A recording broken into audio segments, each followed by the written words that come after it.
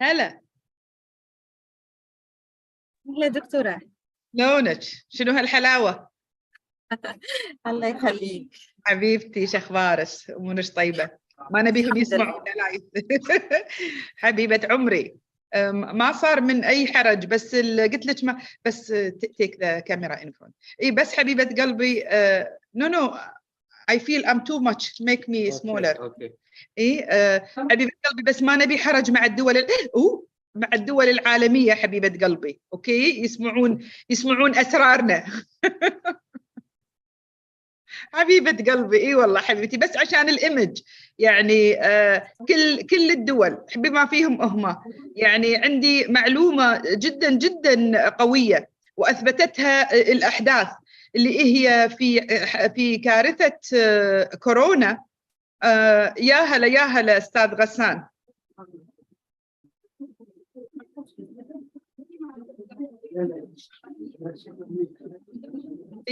في حادثة في الجائحة العالمية اللي ألمت في العالم، أثبتت دولنا إحنا، يعني أتكلم أنا عن دولنا الخليجية بصراحة، أثبتت دولنا الخليجية متانتها من المنظومة الصحية، لأن إحنا عندنا بالمنظومة الصحية مالتنا في كل منطقة صغيرة في عيادات أو مراكز صحية، وفي كل منطقة يعني كبيرة أو ما أدري أنتم شنو تسمونها محافظة عندنا مستشفيات متنوعة بالتخصصات المتنوعة.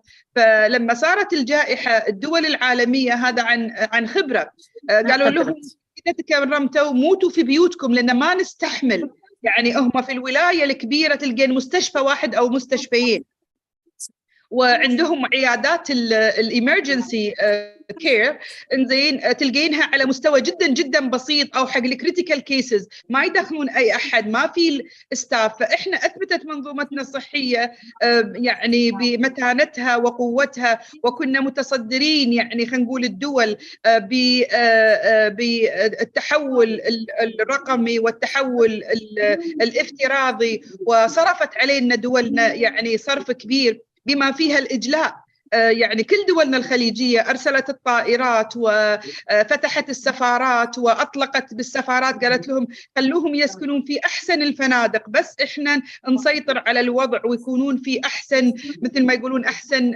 وضع يعني صحي، حفاظا على صحتنا.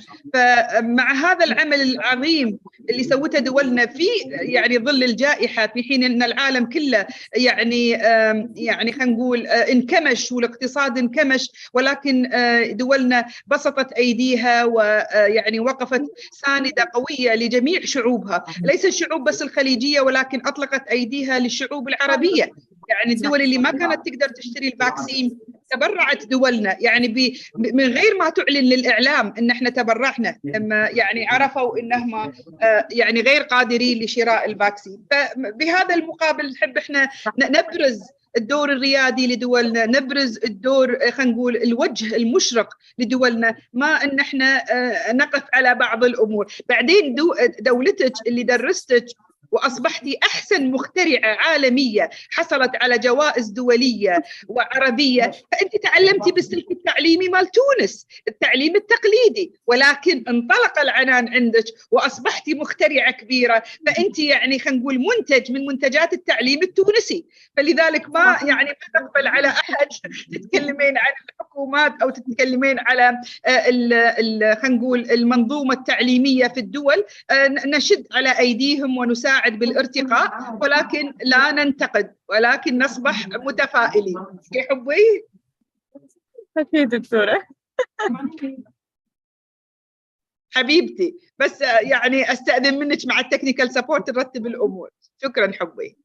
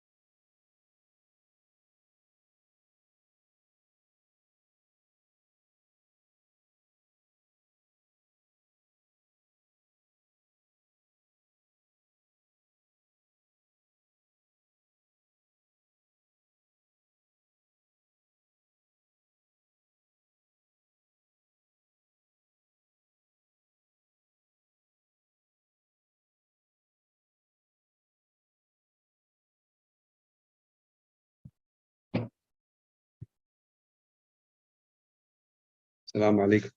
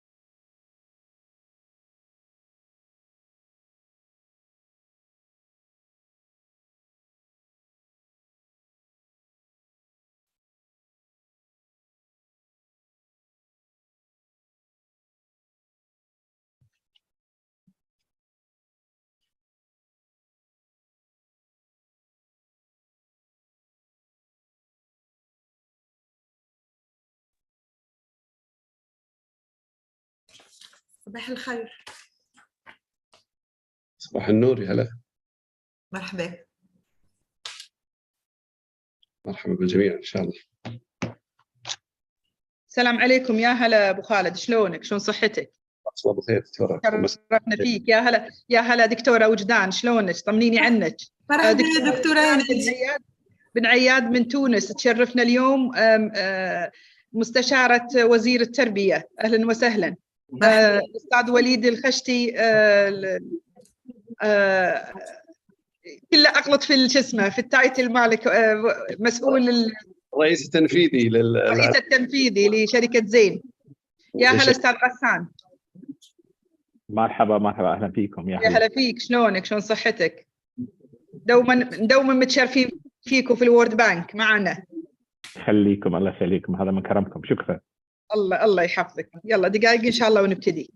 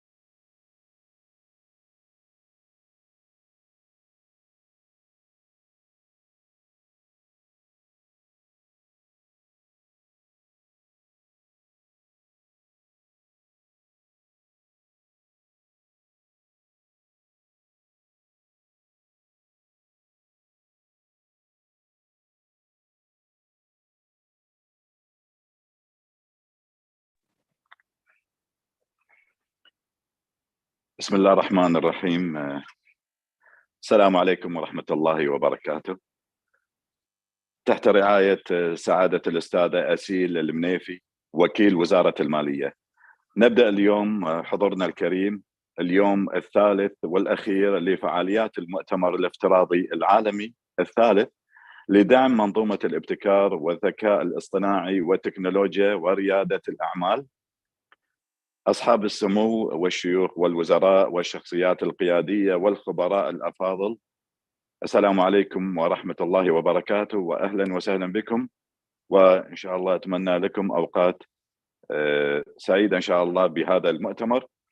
يعتبر هذا المؤتمر حضورنا الكريم أحد المبادرات الخليجية للدكتورة هنادي مبارك المباركي، رئيس المؤتمر ومؤسس شركة إيكو سيستم للاستشارات الإدارية، واللي تسعى من خلال مبادرتها إلى التنويع الاقتصادي ورفع المؤشرات القياسية للدول الخليجية، وكذلك لنقل أفضل الرؤى المستقبلية والتطبيقات العالمية الناجحة في مجال الابتكار وريادة الأعمال والتكنولوجيا في المجتمعات الخليجية. وعلى مدى يومين سابقين كانوا هناك يعني طبعا الأساتذة الأفاضل كل من تحدث في هذا الموضوع وفي هذا المؤتمر، وهو المؤتمر الافتراضي العالمي الثالث طبعا لدعم منظومة الابتكار والذكاء الاصطناعي والتكنولوجيا وريادة الأعمال، ونتمنى التوفيق إن شاء الله للكل. نبدأ الآن حضورنا الكريم في كلمة الافتتاح لسعادة الأستاذ وليد الخشتي، الرئيس التنفيذي للعلاقات والاتصالات في شركة زين الكويت، فليتفضل لإلقاء الكلمة. بسم الله الرحمن الرحيم. بالبداية أود أرحب في ضيوف المؤتمر الكرام، وأشكر زميلتي الدكتورة هنادي المباركي على هذه الدعوة من جديد للمشاركة في هذا الحدث السنوي الذي يجمع ما شاء الله كوكبة من القادة والخبراء والأكاديميين، ويعني أمانة يشرفني أن أكون متواجد دائما. وشكرا على تقديمك أخوي أحمد على هذا المؤتمر. بالبدايه طبعا ولله الحمد شركه زين الكويت تعتبر من اكبر الشركات على مستوى المنطقه في مجال الاتصالات والابتكار والجوانب الاي اي والامور هذه، ولله الحمد قاعدين نشوف في الفتره الاخيره طفره كبيره في هذا المجال مع موجه التحول الرقمي الذي يشهده عالم رياده الاعمال. من الضروره ان نتبادل الخبرات والتجارب ما بين القطاع الخاص والجهات الحكوميه ومؤسسات المجتمع المدني لكي نحقق الاستفاده الاكبر للجميع، وهذا ما يطمح اليه هذا المؤتمر. اعتقد متميز عاما بعد عام، وهذا اللي احنا دائما نهدف له ودائما احنا نكون داعمين له. اود بالبدايه بس بشارككم احدث تجاربنا في دعم الابتكار ورياده الاعمال، وهو في دورته السابعه، هو برنامج زين جريت ايديا. هذا البرنامج لتسريع الشركات التكنولوجيه الناشئه الذي اطلقناه مؤخرا، وكان من انجح البرامج في هذا المجال. وهذا برنامج يهدف من خلاله الى تطوير منظومه الشركات التكنولوجيه الناشئه والابتكارات الرقميه في المجتمع الاعمال الناشئه الكويتيه، والتوسع فيها الى منطقه الشرق الاوسط وشمال افريقيا. ايضا نطمح الى الاخذ بيد المبادرين نحو فرص والخبرات التي تضمن لهم النمو المستدام، كما نحرص على الاستفاده من شبكه شركائنا الواسعه لايصال مبادرين بالصناديق الاستثماريه وشركاء النجاح الذين نساعدهم على وضع خطوه اولى ثابته في عالم رياده الاعمال اللي نشوفها على مستوى الشرق الاوسط وعلى مستوى العالمي. يبرز البرنامج هذا جهود زين في دعم الشركات التكنولوجيه الناشئه والتزامها نحو الاستدامه المجتمعيه، ونحن حريصين على دعم رواد الاعمال والشباب وتشجيع الابتكار الرقمي ليس فقط في الكويت بل في المنطقه باسرها. وضمن هذا البرنامج كان في هناك 10 شركات كويتيه ناشئه في اولى محطاتها في برنامج تسريع الاعمال، وذهبت الى دبي، والذين شاركوا في جلسات استشاريه فرديه للمبادرين والمسؤولين والتنفيذيين وايضا مستثمرين وشركات كبرى على مستوى المنطقه، بالاضافه الى زيارات ميدانيه وورش عمل ومراكز ابداع وحاضنات الاعمال الافضل من نوعها في المنطقه. أمانة نحن كشركة زين نؤمن أن مثل هذه المبادرات ستسهم في تنمية وتطوير منظومة ريادة الأعمال والتكنولوجيا في الكويت والمنطقة، وأصبحنا الآن نرى المزيد من الشركات القطاع الخاص والمؤسسات الحكومية التي تتبنى رواد الأعمال، وهو ما سيسهم في ازدهار الاقتصاد في المنطقة بإذن الله. انا ما ابي اطول عليكم اكثر من اللي قلته، لكن احنا حريصين يعني بشركه زين بدعم هذه المبادرات وهذه المؤتمرات اللي تشجع على رياده الاعمال وعلى الابتكارات وعلى الاي اي وعلى الامور الاخرى. اشكر لكم حسن استماع وتمنياتي لكم بالتوفيق ولجميع المشاركين في هذا المؤتمر. شكرا لكم. شكر موصول لك طبعا ولكل القائمين على شركة زين في ديرة الحبيبة الكويت. شكرا لك أستاذ وليد، وإحنا نتمنى لكم التوفيق الصراحة. الآن تبقى الكلمة لسعادة الأستاذ غسان بن ناصر الخوجة، الممثل المقيم للبنك الدولي في دولة الكويت، فليتفضل ليلقي كلمته. تفضل أستاذ غسان. شكرا استاذ احمد، والشكر للجميع والحضور. اسمحوا لي ان انتقل للغه الانجليزيه، لكن اعتقد ان هناك ترجمه فوريه لجميع الحضور. السلام طبعا للاخ العزيز الصديق الدكتور الاخ وليد الخشتي. First of all, Excellencies, ladies and gentlemen, I would like to thank you for this opportunity to speak at this important conference. With very special thanks to Her Excellency, Mr. Selim Nafi, the Undersecretary of the Ministry of Finance, Economic Affairs and Investment, and to Dr. Hanadi Mbaraki for assembling such an impressive conference year after year. I will speak today on digitalization in the MENA region, and specifically from the World Bank report titled "The Upside of Digital for the Middle East and North Africa: How Digital Technology Adoption Can Accelerate Growth and Create Jobs." The argument that digitization helps to sustain economic activity has never been more obvious than during the crisis brought about by the global COVID pandemic. The report argues that the MENA region is suffering from a digital paradox. The region's use of social media account is relatively very high than what would be expected given its level of gross domestic product. Yet its use of digital tools such as the internet to make payment is very low. The good news is that socioeconomic upside of digitalization of the economy of countries in the Middle East and North Africa is probably very huge. The main explanation for the upside is that digital technologies reduce informational costs that constrain economic transaction. The report provides 3 concrete examples from our countries of this mechanism at work. The first example describes how data from digital platforms provide information about the quality of ride-hailing service providers, overcoming information asymmetry between drivers and riders, and contributing to improved service quality over time. The second example describes the role of digital technologies, specifically ICTs, in enabling firms in Palestine to overcome physical barriers to mobility.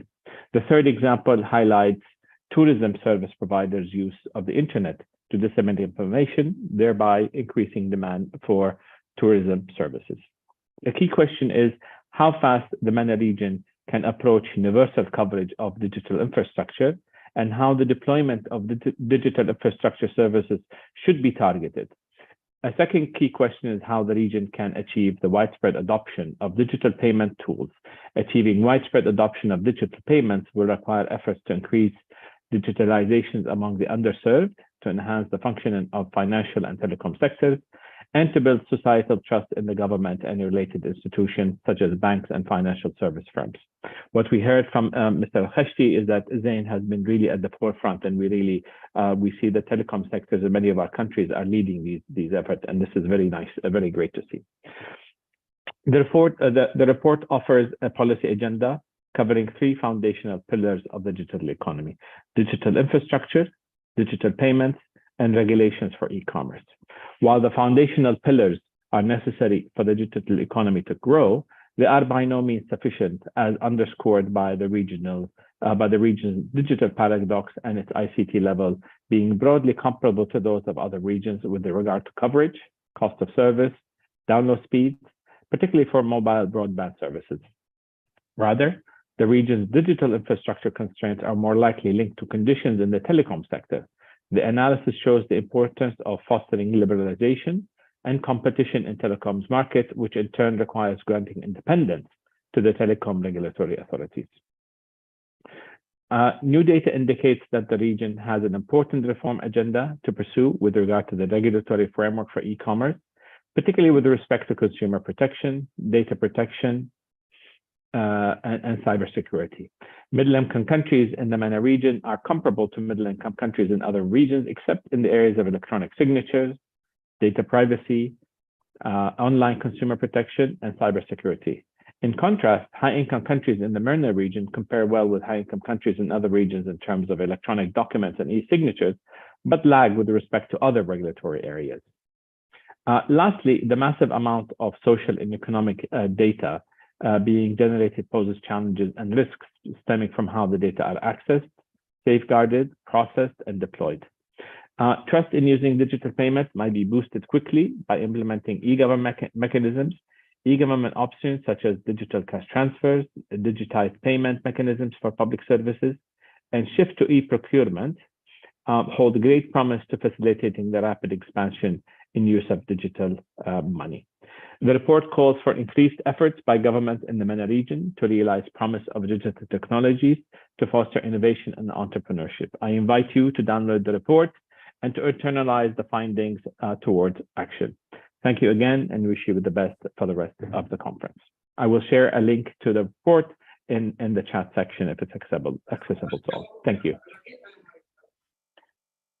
شكرا لسعادة الأستاذ غسان بن ناصر الخوجة الممثل المقيم للبنك الدولي في دولة الكويت على هذه الكلمة. شكرا لك. شكرا. أستاذ الدكتور شافع موجود؟ دكتور شافع.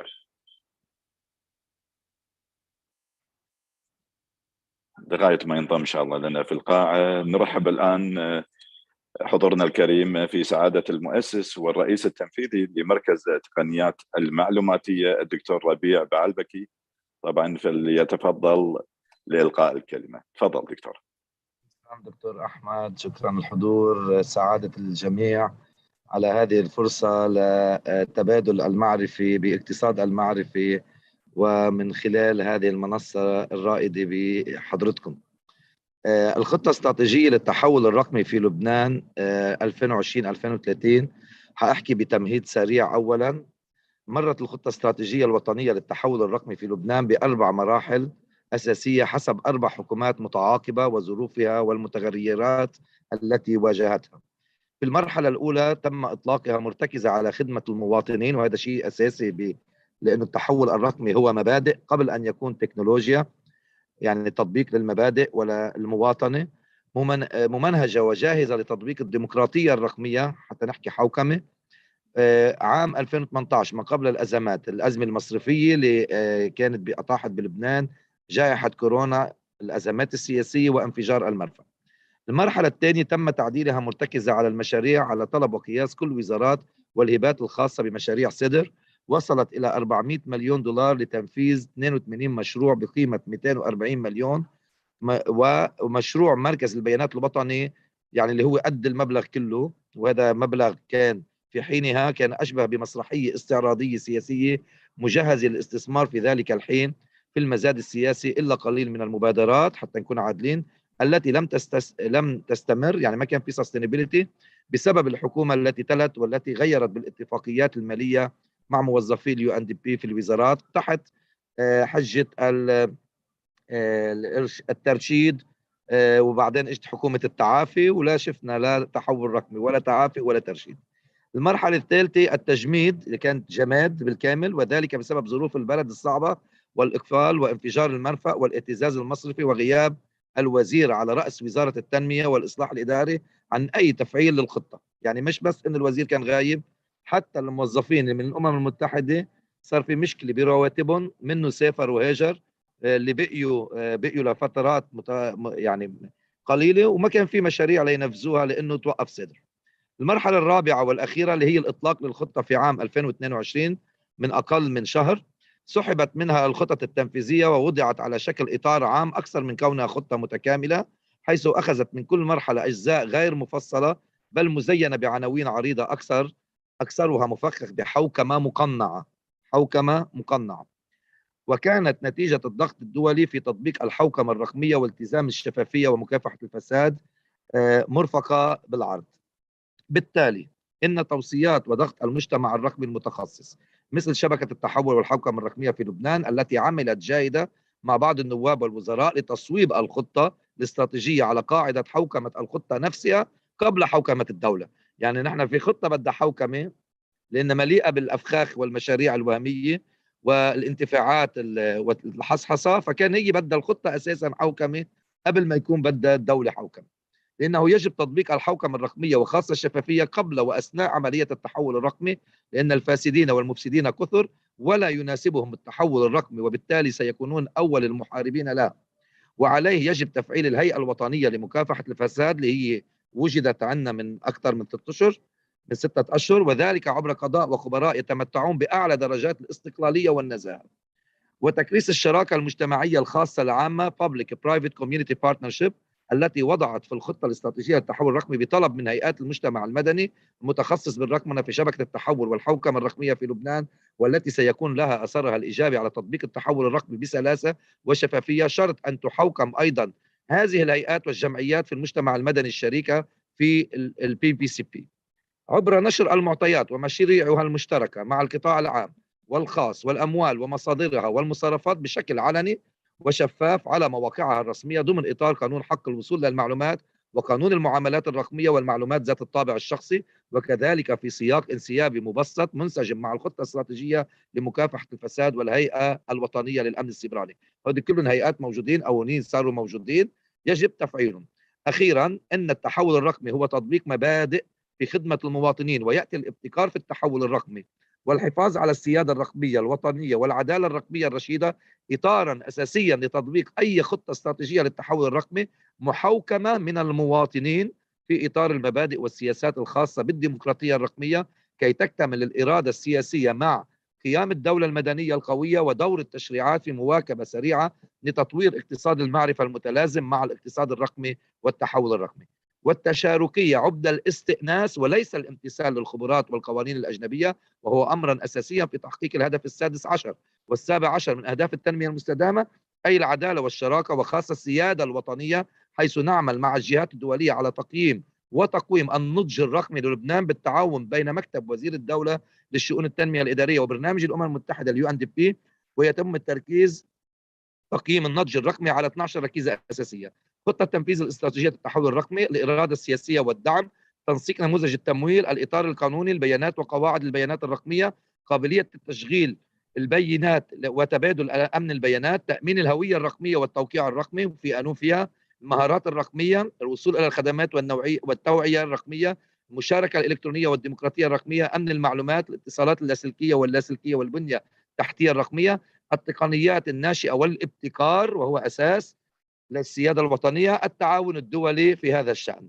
وفي ذلك في إطار التحديات الرئيسية التي تمت أو سيتم مواجهتها فيما يتعلق بالرقمنة، على سبيل المثال للحصر محو الأمية الرقمية لموظفي الدولة في مشروع تم توقيعه فيما بين الحكومة اللبنانية ومجموعة طلال أبو غزالي العالمية، وإنشاء محطات معرفة على كافة الأراضي اللبنانية وخاصة في فروع الجامعة الوطنية لتكون بمثابة الأكاديمية الرقمية في خطة التحول الرقمي في لبنان.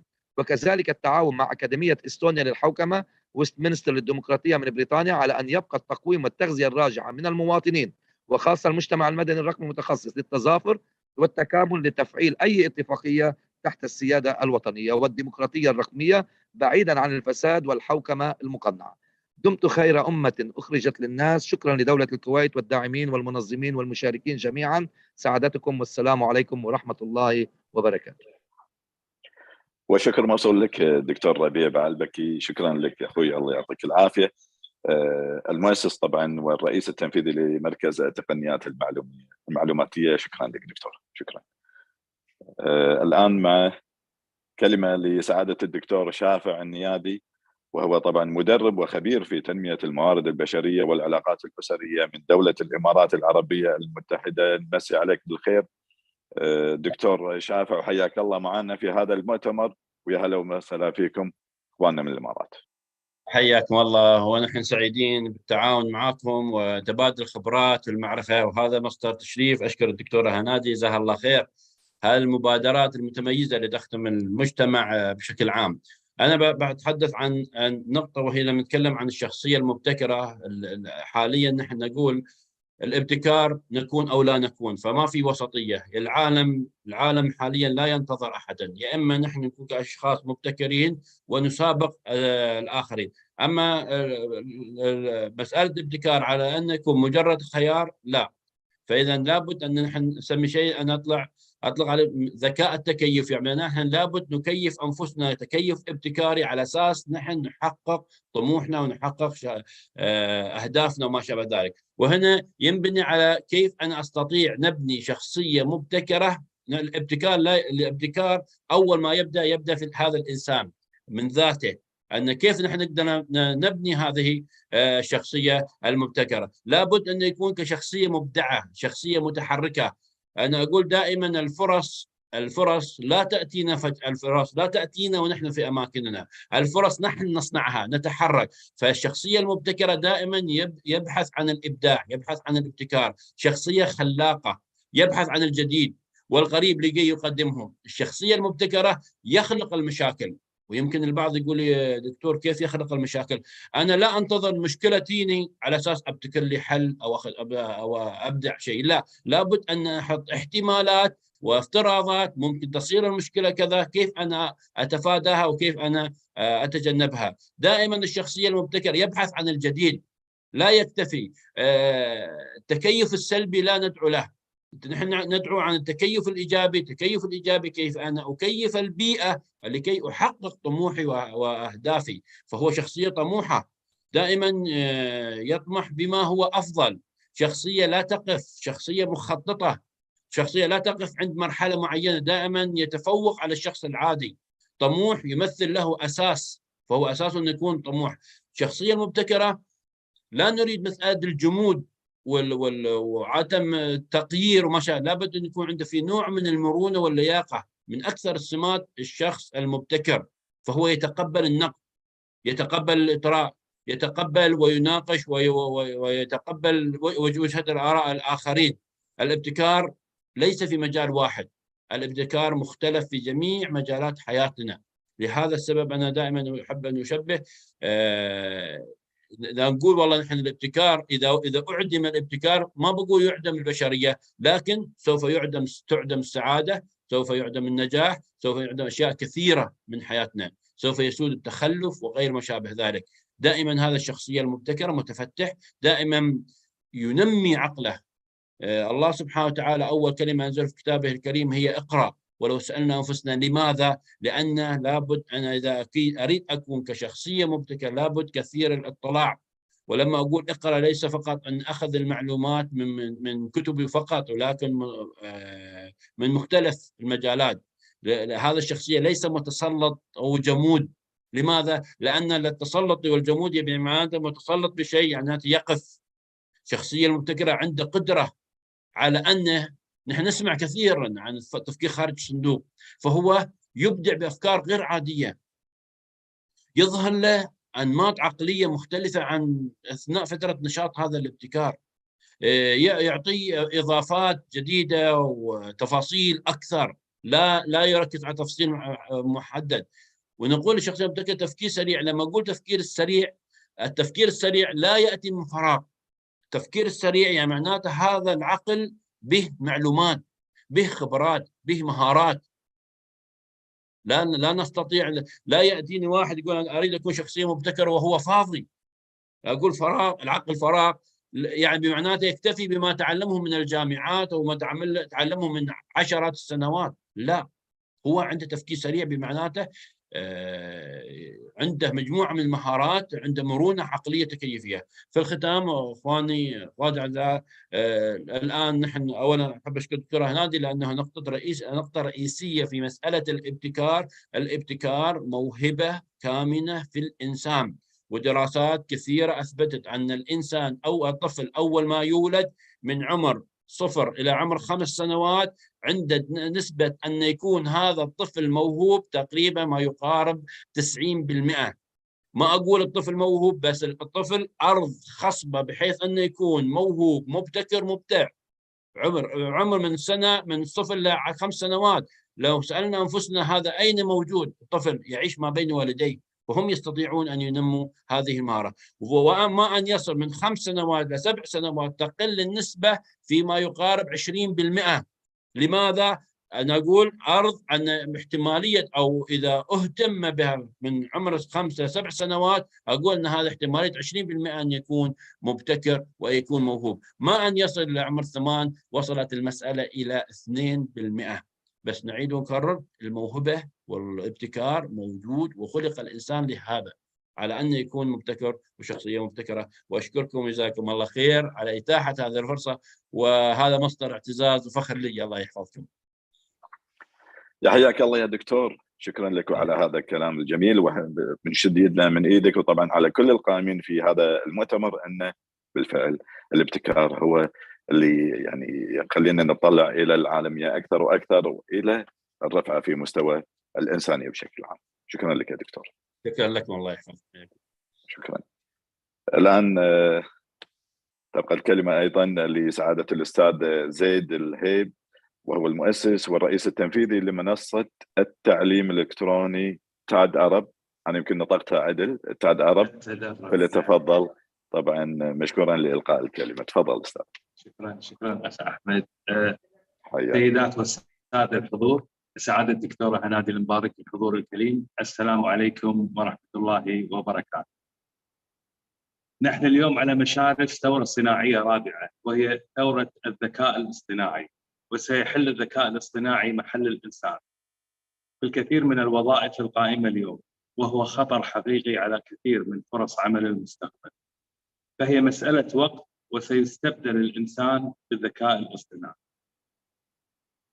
رأينا قبل أشهر كيف استطاع الذكاء الاصطناعي عمل رسومات فنية بمجرد إدخال كلمات مفتاحية، وهذا أمر غير مسبوق على البشرية، إذ يقوم الذكاء الاصطناعي بتخيل هذه الرسومات وإظهارها على شكل لوحات فنية كان بالسابق يتطلب على فنان القيام بهذا الدور.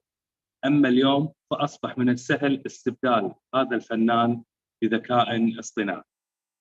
من المتوقع أن 50% من الوظائف القائمة حالياً سيتم استبدالها بالذكاء الاصطناعي، وأحد أبرز هذه الوظائف المتوقع استبدالها قريباً وظيفة قائد المركبة. فمن المتوقع خلال السنوات القليلة القادمة أن تقوم السيارات بقيادة نفسها، فلن تجد شخصاً خلف مقود السيارة أو خلف مقود سيارة الأجرة ليسألك إلى أين يا سيد. نحن في منصة تدرب مدركين ما نحن مقدمين عليه وسائرين في مواكبة هذا التغيير، وجاهزين لمساعدة الناس والراغبين في التحول من عامل تقليدي قائم على أعمال مكررة إلى عامل المعرفة القائم على الملاحظة والتصرف والتطوير، من خلال تقديم البرامج التدريبية الحديثة ودعوة كل من هو قادر على مساعدة الناس للاستعداد للمرحلة المقبلة. وأدعو الجميع إلى الانتباه لما يحدث من متغيرات في العالم، والاستعداد لمرحلة جديدة يكون أساسها التنافس بين الأمم المنتجة القادرة على الابتكار المستعدة للتغيير. علينا كمجتمع مسؤولية تعليم أبنائنا وبناتنا منذ مرحلة الطفولة على التعامل الصحيح مع البرمجيات، وتعليمهم على صناعة برمجياتهم بنفسهم، حتى ينشأ جيل قادر على مواكبة المتغيرات، سيد نفسه صانع قراراته. في الختام أشكركم على حسن الاستماع، وأشكر المنظمين على تنظيم هذا الحدث المهم، على أمل اللقاء بكم بالمستقبل إن شاء الله في مثل هذه الفعاليات، والسلام عليكم ورحمة الله وبركاته. شكرا طبعا للأستاذ زيد الهيب، المؤسس والرئيس التنفيذي لمنصة التعليم الإلكتروني تدرب. كنا الحين نطقت عدل. حياك الله، ونتمنى لكم التوفيق ان شاء الله لمثل هذه المنصات اللي طبعا تسمو في العمليه التعليميه الالكترونيه بشكل عام، سواء محليا ولا عالميا. خلونا باسمكم نرحب الان في سعاده الدكتور بدر مال الله، مدير عام المعهد العربي للتخطيط، وينوب عنا سعاده الدكتور لزعر محمد، فليتفضل مشكورا لإلقاء هذه الكلمة. تفضل دكتور. شكرا للأخ أحمد. سعادة الدكتور هنادي مباركي، رئيسة شركة إيكو سيستم للاستشارات الإدارية، السيدات والسادة الحضور الكريم، السلام عليكم ورحمة الله وبركاته. بداية اسمحوا لي أن أعرب عن خالص الشكر والتقدير لدعوتكم الكريمة للمعهد العربي للتخطيط للمشاركة في فعالية هذا المؤتمر. هذا المؤتمر الافتراضي الدولي حول الابتكار والذكاء الاصطناعي والتكنولوجيا وريادة الأعمال. بطبيعة الحال هذا المؤتمر أصبح اليوم ذا صيت عالمي، وشهرته تزداد كل سنة بعد سنة نظرا لاهتمامه بمجموعة المواضيع ذات أهمية بالغة، سواء بالتنويع الاقتصادي أو الابتكار والتكنولوجيا وريادة الأعمال في الدول العربية بصفة عامة وفي دول مجلس التعاون الخليجي بصفة خاصة. ومما يزيد من أهمية هذا المؤتمر هو المشاركة المتزايدة والفعالة للعديد من الشخصيات ومن الجهات الدولية والإقليمية، وكذلك ما يتخلله خلال 3 أيام من ندوات ومحاضرات وتجمع بين الخبراء والأكاديميين وممثلين للقطاع العام وللقطاع الخاص. كذلك ما يميز هذا المؤتمر هو تبادل الخبرات وتعزيز الشراكات وطرح التجارب الناجحة والرؤى المستقبلية وتقديم توصيات في مجال الابتكار والذكاء الاصطناعي والتكنولوجيا وريادة الأعمال، وكذلك طرح الفرص الاستثمارية المتميزة، إضافة إلى تنظيم مسابقة قيمة تهدف إلى تعزيز مناخ الابتكار والتكنولوجيا وريادة الأعمال. في هذا الإطار لا بد من الإشارة إلى أن العديد من أهداف هذا المؤتمر تنسجم وتدخل في صلب اهتمامات المعهد العربي للتخطيط في دولة الكويت، باعتباره مؤسسة تنموية عربية ذات شخصية مستقلة غير ربحية وتضم في عضويتها أغلب الدول العربية.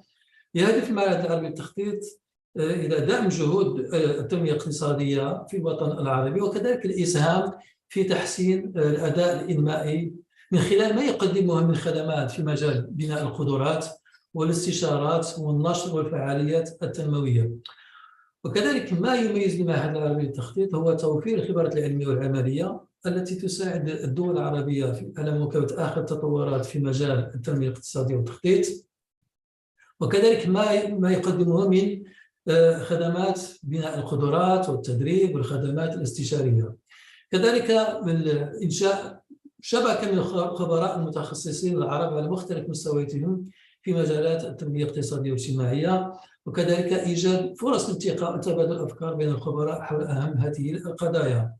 ومن بين أهم برامج التدريب التي يقدمها المعهد العربي للتخطيط على سبيل المثال الحصر هو مجموعة برامج تتعلق بالتخطيط واستراتيجية سياسة تنمية القطاع الخاص، التنمية الصناعية، السياسة التنافسية والتنويع الاقتصادي، تنمية المشروعات الصغيرة والمتوسطة، الدعم المؤسسي للمشروعات الصغيرة والمتوسطة، بالإضافة إلى برامج تدريبية حول التحول الرقمي واقتصاد المعرفة.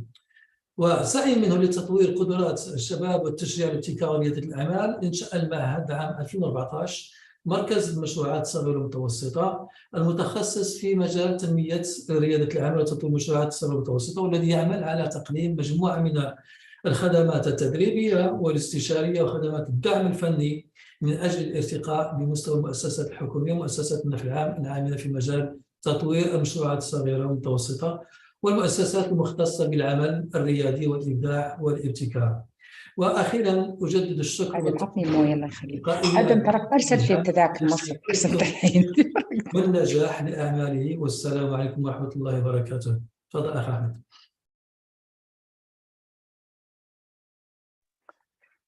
شكرا لك دكتور الأزهر محمد، طبعا من المعهد العربي للتخطيط، نتمنى لكم التوفيق إن شاء الله. شكرا لك على هذه الكلمة. شكرا. والآن مع سعادة الأستاذة وجدان عياد، مستشارة وزير التربية من جمهورية تونس. حياك الله أستاذة وجدان، وأهلا وسهلا فيك في هذا المؤتمر، ونتمنى لكم التوفيق الصراحة لكل الإخوان في جمهورية تونس. شكرا. شكرا دكتور. في الحقيقة وبعد بسم الله الرحمن الرحيم، معالي الدكتورة هنادي المبارك، أصحاب السعادة، سيدات والسادة الحضور، السلام عليكم ورحمة الله وبركاته.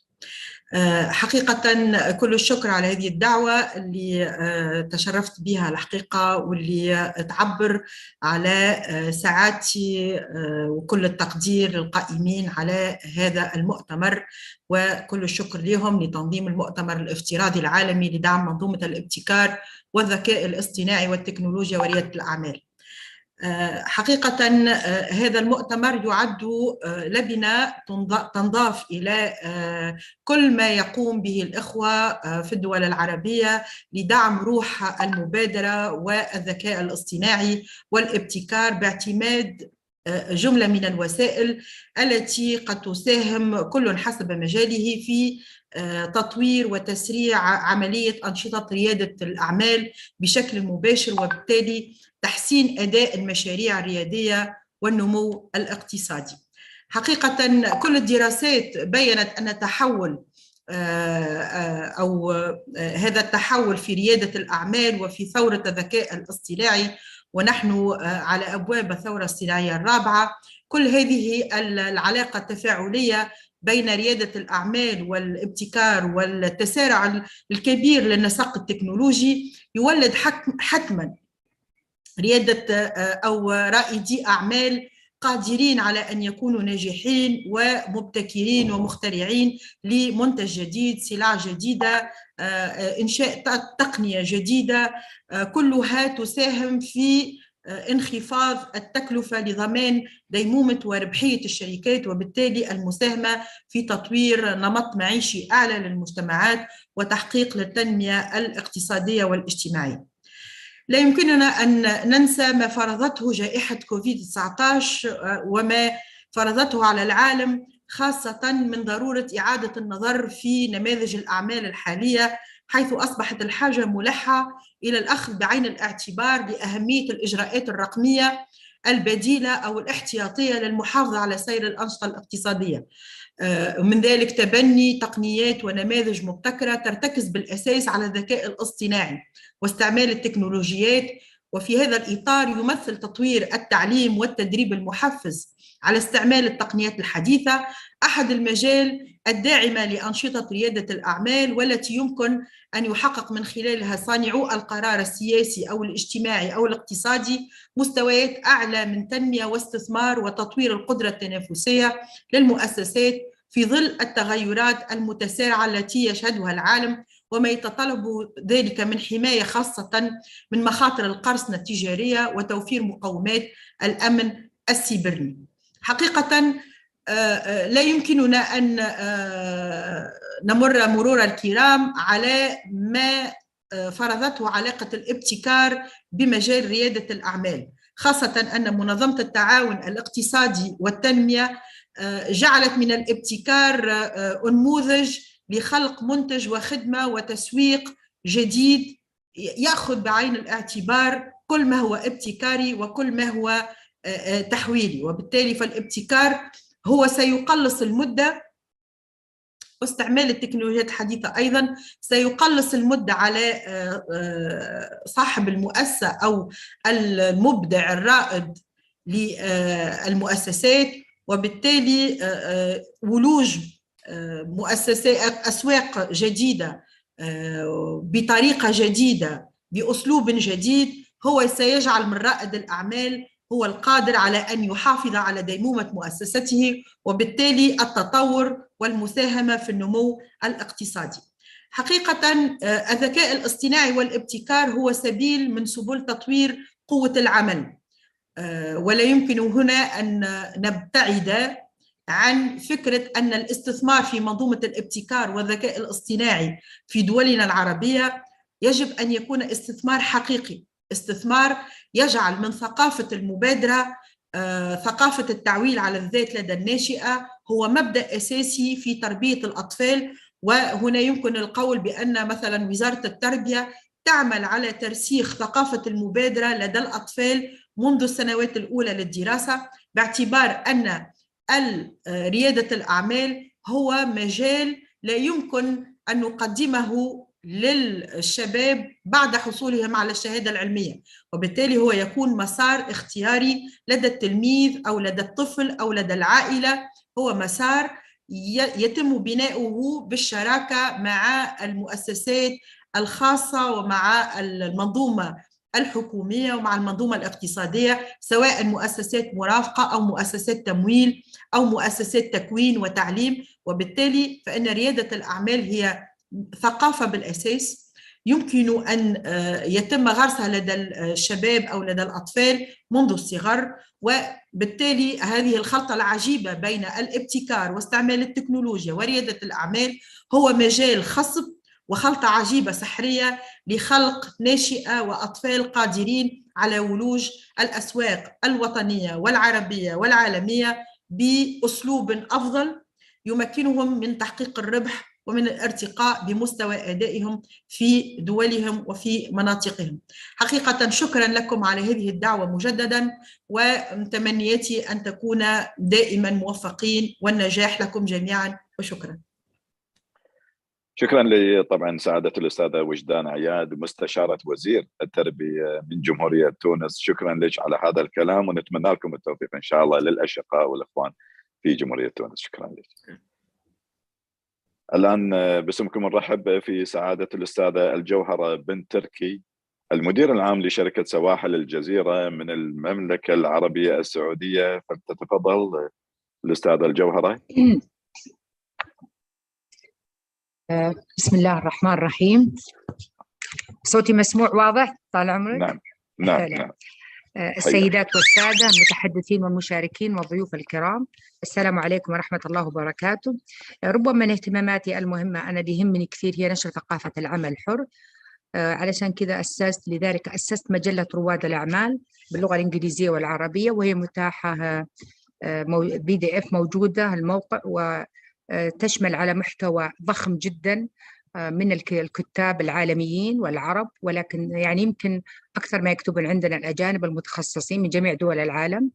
أطرحها أنا بهذه المناسبة، الكل يستفيد منها ويستفيد من النو هاو أو السكيلز والمهارات اللي تقدمها هذه المجلة لدعم شباب الأعمال عندنا، الرواد إذا كانوا أصحاب المشاريع الصغيرة والمتوسطة، وهي مجلة محكمة، وأنا أطرحها لجميع شبابنا الدول العربية. هي كانت توزع ورقي على 18 دولة، ولكن الآن أتحناها تكون على موجودة في الموقع، وممكن أي شاب وأي صاحب مشروع يدخل يستفيد من السكيلز والمهارات بدون أي مقابل. والله يحيي الجميع.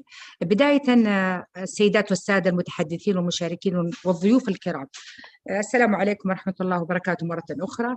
أتشرف أن ألتقيكم في مناسبة مهمة يمكن أن تمثل مدخلا جديدا يسهم في تقديم رؤية عميقة لمجال أهميته تزداد يوما بعد يوم، وقد يصبح مخرج عالمنا العربي لحل جميع مشكلات الاقتصادية والاجتماعية وربما السياسية التي تعتمد كثيرا على الاقتصاد. أكيد هذا لا يعني أكيد أنه كلنا قناعة بذلك، أن الأمن الاقتصادي أنه أول حاجة يكون الدول تكون صاحبة القرار، ثاني شيء يحل كثير من المشاكل السياسية برضه. فقد اكتسبت ريادة الأعمال بعدا مهما في خارطة الأنشطة الاقتصادية المؤثرة على مستوى العالم، ولا يمكن هذا البعد إلا نتاج ما حققته ريادة الأعمال من تطور ونمو في الاقتصاديات كثيرا من الدول، وهذا ما أثبتته تجارب بعض الدول المتقدمة وبعض دول العالم الثالث الذي اهتمت ودعمت ريادة الأعمال، فحصدت نتائج مبهرة ظهرت أثارها على اقتصادها الكلي ومستوى دخلها الإجمالي وارتفاع نسبة الإنتاجية ومستوى المعيشة وتنويع مصادر الدخل وتوفير حلول متكاملة للعديد من المشكلات الاقتصادية والاجتماعية الأكثر تأثيراً على المجتمعات وخاصة الشباب التي واجهت تلك الدول إلى الحد الذي جعل ريادة الأعمال من أهم مقومات تحقيق أهداف التنمية المستدامة. لكن هذه النتائج ارتبطت فعلياً بالاهتمام بريادة الأعمال والقناعة بمدى تأثيرها اقتصادياً على الاقتصاد تطوراً ونمواً وتنوعاً وتفوقاً، عندما تم اعتمادها ضمن الاستراتيجيات الهامة جدا لتحقيق التطور والنمو الاقتصادي في جميع الدول، في أكثر الدول في العالم، وربما العالم العربي نهج هذا النهج وتحقيق أهداف التنمية المستدامة. ومن أهم أدوات التوظيف الأمثل للموارد في المجالات الاقتصادية والاجتماعية، وكلنا نتفق أن الشباب هم قاطرة التنمية وهو وقود المجتمعات ووقود الاقتصاد.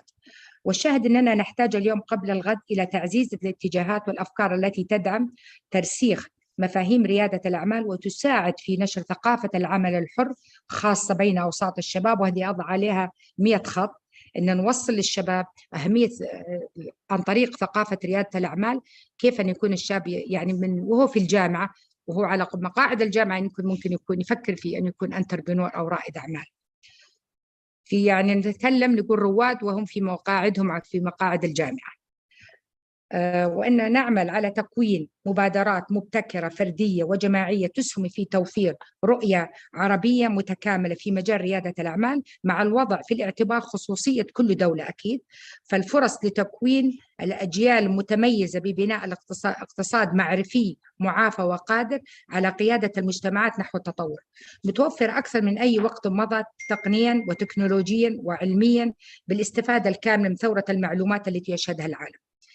إن هذا المؤتمر فرصة مثالية لنا جميعا لتكوين تفكير جمعي حول طرق دعم وتطوير مجال ريادة الأعمال في عالمنا العربي في الكليات، والتفاصيل كاملة لتعزيز مجتمع الريادة بمعطيات علمية وقاعدة قوية على أساسها يمكن أن نتوقع نتائج ستسهم في تحقيق النمو الاقتصادي والتنمية المستدامة، طالما ركزنا على دعم الإبداع والابتكار وتحويل الأفكار الريادية إلى مشروعات منتجة عبر تفعيل الممارسات الصحيحة والبرامج المساعدة التي من شأنها المساهمة في تطوير القطاع. وهذا المؤتمر فرصة أيضا للإشادة بجهود حكومات دول مجلس التعاون الخليجي في دعم رواد الأعمال في كل المجالات، وخاصة في مجال تمكين المرأة في المجتمع وتحويلها إلى شريك أساسي في برامج التطور الاقتصادي والتنمية والإعمار.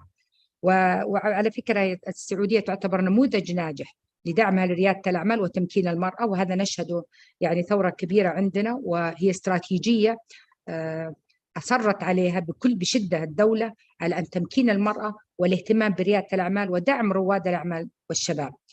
وهي على فكرة مناسبة أحيي من خلال الدكتورة هنادي المبارك على مجهودها واهتمامها بهذا المجال، وفريقها العامل على جمعنا في منصة في منبر لمناقشة نهضة أمتنا الاقتصادية والاجتماعية، وتحية وتقدير لكل من أسهم في نجاح هذا المؤتمر مشاركة أو حضورا أو متابعة، وشكرا جزيلا.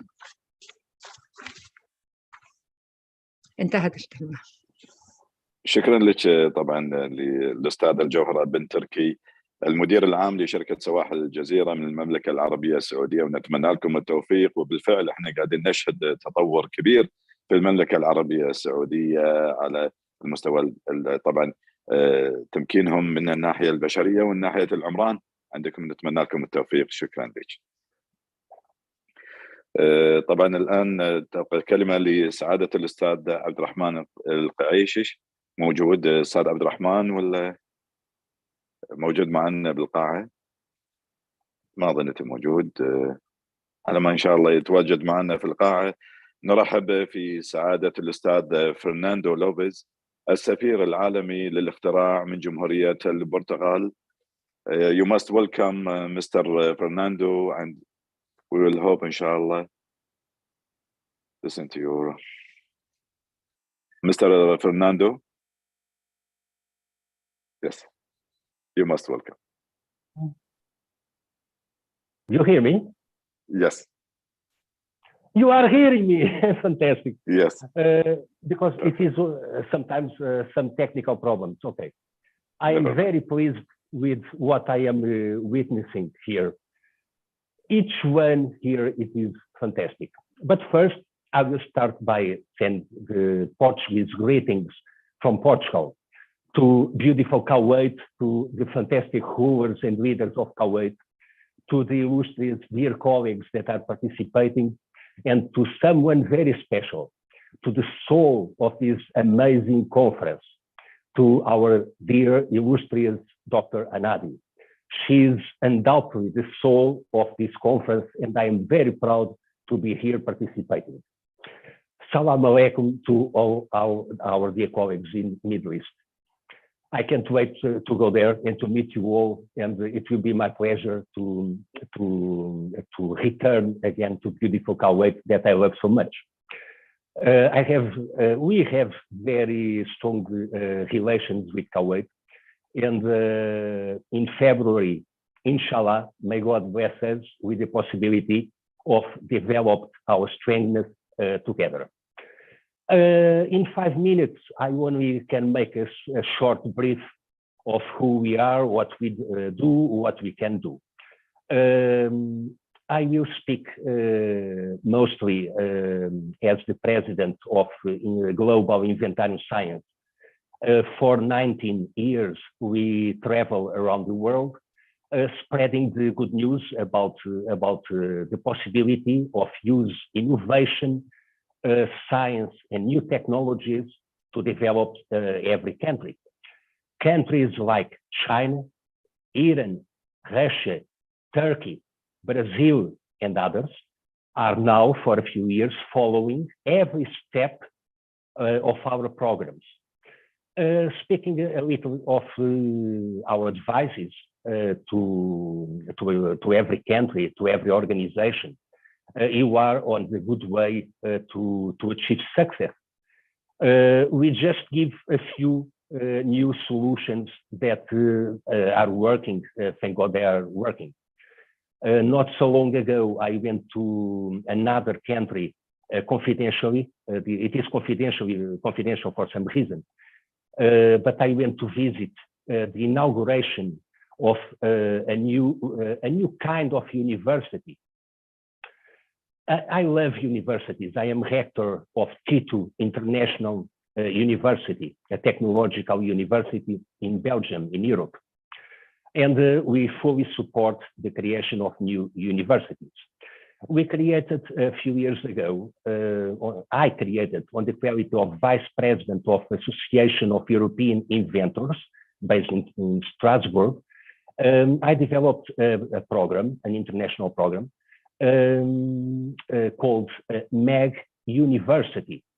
MEG University, it is a complex program of, in each country, to choose to pick the most brilliant minds when they are young, and to insert them in a special school, a special university, to young minds of 7, 8, 9 years old, but they are already genius.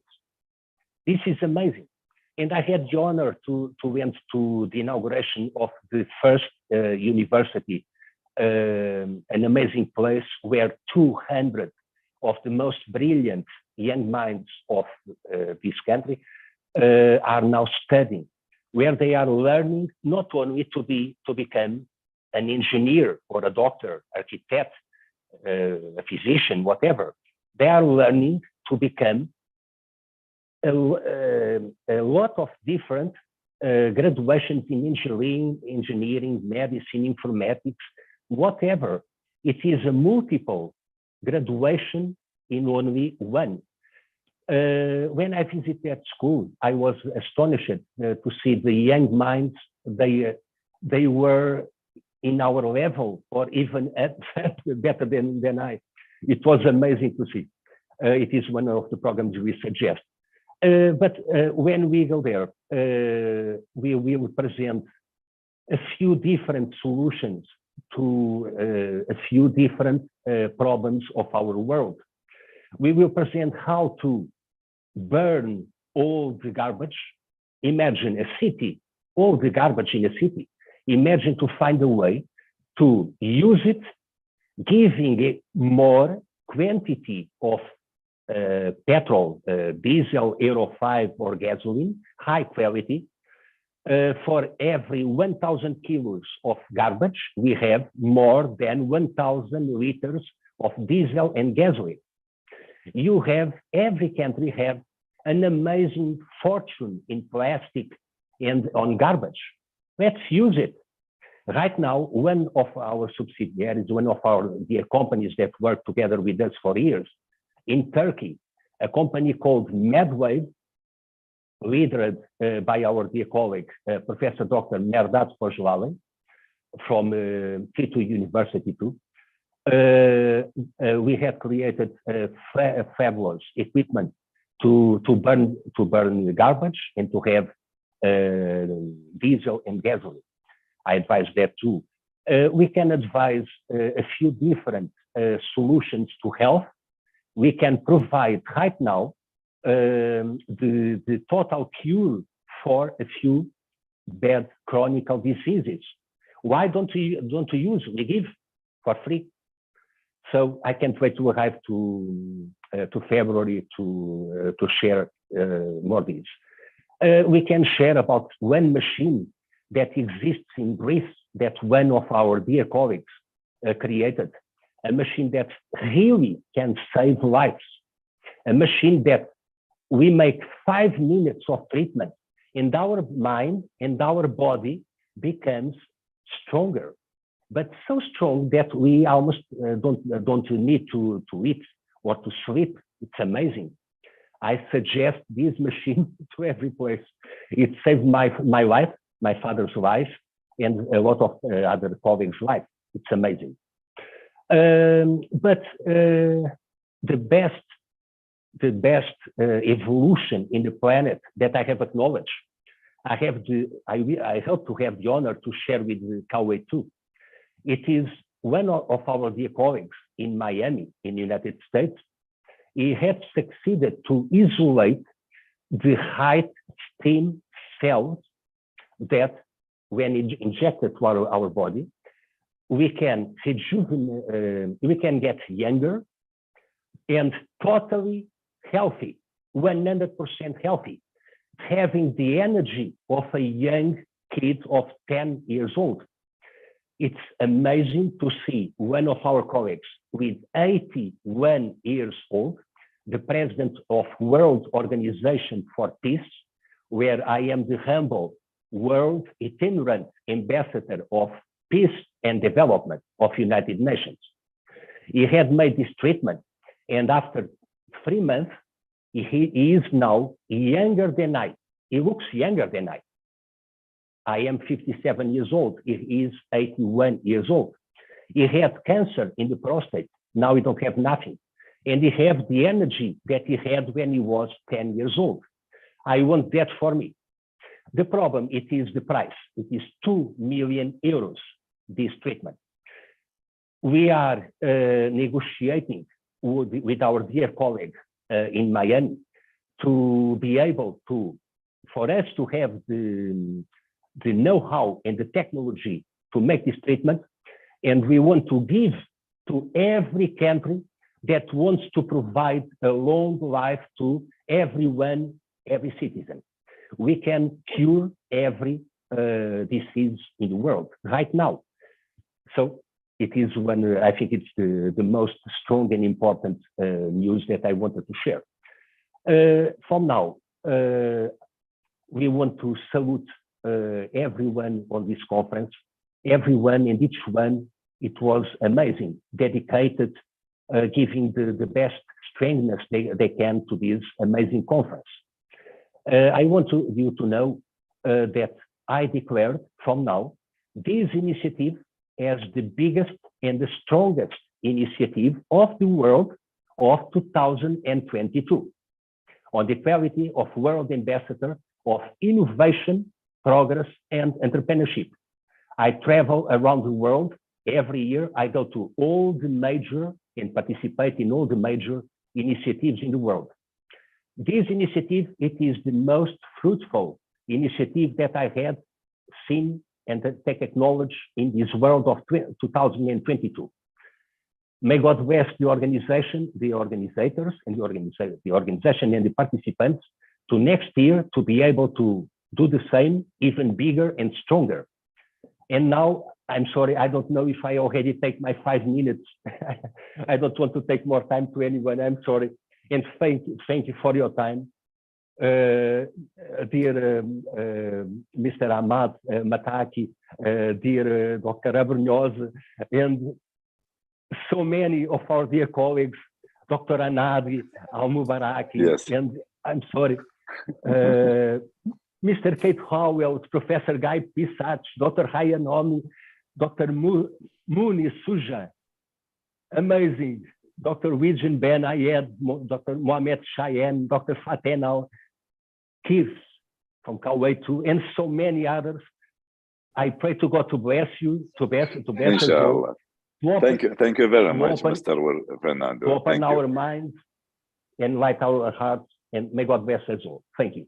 Inshallah, thank you. And I will hope, inshallah, your team it will win in the Qatar Mondial. Inshallah. Thank you very much. Thank you, Fernando. شكرا.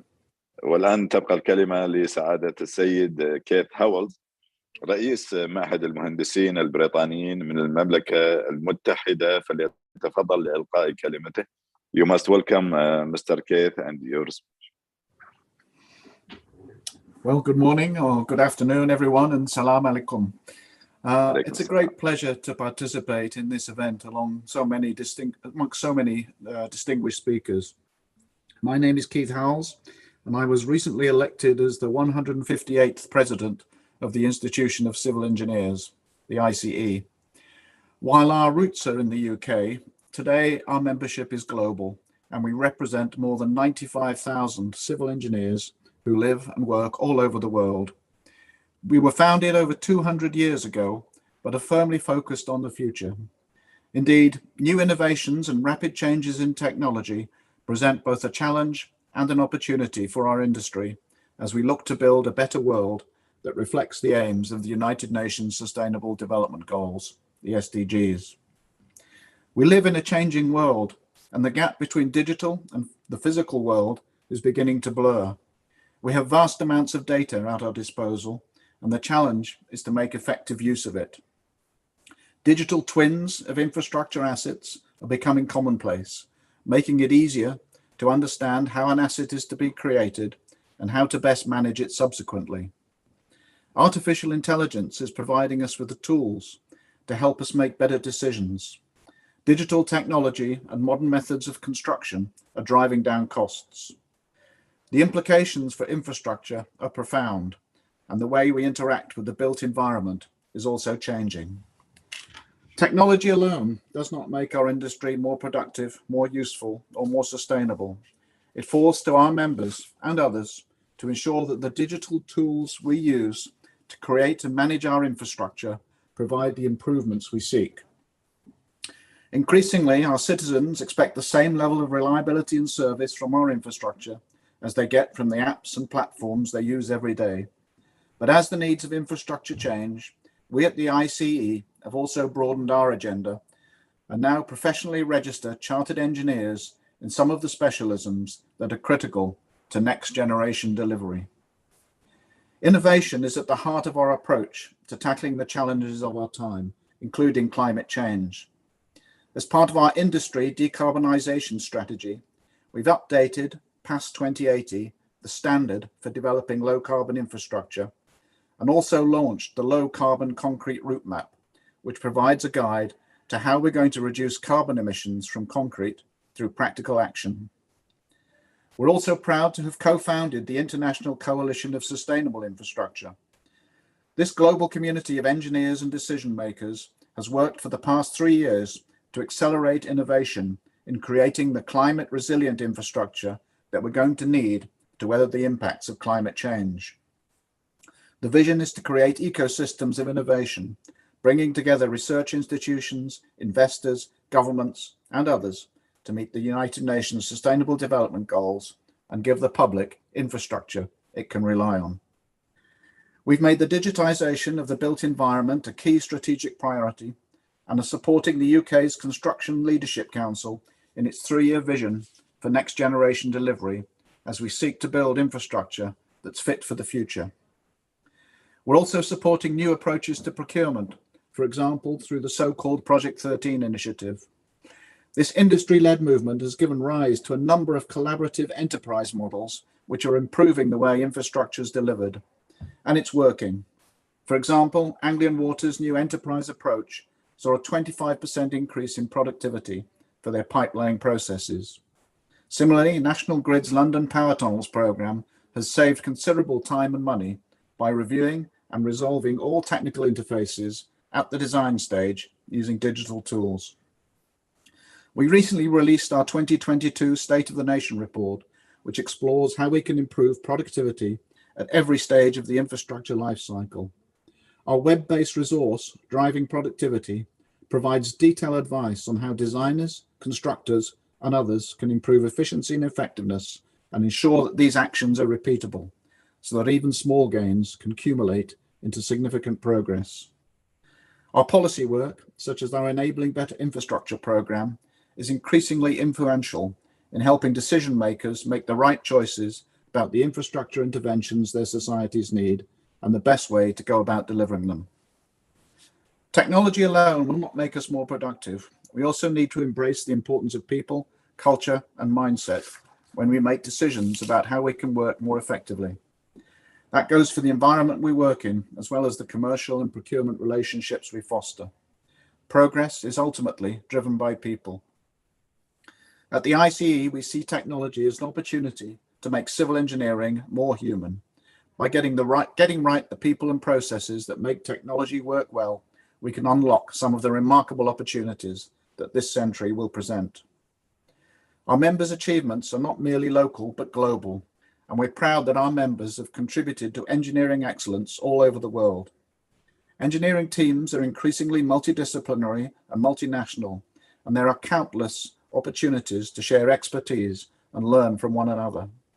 Sharing knowledge and best practices are vital, and when best practice becomes general practice, we will move the dial. Increasingly, we're seeing applications for membership from places like Sri Lanka, India, Hong Kong, China, Singapore, and the United Arab Emirates. Global challenges require global solutions, and we're proud that ICE membership and professional qualifications are regarded as both prestigious and globally relevant to the challenges we face. Together, we can leverage technology not just for technology's sake, but to solve complex engineering problems and build a net zero future we all want to see. Thank you for listening and for giving me this platform today. My best wishes to you all. Shukran. You're most welcome, Mr. Keith Howells. Thank you very much. شكرا لسعادة السيد كيث هاولز رئيس معهد المهندسين البريطانيين من المملكة المتحدة. طبعا يمكن ختمنا الحديث مع الضيوف والاعزاء المتحدثين في هذا المؤتمر، والان نبدا بالمحور الاول للمؤتمر وهو افضل الممارسات لمنظومه الابتكار.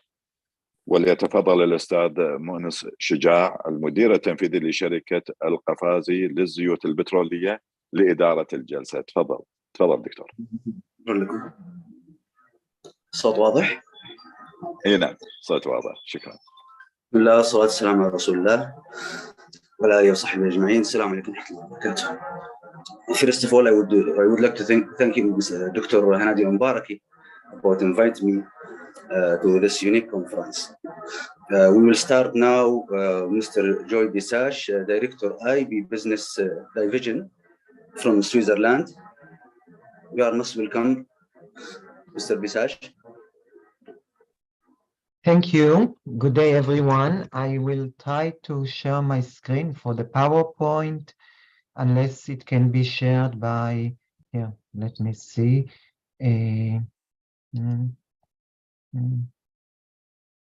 Can you see my slides? Yes, go ahead. Hi, Yes, Professor Guy. Hi. Okay, thank you. So good day, everyone, and I'm very much in depth for the invitation, and also to Dr. Mubaraki for facilitating my participation. My name is Guy Pesach. I'm the director of the IP for Business Division at the World Intellectual Property Organization in Geneva. And I would like to dedicate my time to tell you a little bit about what we do, but I'm just trying to move the slides, and for some reason, okay, so yeah, it's moving. To tell you a little bit about our work, the motivation behind it. So if I need to summarize in one sentence, the goal of the IP for Business Division is to function as a one-stop shop to support SMEs, startups, and businesses in better utilizing the IP system for their business success and economic growth. And in order to understand the importance of this objective, we need to take one step backwards and begin with what I may say, is not just an observation, but also an axiom. SMEs are practically a crucial, fundamental component in the process of economic development. In most countries of the world, they occupy a significant portion of the economic activity, overall around 90% of businesses, and they also employ more than 50% of the total occupation. Now, the second prerequisite observation is that we are in the process of moving towards the intangible economy. In other words, our capital base is constantly changing from hard assets into tangible assets. Back in the 70s, approximately in total, 10–20% of companies' market value was of intangibles, whereas today, as the figure shows, in some cases, in total, it reaches more than 90% of companies' market value. So the scope, scale, and weight of intangible intensive companies constantly increases. And reality is complex. It's complex in terms of the fact that on the one hand, we do know that companies and SMEs that rely and use the IP system better perform. The data is in front of you on the slide. Yet on the other hand, today, in most countries, be it developed or developing countries, SMEs and businesses are still underutilizing the IP system. For example, in the European Union, only less than 10% of the SMEs register their IP rights, and when you break it into patents, trademarks, and designs, the numbers are even smaller. So if we need to summarize and take a snapshot of reality, reality constantly moves towards an intangible economy. IP assets, reliance on the IP system is crucial for SMEs and businesses to perform and succeed in an intangible economy, but the current contemporary reliance on the IP system is still not sufficient. And the goal of the IP for Business division is practically to overcome this gap and reach a reality in which we close the gap between the potential contribution of the IP system and the de facto utilization and reliance of the IP system by businesses and SMEs. And how do we aim to reach this goal? What are the division's key strategies? So there are three key strategies. The first key strategy is to understand that if we want to operate in the business realms, we need to speak the language of business, meaning we need to come with user-friendly, business-oriented tools that introduce the value of the IP system to SMEs and develop their skills in using the IP system. I'll give an example in a few minutes.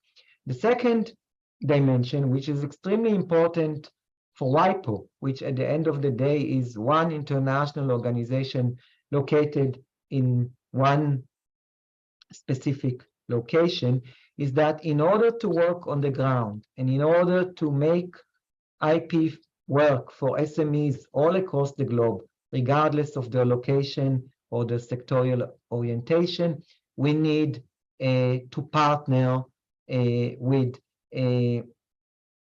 entities and institutions within member states. In other words, building networks of partners and partnerships is crucial in order to have an impact. And the last dimension is to understand that making an impact requires us to build up the evidence base that is essential in order to understand the current gaps, understand the specificities of sectors and industries, and make the connection between these specificities and the IP system. Now, going back to my introductory words, why is IP important? How can you maximize your potential via the IP system?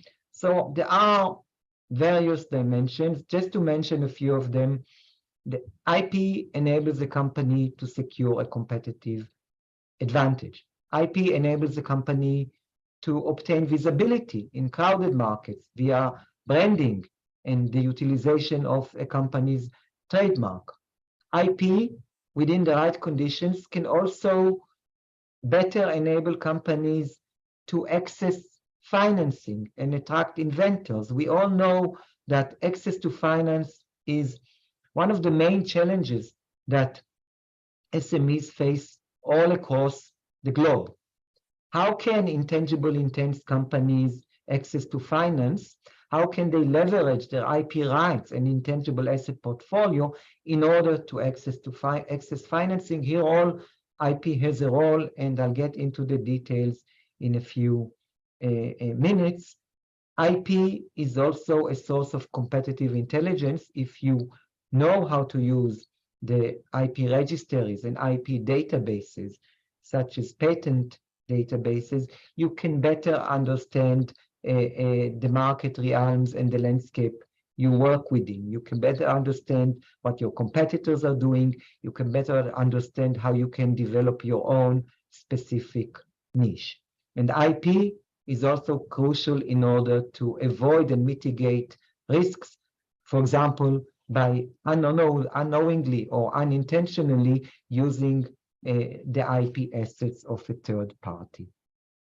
Now, within our division, we have a menu of programs and services which are aimed to better introduce the IP system to SMEs and businesses. The slide in front of you outlines some of these programs and services. I won't go over all of them, but I'll just focus on 2 or 3 to give you an example on the way we work. So one example is the program or the service of the development of business support units within national IP offices. National IP offices, the main function, at least historically, was to be the registries of the IP rights. In other words, function as a state-based entity through which patents are registered both locally and also internationally via the international registries. Same thing for trademarks, designs, in several countries, also copyright. But we are in an era in which national IP offices also transform, and they take upon themselves additional responsibilities and objectives to promote national innovation ecosystems. And the project on the development of business support units within national IP offices is aimed to work together with national IP offices and build up their skills, develop a unit which will be dedicated to work with businesses and SMEs and to better guide them throughout the maze of the IP system. We have additional programs, for example, the Inventor Assistance Program, which is a program, again, via focal points within national IP offices, which is a pro bono program that matches inventors, which at times are absent of the required financial resources, and pro bono lawyers that work together with them in order to enable them to bring their innovation to market, draft and file patents on their inventions.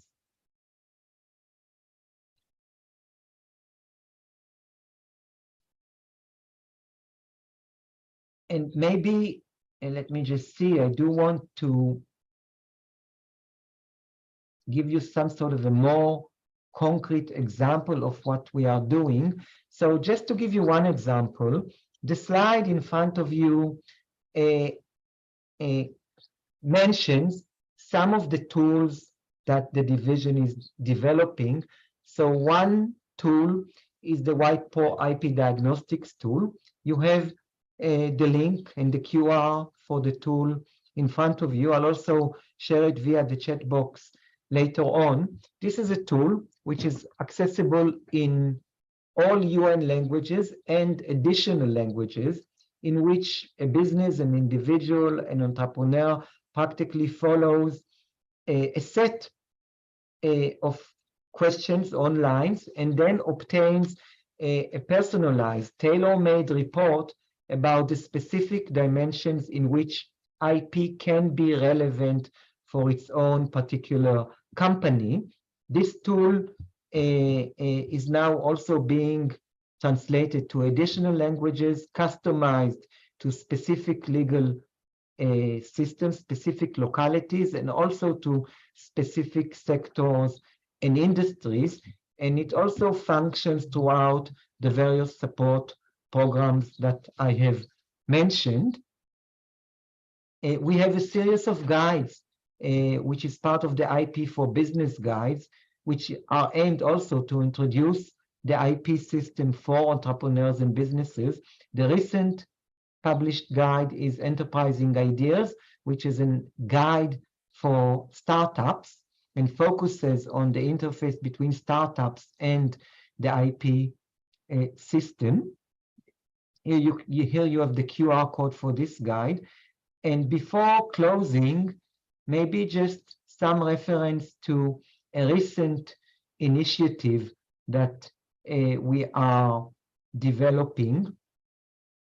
I have mentioned that among the various benefits of the IP system is access to finance. I've also mentioned the challenges that SMEs face in accessing finance. The data in this slide just demonstrates the current financial gap. More than 65 million firms, more than 40% of the SMEs still face challenges in accessing capital, altogether a gap of $5.2 trillion. And the question is, how do we overcome this gap, specifically in a reality that intangible intensive companies usually lack hard assets that the financial system and banks are willing to take as collaterals against loans? How do we enable these companies that lack hard assets also to obtain the financing that they need? This is a new focus of the World Intellectual Property Organization, and we have just launched an action plan that is aimed to better tackle the financial gap that intangible intensive companies face, and to find schemes and modalities in which IP rights and intangible assets can function as a source of financing via a variety of ways, such as debt finance and the use of IP assets as collaterals, IP securitization, equity, and venture capital. I think that given the time limitation, I will stop here. I thank you again, and I very much look forward for your questions.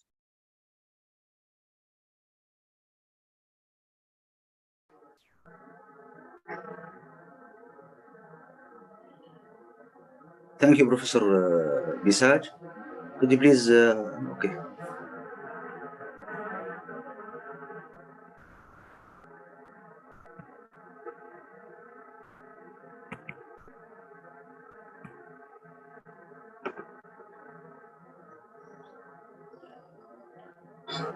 Ladies and gentlemen, this is Dr. Mona Shujaa, Executive Director Falgafari for Oils Petroleum. First of all, I apologize about my voice because I feeling little tired nowadays. But I cannot actually miss this conference I will start now. Let me share my screen.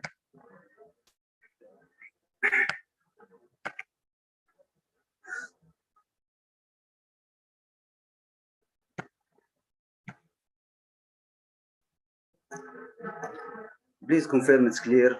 You can see.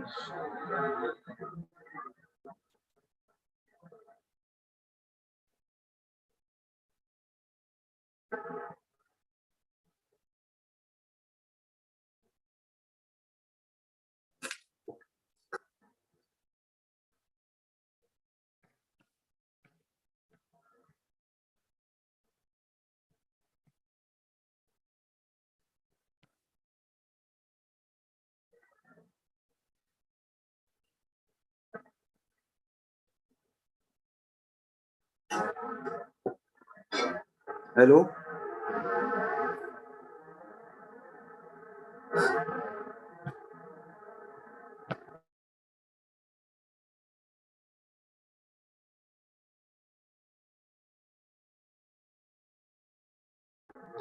Hello.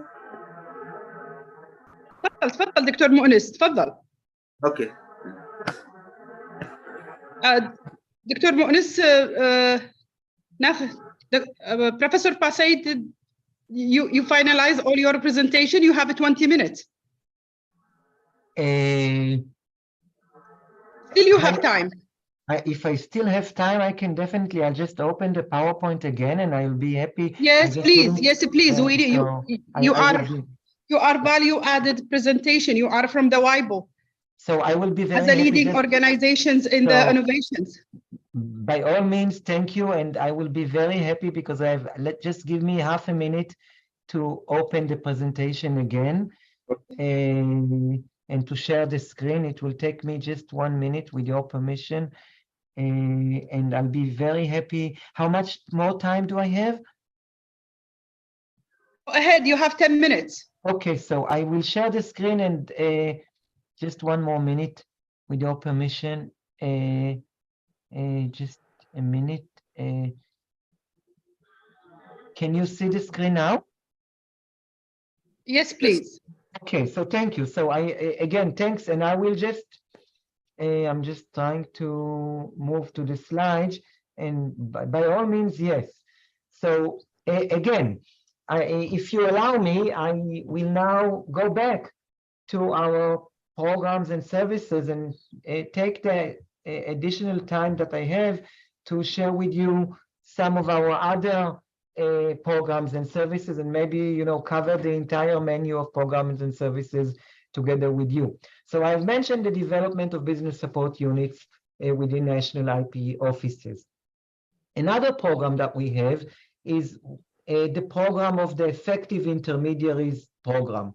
And this program also rests upon the assumption that in order to make an impact, we need to partner with effective local entities. So the Effective SMEs Intermediaries program is a program in which we identify, usually together with the National IP Office, specific intermediaries and support institutions within a nation state that SMEs rely upon and trust upon, but they do not necessarily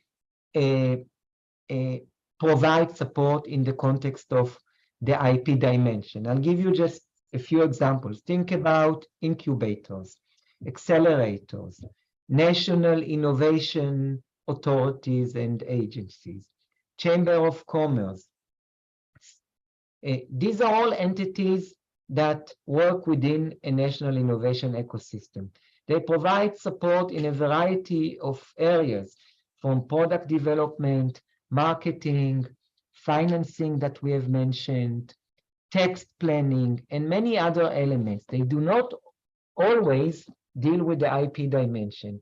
And the essence of this program is that the tools and service and materials that I have mentioned, such as the IP diagnostic tool or the IP for business guides, we work together with the effective intermediary to develop a unique package that deals with the IP dimension that we then train the staff, the people of the effective intermediary to use and work with SMEs on the ground level. So just imagine an innovation authority that entrepreneurs and startups reach out to obtain funding. The model is that when they reach out to obtain funding and when they get funding, practically the entity tells them, look, in the corridor there is another door, that's the IP door. Please knock on the IP door, and then you will get more guidance and support how you can rely upon the IP system. And just to make things more concrete, so if you recall correct, when we spoke about the key strategies of the division, we spoke about the fact that we need to build an evidence-based that will be the basis for the support that we provide. So this support is efficient and responsive to the needs of the startups or SMEs. So I'll give you just one example how we combine the key strategies with the programs that we have. So when we speak about the Effective Intermediaries program, if we work with a national innovation authority or a national innovation agency, so what we do is also a combination of an empirical and a qualitative study. We identify specific sectors and via a sample of companies, we try to better understand their current filing strategies. Do they use the patent filing system? Do they file for patent? Do they file for patent beyond domestic markets? Do they use the PCT system? What is their trademark strategy? And after this data is collected, we follow up with a qualitative stage in which we conduct person-to-person interviews with the startups in order to better understand how they perceive and see the IP system. For example, do they see patent filing as something that will better enable them to attract investors? This data, including the qualitative dimension, is collected and analyzed. And based on the findings, we can better tailor a program of support that is built upon the current gaps within a certain national ecosystem. So the key strategy is intertwined into the program. The secret is to have good local partners that know the state and conditions, provide us the ability to reach out for SMEs, to identify SMEs from a specific sector, and then based on these findings, we tailor our support. Another program which we have launched recently is the IP Management Clinic. The IP Management Clinics is practically a 4-month journey in which, again, together with the local partner, we bring together a selected number of companies, usually in between 15 to 30. And in a journey of 4 months, we work together with these companies in order to assist them in developing their own specific IP management strategy. So this is a journey in which combines bilateral one-to-one meetings between the company and IP management experts, along with intervals in which the companies are brought together to enrich their knowledge in specific areas that are communal to all the selected companies. The process usually ends with a joint event, a public event in which the companies make a pitch that demonstrates how now they plan to better rely upon the IP system. And we also follow up with these companies after 6 months, 12 months, and 18 months to see if something has been changed in their reliance upon the IP system. The clinics can be sector-based for specific sectors, and then they can bring together companies from different countries or from a specific region. And they can also be a country specific, just to give you some sense of the nature of the sectors that we focus on. So, for example, this year's clinic had focused on the sustainable fashion sector. The year before, we focused on green technologies. In 2023, we are expected to have an IP management clinic on companies that are AI oriented, meaning companies that either produce and generate or are heavily relied upon artificial intelligence oriented technologies. In this slide, you see the process of the effective intermediaries program that I've just mentioned. And as you can see that at the end of the day, the key for successful implementation lies in having a structured process that we follow, identifying the effective intermediary, the beneficiary institution, selecting local experts. One thing that I did not mention is that throughout our entire portfolio of companies, of projects and programs, we always not just work together with the local partner, but we always emphasize the importance of teaming up with local experts that provide the ability to better understand the localities of the country, both from the legal and from the business dimension. Business support units, I've already mentioned, that's the project that we do within national IP offices. Again, the structure and the process are key. In this context, the goal is that at the end of the day, the IP office will have a functioning unit that provides the ability to support local SMEs. These are the IP management clinics. Again, you can see the process.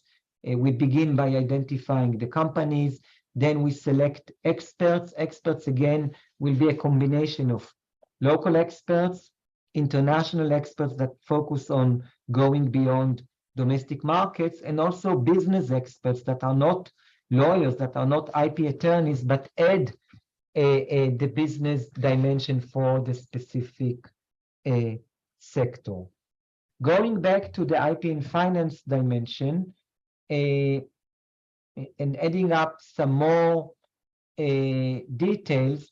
So this is a project that we have begun working on approximately a year and a half ago. And if I need to summarize the situation in one sentence, I would say that it bears a huge unfulfilled potential. In other words, currently, IP-backed financing, meaning the use of IP assets as a source of financing, is still on the margins. It is on the margins all across the globe, including developed countries. You can hardly find a country economy that fully utilizes intangible assets as a source of financing. So what we have done in the past year and a half is a process that includes two dimensions. The first dimension is an attempt to landscape the situation in different countries. This is what we call the Country Reports Project. It's a project in which, again, in collaboration with national IP offices, we produce reports that take stocks of the current situation on how IP rights and IP assets are used as a source of financing. This project currently covers approximately 12 countries. One report on Singapore was already published, and we have additional reports to be published published soon in the pipeline. The second element that we focused on is to try and understand why this gap exists. What are the reasons that intangible intensive companies are still not able to use their intangible assets portfolio as a source of financing? What are the reasons that financial institutions are not so willing, are practically at times reluctant to take IP assets as collaterals? And how can we overcome this current gap? So when we deal with the challenges, one can identify several main challenges that need to be overcome and met. And I'll just, the slide mentions them and I'll go over them very briefly. These challenges practically identify the difference between hard assets and intangible assets and the journey that we need to make. So the first thing is that currently valuing intangible assets is still hard. It's easy to come up with a valuation of your real estate assets, of other tangible assets. It's much harder to put a price to a patent or to a trademark or to a company that is heavily reliant on the intangible assets. There are a variety of reasons why valuing intangible assets is hard. One reason is that accounting rules, to a large degree, still do not tend to reflect intangible assets within financial reports. Another reason is that we still lack a global standard that comes up with an agreeable mechanism to do IP valuations. There are different methodologies, different modalities. Some of them are context-based, but we lack a common language. And if we lack a common language, it's hard to put a price to intangibles. And additionally, intangibles have a strong element of variability at the end of the day. Each patent is different, each trademark is different. Sometimes it's hard to isolate the intangible. Excuse me, Professor Guy. Yes. I don't want to interrupt you. Would you mind to wrap up, because the session will be ending soon and there are two presenters is waiting. Definitely. So, yes, you do a great job. Definitely, yes. So I won't go into the details. I'll wrap up. The only thing that I will close with is that we just held on November 1st the first high-level conversation on IP-backed financing. The entire event was recorded. It is accessible via the IP for Business website. And if you go into the website, you will also have the ability to access and download our recent publication on IP-backed financing of intangibles, which presents not only some of the issues that I have dealt with, but also a more rich and structured analysis of this topic. And again, I thank you for your time, invitation, and attentiveness. Thank you so much, Professor. Accept our apology, Dr. Mu'nis Shuja'. I think Dr. Ghanem is joined. Yes. Okay. Dr. Ghanem is. You can start your presentation, Dr. Shuja'. I will start now. Yes, please. Okay, thank you so much. Bismillah ar-Rahman ar-Rahim. My presentation today about the enhancing the virtual and traditional services for innovation and entrepreneurship. We are aiming to make a model for engagement all inventor and the government or the SME sectors together. Let us start. I will share my screen.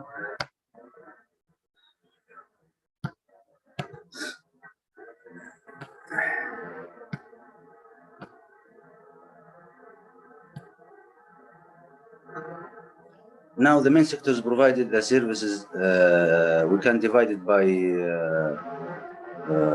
4 categories. The first is government, the second is semi-government, and the private sector, and the remuneration entities. Why we should provide this service? Excuse me, Dr. Mu'nis, can you check please your audio because there are a voice coming parallel with your voice. مخالف تأكد من الصوت، تغلق الأصوات اللي عندك لأنها قاعدة تأثر عليك. طيب ما زال في صوت ولا بس صوتي أنا؟ لو أنا صوتي الآن مش كويس يعني. تفضل تفضل.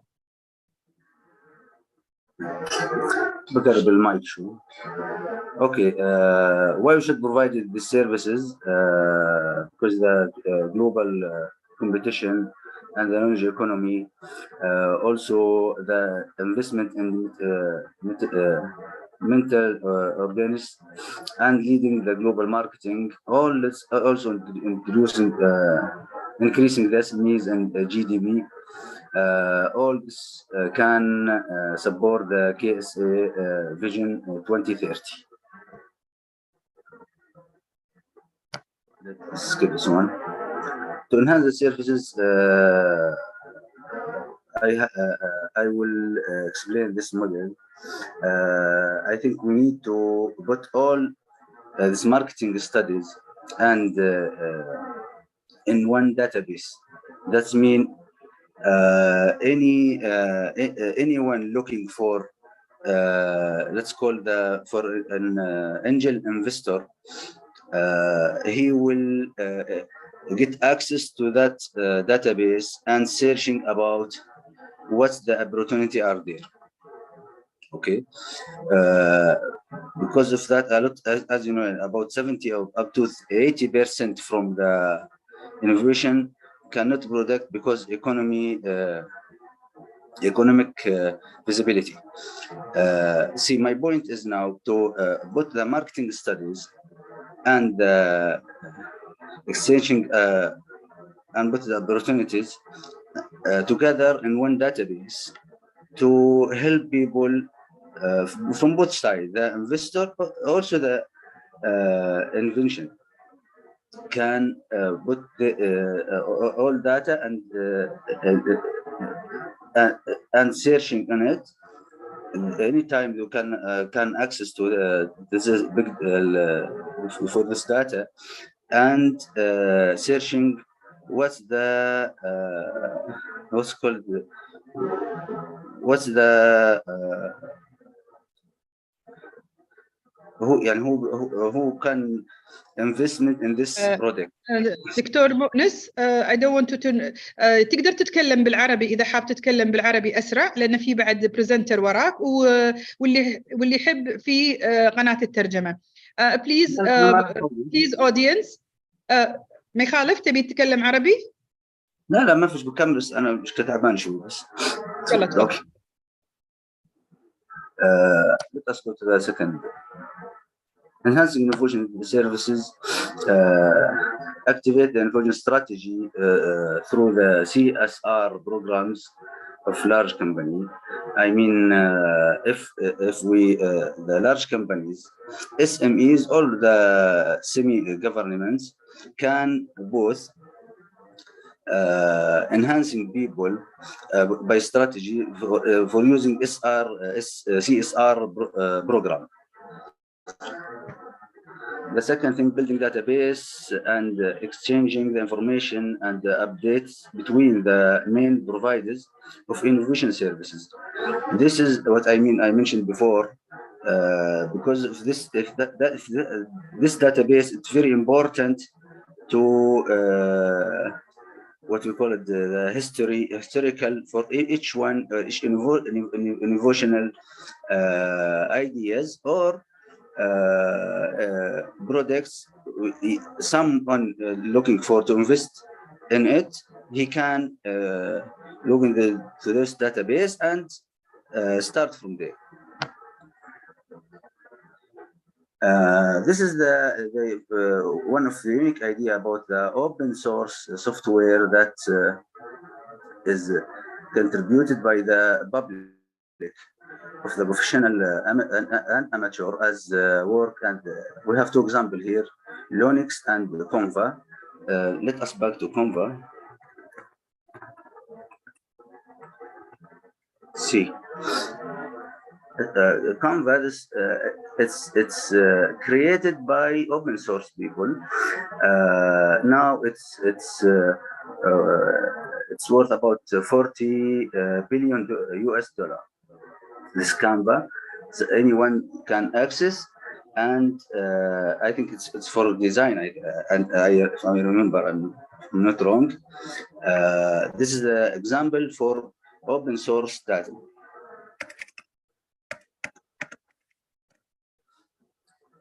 The final thing, introducing the award for the innovation. Like James, there is an award, an example. This is encourage people to invention and competition for get this awards. This is the main four ideas. I think, in my opinion, I believe it's can enhance improvement the services and help the venture, also an entrepreneurship, to start product their services or their products. Excuse me, Dr. Mu'nis, I don't want to interrupt you. Would you mean please to wrap up within one minute, please? Because there are the last. That's it. This is the final. Yes. We will present now the last presenter, Dr. Ghanem Kashwani, the first charter engineers in the UAE. Would you mind, please, Dr. Ghanem, to present yourself? Yeah, okay. Assalamu alaikum. First of all, thanks a lot for hosting me. Is it my voice clear? Yes, go ahead. Okay. So I will share my screen, and first of all, thanks a lot, for hosting me.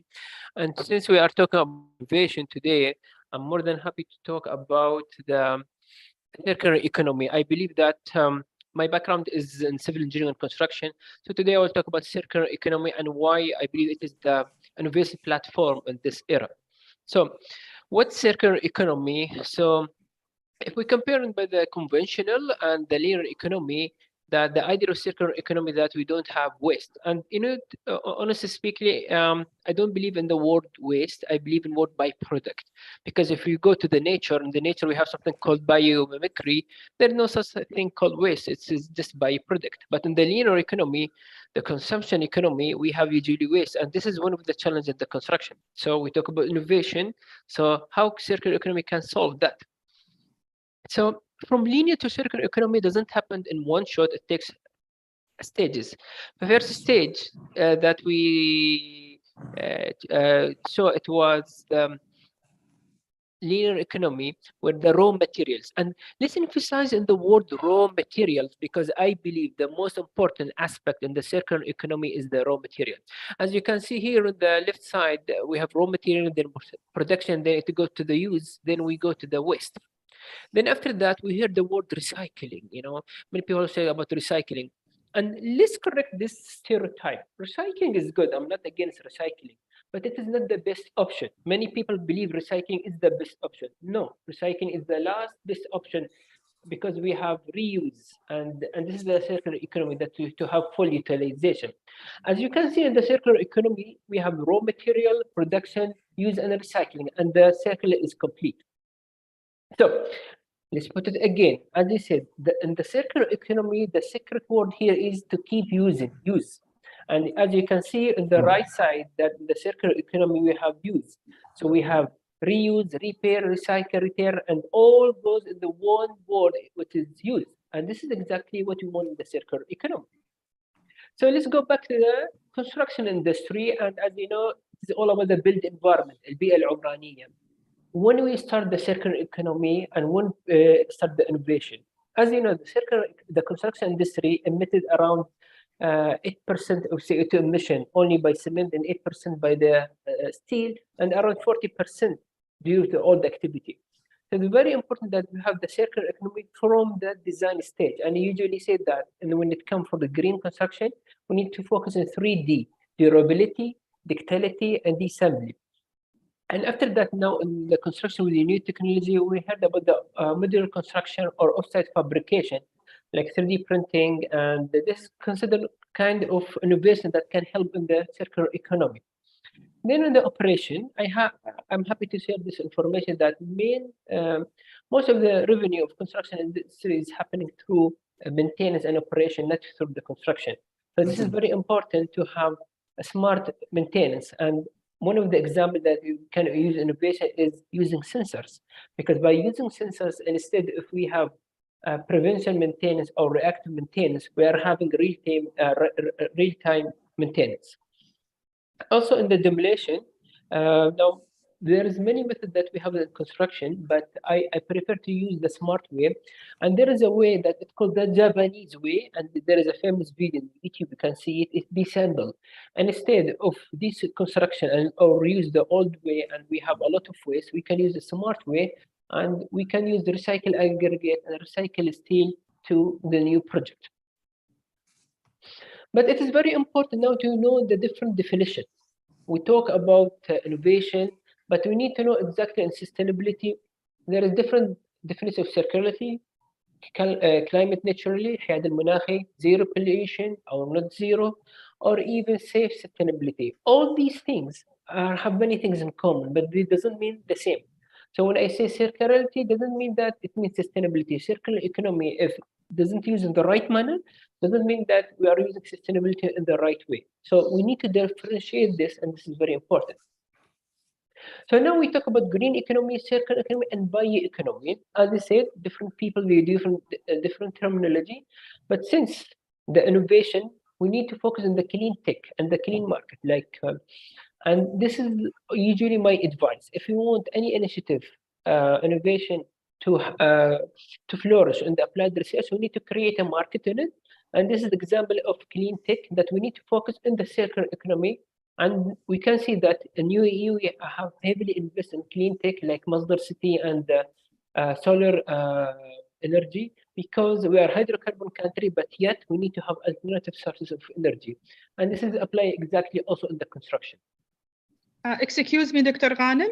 I don't want to interrupt you. Would you mind please to wrap up? You have less than 2 minutes. Yeah. So now in the business model, it is very important now, especially for startups. My advice: don't sell your product only in sustainable model. Also use the circular business model. It's very important because the capital ventures, the venture, now they really attracted by the word circular economy, especially in the GCC area. So focus to sell your product in the circular economy. As you said, circular economy is not something new. They have some project like now in the clothes industry and the fashion industry. We can use it in bigger scale like construction industry. Circular economy, we have certain of KPI that we can use it, credit to creditor. EBD, I'm highly advise people to start from EBD, environmental product declaration for the construction industry. It doesn't cost anything, and it's very straightforward. And life cycle assessment and life cycle costing. There is benefit for circular economy, definitely. We are creating a market, a job market, and there is a reduction, and we are shifting from linear to circular economy. With the challenge, the circular economy, it is very complex. Why? We have very communication channels, and we need to be very efficient in communication, especially in fragmented industry like construction. And we don't have qualified, we don't have professional certificate in circular economy. It is not like we have chartered accountant or professional engineer or chartered. We need more professional / academic certification in circular economy. Last slide, that now in UAE we have a council in circular economy, and currently we have 7 areas of direction we are moving, and we have more of different stakeholder collaboration like industry, government authority. Excuse me, Dr. Ghanem. Thanks a lot, and the reference is available. Thank you. Thanks a lot for attending. Yes, thank you, Dr. Ghanem. Thank you for all the speaker for this first track, the best practitioners, the best practices of innovation ecosystem. And we will now going to the second track. It's a practitioner session 2, Hero's Journey for Inventors and Entrepreneurs. And this sessions will be chairing by Professor Raed Al-Baradi, one of the leading inventors worldwide.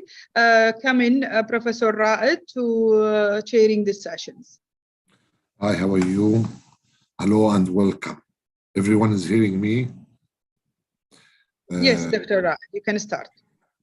I would like to thank Dr. Hanadi Al-Mubaraki to produce me this opportunity to introduce you about my invention. I am Professor Raed Al-Baradi. I am in medical field. All my patents is in a medical field. Today I will present my medical field device of drying and fixing tissues in laboratory medical slides. The reason we did this invention to make short of the procedures which we fix the tissue on the slide. Our ordinary materials we are using, we did hot plates and we using also oven to dry and fix the tissue on the slide. But our invention is related to make an industrial model for medical device which work for some specific heat system which is localized in the slide in tissue, and we fix this type of tissue and we have to present and save the antigen and antibodies inside the tissue. The reason of this is to make the diagnostic for the pathology to diagnose the diseases regarding to the antigen and the antibodies inside the tissues. The way of fixing this, we are using some speed-sensitive heat system, which is between 50 to 65 centigrade, and we put the time for the experimental because the time is important for fixing the antigen and the gene inside the tissue to help them to be adhered in the tissue while we are drying and fixing the slides.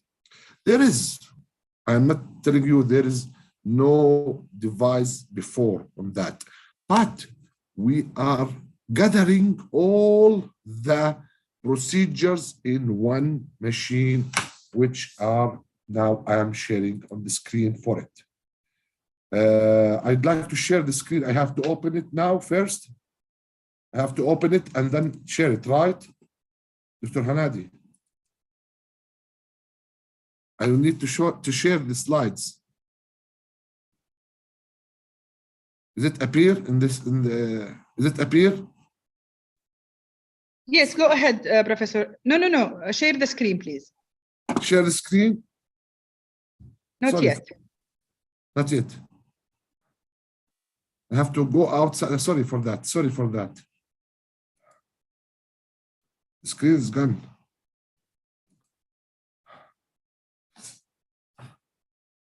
So the screen is gone. I have to close it. No problem. No problem. Let me see, Professor Raed. I think you provided me your presentation. I already provide you the presentation. Can you open it, please, for me? Okay. Let me see, Professor Raed Al-Baradi. Moment.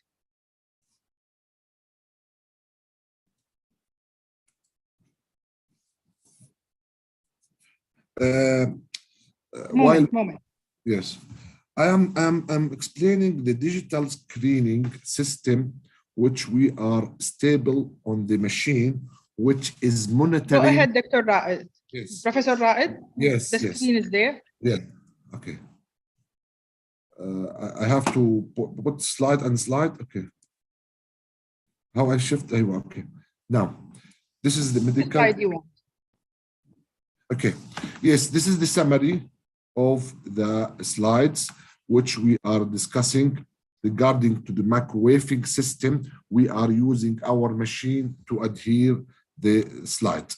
This is the machine. I'm showing the machine which we are producing in the slide number 6. In the slide number 6. The machine here. Yes. Here's the machine. This is the device. We have established a thermostat to control the heating system. This rack, which contains the human medical tissue, and this is the heating system we are pushing. This invention has got a patent in Saudi Arabia, and we already apply it through UK. The advantages. She write. What? What you say? The next slide is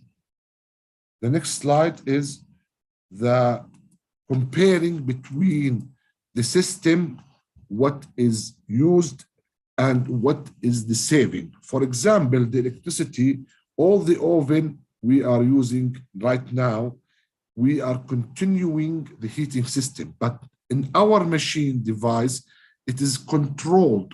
It is 15 minutes only to adhere and to fix the tissue in the slide for a purpose of staining. After we stain in different stain. This is not our machine, but we detecting the antigen regarding to what antibody we are using to diagnose the disease into the tissue we are using. The size of our machine is very small, and it is not like a big opportunity, but some machines in the hospital needs space. And in laboratory, exactly in histotechnology lab, we need a space for this machine to be providing through you are processing and fixing and cutting and microtoming and embedding. That's why we are producing the machine. And we already doing in future time, we are using a light source which is producing heat. Why we are changing this light? Because some gene needs to be fixed under the light to save the gene inside the tissue. Some immunofluorescent stain and immunohistochemistry stain, the heat, ordinary heat, can destroy or evade the antigen or the gene inside the tissue. That's why we are using a light instead of ordinary heating system to produce the saving for antigen.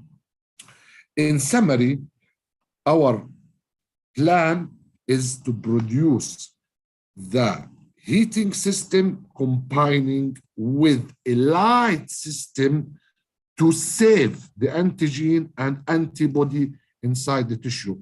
This big task, if we are succeed to gathering these two techniques inside one machine, it can diagnose every diseases which is regarding to antigen and antibody. Thank you for listening. This patent is being accepted in Saudi Arabia, and we apply also this patents through the UK, and we already been in the processing to get approval for this. This is regarding to my talks. I would like to start now introducing other inventors or speaker. The first one is Dr. Hayat Yassin, which is presenting academy from Hadramaut University. Hello, Dr. Haya, are you here? Dr. Haya? Dr. Haya? Dr. Haya? She's there, but I don't know, she's closing the mic. Right. We can go for second one until we fix the things. Mr. Giron, the CEO, Adventure, are you there, Dr. Gio? Hello? You open the mic, please. Open the mic from the left side. Hello, Yes. good morning, everyone. Are you listening to me? Yes. You hear my voice? Yes, I hear your voice. Thank you. Good morning, everyone. This is You a have 10 pleasure. minutes. This is a 10 minutes. Thank you. This is a great pleasure, and this is a gift to me because it's my birthday. And thank you very much for inviting me, and Fernando Lopes too. Thank you very much. I will start presentation my system. Let me share. Let me share here, or here, and here. Okay. Yeah. And just a second more. Okay. Are you looking my presentation, Aquamore? Yes. Okay, thank you. Very clear. Okay, let's start it. Let's put it here. Okay. Well, I am João Guerreiro from Portugal, a friend of Mr. Fernando Lopes. We are developing a system called Aquamore, and we are in near Lisbon, in Oeiras, in Tagus Park. It's an incubator. We developed here a system to save water in our places. As many people knows, every day we lost millions of gallons of cubic meters of drinking water because our places, our homes, are not sufficient efficient in water saving, water efficiencies. They are not good. In Portugal, we spent about 100,000 cubic meters per day because our places are not sufficient. We go to the environment to get water, the precious water, clean it, pressure it, spending energy to our homes. Then we threw out the water to cleaning, water that we don't use it. Well, we spent money, energy, and water, the precious water.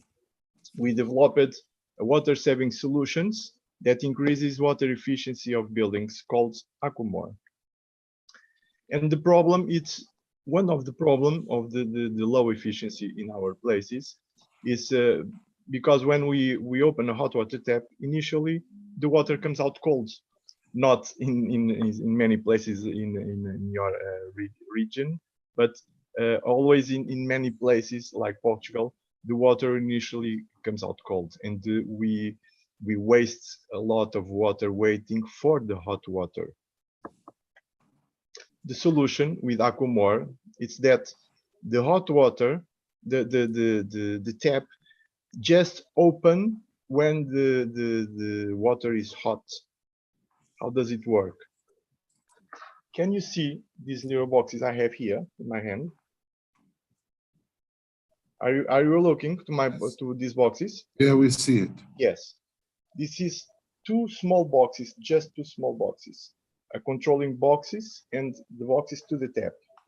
Just the minimum we need two boxes. They are very small.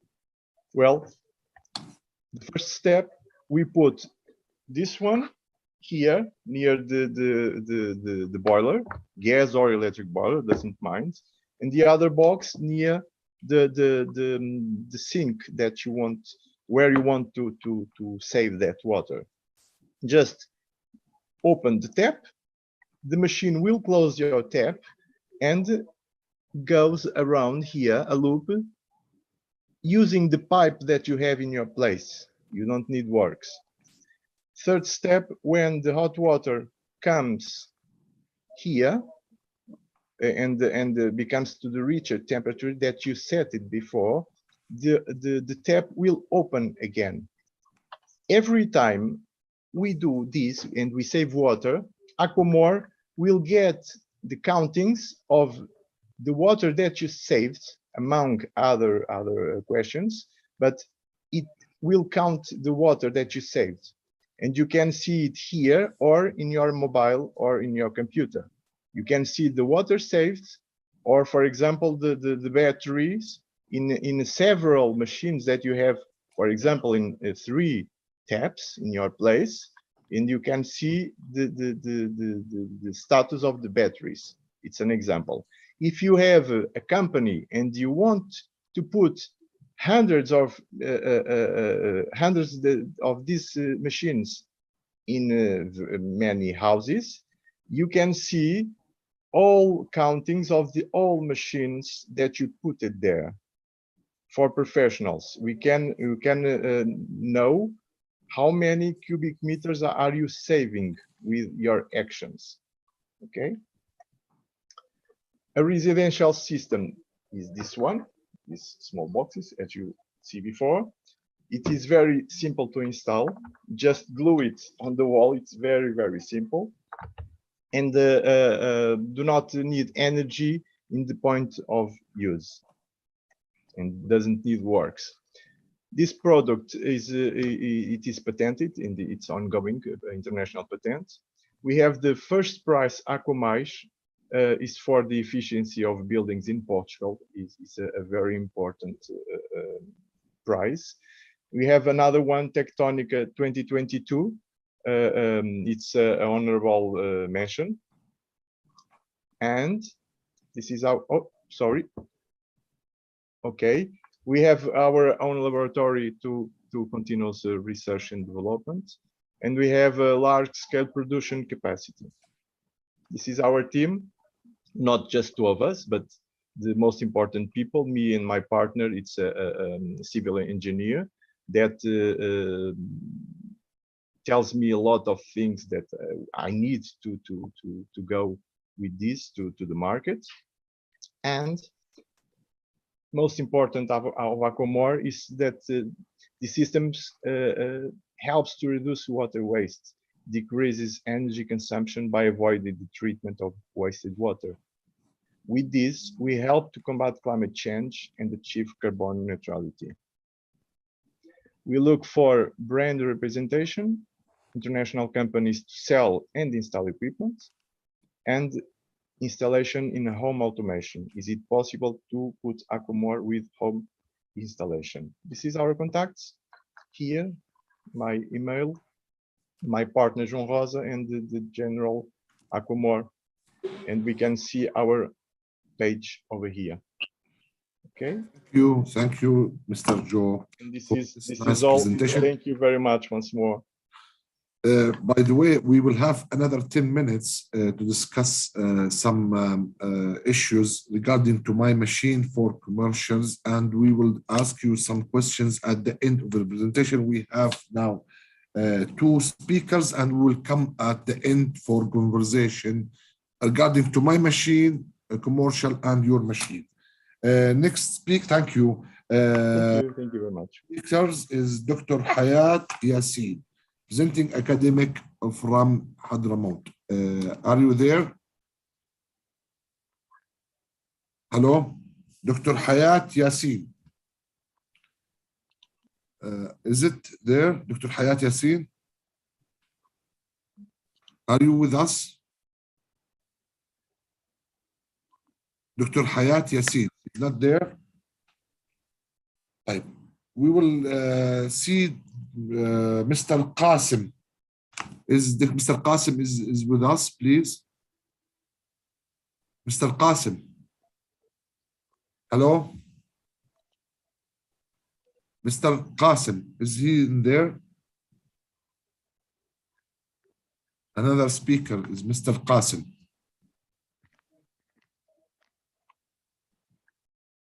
Dr. Hayat, sorry for that, but maybe some of them will ask Dr. Hanadi Mbaraki. If it is nobody, I can go for me and Gio discussing the commercial. If Dr. Hayat sent or anyone is not in the system, we can discuss about my machine and what is my future plans until they are coming back. Gio, are you with me? Are you with me?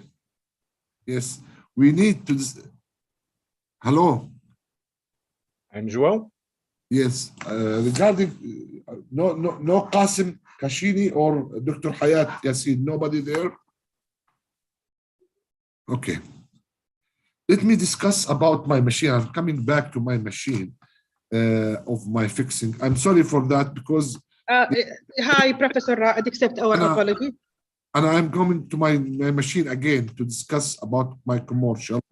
Excuse me, Dr. Raed, if you don't mind to go in the sequence now, I think now the time for Dr. Hayat, and you leave your continuations in the round table just to be sure everything is on time. I think Mr. Osama, one of the leading inventor, also will be there. He will be presenting 20 minutes. And I think Dr. Hayat, now she solved the problem or not yet? I'm trying, I asked her, but no. Is Osama is there? No, I just asked him, but is nobody there.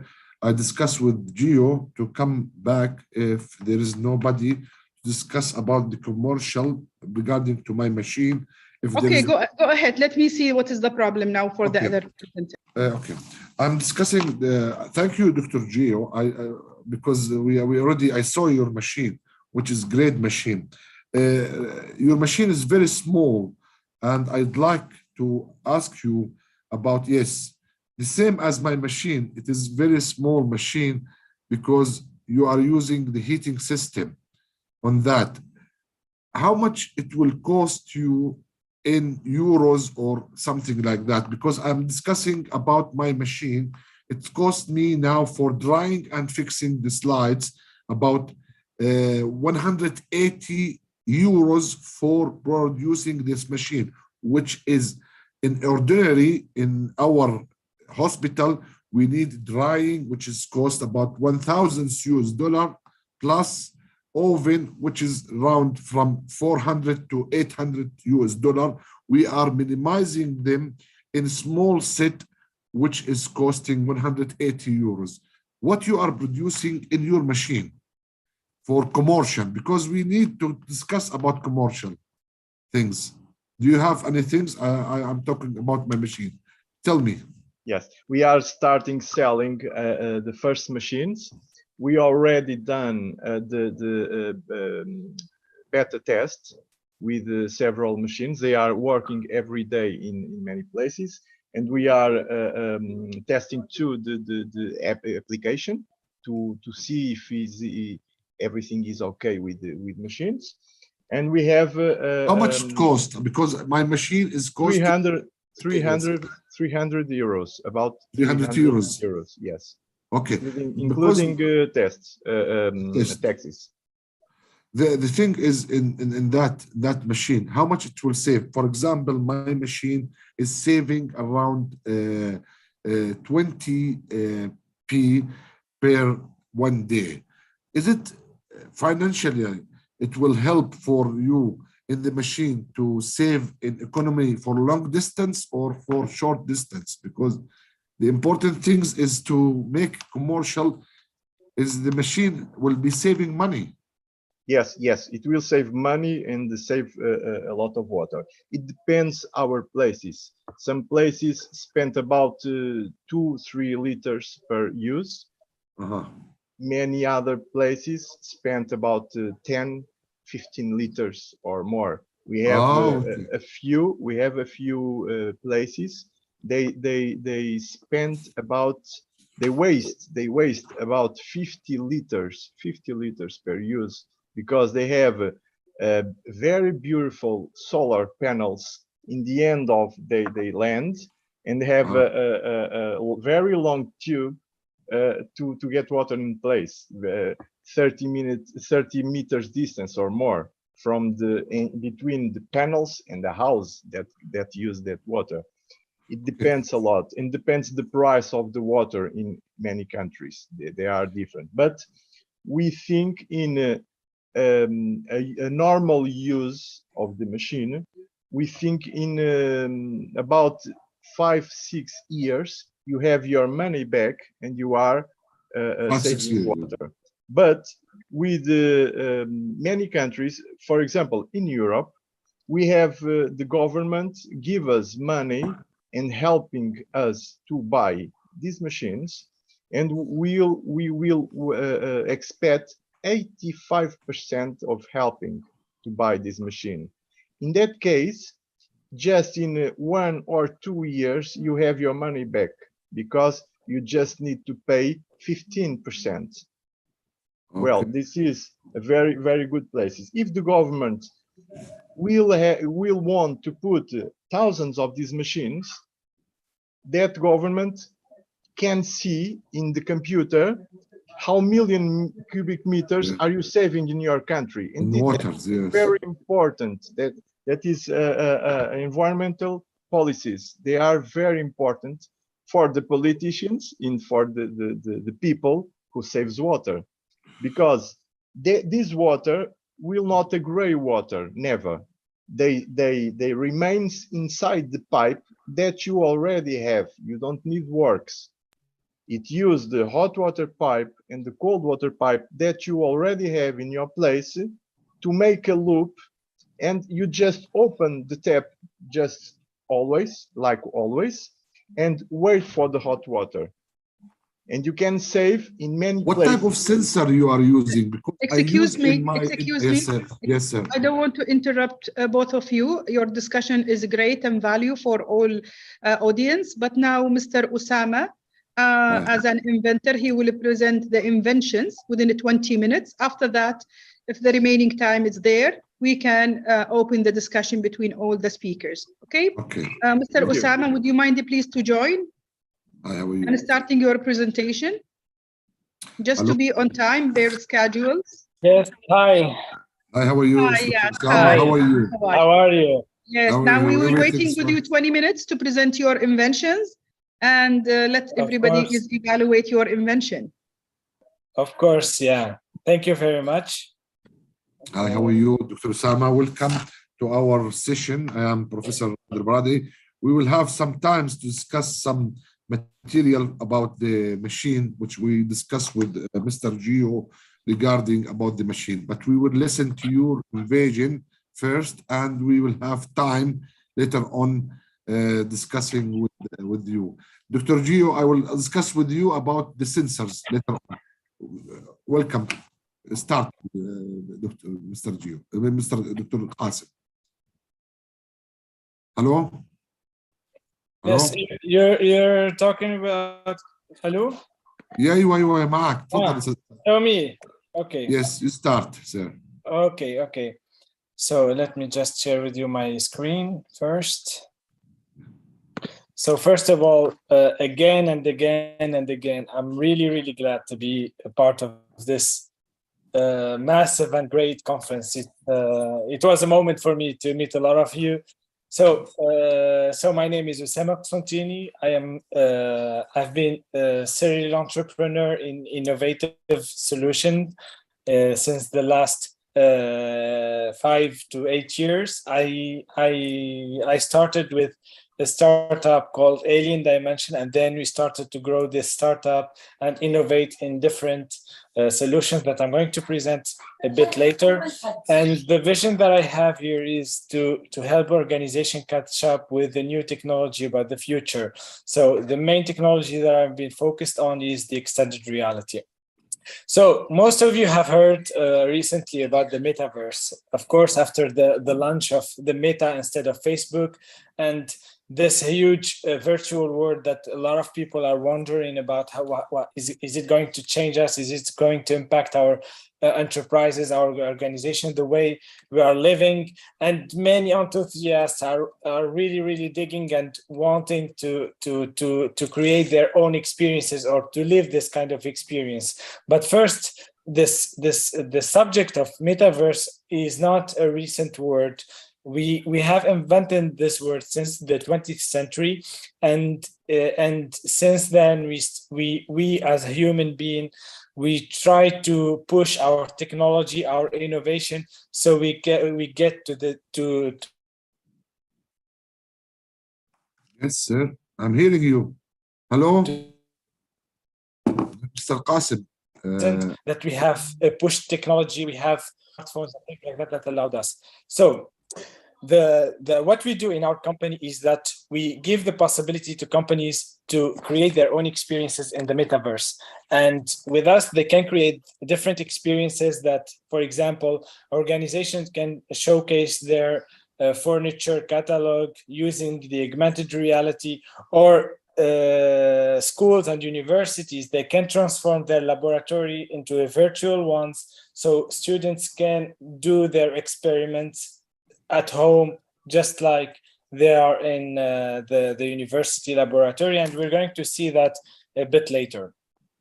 So we have worked in different sectors now. We are working with, for example, car manufacturers like Suzuki. We're working on with cosmetics. We're working on with educational institutions, marketing agencies, and different other sectors that we are at this very moment helping so they can get into this metaverse.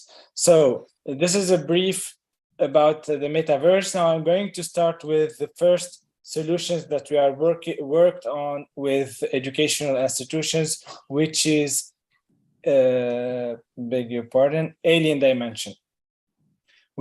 So technology is set to revolutionize all different sectors without exception, but does this revolution really transform the educational sector?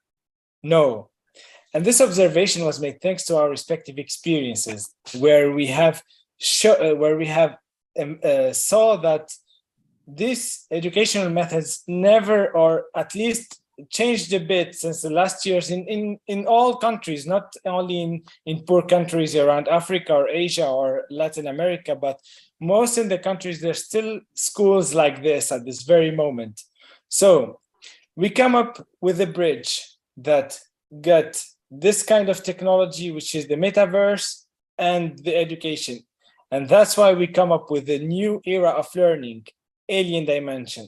Alien Dimension is an augmented reality mobile app that provides educational institutions to provide extended reality simulation in sciences to help them improve their educational journey with more efficient methods. We have created laboratories in childbirth, space exploration, architects, mechanics, human anatomy, chemistry, biology, and a lot of other laboratories that we have invented together with our partners. Many have been contributing in this mission, like Iron Reality Mobile Lab, Fox AR, and others. But Alien Dimension has raised the competition to the next level by using the artificial intelligence technology to overcome the ineffectiveness of the current learning methods. We are using the algorithm of Bloom, the taxonomy of Bloom, to detect the profile of each user. Like, for example, we give the user, before starting the laboratory, some tasks, and based on its answer, we're going to detect. Hello, hello, Mr. Qasim, how are you? Hello? What are the positive points about his character? His me? Hello? I lost you. Can you hear me? Yes, go ahead, Osama. Okay, so based on these tasks, we can detect age profile. So we know, for example, if it has a bad sense of reading, or he has a good retention rate or whatever, and we take all these characteristics and we adapt the laboratory based on his profile. So now we are talking about an adaptive laboratory, not a standard one. So each student in 21st century, thanks to Alien Dimension, can have an adaptive laboratory. So, and we really have challenged the old fashioned and market resistance, because since we started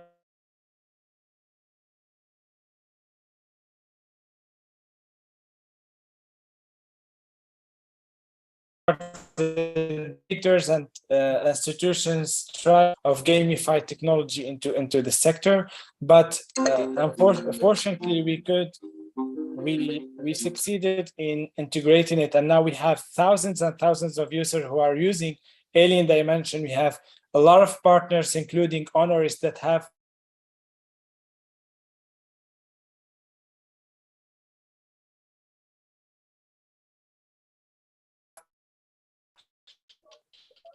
and they are starting using our solution. Now I'm going to show you a bit about Alien Dimension. Please enjoy the video.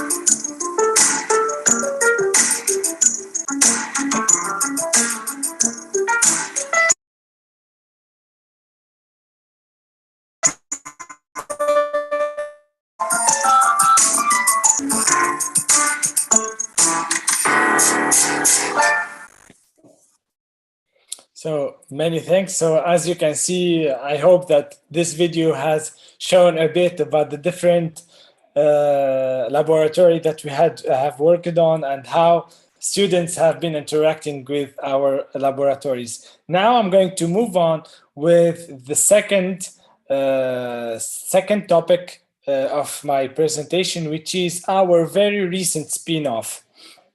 So, which is the Imagine. Yeah, I cannot hear you, sorry. Hello?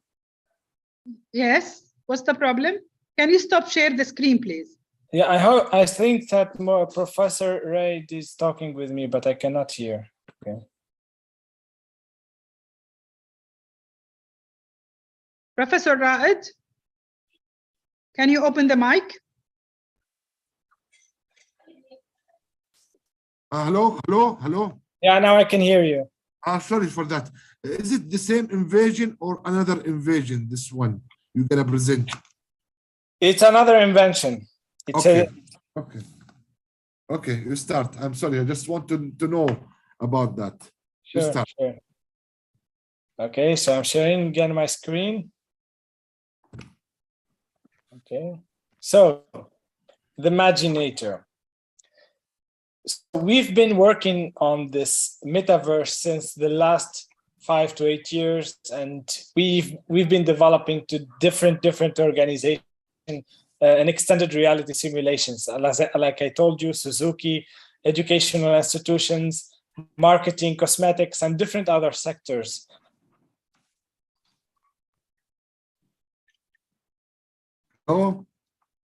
But in the last years, it became a headache to make the different changes for them, because each project take a lot of time from us, so we can understand the needs of our clients, like if they want this laboratory like this, or they want their catalog like that.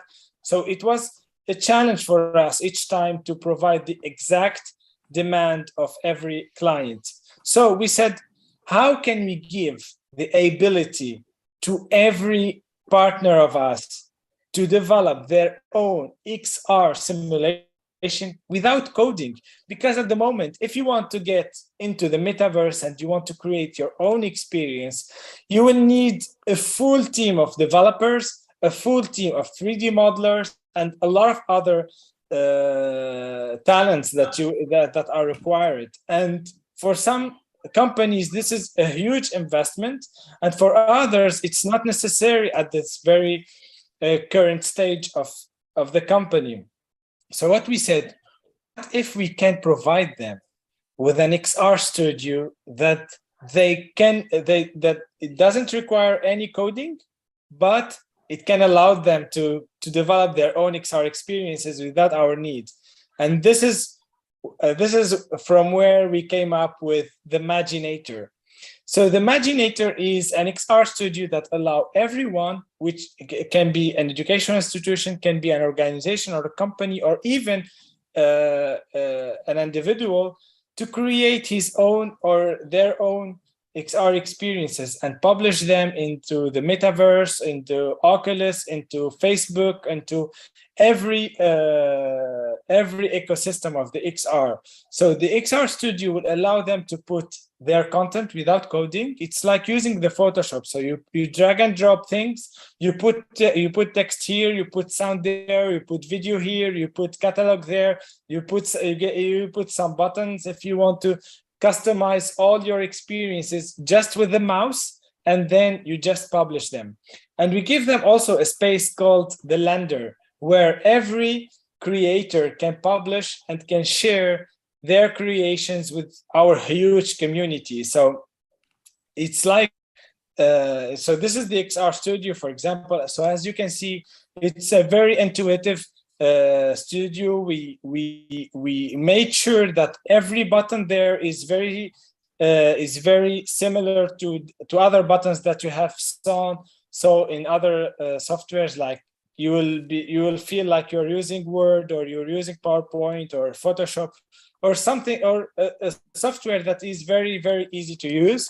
And we allowed them to put some features as easy as possible, like, for example, add hand tracking on off, so their users can interact with the 3D models using their hands, adding fast face tracking, add GPS location, multi-users, if you want it using augmented reality, virtual reality, mixed reality, all of them just by a very simple click, instead of thousands of lines of coding.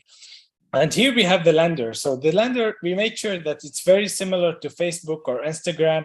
So it's a place where everyone can share their creation. So you have a post, this is not a typical post. This is an XR post. It's a 3D word. If you click on it, and people can interact with them and can share their opinions, or they can get into it and interact with it, whether it's a laboratory, whether it is a product or an architect models. So this is how we built this full ecosystem to allow everyone, starting from this very moment, so they can create their own experiences, XR experiences, and they can share it with their audience. So, and I hope that my presentation was very, very clear for you. So the future is now, it was Osama Qsantini from Alien Dimension Tunisia, and I'm very glad to present for you, and I will welcome all to be answered. Thank you. Thank you, Mr. Qasim, for nice presentation into invasion. But we need to ask you questions. I want to see if this Dr. Hayat Yassin is presenting now, or we can make just only a small conversation regarding to the commercial for your patents. Let me see if Dr. Hayat Yassin is there, or Professor Raed, she is not there. She have technical aspect and she left the conference. Okay, I can take another 10 minutes. Yes, you have now remaining time. It's around 16 minutes for your open discussion between you and between Professor Osama and Professor Joe to discuss about your inventions and how you taking your inventions from this stage to commercialization stage. Okay, I will start with, thank you, Dr. Hanadi. I will take care for that, and then we will discuss with Gio and Dr. Qasim, Mr. Qasim, regarding the commercials. First of all, I just want to discuss with you regarding about my medical device and drying fixing tissue in laboratory medical slide, which is being done in Majma University with many inventor students. With me also, they are sharing this invention. Actually, the main things targeting is a commercial. That's why we are in this session to see what we are succeed in commercial. As I told Gio, my machine is costing 180 euros, which is equal to about 160 pounds. The thing is, what we found in our country, we have 3 types of machine, which is, I told you, drying, and one machine is fixing, and one machine is hot plates. We already summarized them in one machine using a specific heating system. And I stopped with Mr. Gio regarding about the sensors, because I'm sure they are, Mr. Gio is using a sensor for heating water. I use a sensor here for controlling the heating system, which is also one commercial for our device. This sensor we are using to control the heating system, as I told you, between 50 to 70 centigrade, because if it is increased, it will burn the gene, or if it is decreased, it will melt the antigen. The thing is, the commercial is I use sensors from company is SVFN1790 to control the heating system. I know the sensor is a controlling system, and it is costing about 6 to 7 reals. For you, Gio, I'm asking you, what is your sensor you are using for your machine, and how is the commercial for that? Let me see if I understand and understood the real question. Inside we have thermal sensors, yes, and flow sensors too. They are all in one, just very small sensor. Yeah. It is the Hall effect sensor for the turbine to count the water, and it has a thermal sensor too. We can adjust the temperatures that we will work. You can see here the temperatures. We have many adjusting models. Yes. That we say to the machine that we want to save water below 15 degrees, for example. Every time we have 15 degrees or 20 degrees or less, it will work, it will save water to us. But when it reaches, for example, 30 degrees, it will stop saving water, because we don't want hot water in the cold water pipes. That's natural. We just want to save cold water. But if you are in a hotter place, in a hotter country, we can change that temperature. The set point is made by by the user. We can here. We can adjust the temperature. Okay. Minimum and the maximum. In my machine, I do it manually. Say to the machine, I am afraid. Yes. I make it manually because I am afraid in the system, which is sometimes will be fake. That's why I put the sensors to be automatic. If it's increased, it will stop the electricity to save the money. But in your system, digital, I think. Which is it's digital. Yes, it's digital. And you can do the set point in many things, in many ways in this machine, not just the temperature. You can put to the time it will, what time it will wait for the hot water. 1 minute, 2 minutes, 5 minutes. Because if your gas boiler will not work correctly, will not go the fire to hot the water, and if the time goes out, if Usually you wait for 2 minutes for the hot water.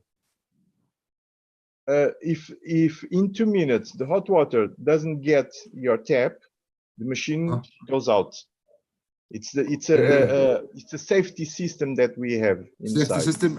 You're using safety system in this one, but I use the safety system. A second system. Close this one.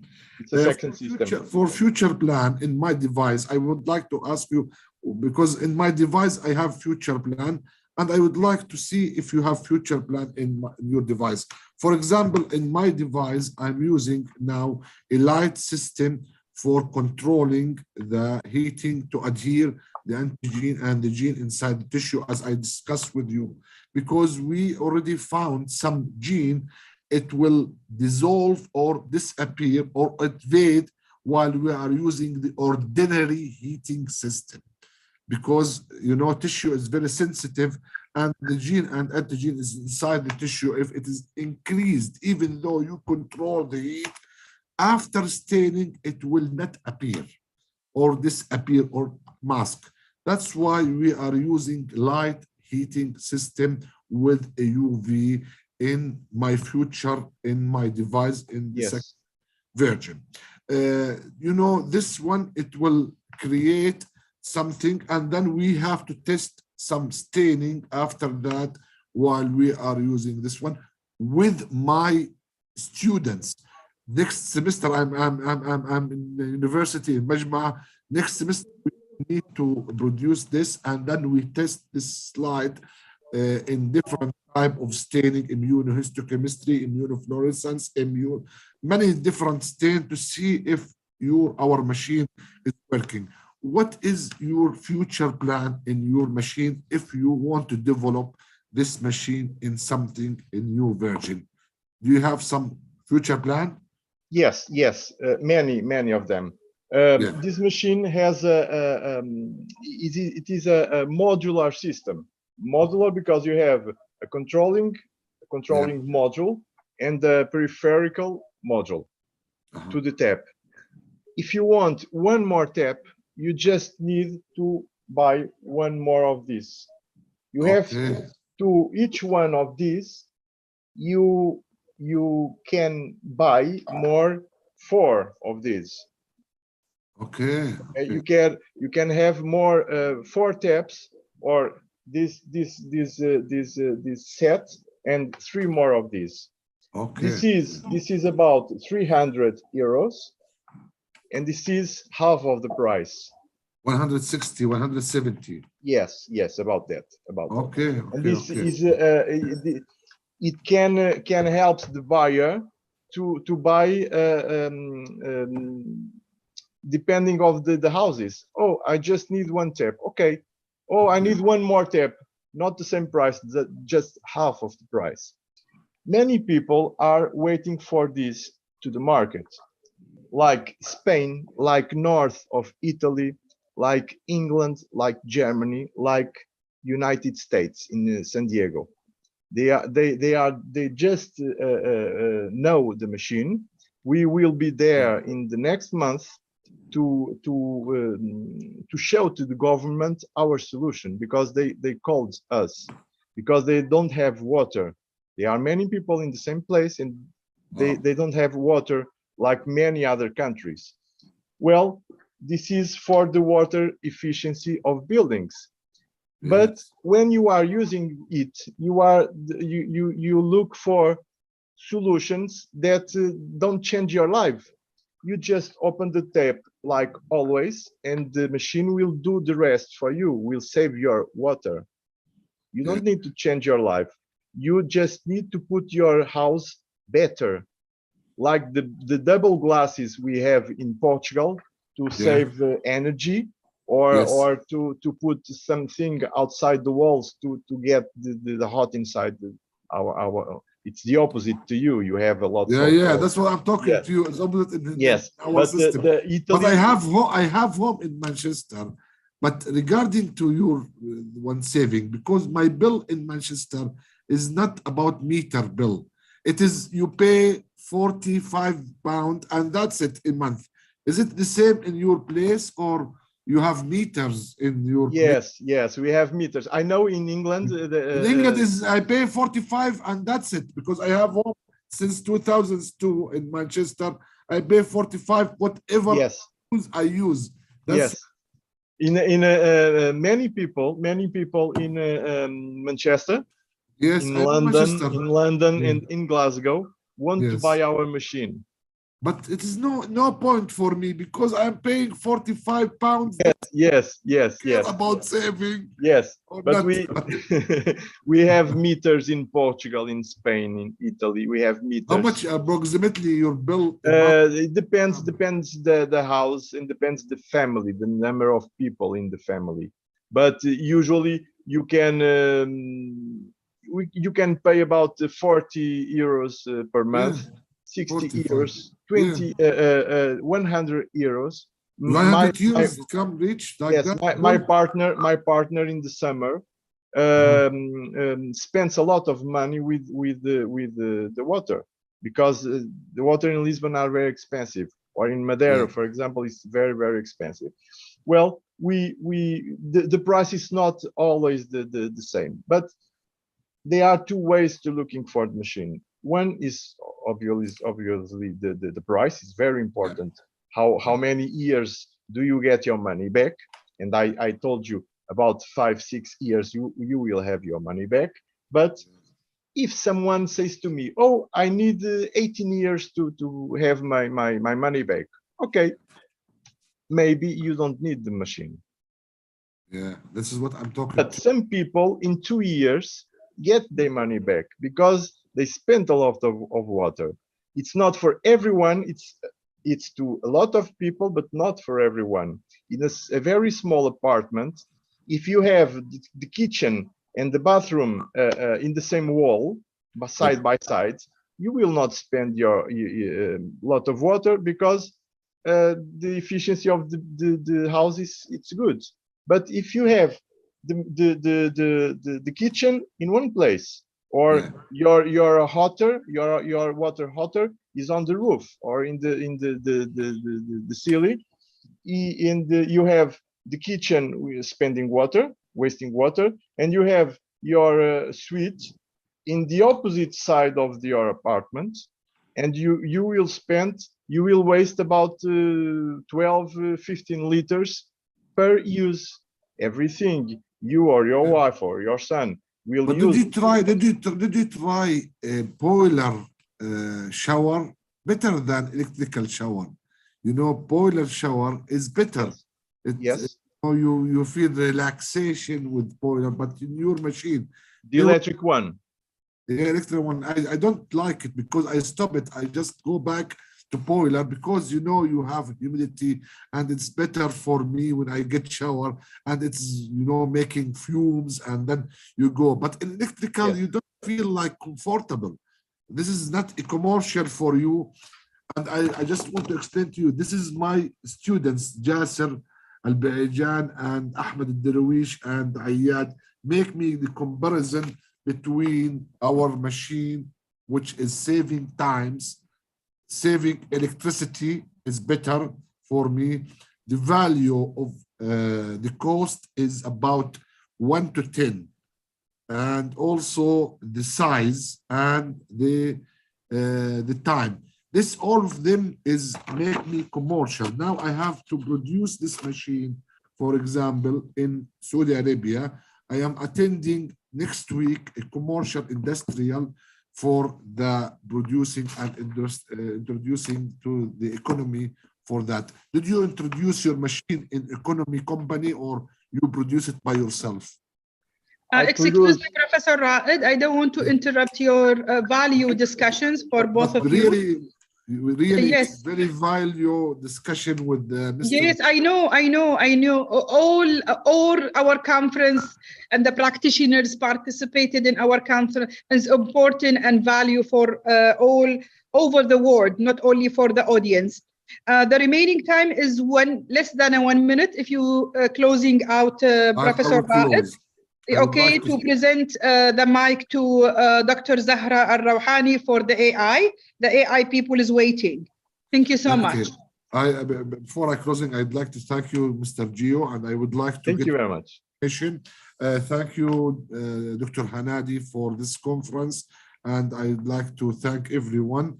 And I will be with you continuing with this seminars, and we will see you soon in the next presentation with Dr. Hanadi and Baraki. Thank you. Thank you, all of you. Thank you. Now the next track, it's practitioner sessions 3, best practices of artificial intelligence ecosystem. Who is chairing the track? Dr. Zahra Al-Rawhaniya. She is owning the AI Academy, and she is specialized in AI.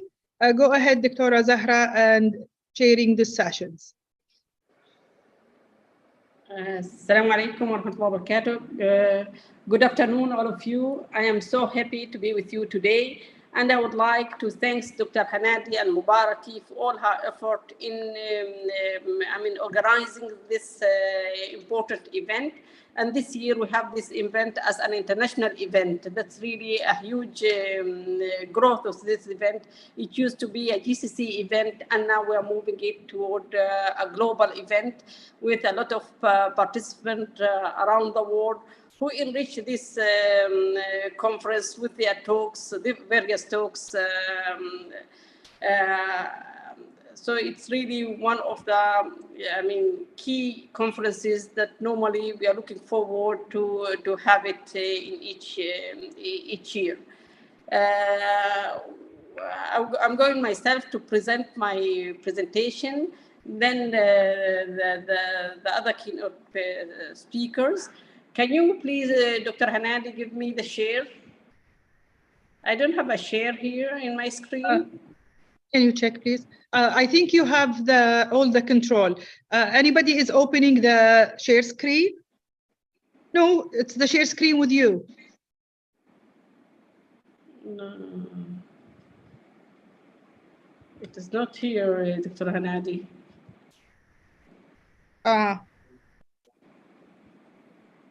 You go for the bottom more. You go left-hand side. There are more. Yes.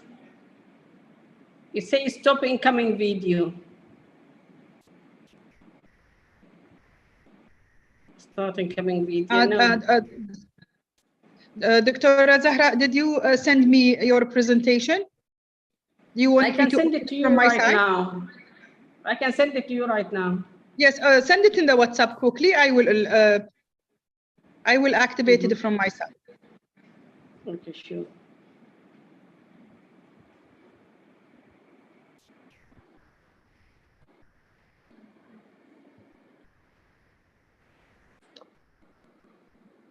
I just sent it to Tora.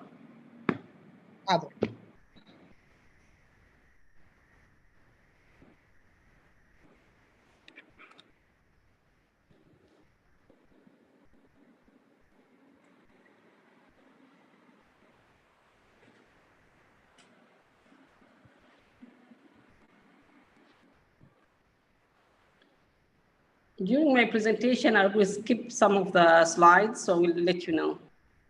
Okay, it's almost done. Moment.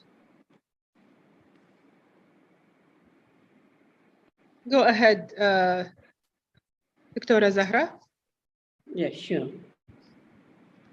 Okay, great. Can you make it as in the view mode, please?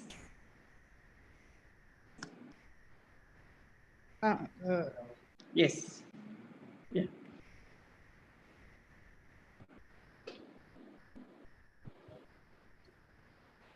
So we are at the Artificial Intelligence Academy. This is an academy that providing training to the entrepreneurship to university students. And the training now that we provide normally is related to advanced technologies such as the fourth industrial revolutions, artificial intelligences, AI, and all other those type of specialized courses.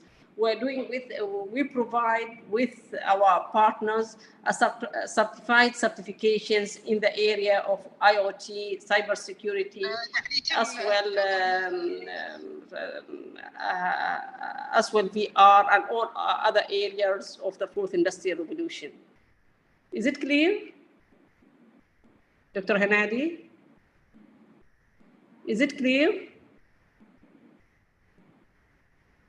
Dr. Hanadi? Is it clear?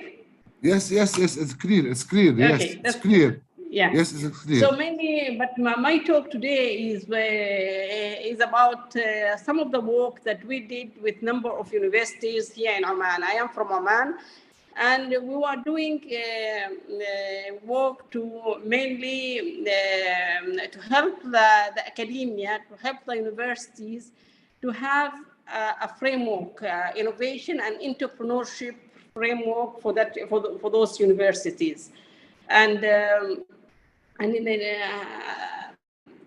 the main thing that I'm going to discuss here: why do universities need to innovate?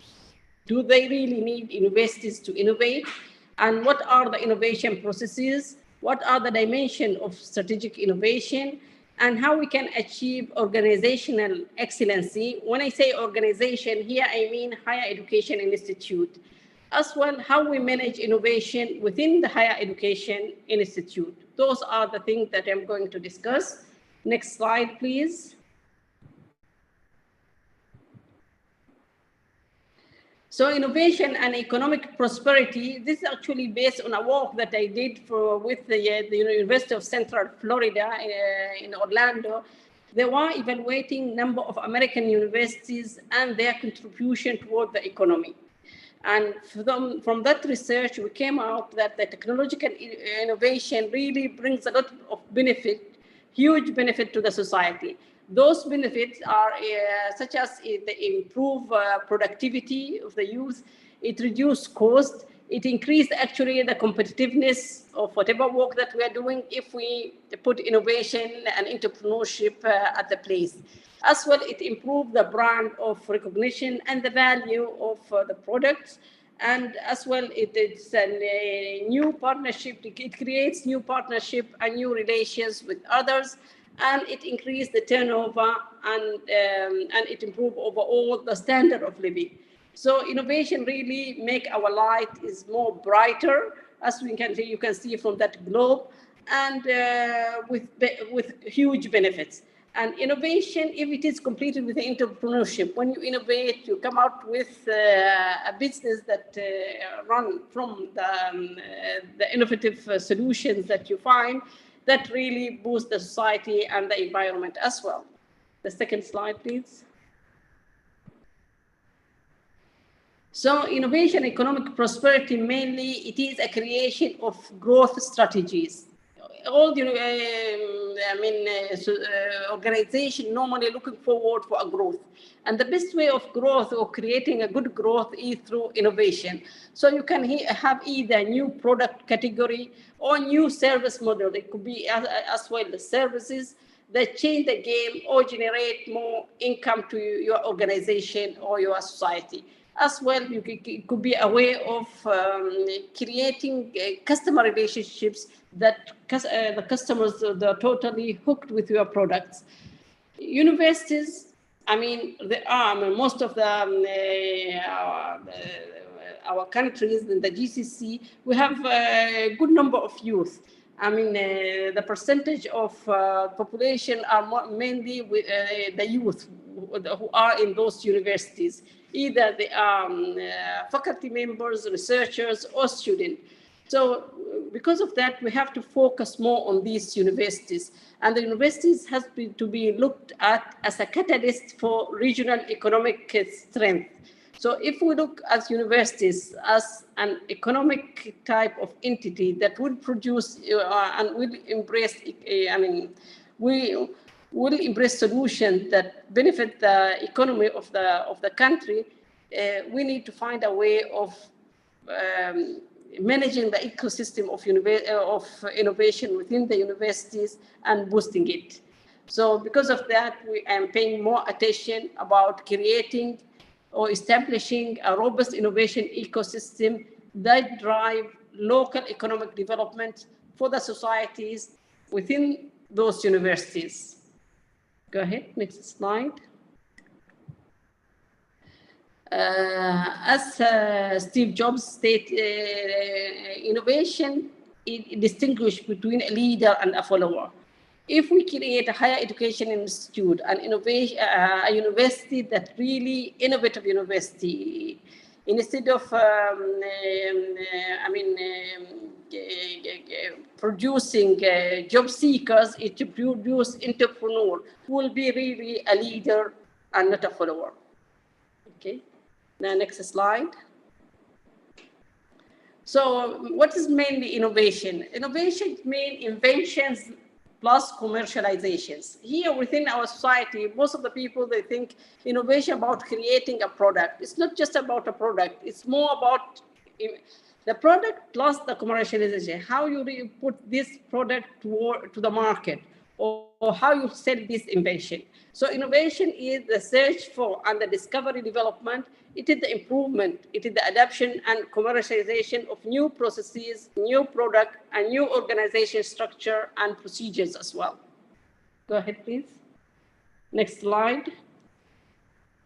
So the concept of innovation is described as the development of an application of ideas and technological that improve the goods and services or make their production much more efficient, such as it was the development of the steam engine technology in the 18th century, and these days the applications of the fourth industrial revolution, the supercomputers, the development in the area of AI, in the genome, all those are innovative solutions that boost the society.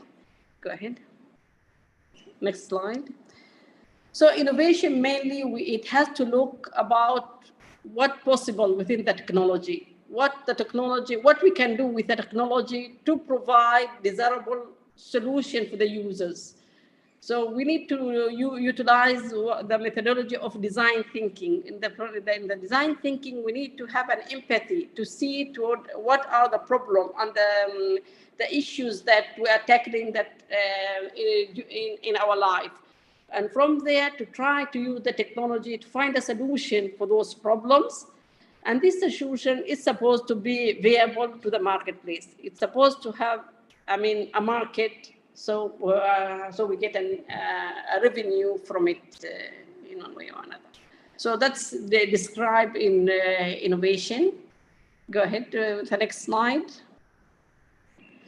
When we talk about the ecosystem, especially in the why we need ecosystem, because the development of innovation is fundamental to success. Otherwise, without a proper ecosystem, it would, the innovation will not be materialized. It is a key player in the development of any ecosystem innovation within universities. And the university, besides being a locus of knowledge, because they are the producer of knowledge, must act with effective practices of interacting with other innovation ecosystems. And now we will come to discuss about the triple helix and how these triple helix help innovation and the key players of innovation work together. Next slide. So university actually why higher education institute, universities need to innovate.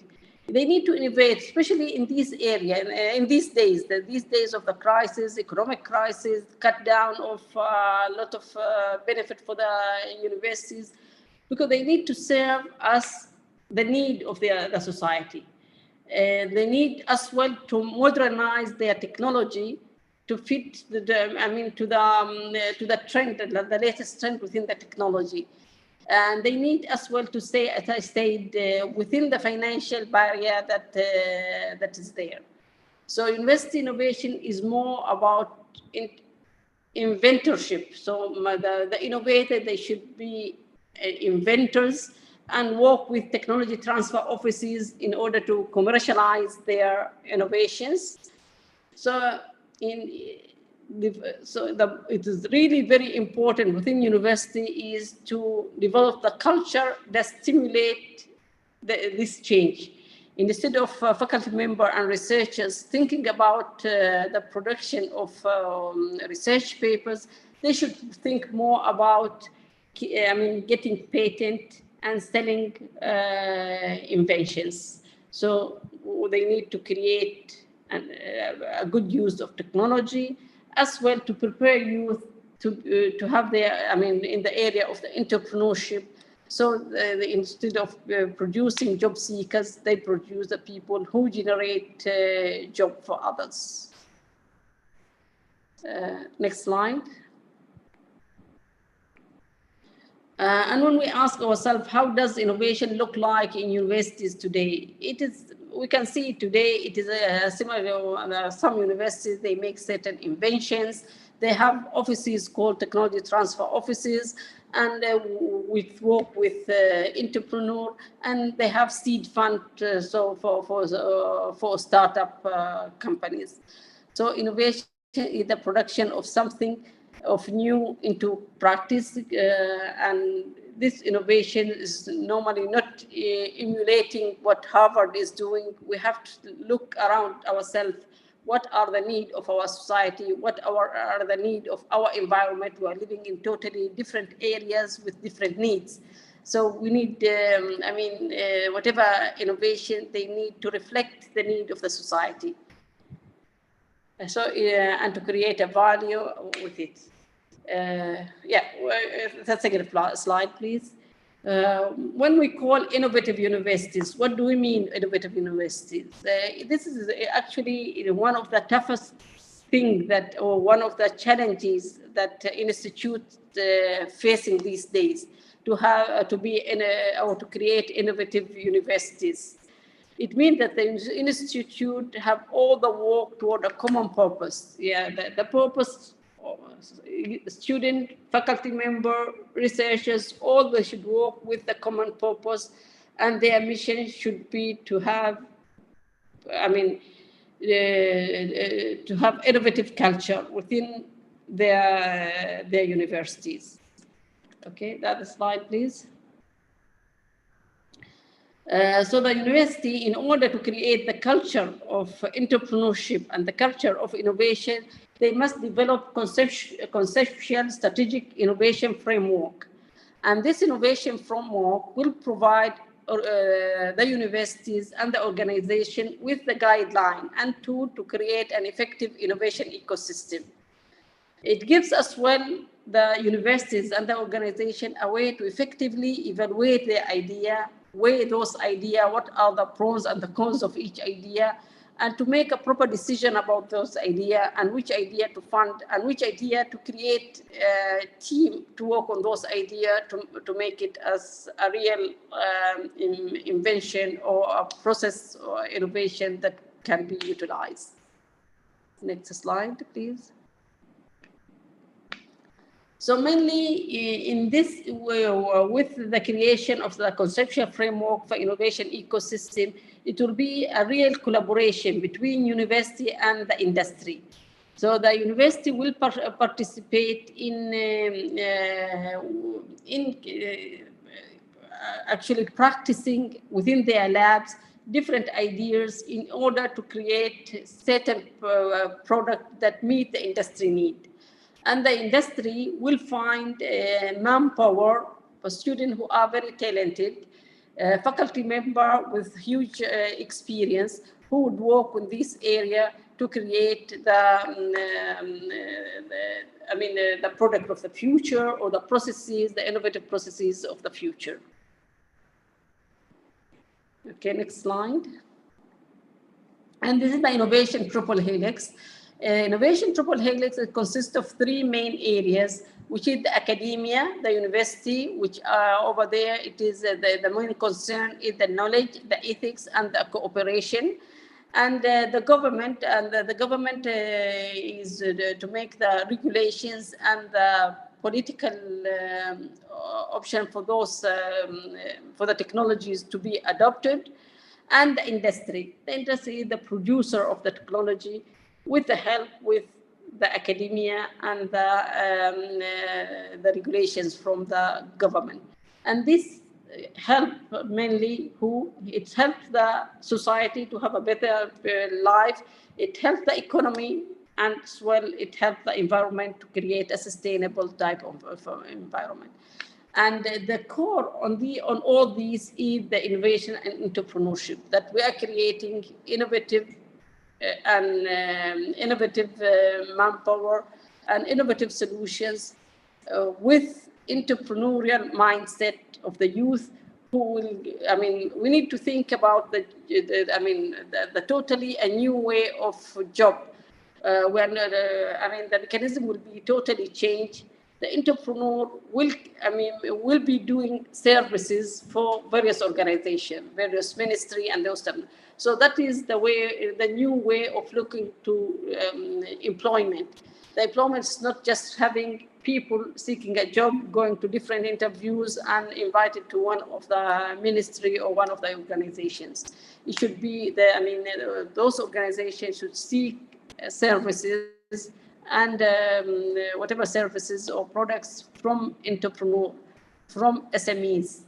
So that's the idea of creating a bunch of innovators and entrepreneurs, and government help to facilitate it with the right policies, right media, and the industry will produce those since the right environment is available. And the academia, with their knowledge and everything, they will boost whatever technology have been created to higher level. Yeah, Doctora, I think I will go now to the slide number 24. I will skip those slides because the time is over. Slide 24, please, because I have plenty of slides. Yeah.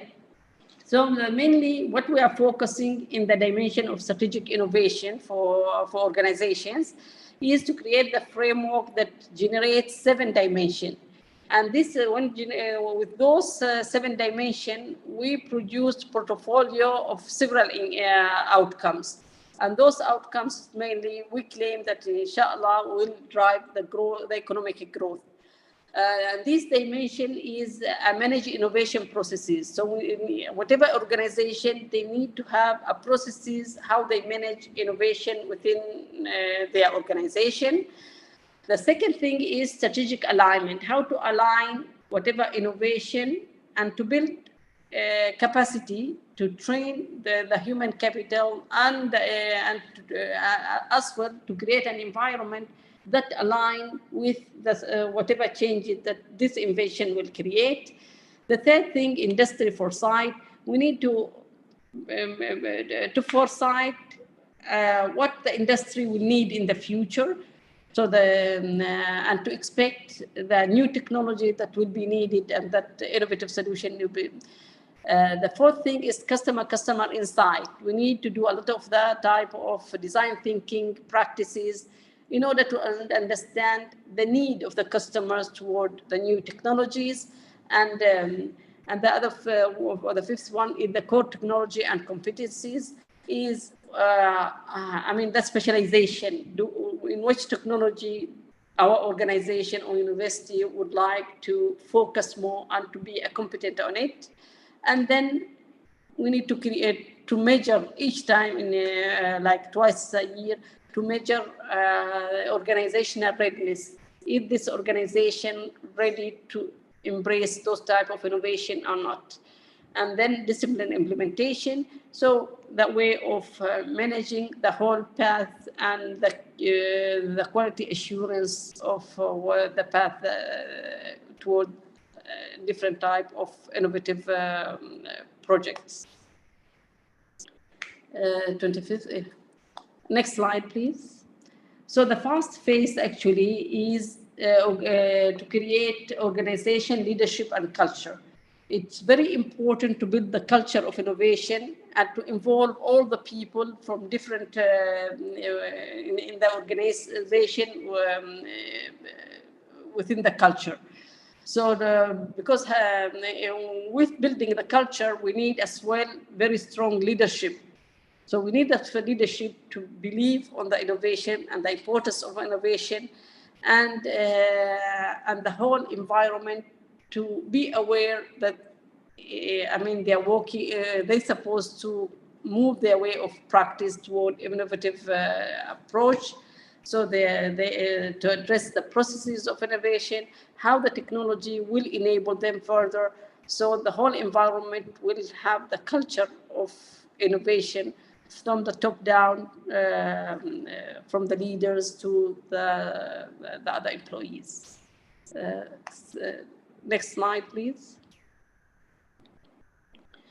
The phase 3 is the creation of an innovation system framework for construction. So initially we establish dedicated, this would need to establish a dedicated team. So you assign team from different departments from your organization to lead the innovation, and then you create organizational structure, and you define the role of each individual offices. So you can have Office of Innovation from different departments, different colleges, colleges, and all these, they work together as a team members in order to define the areas that they should focus. This organization, which area of innovation they need to focus most according to their readiness, because you will do a readiness and measure, and from there you will see what area is better for you to focus. And from there, you need to create IP policies and regulations. If an invention came from your organization, what are the percentage of the university on the IP, and what the percentage of the individual on the IP,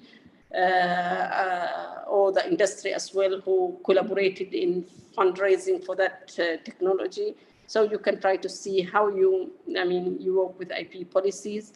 And you need to work as well in innovation, to create external partnership with the people who are working in similar areas. Next slide, please.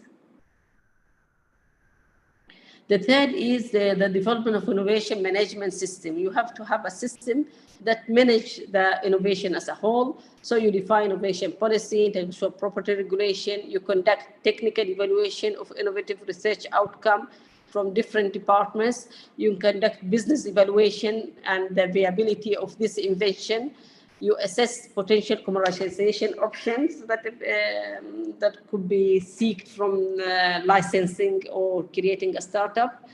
And finally, you advise on the funding and the fund who can support to provide you with the fund for that invention. The next slide, please. Phase 4 is the vision of enabling environment. So you need to enhance the existing ICT platform in order to create a platform that equipped with innovative solutions. And you need to establish a center for rapid prototyping. So you need to a center or an incubator where innovators, they can do prototyping for their ideas. Excuse me, Dr. Zahra, if you don't mind to wrap up, please, within 1 minute to catch up the agenda. Because okay, sure. So we go to just slide 31 and 32, please, Doctor.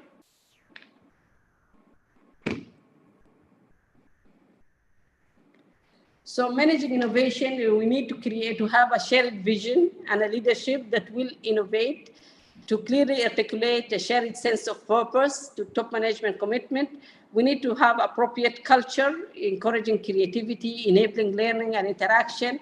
We need to have effective team. The other slide, please. Dr. Hanadi, the other slide, and I will wrap. We need to create a creative climate in terms of solution, in terms of prototyping center. All those we consider it an environment that really enhance innovation. We need to create a learning organizations that each team learn from each other.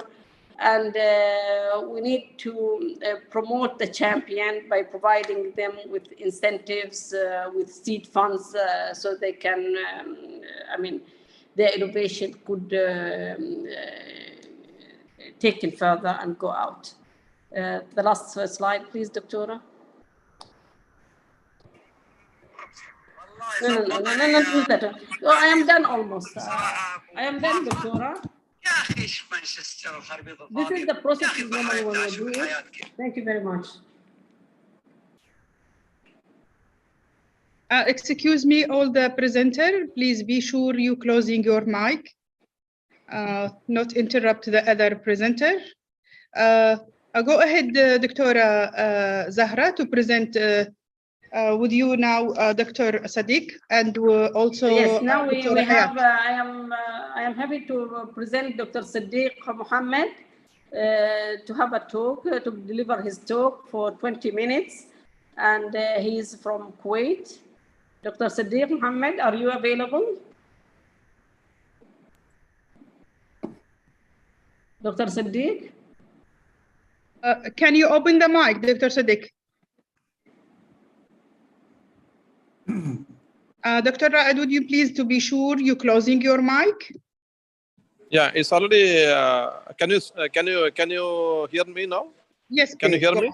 Yes. Okay. My name is Sadiq. Yeah, my name is Sadiq Mohammed. I'm the founder chancellor of European Digital University, created to develop a safe universe empowered by the fourth industrial revolution, especially blockchain, crypto, NFTs, metaverse, and all. Of course, AI, nothing happens now in the world without artificial intelligence or AI. Can you hear me? Can you hear me? Yes, Dr. Sadiq. Yeah, go ahead. Actually, we can hear you very well. Yeah, actually, I have given one video to present to Dr. Hanadi to show that a Chinese news agency using an artificial intelligence enabled person anchor to read the news. Can you, Dr. Hanadi, can you please put that video in the system now? Okay. I have given to Dr. Hanadi one video that an artificial intelligence enabled anchor is reading the news, first time in the world from China. Can you please put that video in the system now, Dr. Hanadi? 大家好，欢迎来到新华社。我是由新华社和搜狗公司联合培育的全球首个 AI 合成女主播。我的名字叫辛小萌。Yes, all of you can see that one video. I'm not able to see that video. I'm not able to see that video. No, wasn't able to see the video. I'm seeing the video of only the professor photo in the system. I want the people, maybe majority of you know, they don't know that we can create a human being now through artificial intelligence system. Now it will come, inshallah. Now it will come, the video. Yes. 脱胎于新华社新媒体中心新闻主播区忙。我将会在今年全国两会期间与大家见面。我和我的搭档将为大家带来更好的新闻体验。Oh, sorry.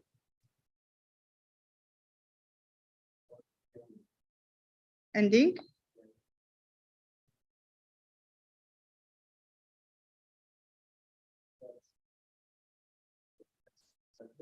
Yes. Okay. 现场的各位朋友，大家好，欢迎来到新华社。我是由新华社和搜狗公司联合培育的全球首个 AI 合成女主播。我的名字叫辛小萌，我的声音和外形脱胎于新华社新媒体中心新闻主播区忙。我将会在今年全国两会期间与大家见面。我和我的搭档将为大家带来更好的新闻体验。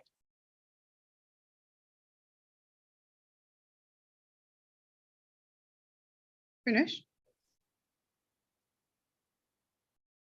Yes, I think it is done. Now we go back to his presentation. Hello, can you hear me? Dr. Sadiq.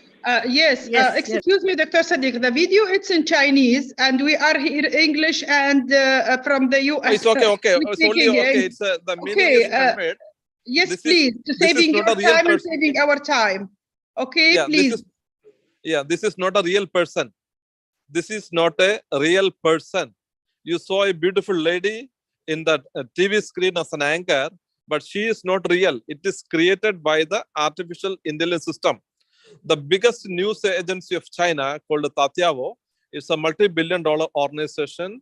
They now use all kinds of news readers, news anchors, news editing without any human being. Without any human being, they are using the system of artificial intelligence. My role is to talk about the latest applications of artificial intelligence.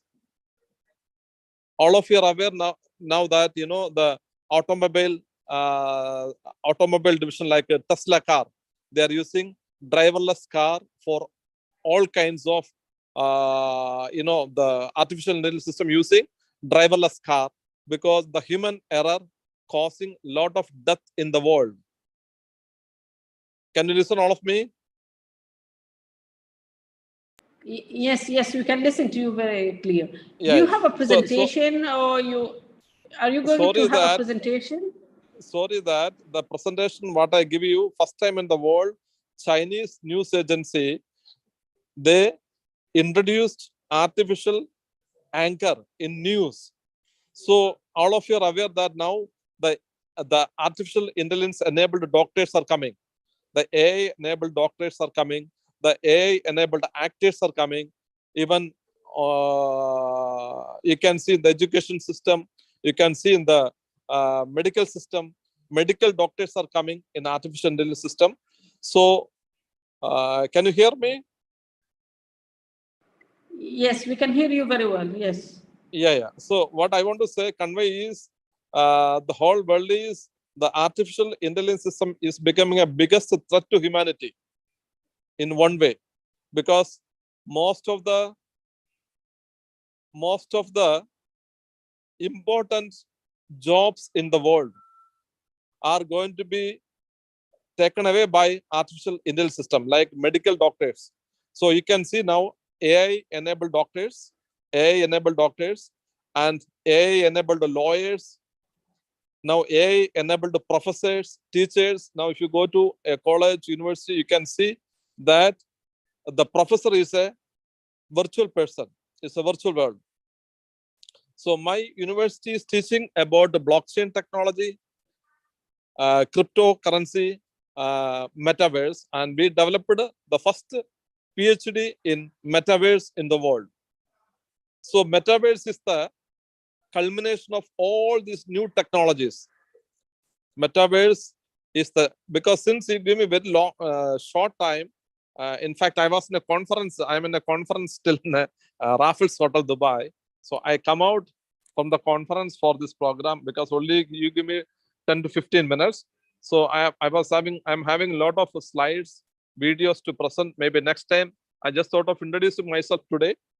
So if all of you like, the next edition, I can go for 1 hour, 2 hour presentation about all these new technologies.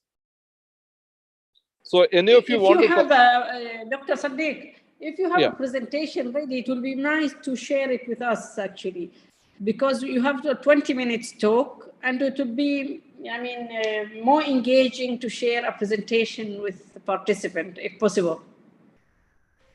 Okay, in that case, give me just 1 second. I'm sending a video about the Singapore government adoption of artificial intelligence system in their system now.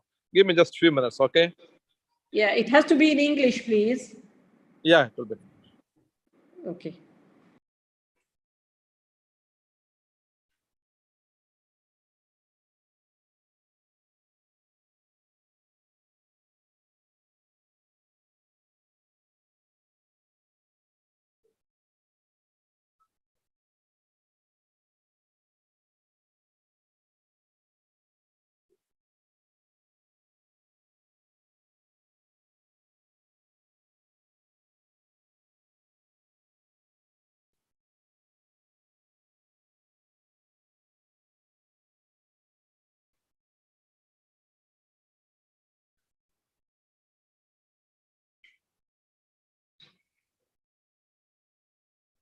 Dr.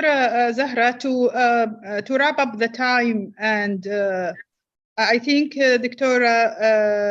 Dr. Hassan and Dr. Hayat is there. Give time for Dr. Sadiq to prepare your presentations. Okay, just to saving the time because the remaining time is just little. I think Dr. Hayat, are you ready? أيوة السلام عليكم. Okay, I already sent you. No, don't send me anything now, Dr. Sadiq. Okay, Dr. Hayat, you can start your presentation. I already sent you one video from the Singapore government, how they adopted the artificial intelligence system in their daily governance. I already sent you. Okay. No. Excuse me. Would you mind please to let the other presenter now present and try to prepare yourself from your side? We are so busy. Accept our apology, Dr. Sadiq. Okay. Go ahead, Dr. Hayat.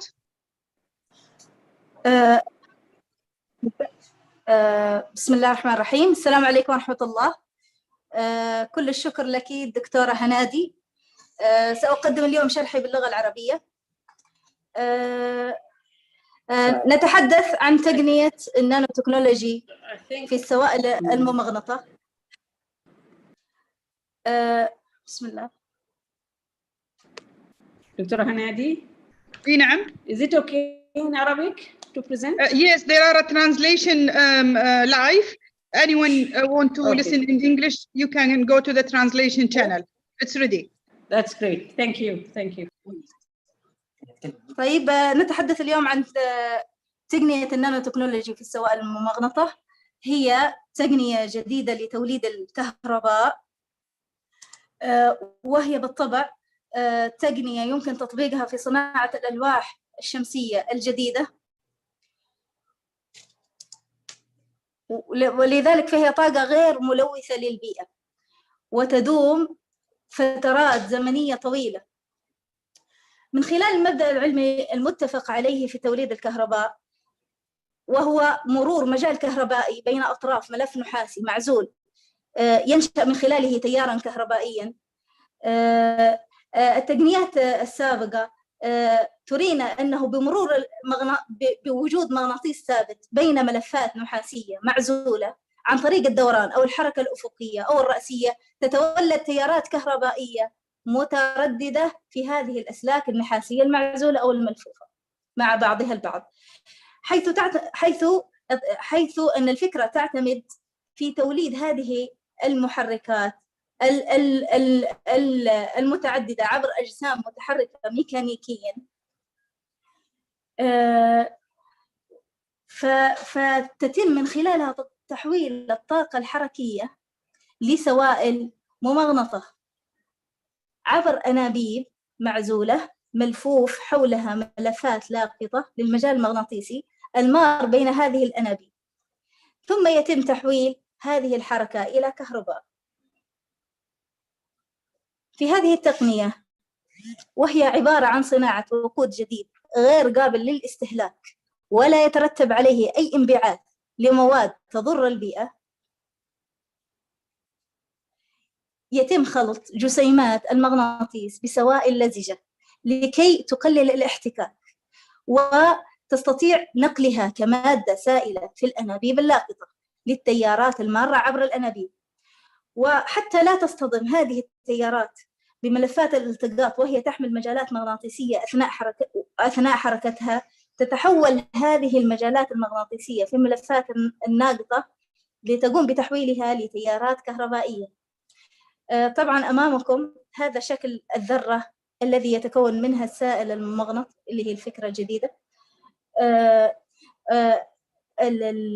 الفكرة أسميتها خان إنرجي، هي تقنية لصناعة سوائل ممغنطة يتم ضخها في أنابيب داخلية وإعادة خزنها من جديد في عملية دائرية داخل جسم معدني معزول أطلقت عليه اسم المحركات المغناطيسية باستخدام الوقود السائل الممغنط. طبعا هذا شكل السائل حينما يمر داخل الأنبوب، وحوله الملفات الملفوفة حوله الملفات اللي تولد التيار الكهربائي.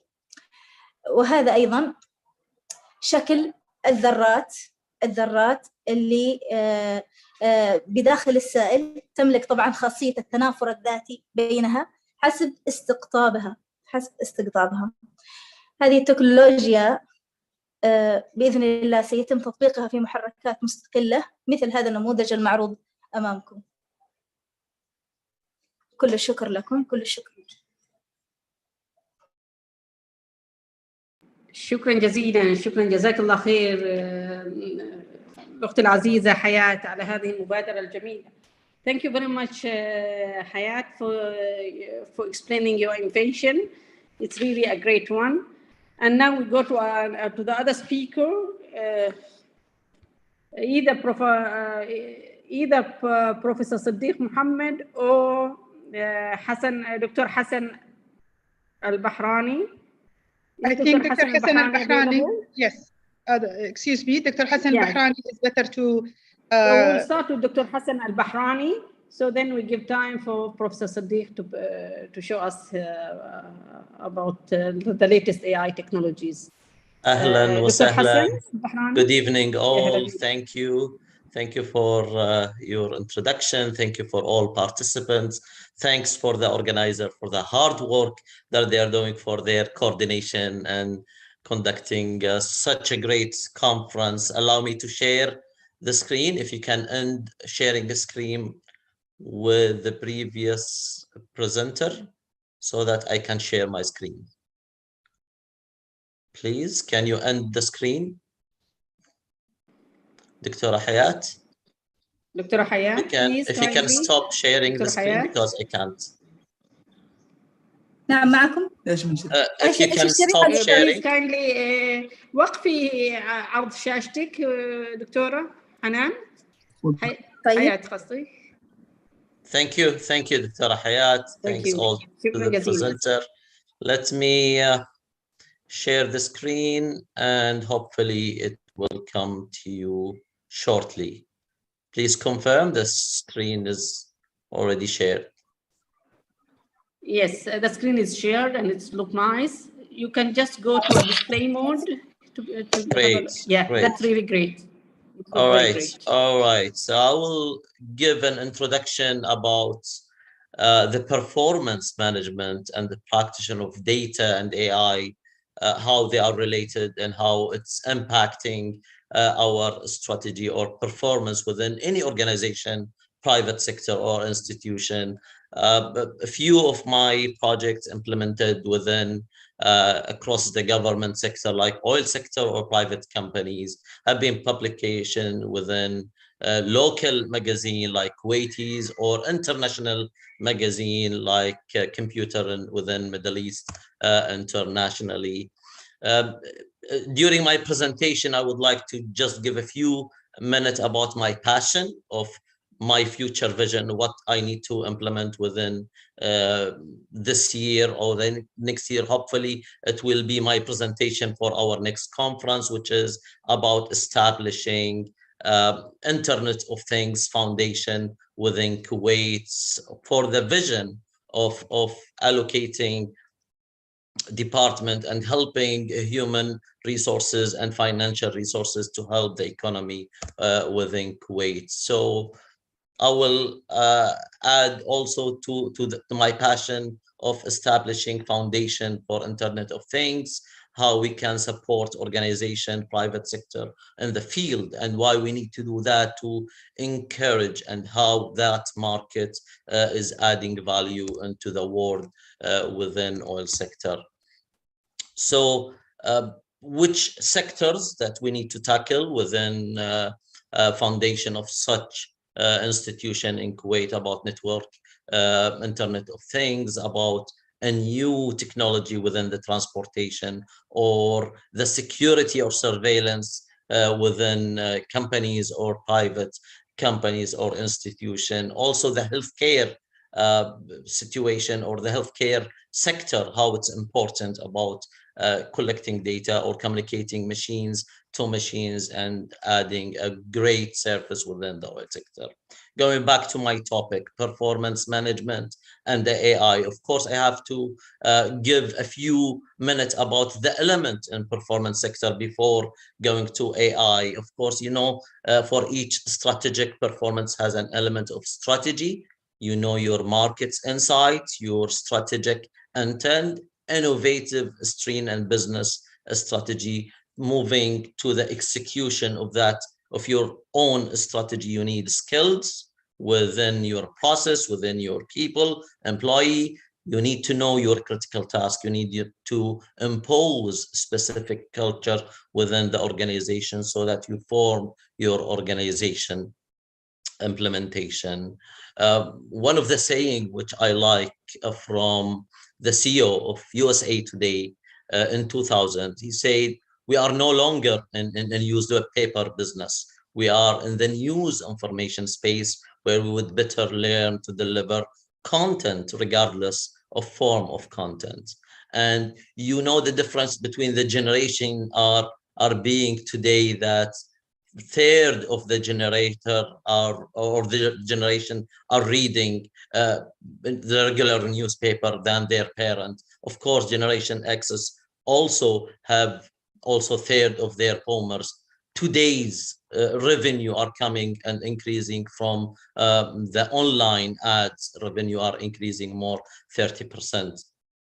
Innovation, when you create your innovation like an online newspaper or online MBA or online communication, it's different between the structure within organization today and how technology is impacting a marketplace. That's why a great link has been found in my research between the strategic performance and the technology implementation. Organization, institution, private sector, or even government sector, they need to know today, as there a change and a quick change within the technology, they need to know in which way or which direction they need to follow. They need a huge limitation to collect the economic cycling or the financial responsibility with the ethics responsibility and legal changing of regulation within the climate. Those change or quick change, you need to collect it fast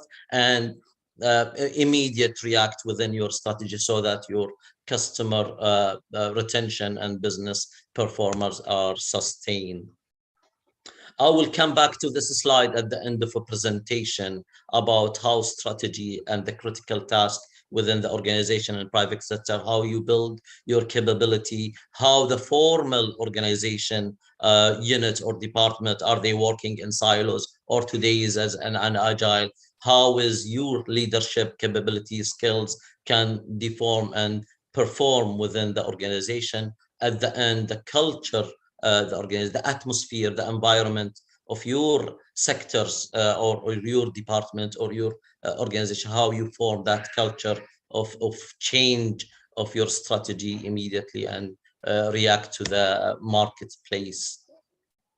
We spoke about the bureaucratic team in the normal structure and the agile team, that the autonomous and the cross-functional needs in today's changing environment. The communication between the department and employee, it's really need a huge amount of information to be transferred from team to team, especially with the geographic office locations or different department communication with a huge amount of data.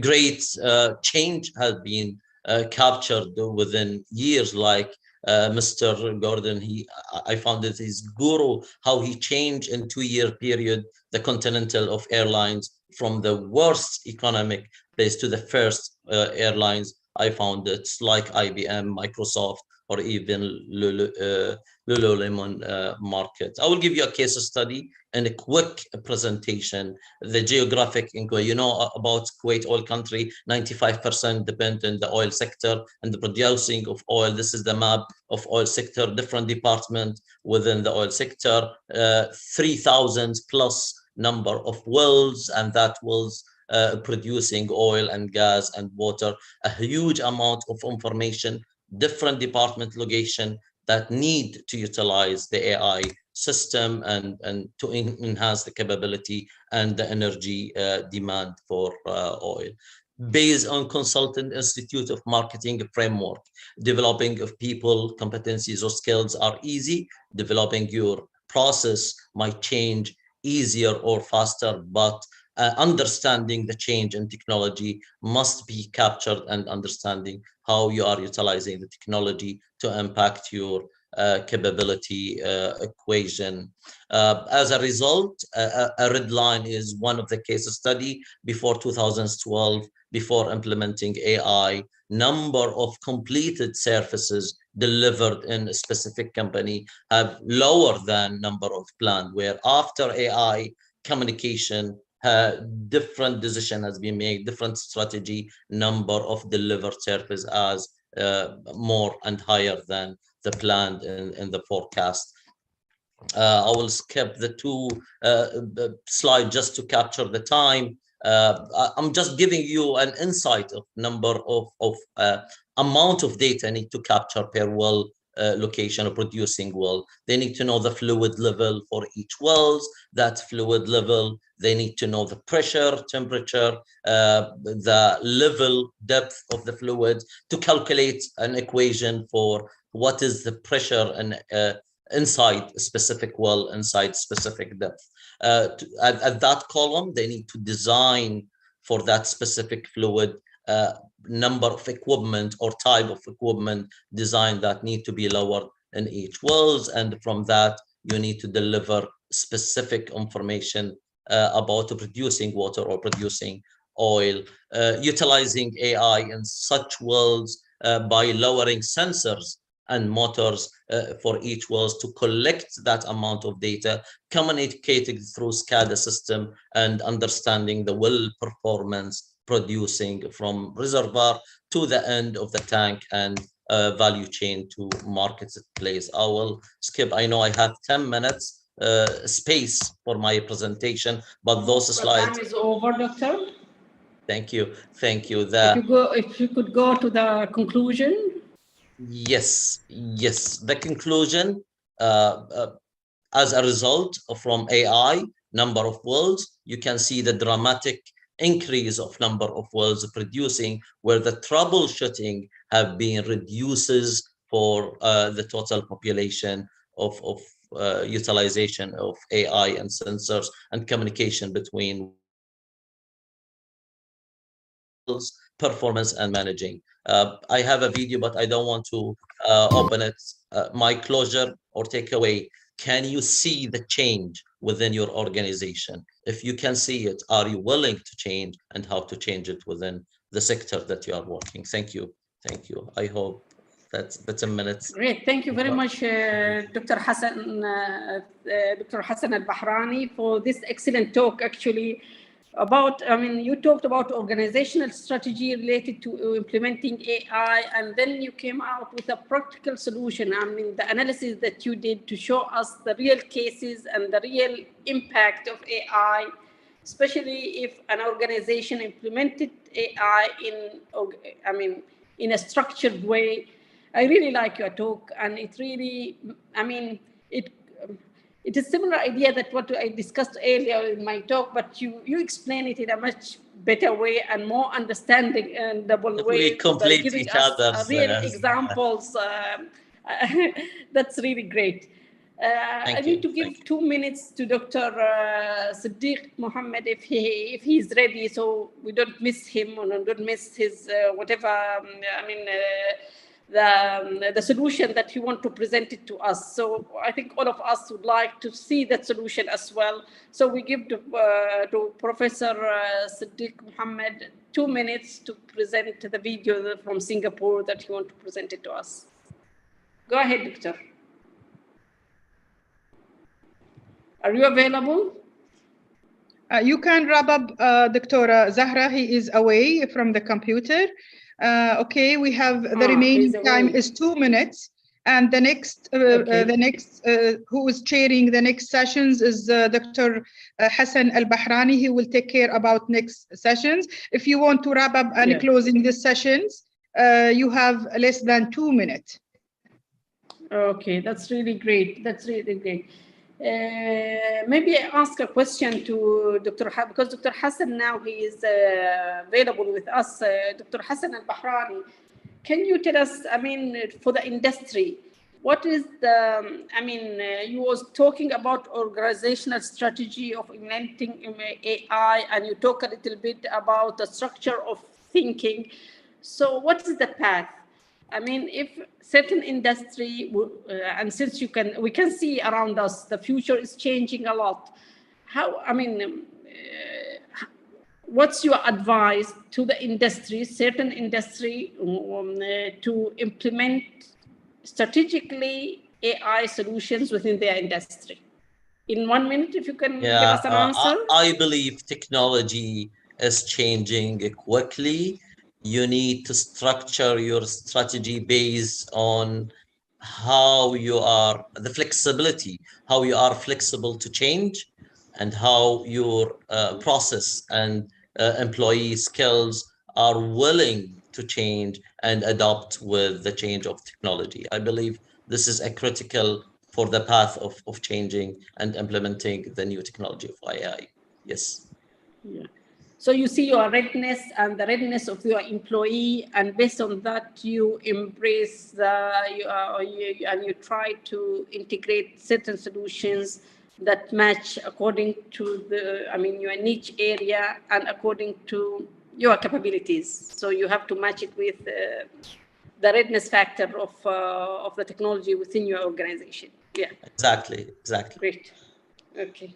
So yeah, sometimes dreaming so big and then you cannot reach anywhere. So so you need to go. Yeah, I agree with you. Thank you very much, Dr. Hassan.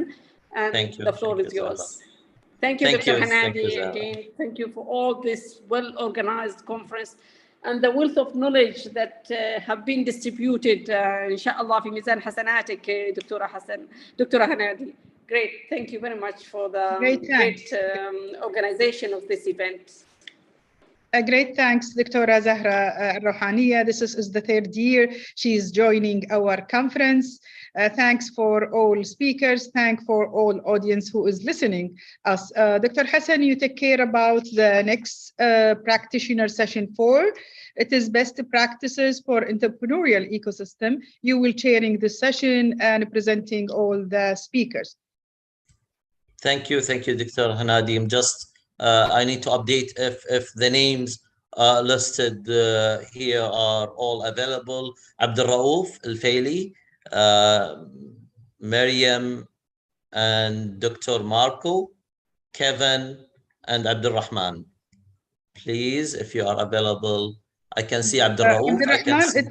Abdul Rahman, it's having emergency case. He is in hospital. Maryam is there. Abdul Raouf is there. Marco is there. I think Kevin will be within a few minutes will be there. Okay, Mr. Abdul Raouf, welcome to the conference. Thank you for your participation. I will leave the floor for you to utilize your time best. Yeah. First of all, I'd like to thank everyone for providing the opportunity to start introducing what is the best practice has been provided or implemented to a client, organization, private sector, in terms of a multiple layer of innovative solution, especially when everyone talking about AI, IoT, big data. So there's a lot of information comes or a lot of talks about this, but these has been successfully implemented. Here where I'll be start providing a quick presentation about what we did as a company, which is I'm from a company called Invita Kuwait. Invita Kuwait, I'm just trying to share the presentation. So to introduce what our next level, what will be presented. Okay. Hopefully everyone is seeing the presentation. Yes, great. If you can put it in show mode. Yes, great. Showing. As I said, I'll start introducing Invita. What is our process? We are Invita Kuwait. We focus in 2 pillars as we are focusing. to provide a multiple kind of solution. We have the BPO, which is business process outsourcing solution, and the other part, which is the ICT services and solution. And what we try to introduce today, and which will be part of our strategy, which are the multiple component or a combined solution that will be provided to a client where we successfully implement and get a lot of success story in different player, different type of service, different solution, which covered AI, IoT, as well as big data, and some other solutions coming under the same umbrella. I don't go through a lot of things, but as what we start, when everyone is talking about AI, IoT, big data, it's a big things, but usually it's to start with a small component that will allow you to go step by step, build the whole solutions. Where what we do as Invita usually, we always try to approach the customer to analyze and understand. We are not a company that we try to sell a solution, rather than because we don't have any solution ready-made or ready available in the shelves. Usually what we always do, try to understand what is the issues that customers facing, what is the problem, and what are the difficulties that suffers or issues always client have to have. And when we started, we have multiple solutions, or we combined multiple solutions. We have it with the oil sector. We have with some other entity, which are different type of kind of business. I'll be going through the presentation with different kind of solution, which has been implemented successfully and working as we are talking today, by integrating the RFID to be part of the big cloud or the bigger umbrella of solution, which have the AI component, IoT, as well as the base where we started from the RFID. These are a couple of success story where I'll be big, probably 2 or 3 success story, and try to explain more in details what we did as Invita Kuwait to make the customer resolve all the issues and start going to a bigger picture and going from, let's say, losses of revenue to generating massive revenue.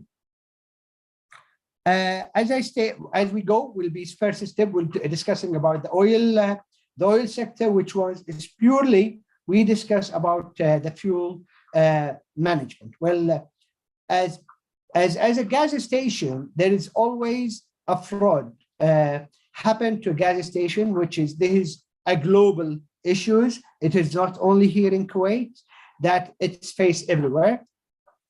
Probably everyone tried to control, either to waive the cash in order to control, but the issue that if you are using a fleet, so it's either by a private sector or even by the government sector, how they will be able to control their fleet of vehicle by filling this gas, the gas to their fleet.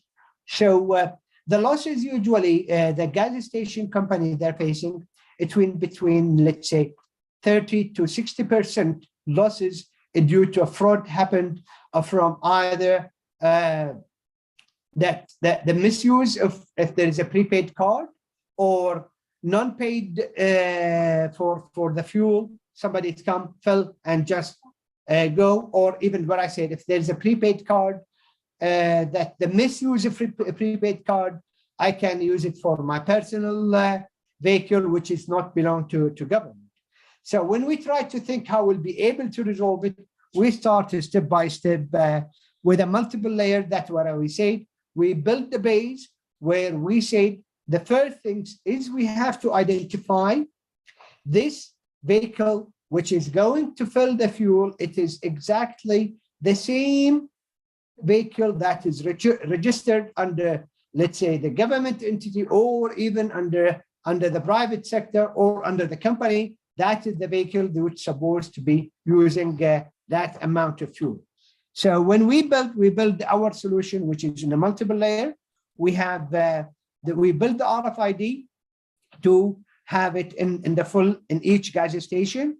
So thanks God, we successfully achieved in Kuwait. We built the whole solution, and now we are expanding heavily in the region. How we'll be able now from controlling, we heavily control it.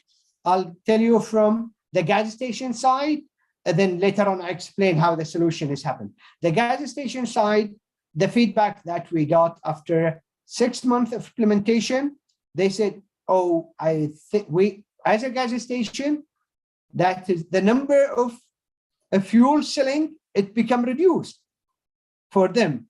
But from the client side, they are happy because they start exactly controlling. If I'm supposed to fill, if I have a fleet of 10 cars, which are, I'm planning to have in each 10 car, let's say 100 USD to be filled, they end up by end of the month, they're instead of these 100 USD, it's gone within 20 or 18 days. Now this 100 USD, by end of the month, they find that they're saving, it utilize only 80 USD. And I'm sorry for interrupting. Just to highlight, the remaining is 1 minute. If you need to close out. I thought I was giving a slot for 20 minutes. So that's why. Oh, really? I'm sorry. I'm sorry for that. Really, I'm sorry for that. Oh. Okay. So from client side, the saving it's become a massive.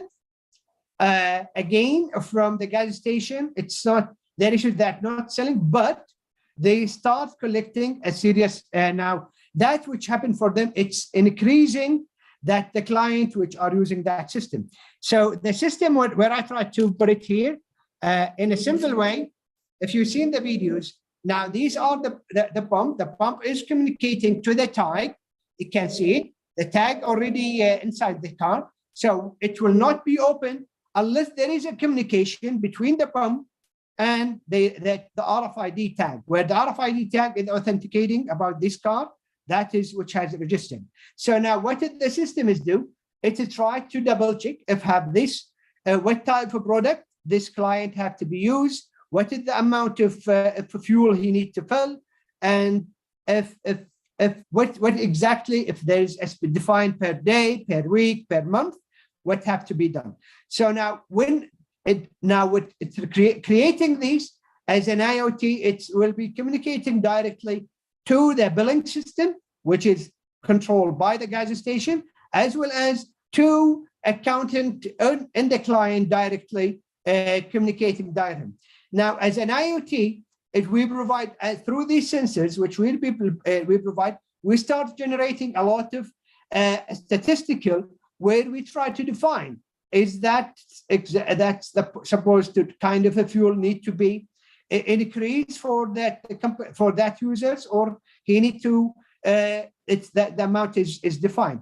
So now this is from a fuel management where we did it, and we build it with both government and private sector, and we successfully fulfill it. That is the step-by-step happening when the car is come as well. Will be a nozzle authenticating with a pump. The pump which will be a trigger through the connection, what type it will be kind of fuel open. And again, accordingly, it will be generating all the statistical reports immediately about the kind of utilization. If that user is misusing this vehicle, the fuel controlling.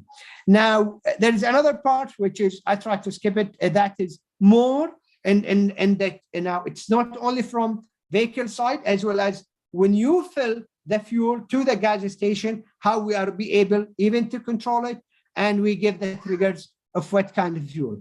I jump now to other kind of other kind of solution. We build it for the livestock. Here, actually, again, as we put as an umbrella, the company where they have a lot of products, it come to them frozen. When they get it inside their the refrigerators, what happened? And you put, let's say, a product A, that's expiry, have let's say 6 months of expiry. You get it in the 1st of November. So you expect that the expiry date by 31st of May. So you need to sell it before that or utilize it. But what happened if you're, let's say, the guy who was there, after 1 week, you get another stock, you put it in the refrigerators, but they didn't put it in a proper controlling. They put the new one in front of the old one. So they start utilizing that the new one. What the company they're losing, what's products already put inside, deeply inside, nobody knows that it will be expired soon. So when we put the whole solution, there will be a tank put in the whole boxes. When you put it inside the refrigerators to allow you what type of a product has been entered. Again, we integrate it as AI with IoT, with all kind of sensor, which coming with the cameras, with the heat, with the doors, with a lot of other sensors that need to be combined together. So it will give you exactly if you put the products in the right location inside the refrigerators, or somebody, or even if the guy who went there to take out the product, he did not take, let's say, product A, which has been installed last week, he took that which is installed in just today. So immediately an alert will be provided to the let's say the guy that, let's say, that to the supervisor of that guy, that this guy, he did not take the right products. He took the new one where he did not take the old one. As well as if the door kept open in the refrigerators, we immediately provide an alarm to the control, to the network operation center, as well as to the supervisor and to let's say, to the management of the finance. Now, as a finance, you immediately, you don't need them to order in a weekly basis if you have a stock. The issue is that as of today, as previously, nobody knows what's exactly available. So usually they use their best practice by ordering every week or every 2 weeks. Now, with that kind of the whole solution, it will immediately give you the alert if you have, let's say, reach the threshold where, let's say, you're supposed to have, let's say, well, 1 ton of a product A to be available, and your threshold, when you in the refrigerators, and if you reach a 300 only 1,000 kg, then you need to have an alarm. But what's happened today, they order every 2 weeks, so they will be having more than a ton. They end up that they will lose a lot of products because they don't have a proper controlling and they don't have a proper data analyzing of what have been there. With a full system integrated, having a CCTV, cameras, sensors, RFID, and all other kind of solutions, we put it in the whole umbrellas, which we introduced the AI, IoT, and all kind of other system, and connect them to, let's say, the sales, marketing, finance, as well as the operation. It will give you a lot of exact information of what you need to order, what you need to sell, what you need to promote. Let's say, even if you have a product that, or let's say a product C, there is not a huge demand. So instead of give it there to be expired, you start immediately, the system will generate a lot of reporting to you to start to provide a proper kind of a marketing strategy where you need to do a proper sales force to sell with a proper promotion. With all this kind of solution, which we already has been already implemented as an Envita, as we said, we try to have a multiple combined solution to put it under the right umbrella and provide it. But if everyone is saying as AI, everyone thought AI is just something which is not a real, start talking. No, there is a lot of system need to be integrated together and provide you with an artificial intelligence reporting and statistic and provide you with the whole solution. I don't know if I reach my 20 or I need to go back, but I think I don't know if I have enough time or I need to stop here. You have 2 minutes. You have 2 minutes for a closeout. Yes, okay. before we move that's to in Mariam. general. Now I'll keep it open for any kind of a question. Even I went thoroughly and quickly. If there is any question or I need to go something to explain more. Thank you, Abdul Rauf. I'm really interested. Dr. Samira, please, you raise your hand if you have a question. Yes, please. Thank you very much, Abdul Rauf. Really, really interesting. And congratulations for all the success you made so far. And I just have a question regarding the livestock, you know, the live livestock that you monitor. I was just wondering, would these sensors also have like temperature detection in order to monitor sick animals from healthy animals? And would this sensor be used for people who are concerned about biodiversity conservation? We can use them in protected areas for monitoring wildlife species? Exactly. The whole solution, even it's not only in that one, it will tell you what type of vaccine have been provided.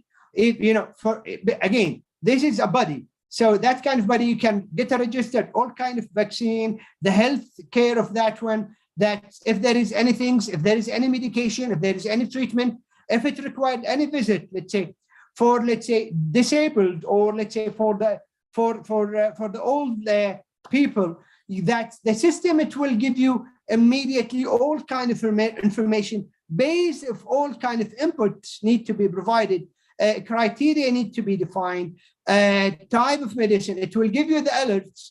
Let's say I need an injection need to be provided every 2 weeks, because as an example, yesterday I was in a hospital and it was in front of me, a case happened in front of me that she don't know what exactly have been given to her mom, what kind of medicine has been provided. Even the nurse, they have a nurse there, but nothing has been registered in the book. Thank you, Abdul. I'm sorry. I'm really sorry. You can continue your discussion within in the conference. The time is already 1 minute past for Mariam. Sorry, Dr. Samira, I'm available, and anybody if have any question, please, he can get my email. Appreciate it. If you can, and I'll be more than happy. Be with us until the end of this session, we can open a discussion afterward. I would like to welcome Mariam from USA. Mariam, are you here? All right, here we are. Mariam, the floor is yours. Sorry for 1 minute late. I would like you to utilize your full time, 20 minutes coming. Thank you. Sure, thank you so much. Hello, everyone. Let me share my screen.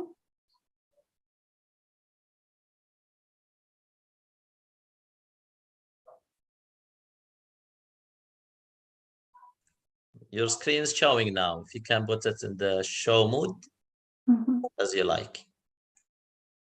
Okay. First of all, I would like to have an opportunity to thank Dr. Hanadi. Thank you, you all, for great and very informative presentation. I'm Mariam Etminan, CEO at 6Success and 21 News. I attend to this festival from California, but I'm new immigrant. At 6Success, our aim is to help entrepreneurs turn their ideas around the world to investable startup, to getting PR to immigrate to Canada with a startup visa program. 6Success is founded by seasoned entrepreneurs and all-in-one technology and business consulting company.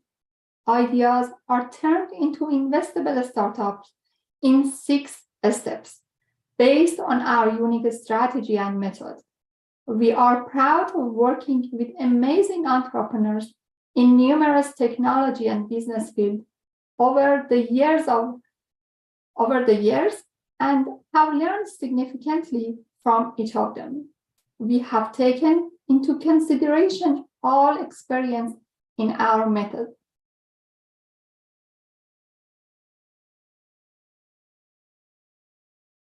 And 6 steps to build an investable startup. The first step is ideation and idea validation. It's important to validate your business idea, especially if you are just getting started. And the second step is training and mentorship. Organizations that are just getting started should think about getting mentors to guide them through the process of building their business. The third step is product design and development. Product design and development is a complicated process that requires specialized knowledge to create the best result for founders. The fourth one is networking and a startup community. Networking is a crucial part of the process, building relationships with other entrepreneurs, employees, and investors. And the fifth one, marketing and sales. Marketing is an investment to create awareness, whereas sales are an investment for company to generate revenue. The sixth step, and the most important one, funding and investment. Funding is the best way to make sure you can start on the right foot.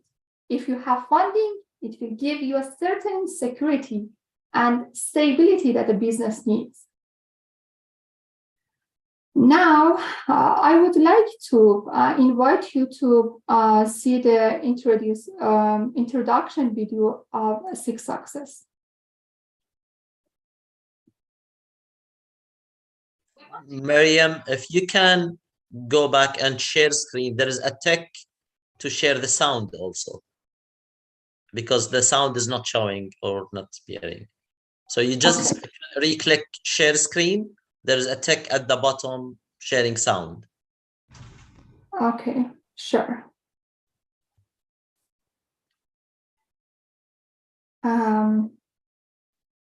Close the sharing screen, stop the sharing screen, and redo the sharing screen again under the button below, share the sound.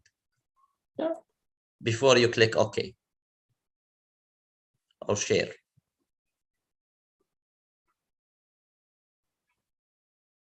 Okay.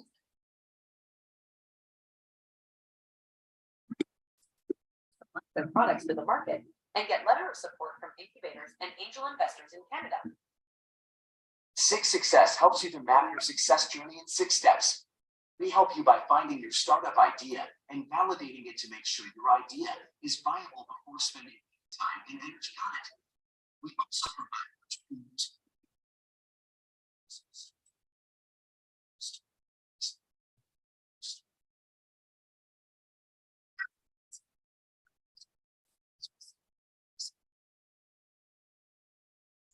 I'm sorry, Miriam, but the voice is cutting and the connection is not clear.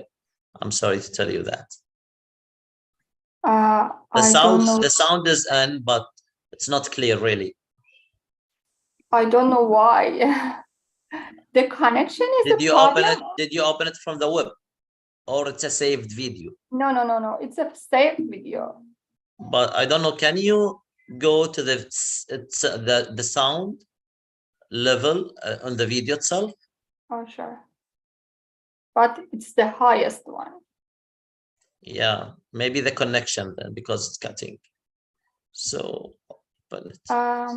It's a little, it's about 10 minutes, 10 seconds. I have to continue. Okay, all right. If you can just put your comment during the video running. Sure.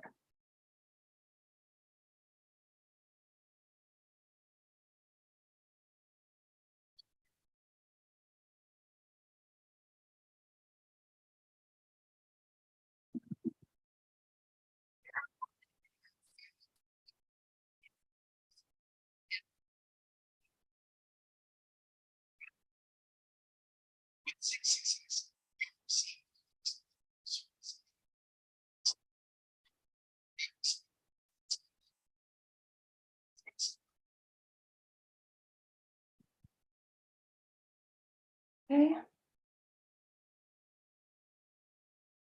Sorry for the voice, that it was not the best quality. This picture shows the process of getting Canadian PR for entrepreneurs all around the world. All are accessible on our website, www.sixsuccess.com. We have more than 100 startups that all have been founded in Canada from 2018, include more than 500 entrepreneurs, and we are proud to work with more than 30 successful partners. You can see here some of our startups in this picture, and I invite you to introduce some of the other startups that we work on them. For example, CalFinder.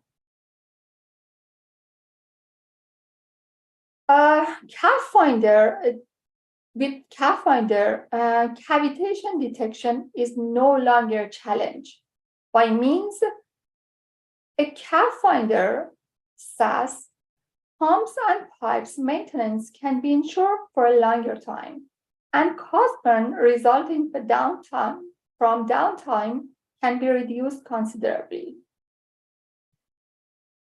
This is the CalFinder video. Hopefully it works better now.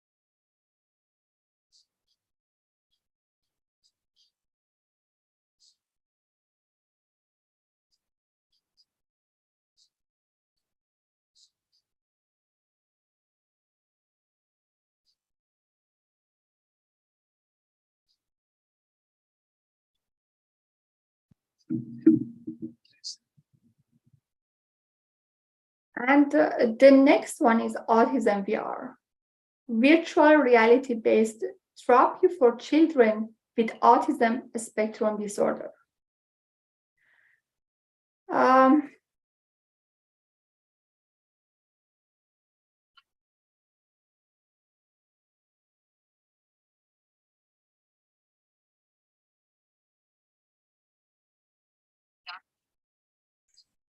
Mariam, I need to ask someone if they can raise the hand. Is the voice clear in the video or only with me?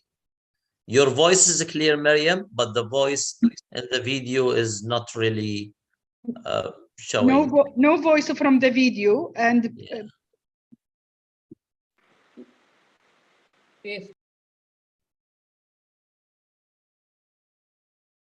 Mariam, preferable if you open the video and you can just add your comment during the video running. Sure, and now I changed the voice system. Please let me check now. Thank you.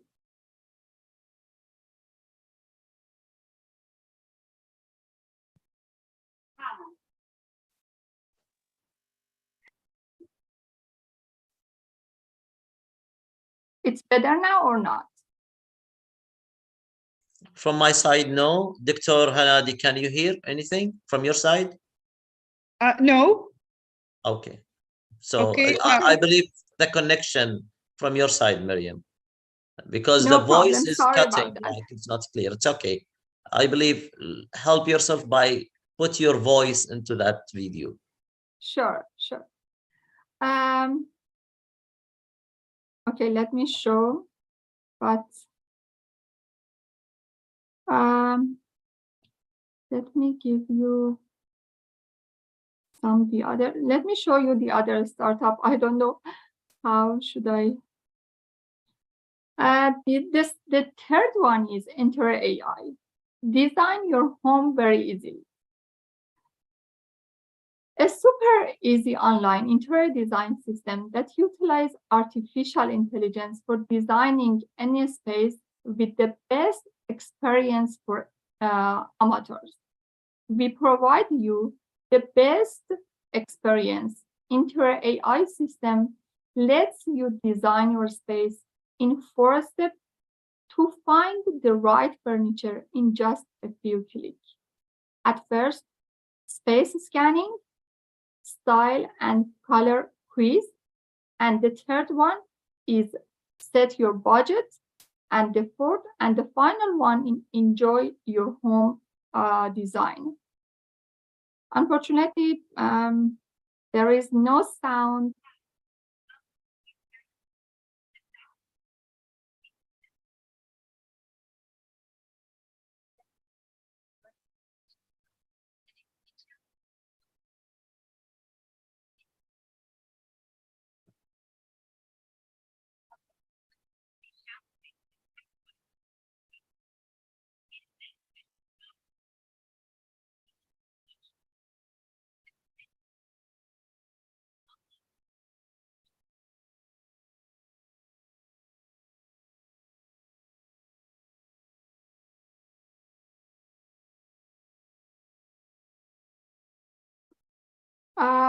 The other one is Botox Street, that we use AI to,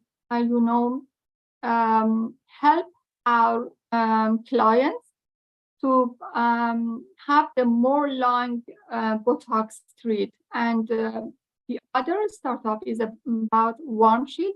That is the layers that they people can use in front of their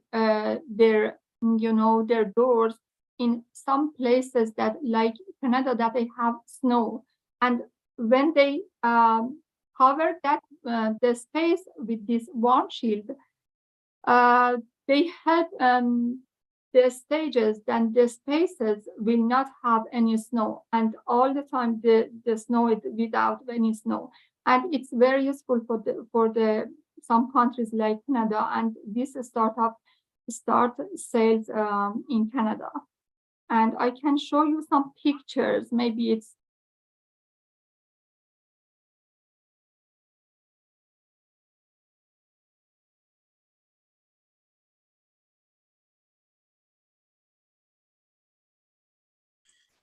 Miriam, the video is not really sounding, and you have more 4 minutes. Sure. Thank you so much. We have more than 100 startups. We established them, all of them in Canada.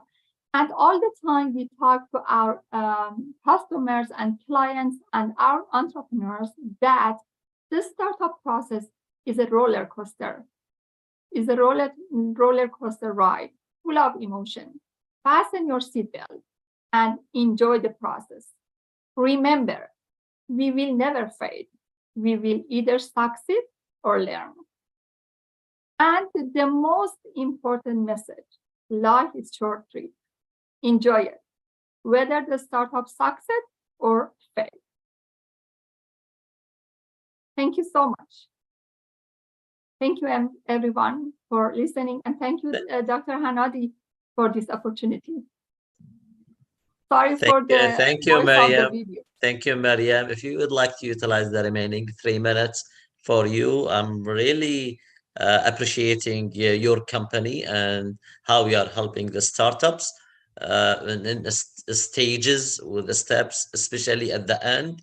You are doing the marketing or helping doing the marketing and the funding at the end, which really helps the startups and entrepreneur. If anyone would like to ask Miriam within the couple of minutes until we move to the next speaker, Kevin. Anyone would like to ask Miriam? Thank you. Thank you. Marco, yes, you have a question. I believe you are raising your hand. Please. Congratulations for the presentation. I would like to know if you have investment policy that you are more interested in your startup ecosystem. Could you please explain more? Actually, I didn't get what you asked. I'm sorry. Is that if there are some sectors, some industries that you are more interested on attracting to work with, to see if there is some kind of linkage between Canada and Finland? Yes, we are interested about that, and you can contact me info@sixsuccess.com or the WhatsApp number that you can see in the screen.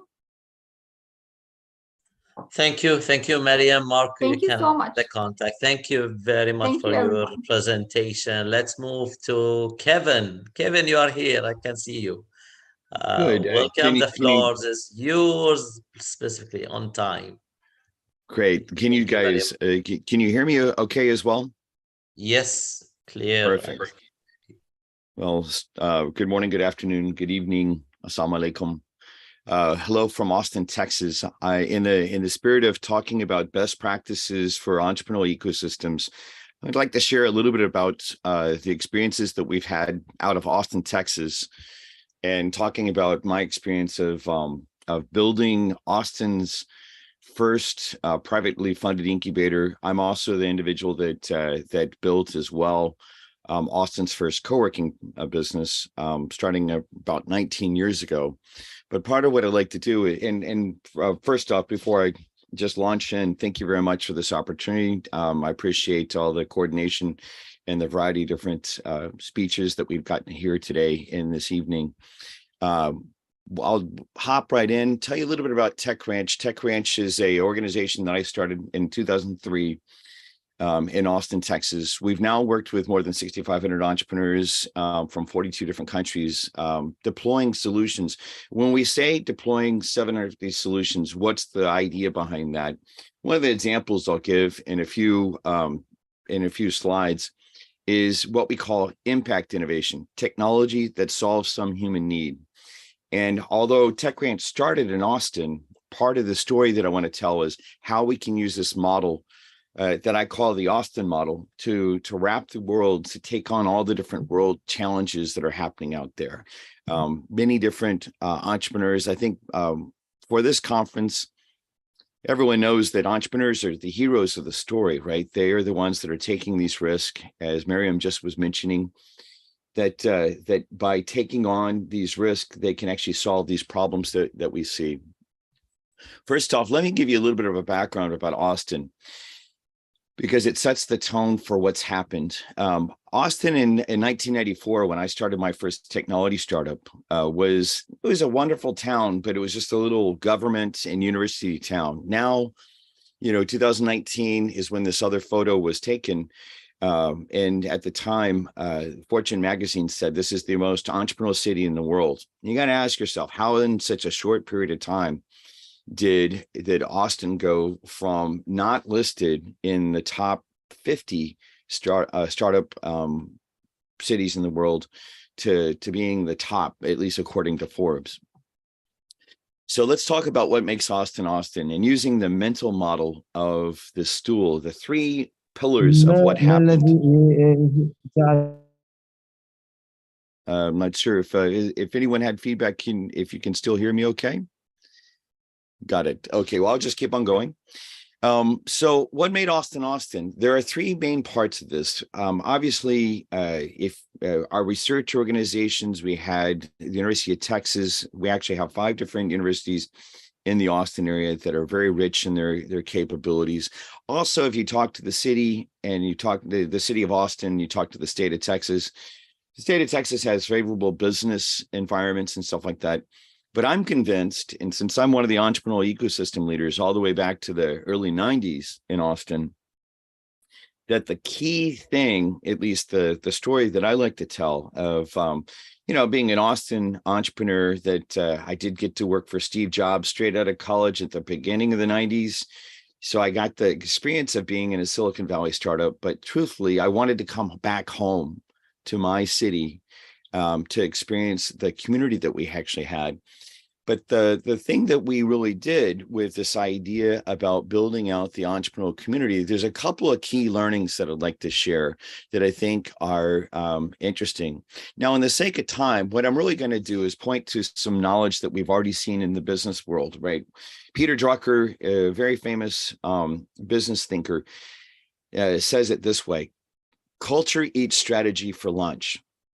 And in the context of this, part of what we as the early stage entrepreneurial ecosystem leaders did, without support from the city, without support from the state, without support from the US government, without anything else, we self-organized. And some of the things that we're trying to do is, how is it that you get across what we call the venture valley of death? You know, if you have an advanced technology and you want to get across the venture valley of death, most of the time the ventures are not fundable until they break the break-even point that we see. You know, that red line is a trail of tears and gnashing of teeth and all sorts of other things to figure out how to get the venture across that. It was our experience. Even though I'd worked in Silicon Valley, it was our experience in Austin. We only had one venture capital company. And if you were not really tightly tied to that group, it was very difficult to get investment. So what we did was we bound together. That is, we placed financial capital with social capital. What is social capital? In this case, social capital is 5 minutes of your insight at the right time in my startup's history is worth tens of thousands of dollars. You might help me make a key decision that gives me just enough insight so that I avoid one of the pitfalls of having my startup fail. Well, if you imagine in those early stages of having, you know, we started with 20 people in this group. We grew it to more than 800.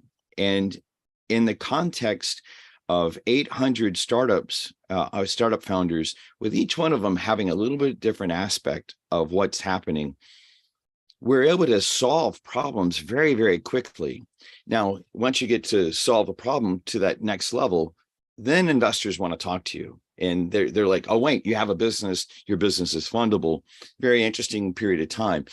Social capital is important no matter what. No matter how much financial capital you have, if you do not have the right social capital, that is finding the right people to join you in the right positions around your company, then things are just more difficult. The other key thing that we learned was this was the entrepreneurial safety net. Part of the problem for entrepreneurs is a lot of times there's no type of safety net. In the United States, despite the fact that we are very entrepreneurial, we really didn't have any kind of safety net. And the safety net in this case was if my startup failed, because I have a lot of connections into my community, I can go join another startup. In fact, I had a startup that failed at the in the early 2000s, and when it failed, I immediately was able to join on the founding team of another startup that actually ended up being my saving grace to resolve, to overcome the difficulties that I had with that. So this concept is really, really critical. So the way that we actually influence this, and I could talk about this for a much longer period of time, but to give you kind of a couple of key takeaway points, promoting loose ties between lots of parties. There's a body of research that says that talks about loose ties, the power of loose ties. If you want to look at one of the research papers, the power of loose ties speaks about a specific research paper that talks about if you can increase the number of loose ties that one entrepreneur has. That's the first thing. The second thing is creating a culture of mutual support. One of the reasons I left Silicon Valley, growing up in Austin, I went to Silicon Valley for that Steve Jobs startup. But one of the reasons I came back to the city of Austin in the early 90s was because we already had, from our cultural perspective, we already had a very supportive culture. What we did was we encapsulated that into the entrepreneurial network that we were building and really promoted what are the styles of doing that. In fact, there's a couple of key things about how to structure those kind of cultures that now I've carried around to different parts of the world. The key thing about it is it's almost like teaching entrepreneurs the dance steps for how is it that you can interact with others to promote this healthy culture. And when I say culture, I just really mean, create situations where that social capital that's innate around the world can be unlocked and interacted. So where we've taken this is, there's a disease. I'm going to give you a specific example of how we've taken this model from Austin, and now we're carrying it to the world through what we call venture bridges. The key idea that we learned in Austin is we needed connective tissue. Before there was entrepreneurial density, we needed to create connective tissue. What TechRanch has been doing over the last decade is creating venture bridges to other parts of the world to drive connective tissue. In the case of this one disease called leishmaniasis, I've covered the actual SOAR. There's a disease that a lot of people in deserts of the world actually face. And a lot of times these are poor individuals. They don't have access to some of the testing and things like that. The Pandemic Tech Accelerator came to TechRanch, and they're one of our entrepreneurial teams, came to us and said, hey, can you help us solve the following problem? And through our network, we were able to connect this Ethiopian doctor that had the insight with Houston capital, that is financial capital from Houston, Austin entrepreneurial expertise about how to navigate this network, and then Australian manufacturing. There are two different technologies in our partner city, Adelaide, Australia, at Flinders University, that were required for putting together to solve this problem.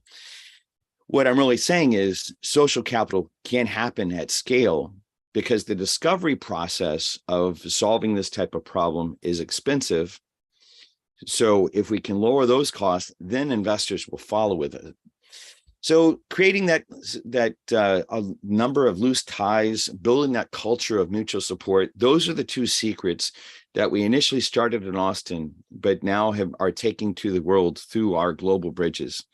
If anyone would like to talk to us about it, I'd be very excited about making connections. I appreciate this opportunity to speak today and share just a little bit of Austin, but also in my perspective, I think because the group that we are driven by vision and values about how we can make the world a better place, right? That is the underlying conversation happening at the conference. Well, we'd like to be your partners in changing the world for the better. Let's go change the world for the better together. With that, thank you very much for the opportunity to share today. And I look forward to getting to participate with you in future conversations. Thank you, Kevin. Thank you for the on-time presentation. I would like to thank Abdul Rauf, Mariam, Kevin for the session where the topic, starting from Abdul Rauf with the excellent practitioner happening within the company and utilization of AI and the benefit and the value showing within the examples presented in his presentation. Mariam, I are really excited about your company, the steps about how helping the entrepreneur, the startups business, especially in the sector. And Kevin, your presentation really added value to this session. If we have 10 minutes before we move to the next session, if you have any question to the speakers, please come forward. You raise your hand, and we have 8 minutes for the discussion. Otherwise, I will move to Dr. Hanadi. Dr. Hanadi, if you can give me who is handling the next session. The next session will be handled by Professor Mike Boslers. He is coming in. And still we have 8 minutes. No, don't handle it. You have 8 minutes. You can open discussion between the speaker. Mariam, do great presentation, and also Kevin. Mariam and Kevin, it's from the United States, and Abdul Rauf from Kuwait. Mariam, what is your opinion about the growth of accelerators in the United States in comparing with MENA region or in comparing with the European region? Specifically, you are a leading accelerators in the United States. Actually, we work with the US, but we don't work with the European accelerator, and we and I'm not familiar with the European one. But in the North America, we would like to help entrepreneurs to, fundraising for their startups, and we prepare the pitch for them, and in the comparison, I cannot see any, say anything about that.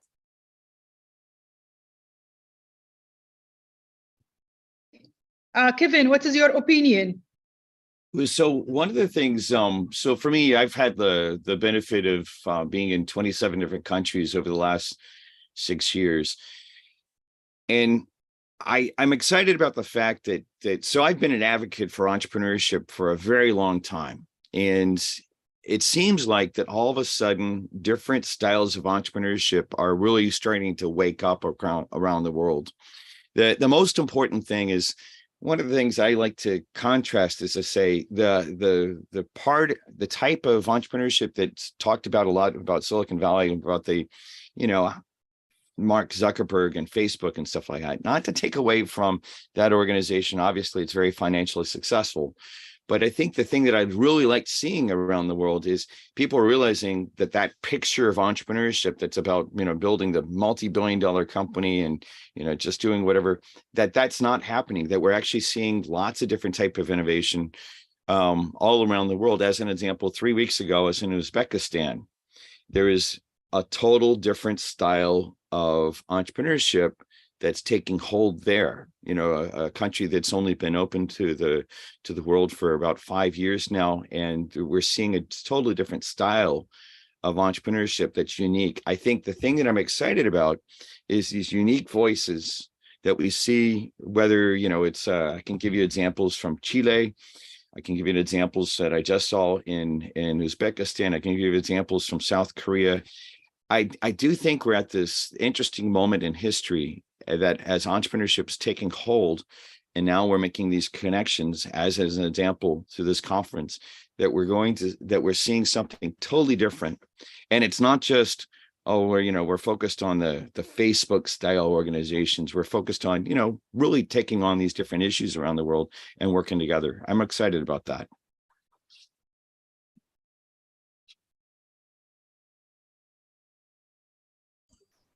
Abdul, you have anything to add?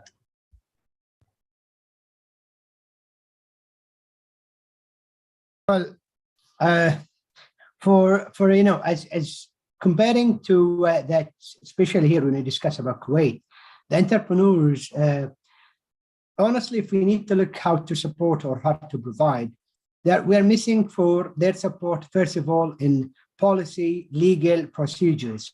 Here, where we need that, especially all that's the company, the entrepreneurs, or even the small companies, missing a massive legalization process, which allow them to grow and provide all kind of different type of services and solutions. So, as I'm talking here from Kuwait, the government had to support the small company and the entrepreneurs to make them go and see the real life and how they start. From solutions, they have a massive and a great solution.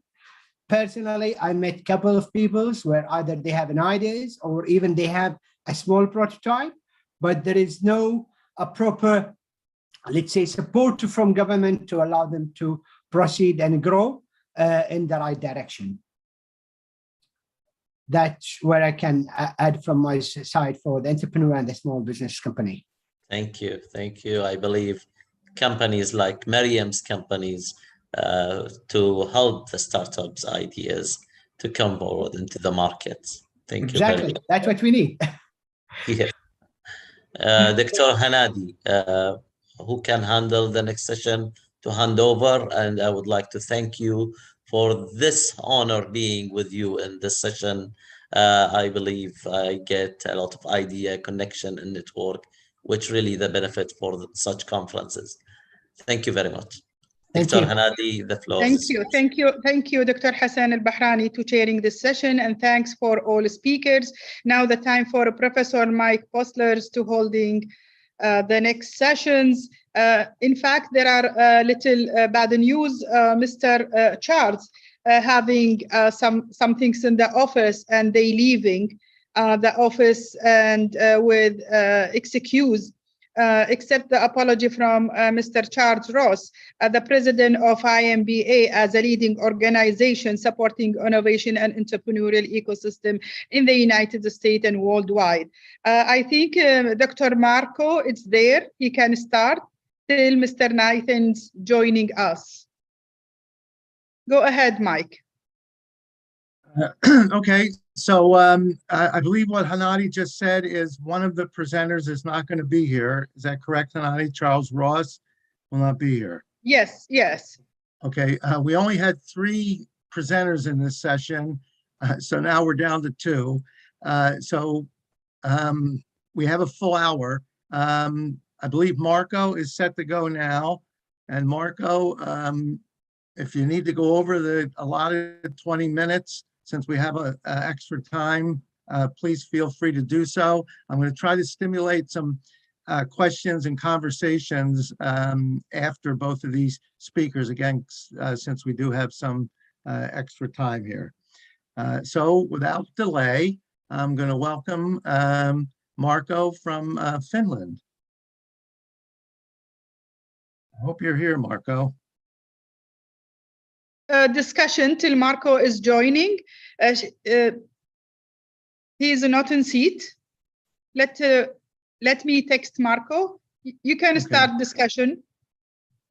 Okay. How about Nathan? Is Nathan here? I think Nathan will join on time. Still, we have 20 minutes. Okay, he'll be here at 10:20. Okay, so we're trying to get a hold of Marco, and Charles isn't here. So what do we do? Michael, what is your organization? Oh, okay. Thank you, Kevin. I appreciate that. So I'm a finance professor at Stockton University, which is in New Jersey, just outside of Atlantic City. I'm a professor of finance. My research has been done with Hanadi in the field of innovation and entrepreneurship. I teach a class in the MBA program in new ventures. And the way I run the class, they break down into groups, typically 3 or 4 people, and they're tasked with coming up with an idea for a business. And some of the students, this is an academic exercise. Some of the students, they actually go forth with this. So the first thing the group has to do is come up with an idea. Then I show them how to do a feasibility study to make sure that the idea truly represents an opportunity. So is there a market for this? Is it economically feasible? That is, it will be profitable. And I try to emphasize to the students that they really should look for ventures that appear to be extremely profitable. And I tell them, if you look into a market and it's just sort of marginally profitable because you're brand new and into the business, as smart as you are and as well planned as you may have done things, you're still going to make some mistakes. And the mistakes typically are costly. Well, if you have a venture that's very profitable and you make a few mistakes, it turns out to be just profitable. But if you start out with one that's just sort of marginally profitable and you make mistakes, then you're going to turn into losses. So they have an idea. We do the feasibility study to see whether the idea is truly an opportunity. And then if it is an opportunity, then we go into doing a full-blown business plan. And most of the course is spent on teaching each of the parts of the business plan that are necessary. And then the last 2 weeks of the class, each group presents their business plan. Usually it's a PowerPoint presentation too, presents their business plan to the class. And I say to the class, look, you're investors and you're considering investing in these business plans and these ventures that are being presented today. So at the end of the class, would you invest? And of course, why would you and why wouldn't you invest? So by the time the students get out of the class, they at least understand maybe they're going to go forth with these projects. And I have had probably half a dozen or so that have been very successful. But even if you don't go forward with it, you've now learned how an entrepreneur has to think. And even if you go into business or whatever you end up doing, today, everybody really needs that entrepreneurial spirit and that entrepreneurial type of thinking. Even if you work in a large corporation, we use the term entrepreneurship if you're working within a large corporation, but still the corporations have to have a very entrepreneurial mindset because everything is changing so rapidly. Today, technology, and we've heard a whole lot of papers here being presented on how technology is being used and how artificial intelligence is coming in and how the whole marketplace is changing. And business owners and leaders, of course, have to be able to respond to that. In the US today, and I would assume in many other parts of the world, after the lockdown due to COVID, everybody went home and started working remotely. Now, many of those people have come back, but there's now a trend from some of the workers to say, look, I'm looking for a little better work-life balance. And working at home means I don't have to even get real dressed up to go to work. It's all done over Zoom. I get dressed up here and wear shorts the rest of the way. And I don't have any travel time going back and forth to work. So the workers are arguing we want a better work-life balance, and we can get that if we're able to work at home at least part of the time. Now, some of the companies are saying, well, we're not so sure this is a good idea, and we're worried about how productive the workers will be. I looked up some studies as much as I could find, and I think what I saw is right after the lockdown and people started working at home, productivity went way up. So it was actually an increase in productivity from people working home in the beginning. But now the most recent work I've seen is exactly the opposite, that the workers are less productive now than before. So that's what I do. I teach finance as my main subject, but I do have this new ventures class that is the most fun class for me to teach. I teach it every spring. I actually look forward to it. And I like to listen. Professor Mike, yes. I'm sorry to interrupt you. Mr. Marco ready to present as a first presenter till Mr. Nathan join. And we can continue the discussion after the presentation. Go ahead, Terrific.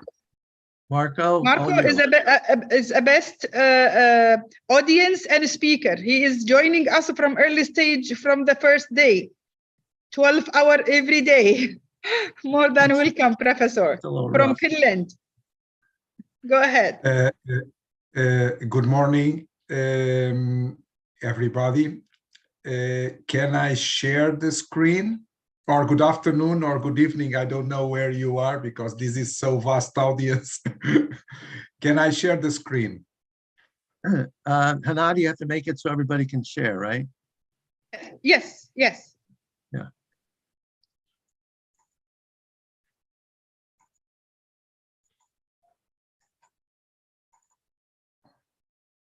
Is it sharing? Yes. Very good. Did it happen something? Looks like it's working well, Marco. I can see it. I'm assuming everybody else can. So let's go.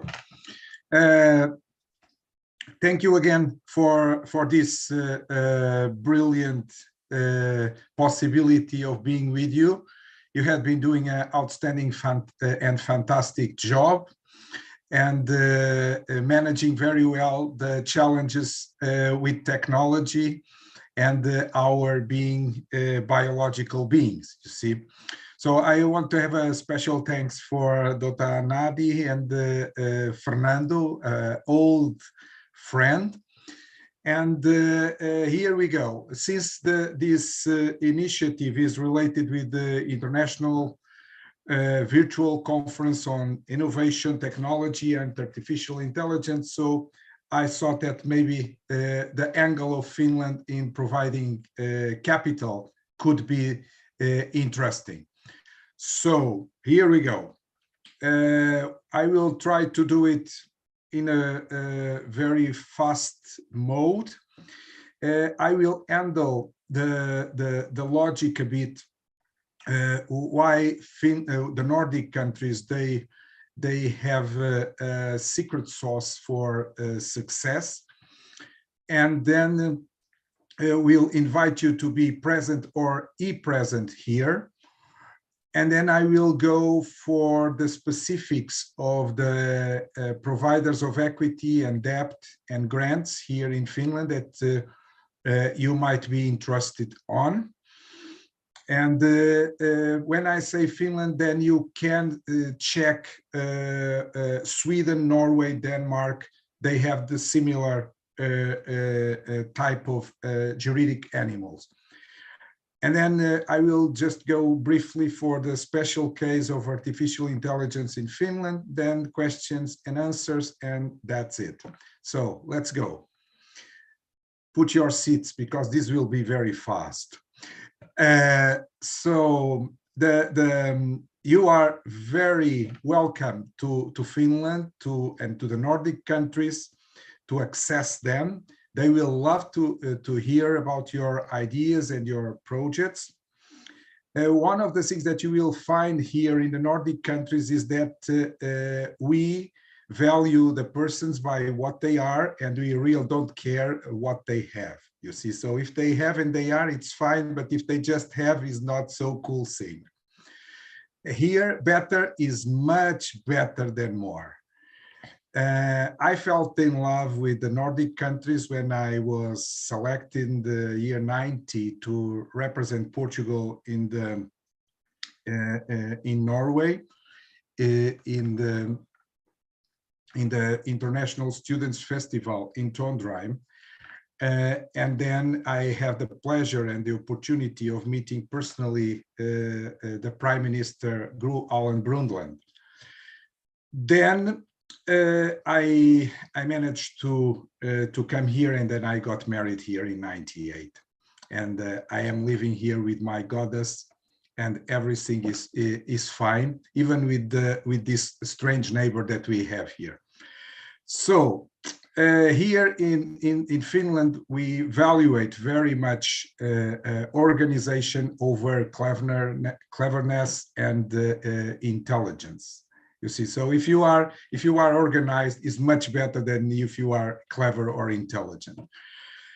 Then here, the other thing that is nice is that when you say yes, that means yes. When you say no, that means no. It's clear talk. We don't understand conversations about tax evasion, small talk, wasting resources. This is not our thing. It's a very children-centric society, you see, so children are the top, children are the best in the world. And I have to admit that this intersubjectivity of innovation that the Nordic countries developed must be one of the top inventions of the Homo sapiens in the last 350,000 years. And here we go. I am putting the 4th year now. So you can be in the Nordic countries by being present through the traditional way of foreign direct investment, alone or with partners, or through this special mechanism that Estonia developed, that is a Baltic countries in the south of Finland, that is called e-presence. You can be here digitally. So think about it. Then where do you can get equity from Finland? First, you can go straight to FinFund. And as you see, FinFund has got these investments around the world, and they target very much emerging markets.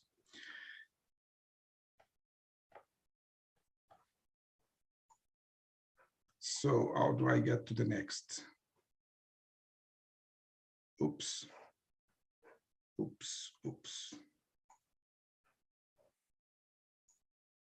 Okay, so the next stop can be TESI, and this one of the things of the Nordic countries is that we are very transparent, you see. So I am putting here the names of the persons that you can contact directly. You don't have to do it through me. You can go there.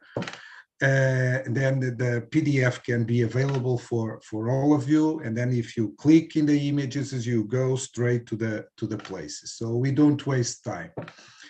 And this TESI has got one particular interesting thing that, for instance, if you want to establish a private equity fund or a venture capital fund here in Finland, if you allocate 10 million, then they allocate 10 million as well. If you allocate 5 million, they allocate 5 million as well. So, and as long you pass the due diligence, you can do it. So then the next, you can address the business angels network here that is huge. And here again, you have the contact. You can go direct to the director of the Business Angels Association. If you want, you can go directly for equity to the Venture Capital Association of Finland, where you have lots of asset management and lots of fund managers on private equity and on venture capital that you can access. You just study them and then approach them. Make sure that you did the study before, so you don't make mass proposals, you see, because they don't like to waste time. Then the next thing, we are entering the debt. So we saw the places for equity that you can access, and then and by the way, I invest as well, but that is another story. Then we are entering in the world of the debt. So if you want to get debt, so you have Finvera here in Finland and the Nordic Investment Bank. Just for your curiosity, take a look to the Nordic Investment Bank balance sheet and to the World Bank balance sheet, and then tell me. Regarding banks, you have the largest bank in the Nordic countries, which is Nordea Bank, which comes from the idea of Nord idea. So that's it. And then you have Danske that is based in Denmark, and then Evli Bank that you will see later on more things. Then these two other banks, Bank of Ireland and Actia Savings Bank, Carnegie Investment Bank, and Alexander Corporate Finance Bank. In my second presentation today, you will see the founder of Alexander Corporate Finance. Then you have BNP Paribas, Fortis, Pop Bank Group, and then you have a bonus. We jump already from the debt side to the grant side. So if you are looking for grants, you can access to the Association of Finnish Foundation, which has got something like 800 funders. You see, so the only thing, you just have to do your homework to study each of them to see what is your unique selling proposition and go. Be selective, don't make mass emails and whatever. Make sure that is a people-to-people relation. Then more funding, because I have been seeing in these 3 days that they are persons from the academy as well, and these persons from the academy, they can access to these grants as well. Academy of Finland, Sitra, EduFi, and again the Council of the Finnish Founders. By the way, you might not be giving great attention to the grants, but remember that Google was funded with grants first. You see, so they start to lure Larry Page and Sergey Brin with grants mechanism, and then after that they were invited for the venture capital community. So next, then you have this type of grants as well for research and development, for cooperation between companies, when companies they have common projects, when you are exploring more different things. And then you have for youngsters, for energy, and then for growth energy engines, and then material audit funding. You see, so very specific things that they have funding. You see, so whenever they feel that there is something that might be a source of unicorn, then they are in. Then you have more examples, and then more examples here as well. And then you have this one, this Finn partnership, which is another source of grants, and in certain cases debt, and in certain cases equity as well, not directly but indirectly.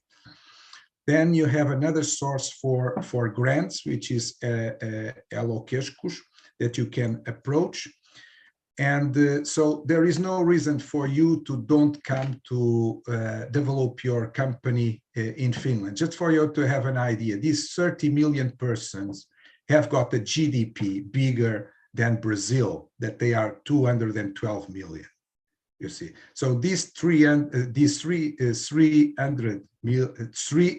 million, I'm sorry, the Nordic countries, we are 30 million persons with a GDP higher than Brazil with 212 million, and 60% bigger, larger GDP than India, which is by the end of this decade, the largest country in the world. So if you are thinking about internationalization and you are not in the Nordic markets, well, I don't comment here, I will comment privately.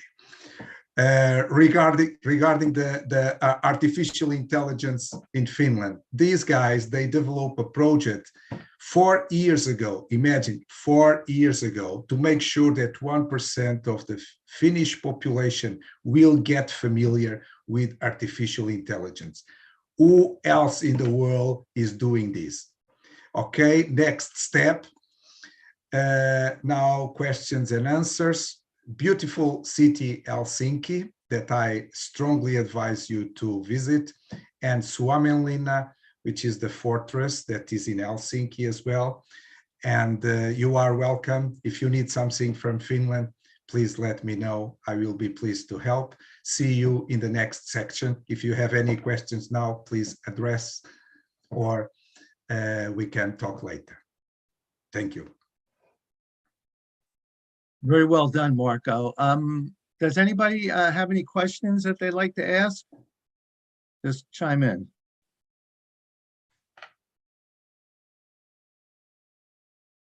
Okay, I don't hear any. Let me ask something.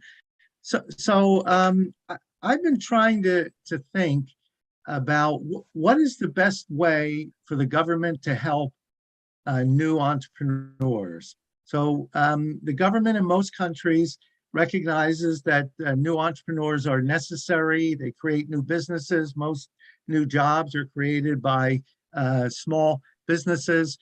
So there's in most countries, I believe, there is a desire to try to help companies and entrepreneurs get started. So the entrepreneurs, usually their largest challenge is capital.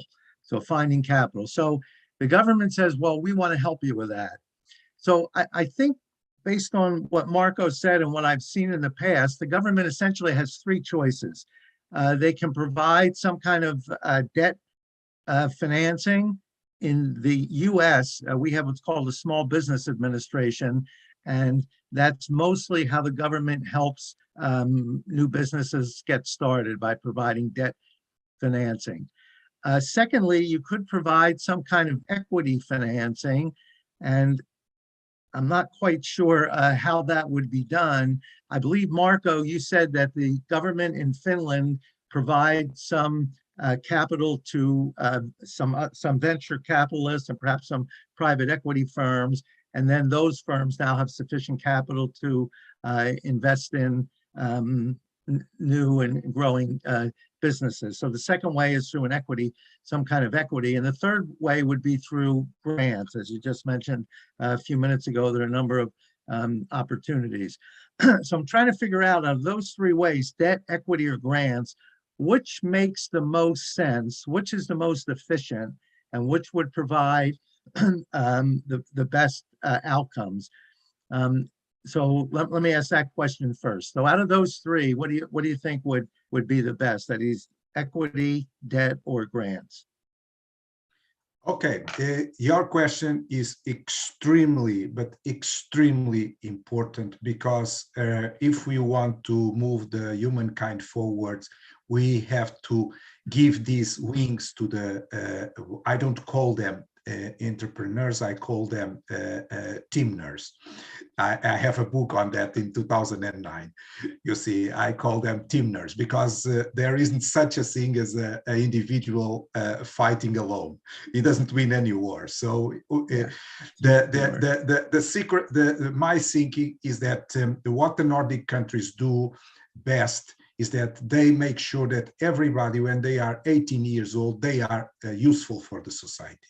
They have a great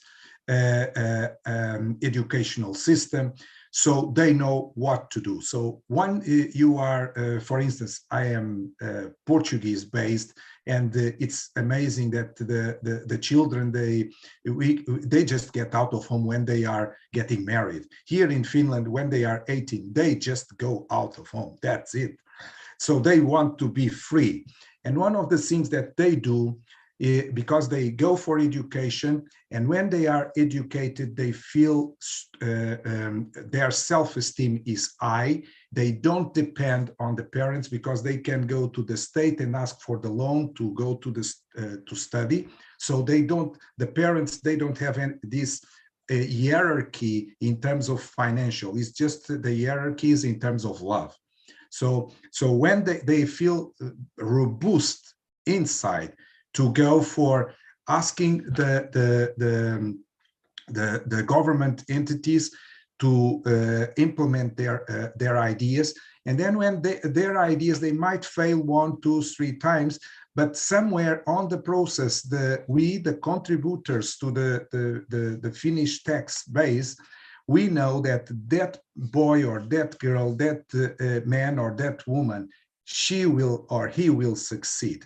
You see, so the combination of the grants, the debts, or the equity is just the package that is there available for those that have been investing in education. You invest in education, then you can access to it. You don't invest in education, so these things, these possibilities, they are not available for you, because you don't have the right mental model of how the world works.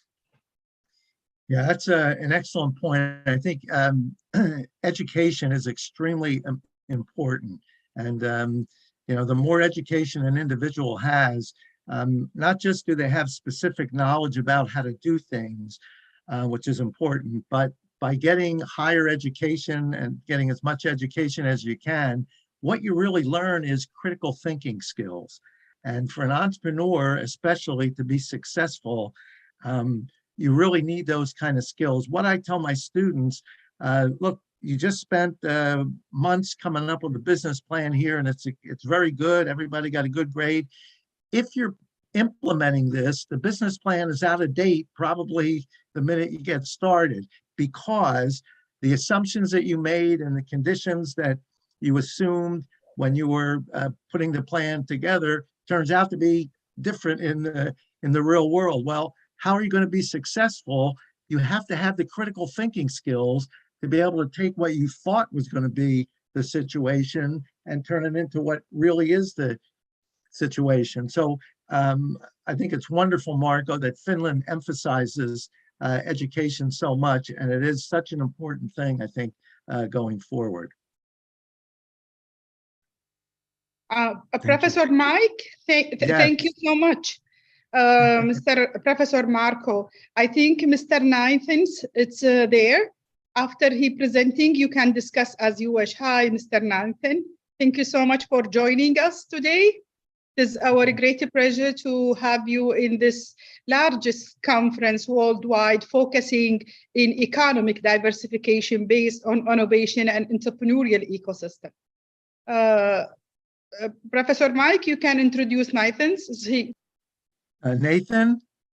So Nathan, is that pronounced Ole? Ole. Ole, okay. Nathan Ole, a fellow American. So fire when ready, Nathan. Well, thank you very much, and thank you for the opportunity to be with all of you today. Really excited about the conversations that are happening, and really very much appreciate the opportunity to be with you. I'm Nathan Ole. I'm the president and CEO of the International Economic Development Council. The IEDC is the world's largest economic development association with just over 4,800 members from across the world. We're a nonpartisan NGO membership organization specifically focused on economic development. And as a part of that, we provide rigorous certification and ethics standards across the economic development spectrum, including professional development opportunities for both individuals and for organizations. So we have certification programs for individuals as well as organizations. So as accredited economic development organizations is an accreditation that we provide to organizations. And then we have 2 professional development certification programs for individuals in the economic development field. One, which is more typical to the certified economic development profession, and then another specifically focused on entrepreneurship-led economic development called our EDP certification. Both of these certification programs provide opportunities for people to both pursue and address their own professional development opportunities, but also obviously to push forward economic development and entrepreneurship-led economic development activities across the world. Our members include local, state, tribal, provincial, and federal governments, private and public partnerships, chambers of commerce, universities, and a variety of other institutions across the globe. And they really are centered around promoting economic well-being and quality of life for their communities by creating high-quality jobs, developing vibrant communities, and improving the quality of life in their regions. Today, I want to talk a little bit about entrepreneurship and entrepreneurship-led economic development in particular.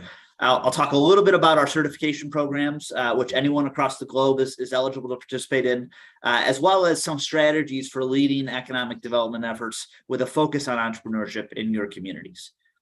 So the EDP certification that the IEDC provides, that entrepreneurship-led economic development certification, is a hands-on training and exam that empower participants to design and implement entrepreneurship-led economic development strategies relevant to their own communities. It demonstrates that professionals can make a difference through entrepreneurship-led economic development with a specific focus of starting with entrepreneurship as the core strategy around economic development. It connects entrepreneurship support, economic development, and community development to create thriving entrepreneurial ecosystems in communities of all sizes across the world. How to become certified if you're interested in it. There's a number of courses that you go through that the IEDC provides. We offer them both in person and opportunities, but also virtually. And there's a minimum of 2 years of paid full-time economic development or entrepreneur support that's a part of the requirement on top of the courses that you take to do this. There are 4 required courses that everyone that goes through the certification process takes, and then several electives that folks can take as well. We want to provide these opportunities in both in-person and virtual because we know that different people learn in different ways. And that there's certainly opportunities in an in-person environment to really build connections, but also as an international organization, we want to create accessibility and opportunity for everyone to be a part of these in as easy a way as possible. So as you think about entrepreneurship and its role in driving equitable economic outcomes, there's a couple of key tips that I would provide to anyone in thinking about how do we drive more equitable economic outcomes through entrepreneurship and entrepreneurship-led economic development. And the first of those is that every community is unique. Every community is going to have its own unique attributes, its own unique assets, and own unique people to build upon. And so while a lot of these attributes can cut across communities and regions and countries, there's also unique aspects. And so you can't just take a one-size-fits-all approach, especially to entrepreneurship.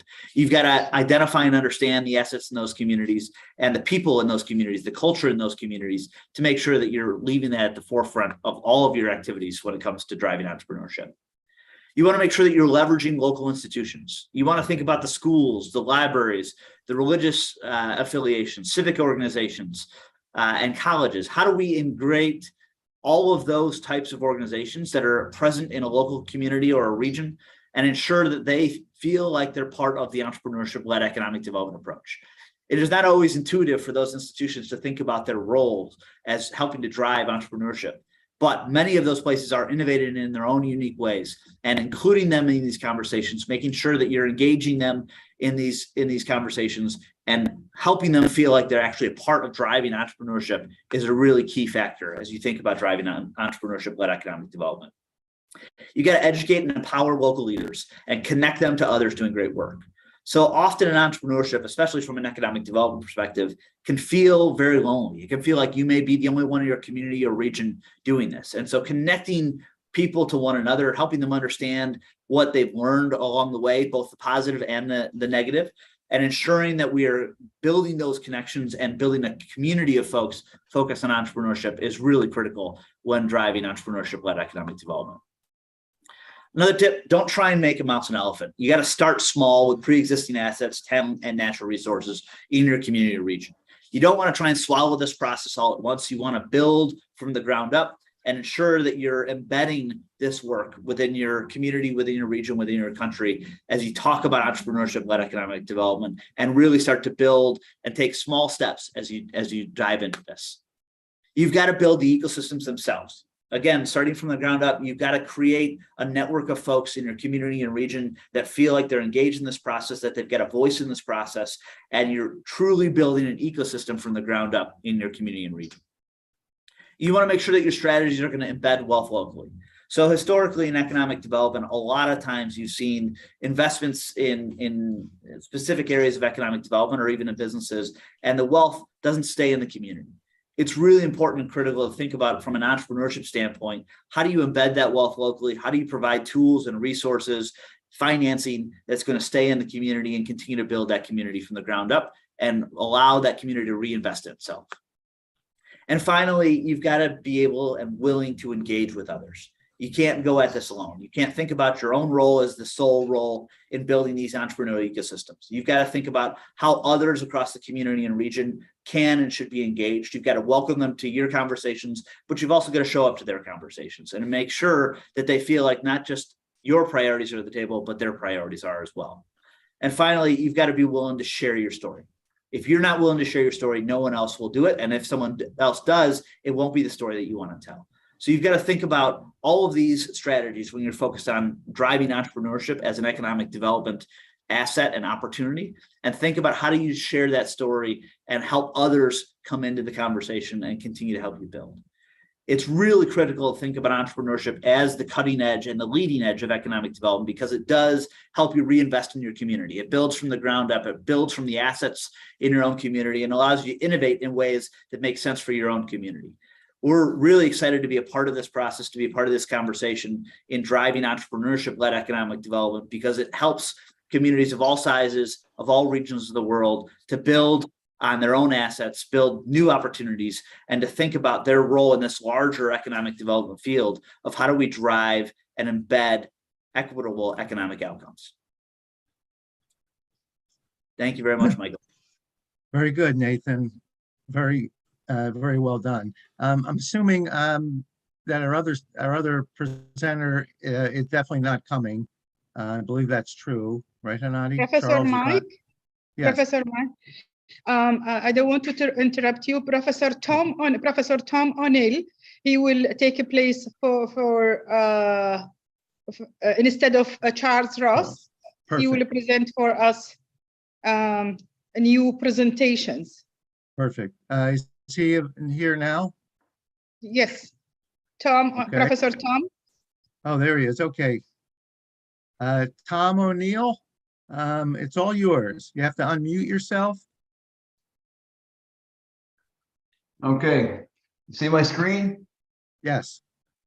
A little bit different talk, but I just, again, that last one was a really insightful talk. I've been trying to do this for a long time and convincing communities that economic development is really the way to go. Certainly when you want to use innovation and entrepreneurship to do it, as opposed to just going out and try to recruit companies to come in and, buy your companies, right? So it is insightful. It is a long thing. I'm in Orlando, Florida. So when I first started this journey, it sounds denigrating, but they didn't know how to spell entrepreneur when I got to Orlando. So we spent the last 30 years really trying to get that culture, and it has taken off. But always lots of work to do. It seems it never really ends. So how do you get to the point where your communities embrace it and stuff? So, and I believe firmly that it's a new engine of global economy. Entrepreneurship is anywhere, especially the innovation-based entrepreneurship. Because I've been all over the world, not all over the world, but I've been lots of places around the world, and there is a huge supply of smart people everywhere I've ever been. So it isn't that someone else, some country has smarter people than other people. They all have smart people. They all do this stuff. So it is these infrastructure you put in. It's the culture. It's the ability to do it. It's political sometimes. Sometimes it's just takes a long time to grow. But a commitment is what you need. And so I appreciate the notion of having champions in your community and convincing that it's really the way to go. Because I've believed in it for a long time now.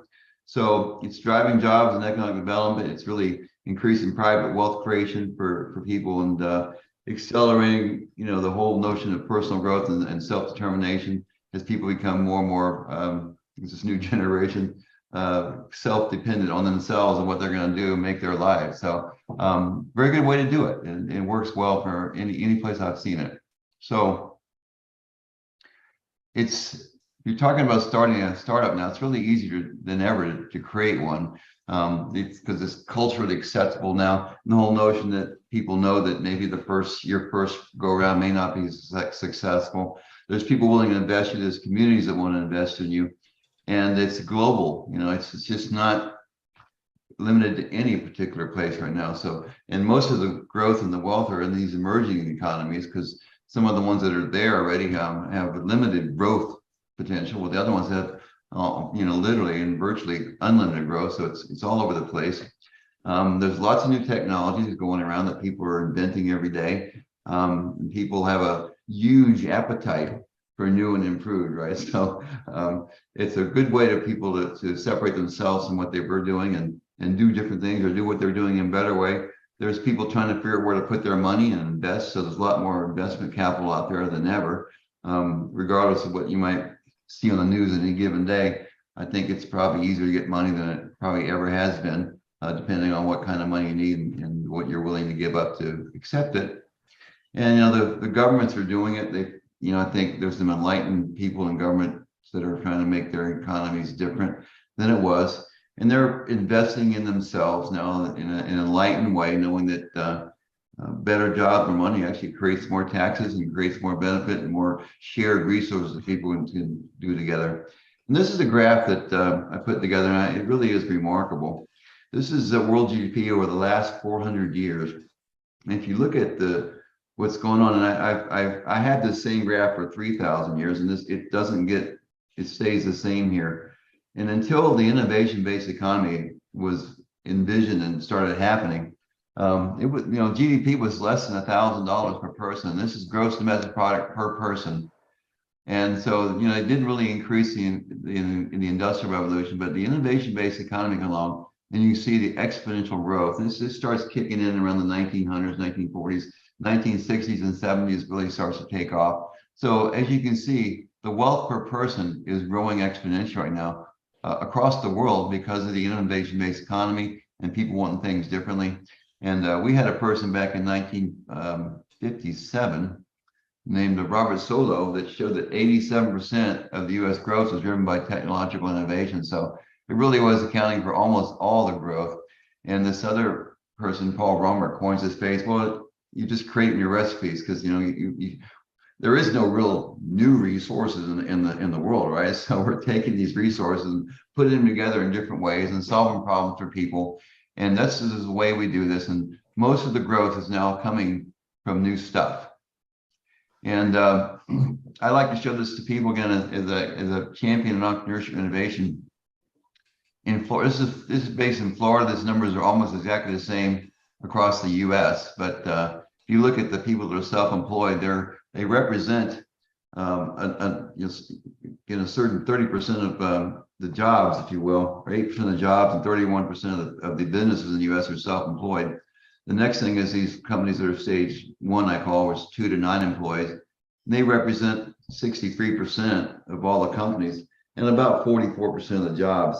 And if you go to the next stage, 99% or less, you can see that, and that's another 5.2% of the jobs in the U.S., but I mean the companies, another 30% of the jobs. So, and you look at the big companies, they really don't represent many companies. They still represent a significant number of jobs. You know, in this case, about 17%. But you know, most of the jobs, 99% of all jobs in my state of Florida have 99 employees or less. So, if you really want to increase the net jobs in a place, this is probably where you need to spend your time and money. Not ignore the big companies, they're a big part of the ecosystem, but most of your jobs are in companies that are 99 employees or less. And in Florida, again, I think this is another stat, stage one and stage 2 companies in Florida created more jobs than were created in Florida. So it was an interesting statistic, because after they made up for all the job losses of the big companies during this particular time frame, then they added to the economy in terms of net new jobs. So it really is an interesting statement. And I say this, and I hope you understand the little language problems. Again, stage 1 and stage 2, which means companies of 99 employees less, exceeded the total net job growth of Florida, because these companies made up for all the losses of the big companies. Here's a couple graphs too, and I say this because there's a difference between an entrepreneurial innovation-driven company than a small company. And the small companies are really the ones that start at a certain size and stay that way. They're not really looking to grow. The small businesses, this could be your mom and pop shop that want to be a mom and pop shop forever. But the growth-minded companies, and again, the entrepreneurial ones, this is a chart of their growth, and this is a income per capita of the self-employed people versus the entrepreneurial driven companies. And you can see that the income per capita goes up. This is a positive slope, this is a negative slope. So the more of these, the higher percentage of self-employed people you have in a community, the lower the per capita income is going to be, and reverse that the other way around. The larger number of these entrepreneurial growth companies you have in your community, the higher their per capita income is going to be. That's in the US. So this is just a couple of graphs I use to get people to understand what I mean by creating these new things, new recipes. This is a market discontinuity when things are growing, and this is an existing market. Then this better way is introduced. The disruption begins here, and it grows, and it displaces this thing at some time. And there's a new way of doing things. And this cycle gets repeated over and over and over again in a community, especially now, as you know, we do things different all the time. New markets emerge, old markets go away, and people got to know how to recognize this, how to be in the beginning of these things, realize the benefits of stuff, and keep growing their organizations. So that's when a new solution displaces an old one. How do you create a community where this happens, with rapidity, and people embrace these things? And there's just an example. This is what we're all experiencing right now in the US, but in other countries. I think the internal combustion engine is kind of going away, at some point. We don't know when. It's not dead yet, but it'll probably start off with some hybrids, and I think I have one now, which has the engine, but has the power to plug it in. And at some point, we will all be driving electric or hydrogen or some other different kind of car. So that's going to be a whole market disruption. And who would have guessed in the 1960s that we'd have electric cars, period, right? So it's growing, it's becoming good, and people are really benefiting for it. Now, this is 100 years, so some of these scales are different. And I teach people about how to, this is something I give for my kids, but how do you get into a different market, understanding what it is. If you're going to really create a new market, this is what you got to live with, that the customers are unknown, this transformational improvement. You have no competitors for at least some period of time, and it's really good. They're gonna take off and do it. So these are the kind of things that I try to educate people with, and how to start these things, and what your ecosystem needs to do it, and how they can grow. And this is kind of a thing I want people to really understand as they're starting these things. And this is how to win. You know, if you're going to start a company, and you got to figure out what you're going to do. And there's this differentiation model, and there's this low cost model, and they're different, right? So if you're going to be in this market, this is really where most of these innovation-based entrepreneurial companies start off in. This is the two-type business. You know, you have a low margin and a high volume, or a low margin and a low volume. If you do this quad, you're going to have high volume and high margins, or you can have high margins and low volume. So this kind of business is the gold rush. You know, no one gets to survive very long, because people always want to be in a high volume, high margin space. So it's good for a while, and there's certain examples where people have done that and done well, and then the market becomes crowded. If you're going to be in low volume that's Death Valley. Nobody ever wants to live there. So the two-type business in the long run, steady state, is this commodity business, which is high volumes and low margins. If you want to win in that marketplace, you do it by reducing your costs and doing things cheaper and more efficient than your competition can do. And the last thing is, again, if you're going to be in this innovation-based economy, you're going to probably have lower volumes, but you're going to have a high margin. And that's how you make it. That's how you create wealth in these innovation-based, entrepreneurial-based economies. Oh, and this is what you think about what the opportunity is. Again, what's the problem? And I always say, it's Charles Ross and Wendy Kinney says, so what, who cares, and why you? These are a little expanded sets. What is the problem you're solving? Who really has that problem? Who cares about that problem? What ecosystem is it relevant for? What do people do today? You know, what's the switching cost? They're all doing something. Everybody has some competition. And if you can understand this, what's the technology and the market insight? Why is this problem so hard to solve? Why hasn't someone solved it before? Understanding these are the kind of questions these entrepreneurs in the community needs to reinforce with them to help them become successful. Is it a big problem or a little problem? And how are you going to do it? And this is a way we do things now, which we didn't do. This is based on the ICOR model. The way we used to do is just kind of go off somewhere and spend a weekend by yourself and come up with a business idea. So now we don't do that anymore. We try to search for a legitimate business model. We do things called lean startup. We have customer discovery, and we say the new business really is just a search engine. These startups search for a viable business model that works at scale, and then if it does, then they scale it up and they execute. So the startup is typically just this stuff. You go in these things, you bring money, you pivot, you go back, you go round and round in the circle, you become successful. Search for the right business model before you spend money on execution and creating money. So this is what the new business model looks like for startup communities. And with that, I'm supposed to only go 10 minutes, so I can open up for questions. This is my contact information. Thank you for fitting me in, by the way. Thank you very much, Tom. I appreciate it. We do have some extra time. It's about 7 or 8 minutes left here. So I'd be happy to open this up to any questions. Anybody have a comment or a question on anything said by either of the speakers?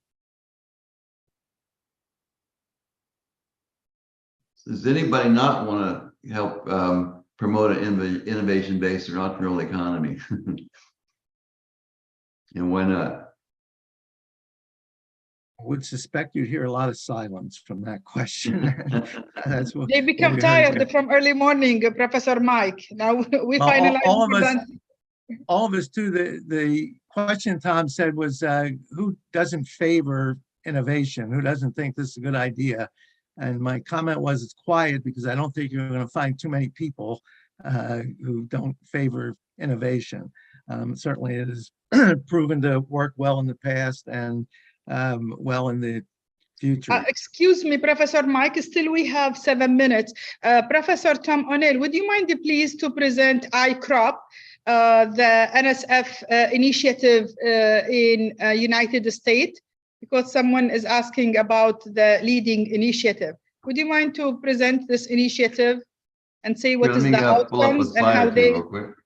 Yes. Yeah. So this is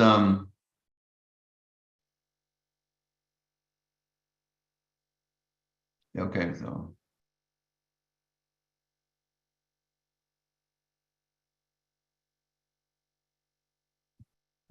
This is, we call it the lean startup methodology. It's called ICOR. ICOR is the National Science Foundation's program to help commercialize a whole lot more of the money they spend on research. And it's really this is a busy slide, but what you're really trying to do with ICOR is reduce the customer risk. Many people spend their lives in the lab, and they could spend 10 years having a breakthrough discovery, and have never talked to anyone outside that lab, outside that building, to see if there's a big demand, to see if it solves any problems in the marketplace. So this lean is a process, it's a methodology. We teach it. It takes advantage of the scientific methods, which a lot of these scientists really do understand better than other things. So adapting that to them is not as hard to sell as trying to have them adopt a business mindset. But you can bring in lean, use the scientific method, go out and do customer discovery, talk to people, collect data, and see if there's a customer need or a market need for what you do. This is written up in the Harvard Business Review, so this is a good article if you want to see it. They think it changed everything. There's a guy named Steve Blank and Jerry Ingalls, which I was trained with. And it really is a different way of thinking, but it's some of the same stuff we've always used in our lives, but the way it's been packaged and the way it's presented makes it much easier for scientists and technical people to get and understand. And I'm doing one right now. This afternoon I have a class, and we have, I think, 50 teams from around the United States going through this thing. And the National Science Foundation actually provides $50,000 per team in funding to help them conduct these customer interviews and go to conferences and get their background. So good stuff. It's all about doing this thing right here. So you help them eliminate the uncertainty of just going to market with something. It reduces the risk for investors, so you can do it. So how can we can increase your success with startups and validate these key learnings? The whole edition is to work smarter, not harder. You're going to develop we help them develop a minimum viable product, which helps demonstrate to a potential customer base what the product can do and why people care. And the whole notion is really to increase your chances of success. I mean, that's all it really boils down to. No program can guarantee any entrepreneur success, as I think many people in this presentation know. So the whole idea behind ICOR, and it's intense. In 7 weeks, we make people go talk to at least 100 individuals.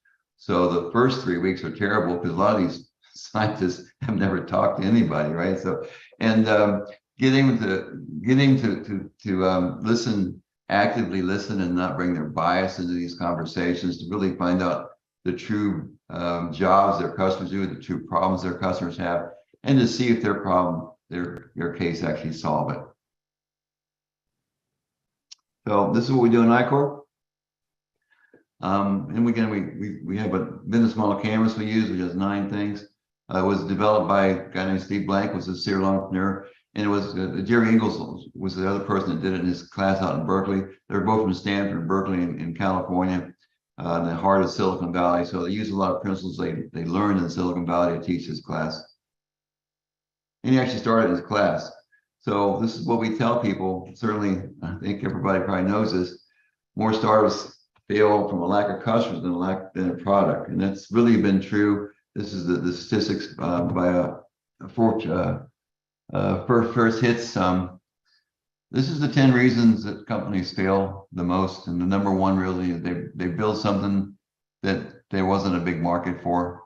And certainly these other things too we'll work on. Hiring poor is number 2. I think everybody understands what it's like to have a staff that's not great. But this is what you need to learn to make successful, is to not do this, okay? You can reduce your risk by not building something there's not a large demand for.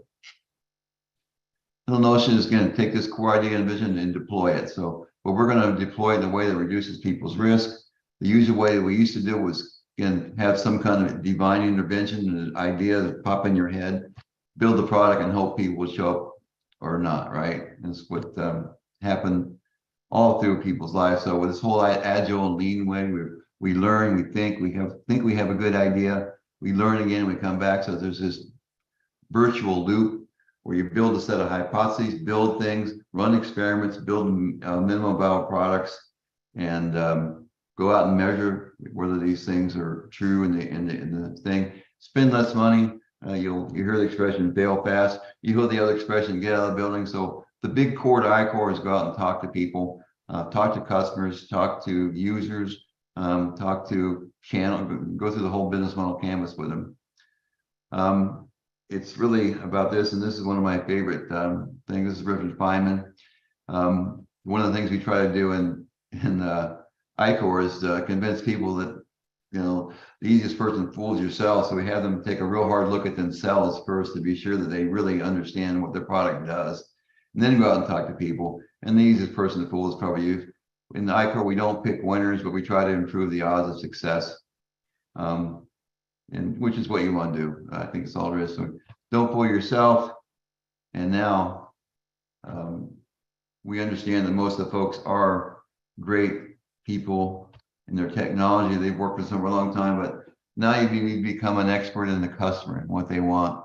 And again, I'm not sure how much time I got. This is a long presentation, so I'll stop when we're out of time. But we want these scientists to become an expert in their technology and the customer needs in the market that they're trying to sell these things into. And go talk to customers, find out what jobs they're doing, find out how the customer measures success, right? Rather than themselves. And we teach them that it isn't linear. Most companies, go through some whole set of trial and trauma and stuff before they become successful.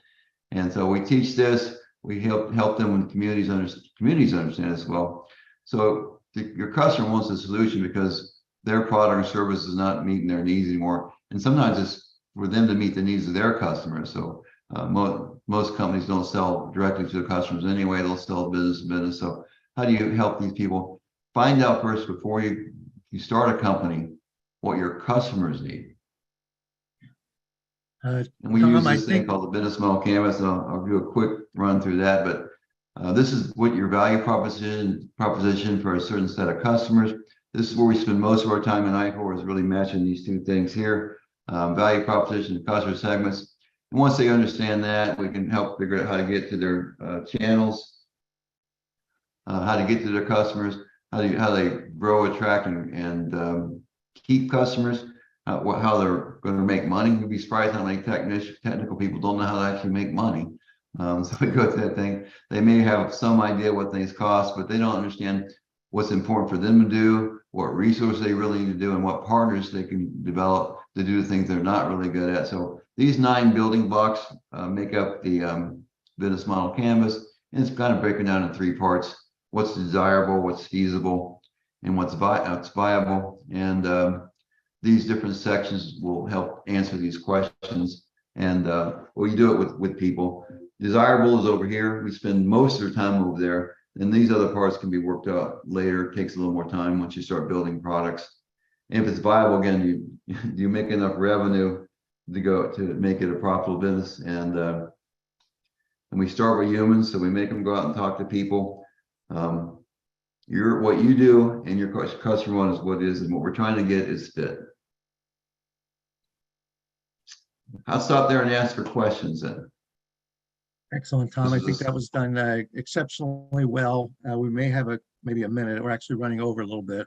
I see my dear friend, Professor Anderson, is here. So I'm going to back off and let Beverly take over for the next session. Thank you all very much. I appreciate everybody being here and listening to these excellent papers. Nice talking to everybody. Yep. Thank you, Michael. All right, Beverly, my pleasure. Thank you, Professor Mike. Thank you, Professor Tom, for joining. Hi, Professor Beverly. Your turn. Hello there, Professor Donati. Yes, how are you? I am doing well today. How are you doing? I'm fine, thank you. In our session, Mr. Williams is not going to be here, is that correct? Yes, he have accident. Yes. I think Professor Fernando. Yes, we have Professor Fernando and we have Thomas Rohr, right? Yes, exactly. Right. Okay. That's what I just wanted to say. So they will not be limited to 20 minutes if they want to go a bit over, since we only have 2 minutes. I am trying to call someone special. You're trying to call someone special? Yes. I am trying to find him.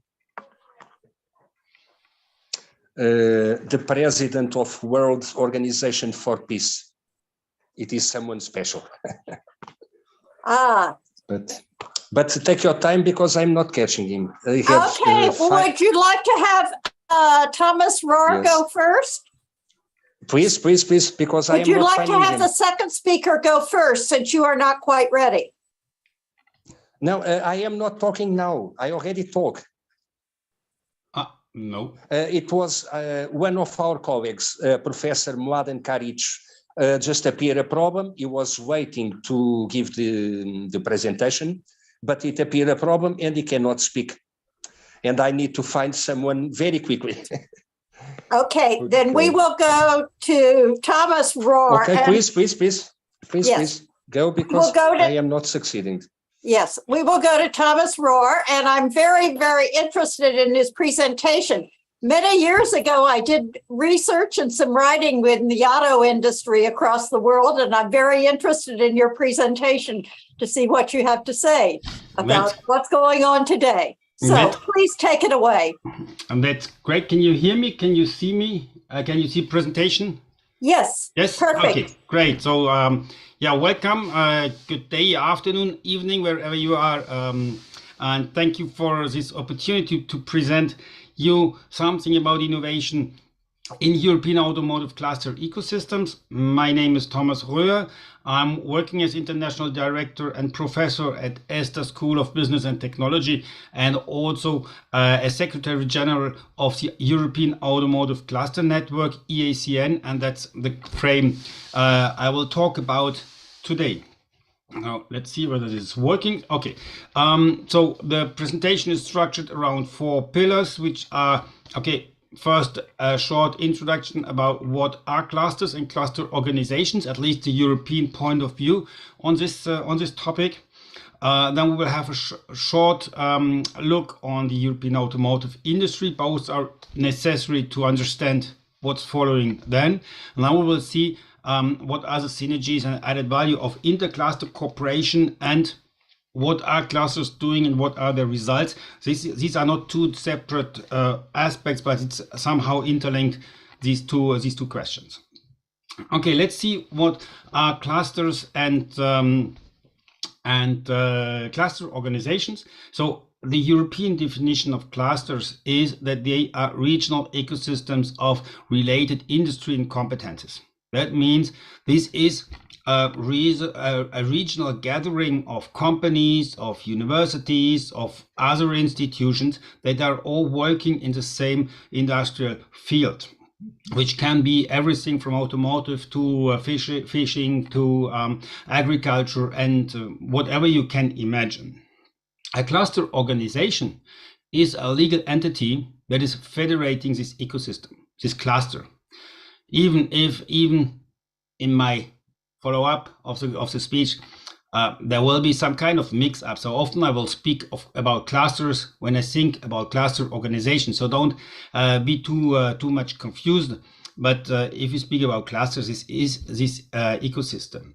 Role of cluster organizations is to animate these ecosystem, to boost innovation, to sort out best practices, synergies, and so on, and to facilitate cooperation, entry to business, to market, finding partners, and all these kind of activities. If we look on the European market, we have so there is a website called clustercollaboration.eu, which is listing all the clusters that are registered to this one, and there are already more or less 1,200 clusters that are registered on this platform, and this is really a great entry point if you're looking for clusters to get access to the members in the second step. These clusters that are registered on this platform represent about 40% of the European jobs. So you can see that, yeah, there are a lot of clusters and they cover a huge part of the European economy. And 87% of all patents are coming from members that are part of this kind of clusters. These clusters are mostly organized in one's national associations. And then second, on a European level, we have the European Cluster Alliance, where the national associations cooperate to boost the synergies of the clusters and also to represent themselves towards the policymakers on European level or national level. We have a strong support from the European Commission. Clusters are considered as an important part of the of innovation in Europe. Let's go to the automotive industry now. Just to give you a short entry, what does the automotive industry represent for the European economy? So I'm only speaking about the European automotive industry. So in 2021, we had 12 million vehicles built in Europe, which was a drop of, which is 15% of the overall worldwide production. So it's a very strong and very important economy in Europe. We have 3.5 million direct and indirect employment. That means these are people working directly with the so-called OEM, so those who build the cars and the suppliers. 8% of the overall European gross domestic product, and with a huge surplus, trade surplus, and a lot of and a huge part, 32% of the total spendings in innovation, which are coming from this sector. So you can see it's a very important sector. We had a huge drop. So these 12.1 million vehicles in 2021 is a drop of more or less 30% compared to 2019. So which already shows that there's a very high stress on these companies, because the market is facing a lot of challenges, historical challenges, so challenges that all were already there before the COVID pandemic, and then those who appeared, let's say, in the last 2 years. So the historic challenges are, on the one hand, the electrification. We just heard in one of the previous presentations, this switch from combustion engine to electric vehicle. That's common around the world. We have the automatization of the vehicles, and we have, in addition, the fact, at least in Europe, that young people are not getting their driving license anymore. So they are not potential customers to buy a car in the future. They are just looking for a mean to go from A to B, and this could be everything from training to car sharing or ride sharing and so on. So the population, the potential customer are going down, and we have all these challenges. And in addition, since 2 years we had COVID with the lockdowns. We have then, as one of the result of these perturbations, we had raw material shortages, component shortages, and so on. And all this has been increased with the Russian invasion in Ukraine last year, or no, at the beginning of this year. Sorry.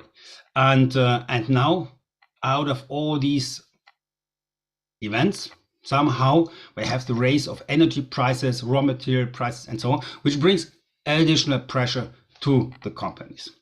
What we can see is that the big players are working fine, because they are just selling in Europe, just selling the expensive cars with high margins, but all the suppliers are really suffering out of this. And that's where clusters are coming into the game. So the European Automotive Cluster Network is today a network of 24 European automotive clusters. You can see where they are located. It's going from Portugal in the west to Ukraine and Turkey in the eastern part, and from the United Kingdom in north to somehow Turkey too, and Spain in the south. It's big part of Europe that's covered, we are in discussion with Finland, with Italy, and with other countries. So this map will probably change very soon. Today, these clusters represent 4,500 members, of which 2,400 are SMEs, and that's these companies that need support in innovation and in market access and so on. What are the objectives of clusters and of the European cluster, European Automotive Cluster Network? We want to strengthen the competitiveness of the European automotive industry through fostering of cooperation among our members and our clusters and their members. So this will lead to, or this led to transnational and international business and innovation through often co-funded research projects, and yes, and so this is towards our members, and for our internal purposes, we need this cooperation to be visible towards European policymakers and national policymakers. If you look on the different services that the members offer, we can see here, so those in blue are those which are directly linked to innovation, what's our topic today. So we have support to innovative projects. So we look for partners, we advise members that want to do innovation projects, we have experts that look on projects and so on. We have the evaluation and labelization, I already said this one. Then we have services like partner search. So if a company or a cluster from Portugal is looking for a partner in Czech Republic, then they go through the network, and then we will help them finding partners to build a suitable consortium. What are the results of an individual cluster? So here I took the one I'm also working for. So Pôle Véhicule du Futur, which is a French cluster. We can see the two regions that are covered by the cluster here, and the area that's covered by this cluster of the French territory. So it's something like 20% of the whole territory, but it remains a regional ecosystem. So it has been created in 2005. And the objectives are somehow similar to the other one. So we want to accompany our members to new mobility markets like electric hydrogen. We have a lot of high focus on hydrogen mobility here. But not only the product, also the processes are in our focus. So everything what's industry of the future, transformation, greening, digitalization, these keywords that are very popular in Europe at the moment. And then, the rest: stimulate innovation, improve industrial performance, and increase skills and competences of employees. All these changings in the automotive industry need new and different skills from the employees. So that's really important. If we go to some results from our cluster here, so we have, this cluster has today 500 members, which is 80% companies, most are SMEs, 500 examined projects, meaning that since 2005 until today, 500 projects have been submitted by members to the expert committee, have been expertized, have been labelized, meaning that they have an official quality stamp from the cluster. It generated 286 co-funded projects. Out of these 500, more or less half of them have been funded by regional, national, or European funds, for a total amount which is bigger than 1 billion euro. So all these are innovative projects where a new product or new process is developed by generally 2 or more stakeholders, of which at least one is member in the cluster here. 34 projects have been funded by European fundings, which is a good score. Even if the number is not so high, but success rate of European projects is generally less than 5%. So if you have 34, this is quite a good number. And here we can see some of the products and systems that have been developed by our members. So we have an autonomous container transporter here, which is used in harbors and in sometimes in airports. We have on the right side a small hydrogen power station, which can be used to stationary or to recharge a car. We have this kind of small shuttle here, which is electric, modular and digital and autonomous if you want. And you can put more, up to 4 or 5 of them, one behind the other with a virtual coupling between the different modules. Or on the right side, our digital Industry 4.0 lab, where you can enter into the system and then you can try things on the web without having to invest much in prototypes or in hardware. What's the added value of MetaCluster cooperation? So today we are 24 clusters working together, and what we are doing is we try to learn from each other.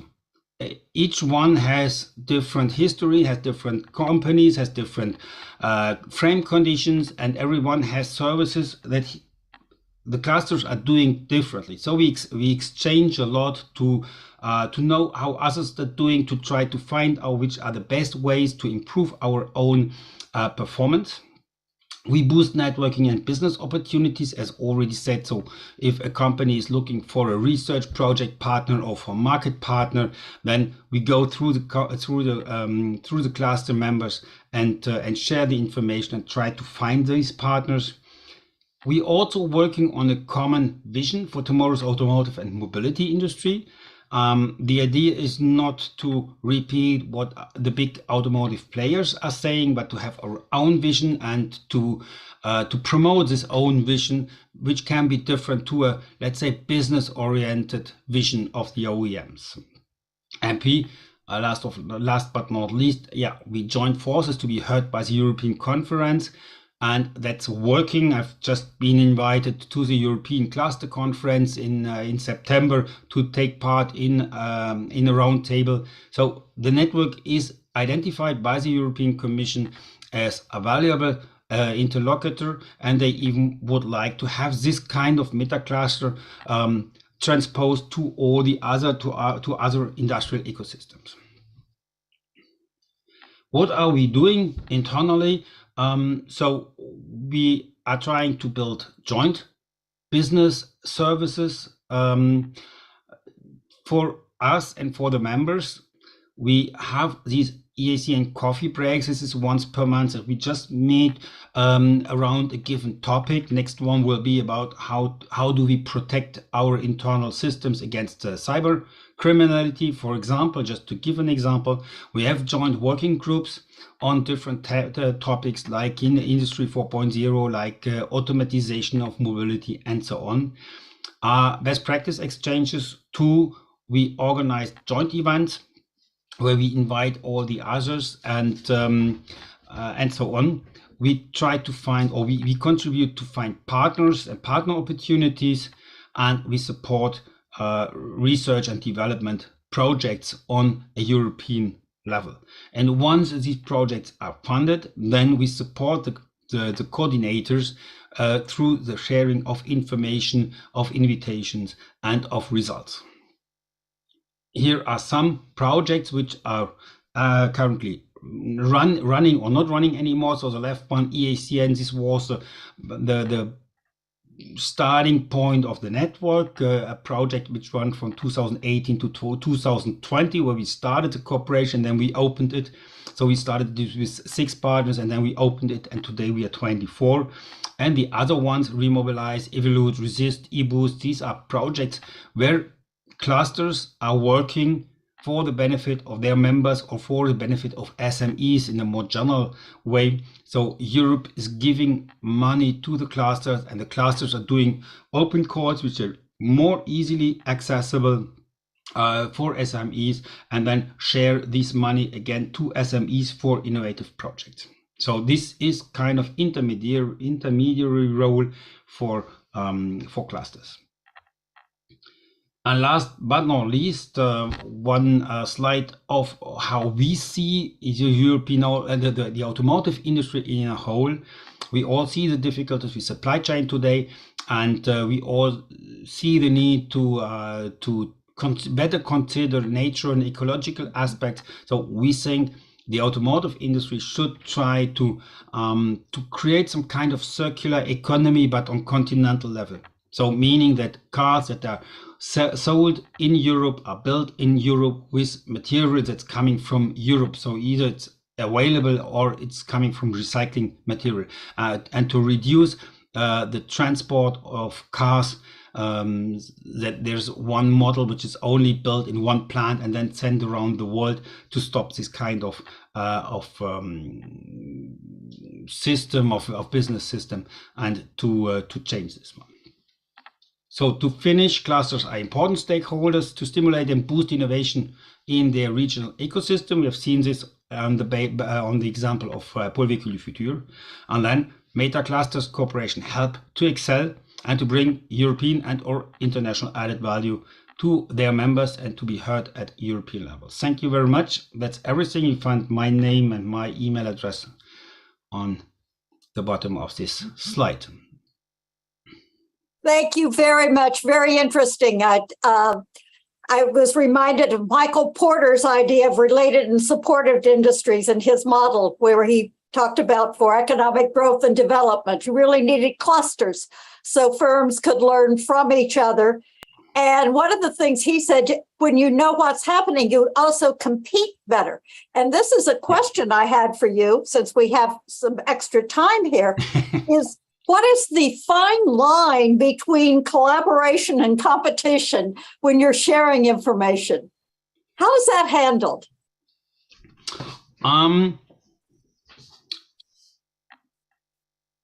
The information we share are generally not on the level of, let's say, product specification or on a level where competition is a topic. Yeah, so the information we share is more information about general evolutions, about regulations, about events, about joint events, or if you do services and so on. So there is, at least at the moment, within these 2 years the network is existing, we never had a problem of competition. Okay. We have competition between clusters. So if you go one slide, 2 slides back. So when we look on these two last projects here, these have been 2 projects which have been submitted by different clusters to the same European call. And normally they announced that there would be only one project funded. So we have been in competition one with the other. With different ideas, with different approaches. And finally, we had the chance that in other ecosystems, there were no projects, so they funded 2 in the automotive strand. And so we have both projects finally funded. Yeah, but there we have been in some kind of competition, but we knew before that both would submit a project. We didn't know what was in the project. But once a project is funded, independently whether we've been in competition before or not, then everybody supports this project. And I think this is great cooperation. We as clusters are not in competition. Not that we are in competition to get these fundings, because we need these fundings to survive. But we are not in competition on let's say on a business level or on an intellectual property level. And if you look on innovation projects, such as shown before, generally partners are complementary, and then there is no real competition either. But we need to protect the information, because when I said at the Pôle Véhicule du Futur we have seen 500 projects and examined 500 projects, there is critical information in. That means we need to protect this information and to ensure that this information is not shared with others. And that's, I think, today more and more a real problem with all these cyber criminality we have today. Hanadi, do we know who is going to be speaking next? Yes, Mr. Professor Marco, he is ready to deliver little presentations. Okay, then I stop my one. Thank you very much. Thank you. Unmute yourself and welcome. Professor, would you introduce yourself? Am I up, Professor? Yes, you are up. Patrick Rooney. Would you please introduce I couldn't hear yourself? her clearly. Yes, I certainly will. My name is Patrick Rooney. I'm a serial entrepreneur who also works as the Director of Entrepreneurship Development for the CoLab Pensacola, Florida Incubator Program. In my serial entrepreneur role, I am the president of Coastal CXO Services. It's a consulting services firm that provides C-suite level executive experience to startups early stage and mid stage who need the expertise and the connections of senior executives who are also serial entrepreneurs.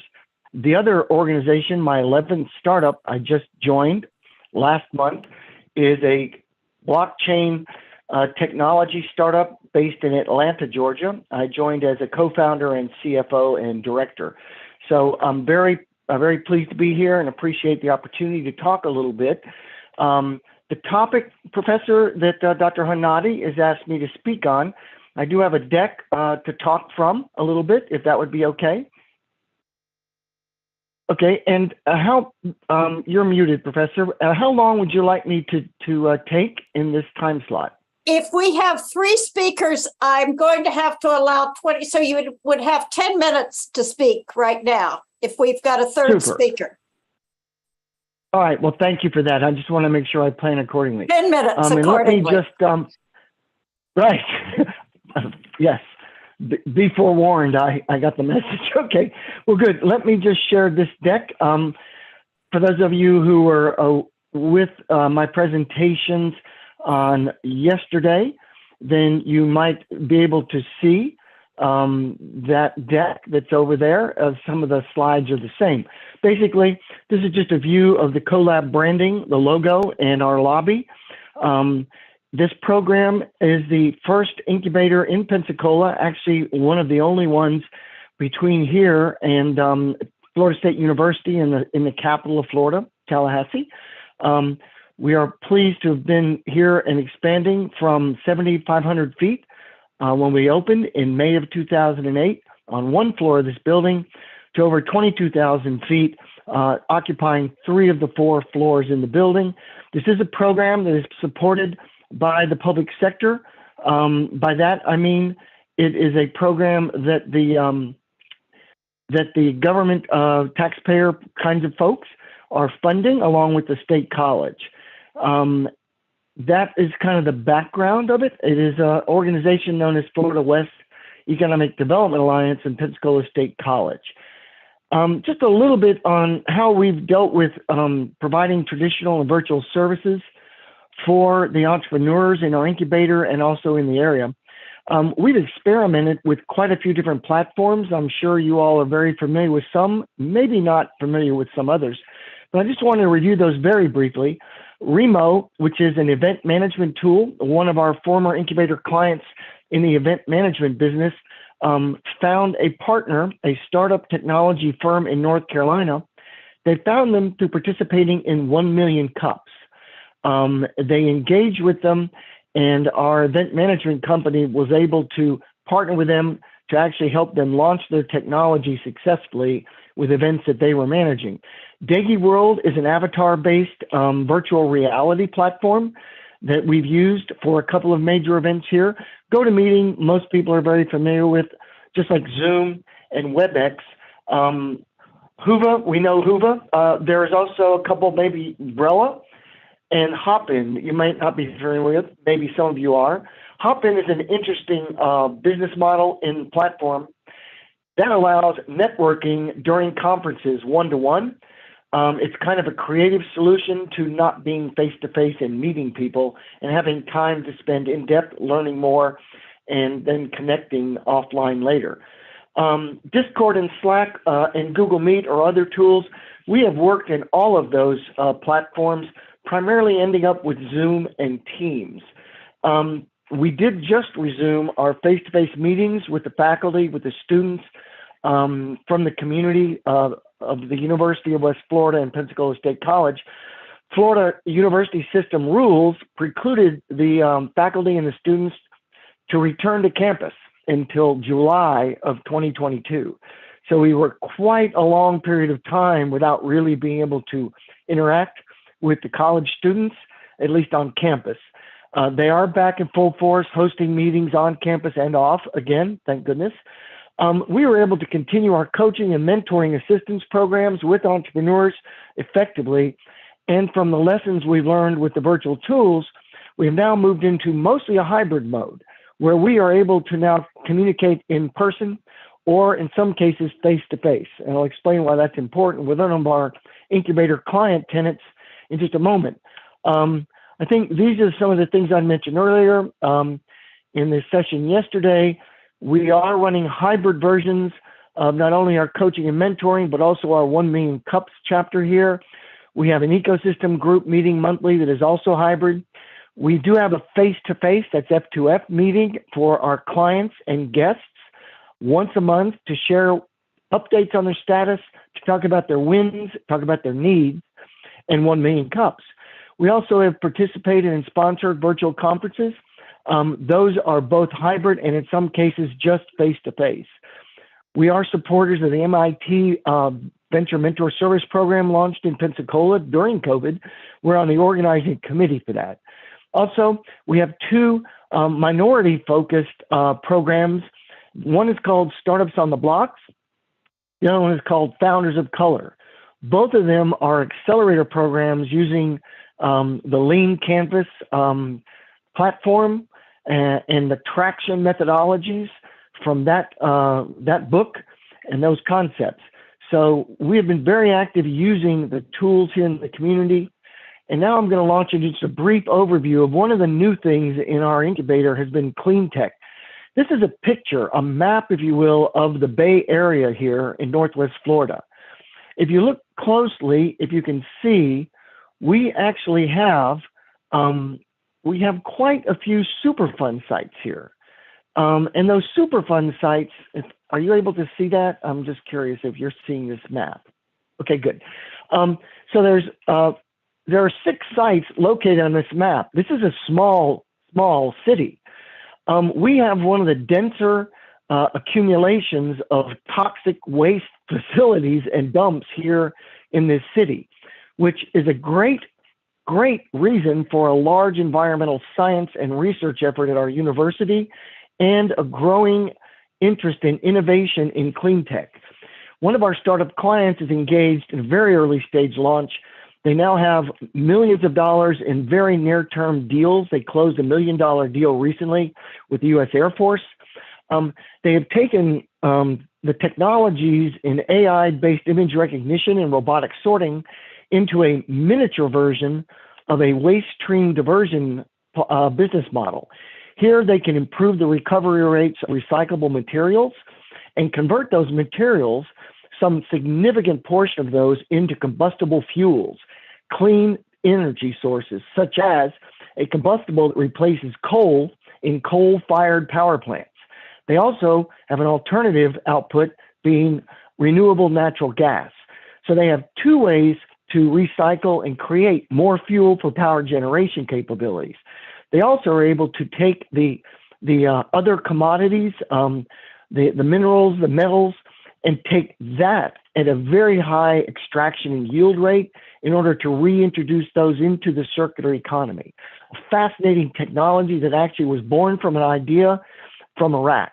The gentleman was an environmental scientist, was sent there to look at the burn pits and to try to deal with a not toxic way of disposing of waste in a cost-effective manner. It's been many, many years since his technology developed to this actually commercially feasible system. Another clean tech innovator we have here. This is All Mine Law. I mentioned the virtual services and the technology platforms. This young man was a naval officer, a graduate of Annapolis. He's a nuclear engineer. Unfortunately, or fortunately, he has left the Navy just a month or 2 ago, But before he left, he started a company with operations in the Middle East, in the Far East, and in the US and South America, in Bahrain, in Singapore. His company is a Bitcoin mining server tech that is part of a green energy initiative, which takes the hydroelectric power and solar power to fuel mining server farms and to mine those sustainably while repurposing the heat generation into vertical greenhouse operations. Another extremely creative combination across multiple industries and value chains to help approach a much cleaner environment for all in the future. He's in a very early stage, but he is in operation around the world today. As I said, he just left the Navy. He's been in Singapore, he's been in Bahrain, and we have been able to communicate through multiple time zone differences via Zoom. So again, a great tool for helping entrepreneurs with our coaching, with our planning efforts.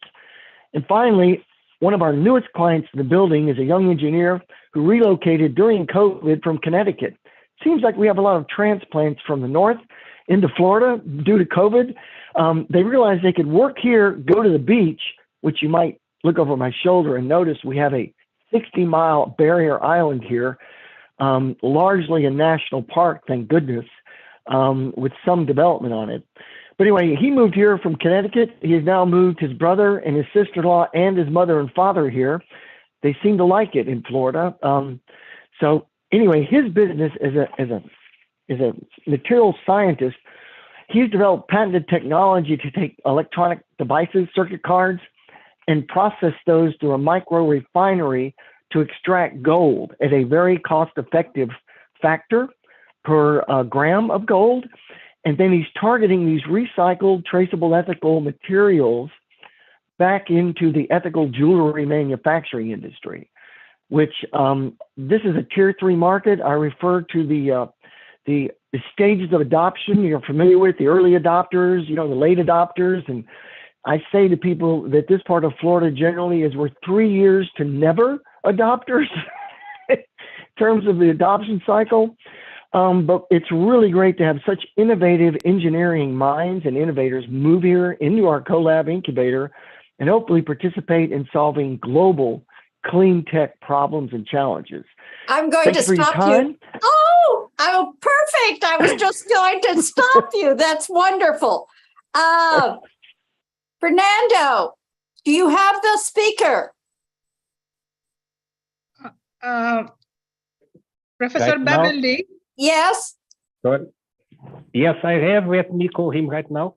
I still tell to Dr. Excuse me, Professor Anderson.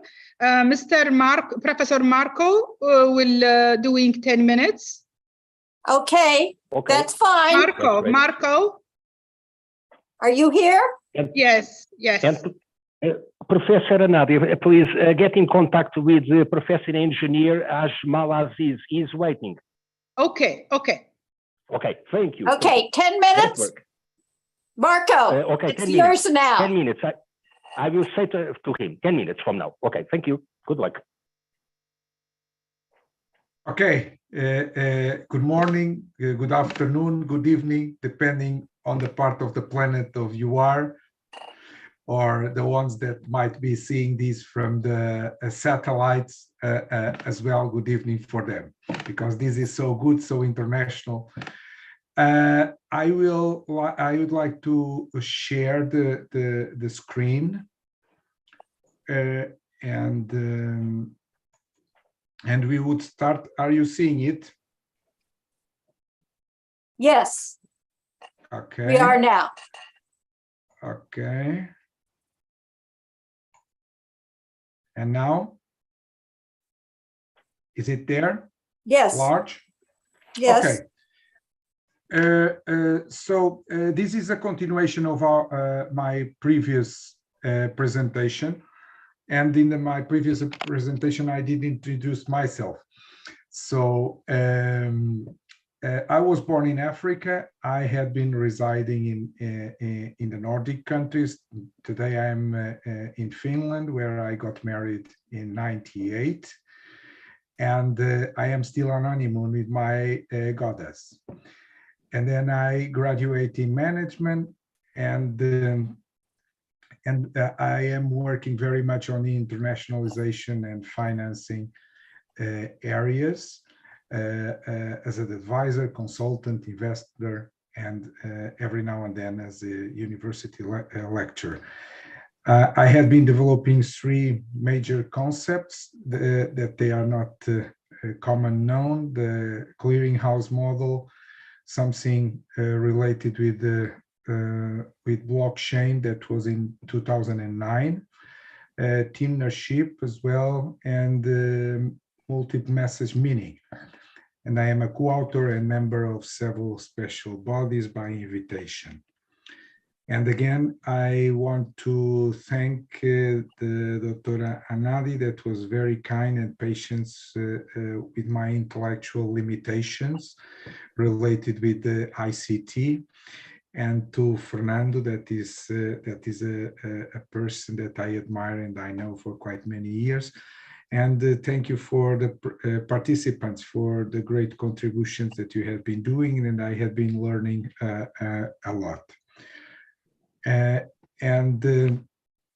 So this time, the previous session was about the how to access to the to capital in the Nordic countries, and I used Finland as an example on equity, debt, and grants.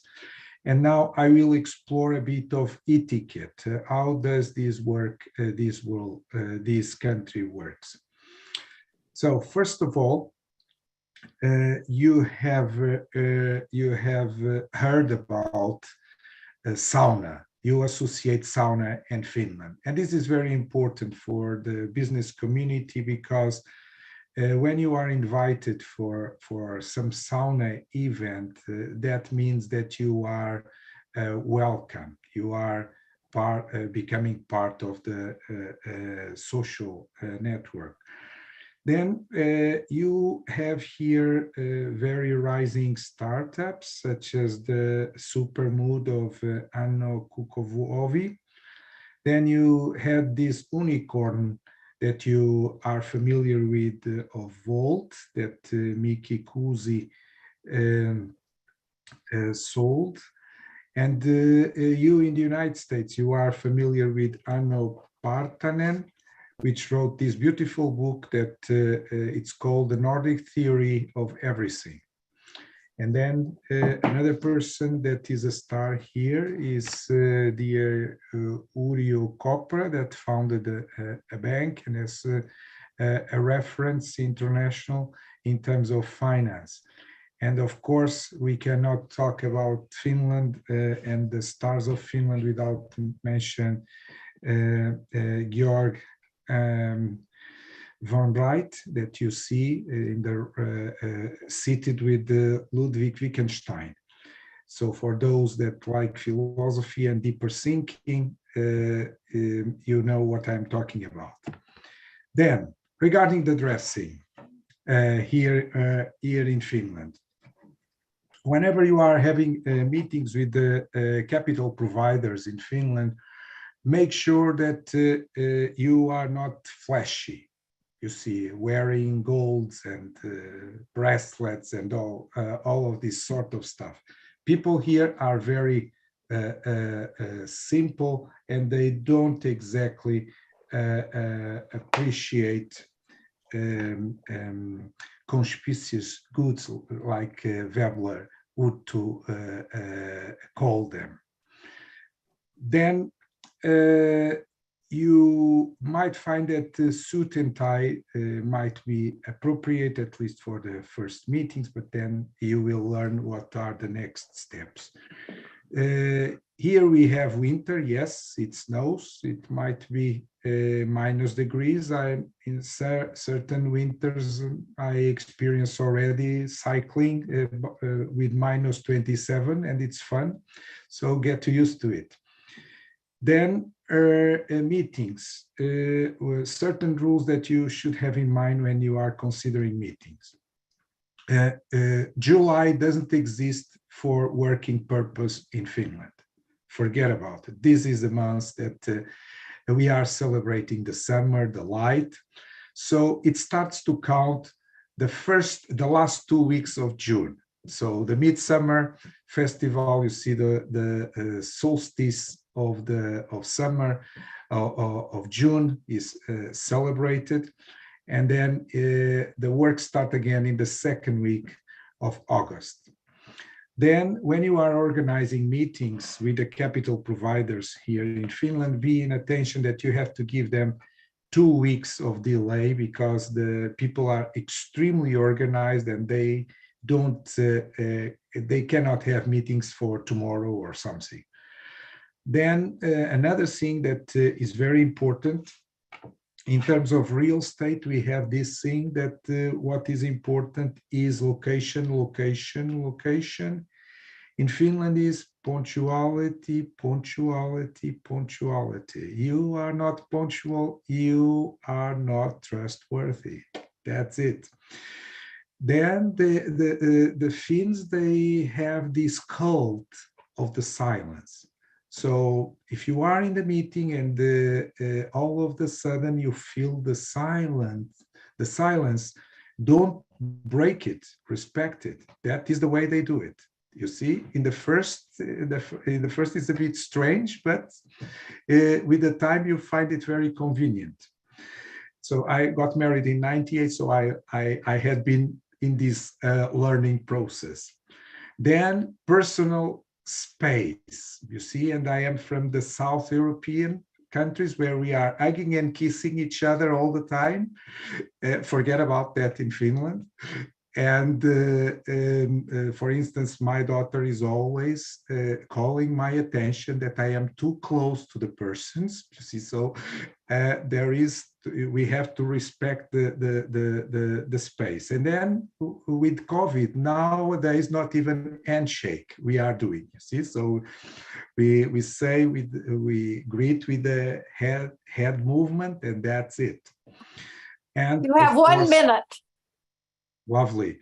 Then we don't have small talk, and we have to demonstrate that we are organized. So the rest of the slides you can see in the I can share it with them later on. But by the way, just to finish, when you are having a meeting, make sure that you back up all your statements. Don't have empty states. So if you are saying something, go through the scientific backup of it, the epistemological command of it. Then with the business plan, make sure that you are having the governance, the asymmetric information, the fiduciary aspects well clear. And then make sure that the business plan has got proper balance sheets and not just this cash flow analysis. And thank you very much. And in Finnish, thank you is said kiitos. Kiitos to all of you.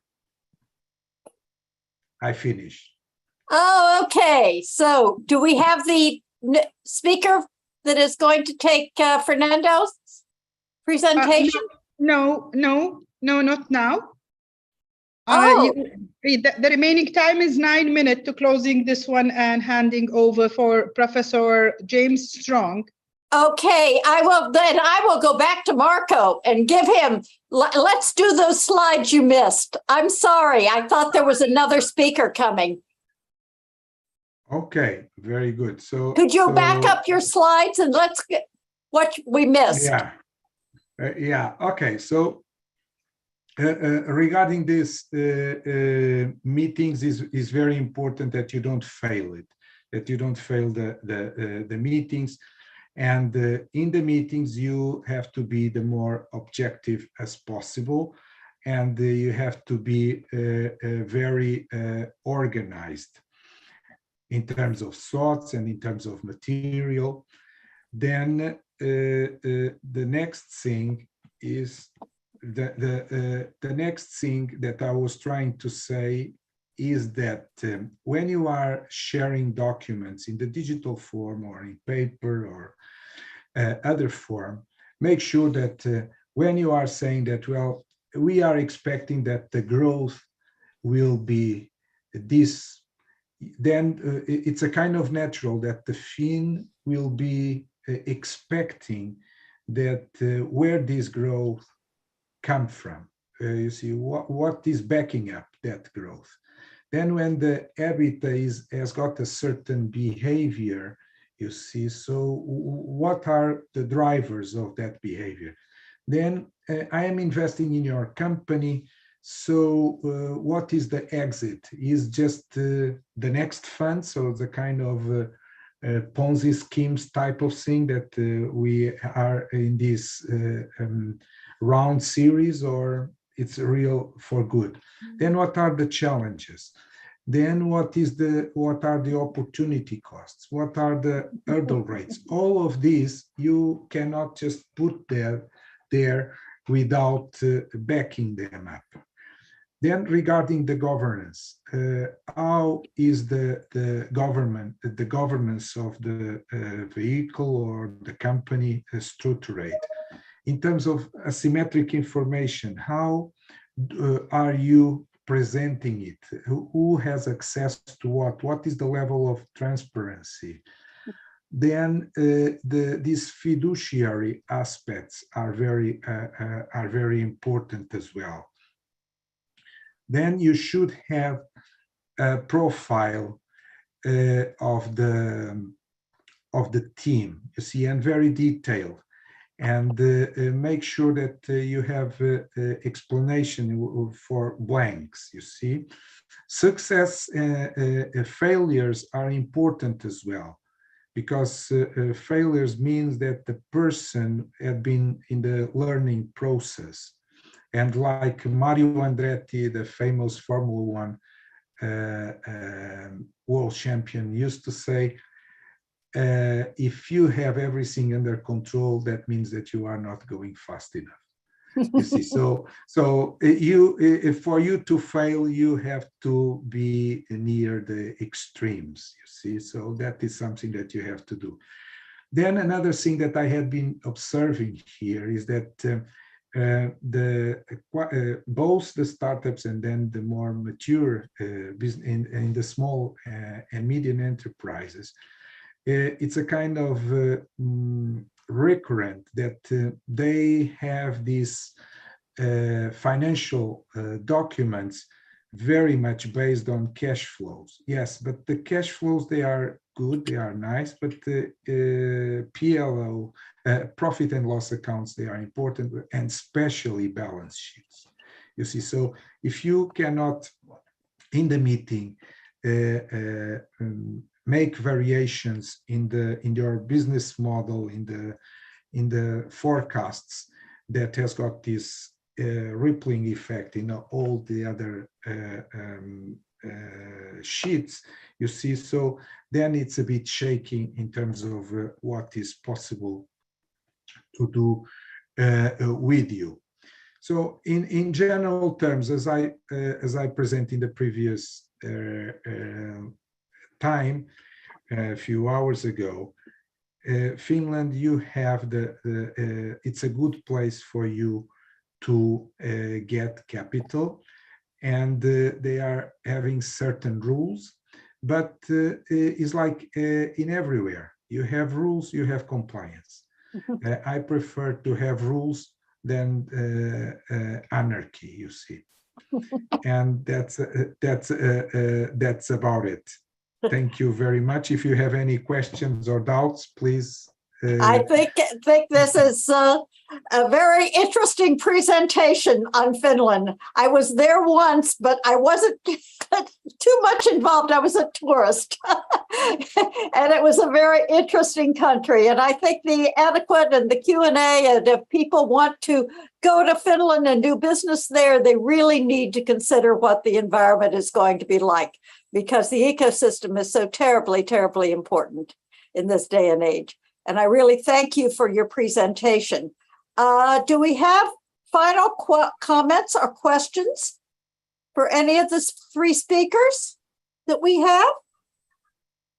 I think we've got about a minute or two left of this session. If anyone has a question for either Patrick about his incubator system or about the automotive clusters that Thomas Rohr talked about. Are there any comments or questions?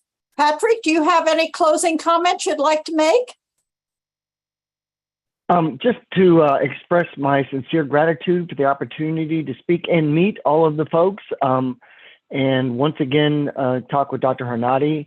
She's a great leader and a global force for entrepreneurship ecosystem development.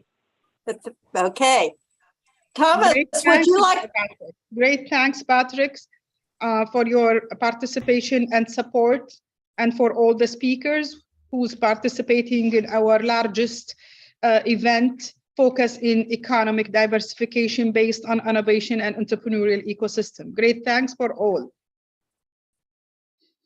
Okay, thank you. And I'm going to turn it over to James Strong.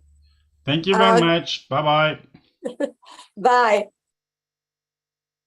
Thank you. I appreciate that. Welcome, everyone. This session is session number 5, Innovation Towards Digital Economics. We have 5 presenters. So we will have 10 minutes for each presenter, and then we'll have 10 minutes at the end for questions. So we might as well get started, I suppose. Our first presenter is Dr. Samir Al-Bahri. He's a professor from the University of Kebangsaan in Malaysia. And so if he could go from, well, what's 12 o'clock my time to 12:10, that would be great. So take it away, Dr. Al-Bahri. Excuse me, Professor James Strong, just I don't want to interrupt you. Professor Samir have 20 minutes. Okay, yeah, he's down for 2 presentations. That's correct. Yeah. Okay, that sounds good. Go ahead, Professor Samir.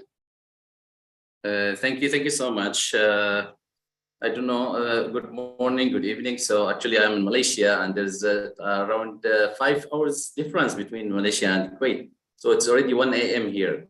So thank you so much for this opportunity to be here in this event, Dr. Hanadi, James also, and all other participants. So maybe I will take just something different about my topic today, or my talk. It is somehow about technology and about engineer, actually, as I am from the field of communication engineering.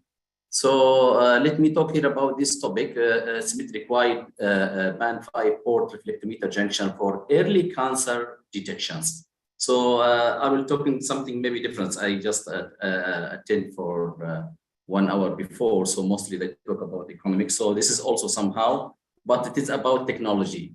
So I think all of you knows about cancer detection and about cancer disease or tumor, which is very, very dangerous, and it's affecting all human bodies around the world.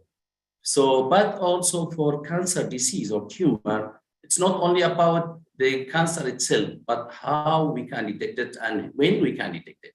So mostly there is so many devices actually around the world, which is, for example, MRI scanner and CT scan, so many other devices that can be used.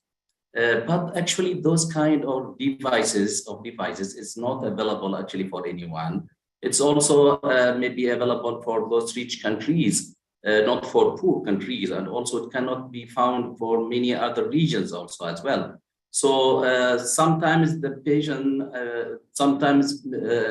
they can detect the cancer, but unfortunately it is in very late, and it cannot be diagnosis at that time. So that's why we are trying to find any other issue instead of using this kind of high cost devices by inventions, or try to design, develop another devices which can be available for everybody around the world, and it be also low cost.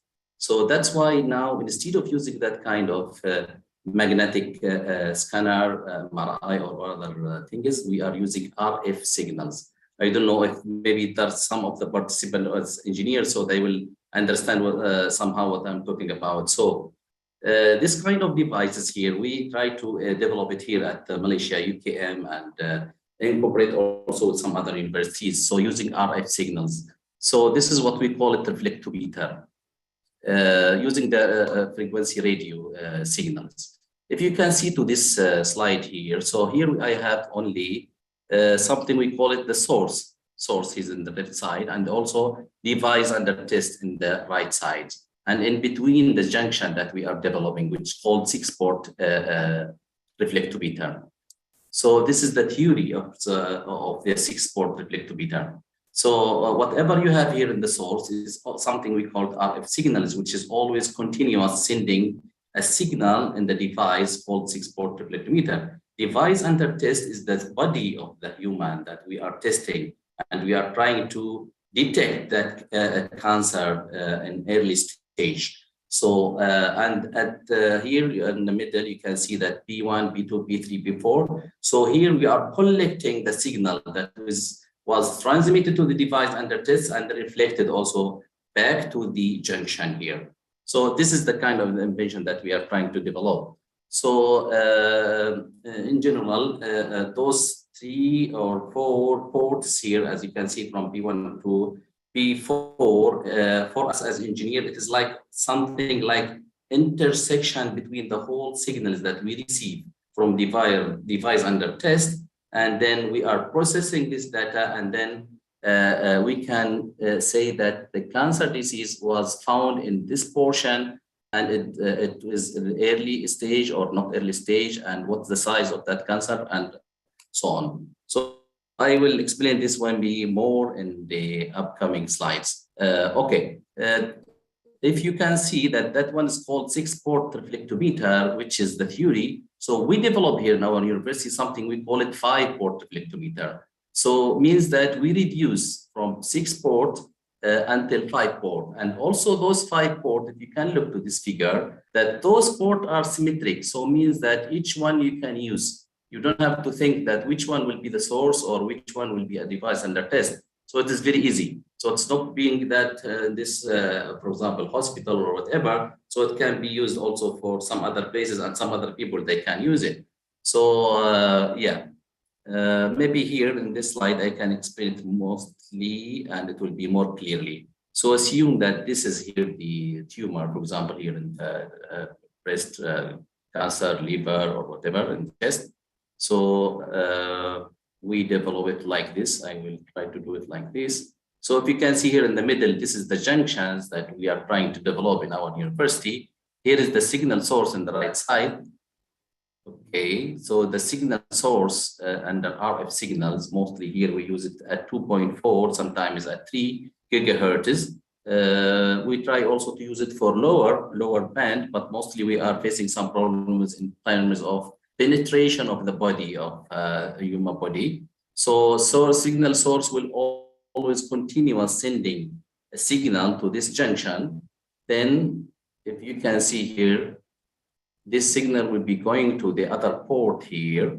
So from the port 1 to port 2, it will be connected to something we call it ultra-wideband antenna. So ultra-wideband antenna here, actually, by the way, the human body is here, and here is the phantom. So mostly this device, once we develop, so we are not using tested directly to the human body, but we develop something we call phantom, which is which is replace the body of the human body just for our test and for our experimental results. So as I said, single source will always continue sending signal to the junction, and then ultra-wideband antenna will always send signal through the phantom, and some of this signal will be reflected to the same antenna. So the antenna will be working here as transceiver. So the reflected signal will be coming back again to the junctions, which is called multi-port reflectometer, and the whole data will be collected by these junctions, and it will be go here to something we call it the power detector, and then it will be transferred actually from analog signal to digital signal, and then all data will be going to something we call it microcontroller. We are processing this data using a kind of algorithm, and then we can detect the cancer disease based on some data that we already have it for the body of the human, which don't have any cancer disease. and we will take the difference between the data. I mean, if the data that we collected from the human is without any cancer, for example, and the data that we have is also without cancer, so the difference between them will be 0. If there's any kind of difference, then it can show you what that cancer or tumor and what is the size exactly for that one. So still up to now, we are developing this kind of technology using RF signals. And I hope so that inshallah ta'ala in future it can be available for many countries. So, okay. For this junction, actually, one of the things that we develop here in terms of design and fabricate also and making experimental, this junction, which is called multi-layer junction, using different kind of substrates here, something like FR4, taconic, we use Rogers as well. So, and if you can see here that this junction will be in the middle of this multi-layer. So the junction will be used here as a transmitter and receiver as well. If you can see the ground here, it will be in the top and the bottom. Okay. So many softwares actually we have used also in this kind of technology. We use ADS, we use CST, HFSS. Those who are working in engineering, they will understand that those technology or those softwares also is very important for us to understand. So after we get the simulated result, which is more accurate, then we go for fabrication. For example, in this figure here, you can see that we fabricate this one using FR4 material, and also we use some other material which is better than this one. But the good thing is here that we got the exact result, mostly the exact result between simulated and measured result. Before we apply this one in our the whole system.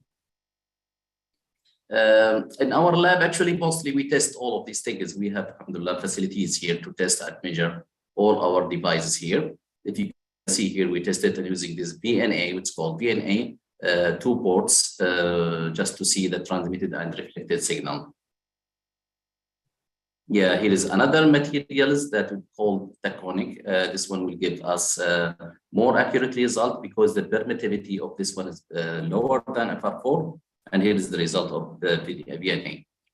As I said, to make sure that our results is correct here, so we use more than one software, for example, ADS and CST. And mostly we compare our results here. This is actually the simulated result before we go for fabrication result. And you can say that both of them is almost same. The frequency that we have being used here is wide band, starting from almost 1.5 gigahertz up to 5.4 gigahertz, which is very wide band frequency. That's why, like, for example, MRI, which is actually more accurate and at the same time is high costly, they use mostly lower than 1 gigahertz. That's why the MRI, if you can see, it is very big, huge in terms of size. And our device that we are developing here is very small because we use a high frequency range above 1 gigahertz. So as you can see, the result using different software is still accurate and similar.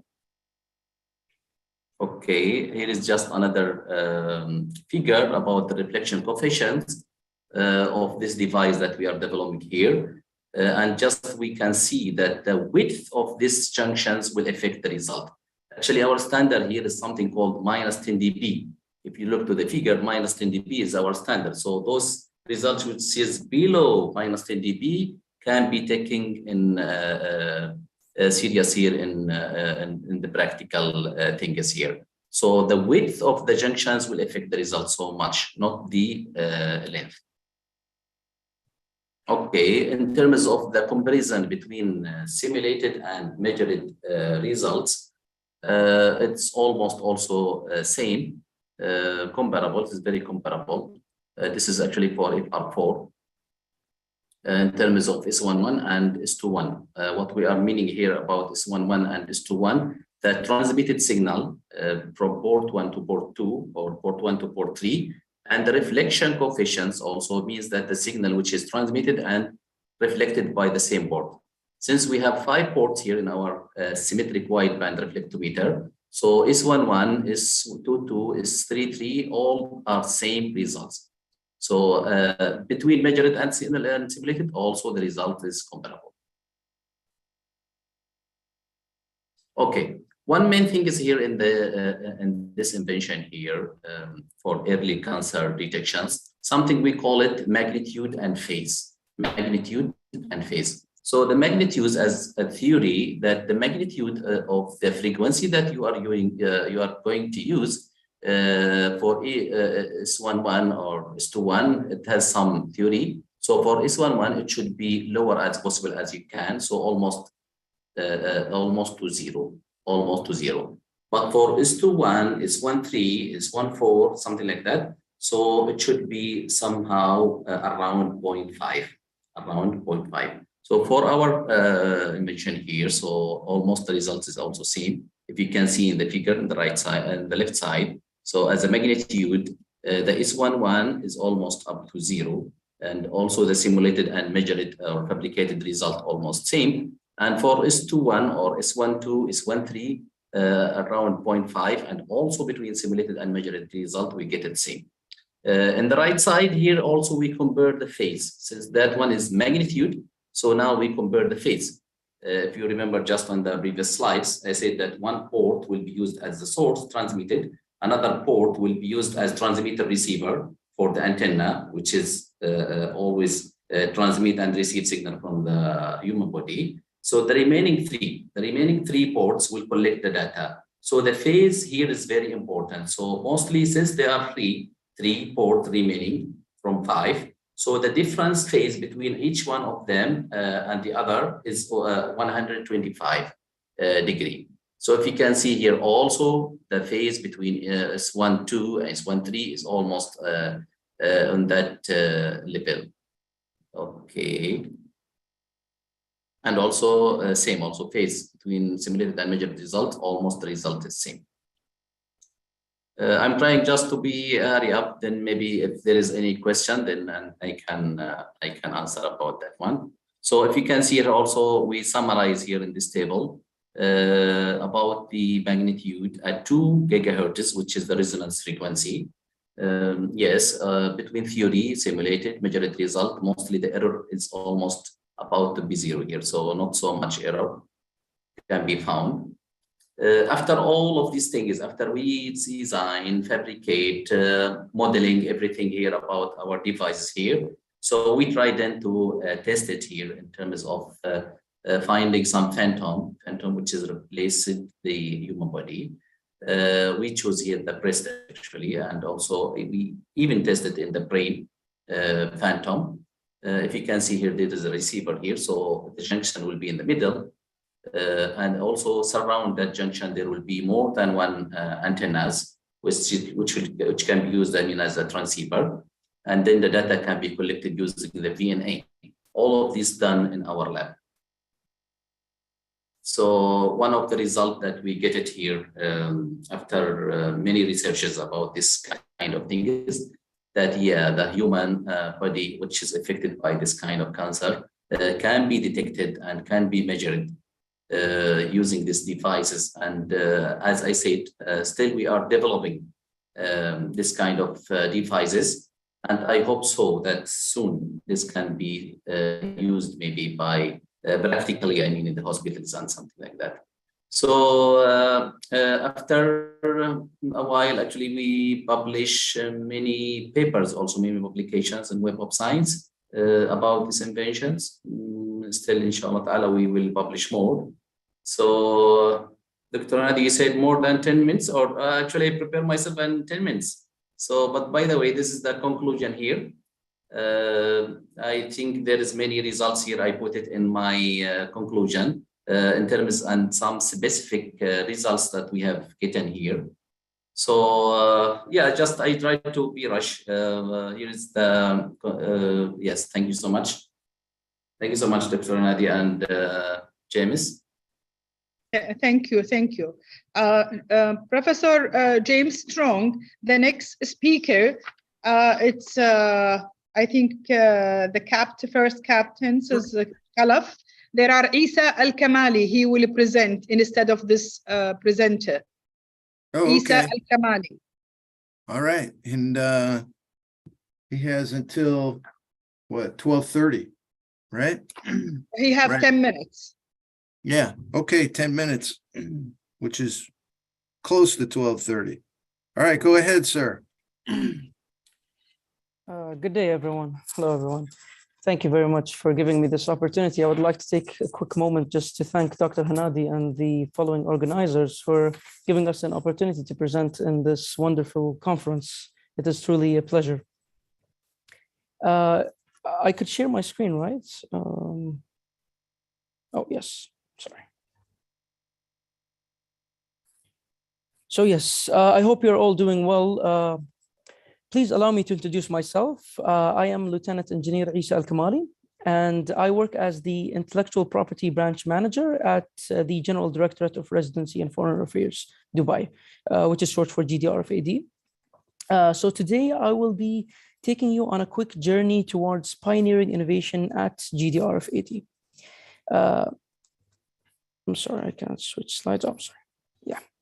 So bear in mind that our main focus today would be on innovation at the government sector.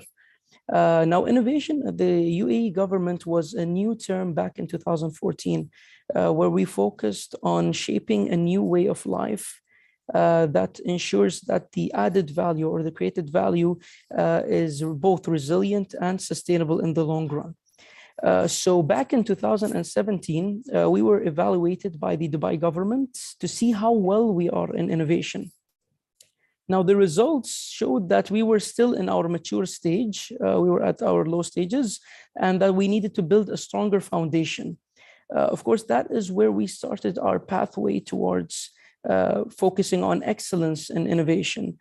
And so we started to look into the best practices from around the world, particularly in frameworks, to build a stronger foundation in innovation. Moreover, we made a strategy that supports innovation in our workplace, and we focused on building the framework itself, as well as an organizational structure in itself. So among the base, of course, our innovation strategy, as you can see over here, showcases our main values and our mission and vision strategy.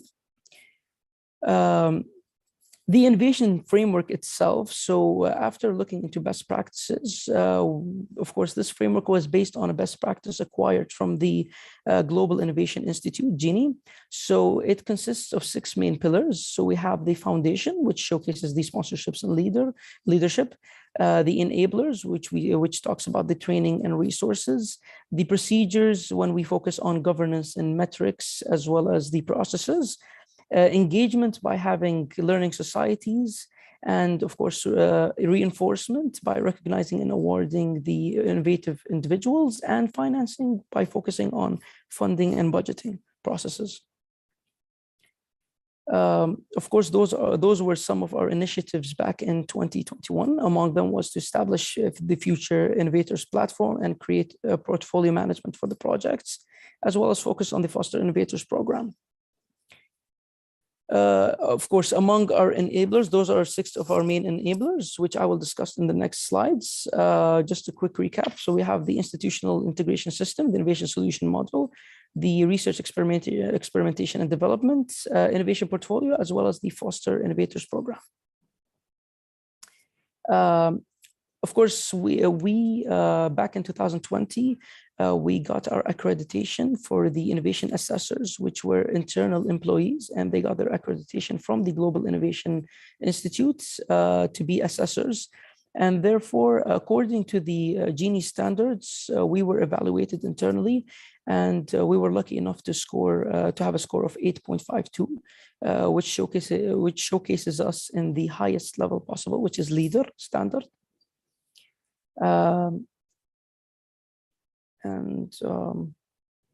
Of course, when we talk about the innovation readiness ratio, so we have an innovation index, which is basically a questionnaire released by the Dubai government that determines our innovation maturity rates. During that time, from the time frame between 2017 to 2021, we focused mainly on changing the overall mindset of the employees in the organization. So we tried to give them more into an entrepreneurship kind of mindset, to focus on building relationships and of course focusing on building innovations together. Because like innovations with the right amount of with the right leadership and with the right hierarchy can guarantee everyone moving along together and basing their innovations together to come up with the best possible solution. And so we notice over here a drastic change from 2017 to 2021 by almost 21.2%. So this was our score back in 2021, 91.2%. We're very happy to have achieved that. Of course, we have the institutional integration system. So since innovation is not actually isolated, we made sure to merge innovation into all of our organizational stages. And therefore, we've showcased this system, which focuses on 4 main pillars, like the planning, the development creativity, implementation, and reviewing and evaluation. We have also developed an innovation solution model, which focuses on 3 main steps overall in determining the innovative ideas, going through the research, experimentation, and development, all the way to sharing that knowledge. And among those steps, of course, the research, experimentation, and development, we have developed based on our small studio. We work on projects alongside all of the employees within the organization. We have developed the RED, which focuses on 5 main stages. We have the research stage, the design stage, the experimentation stage, as well as the learning and development stage. Of course, we focus primarily on the project's portfolio itself. So we work in an agile kind of manner, of course, having the incremental improvements to build our own resilience along the way. So we focus on the 3 main horizons, which are consecutively Horizon 1, 2, and 3, rated at 70%, 20%, and 10%, given their time frame.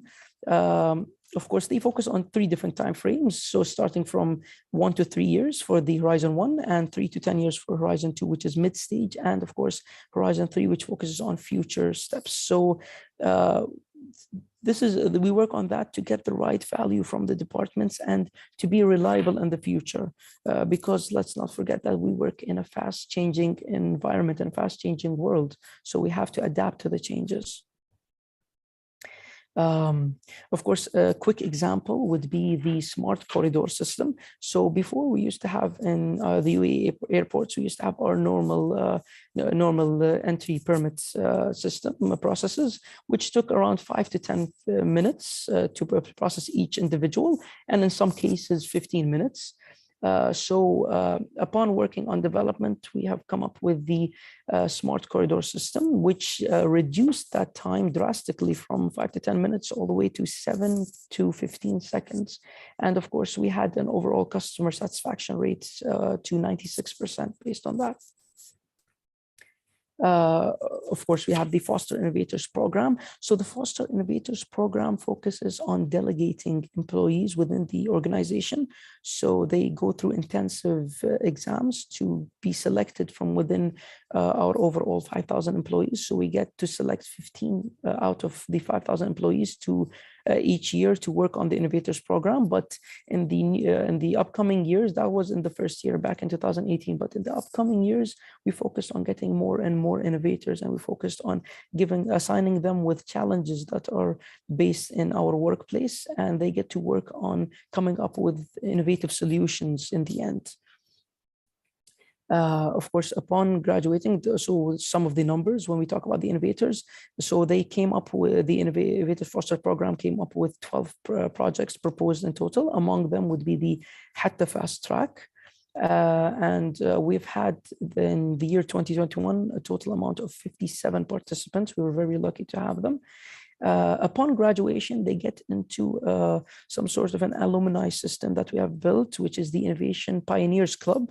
So to recognize their hard work, we get to help them come up with new solutions to the challenges in ideation processes. And so far we have 11 participants in there. Of course, innovation has to focus on partnerships, specifically strategic partnerships, to come up with better solutions. And where better than to focus with academia. Therefore, we've had the chance to work with 45 university students from different universities within the UAE. And we were lucky enough to come up with 9 proposed projects with them. Of course, it is important to register the projects and the prototypes within the patents and intellectual property. Therefore, we have also built a stage to fill out forms and register intellectual property for each employee within the organization. And so far, we have come up with 310 intellectual properties registered. Of course, this is our ideation journey, which basically showcases each step from starting by joining the suggestions portal all the way to the suggestions committee, and then by determining the type of idea, whether it was feasible, non-feasible, the type of feasibility. And then there will be a follow-up, whether it was a creative idea, meaning it needs implementation, or if it was an innovative idea, which means that it's going to come into the research, experimentation, development to come up with prototypes in development. And of course, those are some of the numbers that we would like to showcase in the ideation stage. So on the right, we have the total amount of ideas proposed in a year. And of course, we have in the middle percentage of implemented ideas from the feasible ideas. And on your left, you have the number of employees who participated in the suggestions portal overall. Of course, let's not forget to recognize and award the employees. And each year we have an awards, the annual awards ceremony. And for the year 2021, we focused on awarding different categories. And we were lucky enough to have 602 awardees within the categories. Dr. Al-Kamali, I think you have a minute left. Yeah, sure. I only have 2 more slides. Okay. So based on the training programs, it is important to let all employees work on innovation courses, and therefore we made sure to have all 4,962 employees work within the courses that are related to innovation within our internal platform.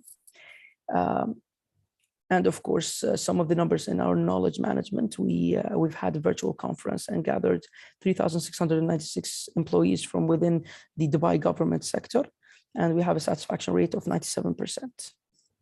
And to conclude, so all of this hard work by working together alongside each other has helped us to be lucky enough to achieve the first place in the Dubai government in 2021 in the innovation criteria. We were very lucky enough to have achieved this, and we will look forward into achieving even better results in the upcoming future. That concludes my presentation. I would like to thank you for giving me this opportunity. And if you have any questions, please do feel free to ask me. Thank you. Thank you. Thank you. Al-Kamali. We appreciate it. Our Nick, we'll save the questions for the last 10 minutes. And our next speaker is Trent Simmons, who is from Spirit of the Game Foundation Managing Director. And if he could go until about 10 minutes. So, Trent, you here?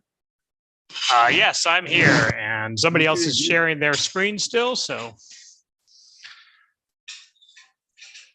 we can get.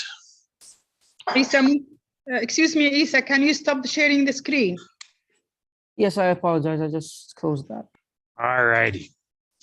Okay, well, I'm going to talk fast because basically we have a hour-long webinar condensed down into 10 minutes for you all. But Spirit of the Game Foundation was formed to help individuals and organizations take personal accountability for maximizing their positive impact on the world.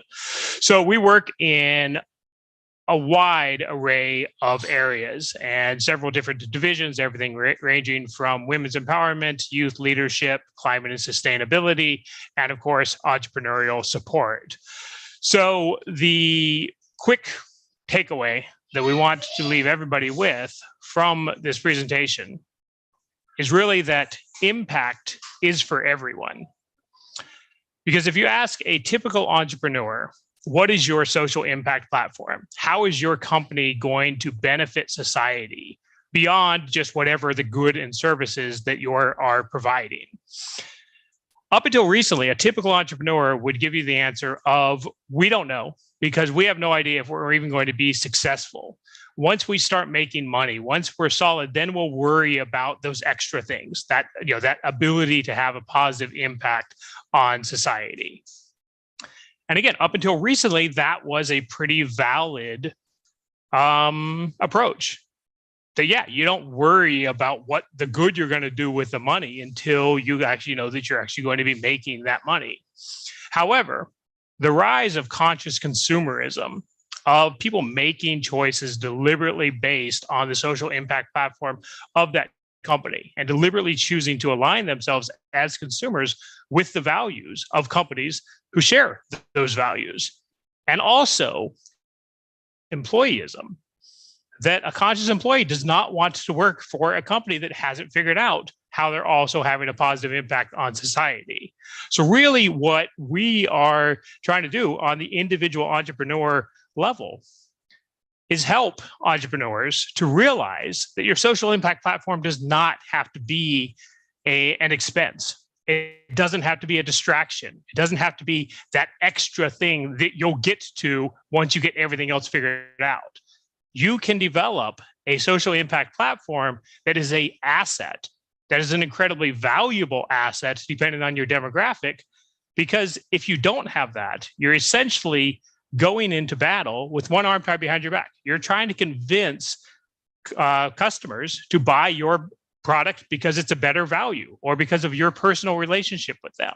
So if you really want to reach out to today's consumers, especially the young ones, we encourage you to really figure out what you can do with your platform. And again, it doesn't necessarily have to be what you're doing already. It just has to be what you plan to do once you get there. Because if you don't even have that part figured out, they're going to go looking elsewhere. You're not going to give them a reason to support you. So quickly, a little bit about our organization. Again, I know we don't have much time, but we have all of these different pillars that we are developing that gives us a unique advantage in terms of consulting with individual entrepreneurs, but also other entrepreneurial support organizations, that we have an impact coaching and consulting coalition. We have a global social movement so that we are able to steer those future consumers to your future business. We also have an international network of NGOs that when it's applicable, we will go out and get the grants to go out and start these programs. And then we also have the impactful networks. Next Friday, we are globally launching the Impactful Women's Network, which empowers women personally, professionally, and with their investments. And in February, we are launching the Impactful Business Network, which is primarily geared in the beginning for entrepreneurs to bring you together with a peer support group of other people who also are ready to figure out the best ways to maximize their company's positive impact on society. Because again, if you have nobody else around you that is supporting you, it's going to be very difficult for you to figure it out on your own. You can come up with something good, but you're highly unlikely to get something great without a peer support network. And again, also bringing in our network, which brings together, it's really a nexus point, brings together top experts from academia, from government, from the corporate world, from the nonprofit world, and also day-to-day citizens. So you actually get that feedback on if your messaging is going to resonate, because messaging is just as important. Some of our clients come to us and they have a great social impact platform, but no idea how to authentically market it. They don't know how to build a community around their brand. They have no idea how to get somebody who doesn't buy their product to be their ambassador, to tell others about it. Getting your customers to tell others about your product, if you're any good, that's the easy part. Getting people who don't buy your product yourselves, but they still want to tell people about you, that's a hard part. That's something where you need that extra edge, that development. Our niche is called creative impact. And as you see, we call that the art of doing more good without just spending more money.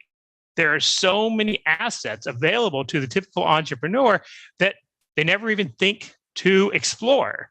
So I will wrap up in 1 minute with some of those assets that are available to you. I just want to plant the seed right now for all of you to start thinking about some of these external stakeholders that you haven't considered yet. But I also want to first talk about halo effect, because this, as I said at the beginning, we work with individuals and with organizations. Every individual on this planet has a halo effect. Your business network, your personal network, who do you know and who do they know? And who can you get on your side if you can give them a compelling reason to be a supporter or an ambassador for your business? So skipping through several slides to the list of external stakeholders, the people that could be your allies, could be your best friends, could be your best strategic partner. Internal, those are the easy ones. Those are the, if you go down and write a list, you're probably going to come up with all of those on your own. External, this is where things really start to get interesting and doors start to open up. Possibilities start to expand. Your general customers and suppliers. Potential customers. Again, if you're able to go out there and engage potential customers to help you figure out your company's possible social impact platform, yeah, they've already bought in to your concept. They're already trying to help you figure it out. And if they do that, then they're going to go ahead and most likely be your supporter. Media contacts, government contacts, academia contacts, also great. You run a brainstorming session with any of these contacts and they come up with an idea that you're able to implement, you better believe you've got an ally for life, because people love to support good ideas, but they absolutely love to support their own ideas if somebody takes the time to break that into reality. And again, a lot of times as an individual, most of these ideas that get thrown your way, you're going to have no idea how to do this, because social impact is not generally taught in business school. It's not really emphasized in most incubators. That you need a network. You need access to other people, both global experts and also your peers, your other similar business owners from around the world who are also trying to figure this out. And a lot of times the best way to learn is to teach. That if you participate in a brainstorming session for another business owner and you're able to give them a great idea, it might just spark your next great idea for your business. Wrapping it up with NGOs, again, general members of the public, that's the real sweet spot. If you get to that point when people are willing to volunteer for your company, even though you're not a nonprofit, when you get to that point that people will tell other people about your product or service, even if they do not buy from you themselves, now you've got something that money can't buy. Now you've got a community. Now you've got ambassadors. Now you've got something that you get each one of these to start thinking about how they can use their network to help you expand. Because no matter how big your network is, the network of your network is way, way bigger. Thank you very much. All right. Thank you, Trent Simons. Our next presenter is Victor Penev. He's CEO of Edaman, and looks like he's ready to go. So 10 minutes. Thank you so much. Yeah, can everyone hear me okay? Excellent, thank you. Thank you for inviting me for all the interesting presentations. I'm really excited to be here. I want to follow up on what the previous speaker talked about, the spirit of the game, because we do have our social mission as a first thing that we started the company with, and I'll talk a little bit about it. We are an innovative technology company and work a lot on creating a better world, but we started with a mission, and our mission was to help everyone on the planet eat better so that they can live long, healthy lives up to 120 years without chronic conditions and mental illnesses. We truly believe that food is the ultimate medicine, and that if people eat right, they can live up to 120 years without ever getting sick. So we set out as an organization to organize the world's food knowledge so we can give it back to people so they can make the right food choices and help them live long, healthy lives. That's been always the mission of the company. And similar to what the previous speaker said, we've energized networks around us to actually get going in that direction. And so we have lots of partners, not just clients, other companies that are interested in the space, NGOs, foundations, and just individuals that are doctors that are interested in making food the ultimate medicine. Ultimately, what we want to do is have people get off drugs and actually just eat to health and remove all chronic conditions in the world. So we started as a data company, organizing the world's food knowledge. We wanted to provide that data to everyone. Initially, it was a direct-to-consumer company, but pretty soon we realized that people make decisions about food where they purchase or eat food. So they have many points in the day where they think about food. So we decided that we will change our business model towards business to business and try to meet the consumer everywhere that the consumer makes decisions about food. So those could be restaurants, green markets, doctors' offices, corporate wellness programs, so on and so forth, technology companies they interact with. So we productized our technology, and I will talk a little bit later about the innovations that we do in our technology after all this innovation conference.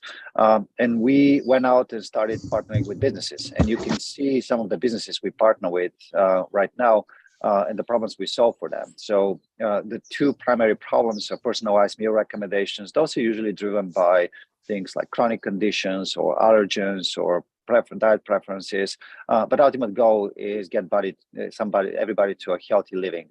And those can be companies that are managing chronic conditions like Virta Health, or creating personalized nutrition around genomics like GenoPalette, or employee wellness programs like Zipongo, which is now called FoodSmart, or Nestle for Nestle Health.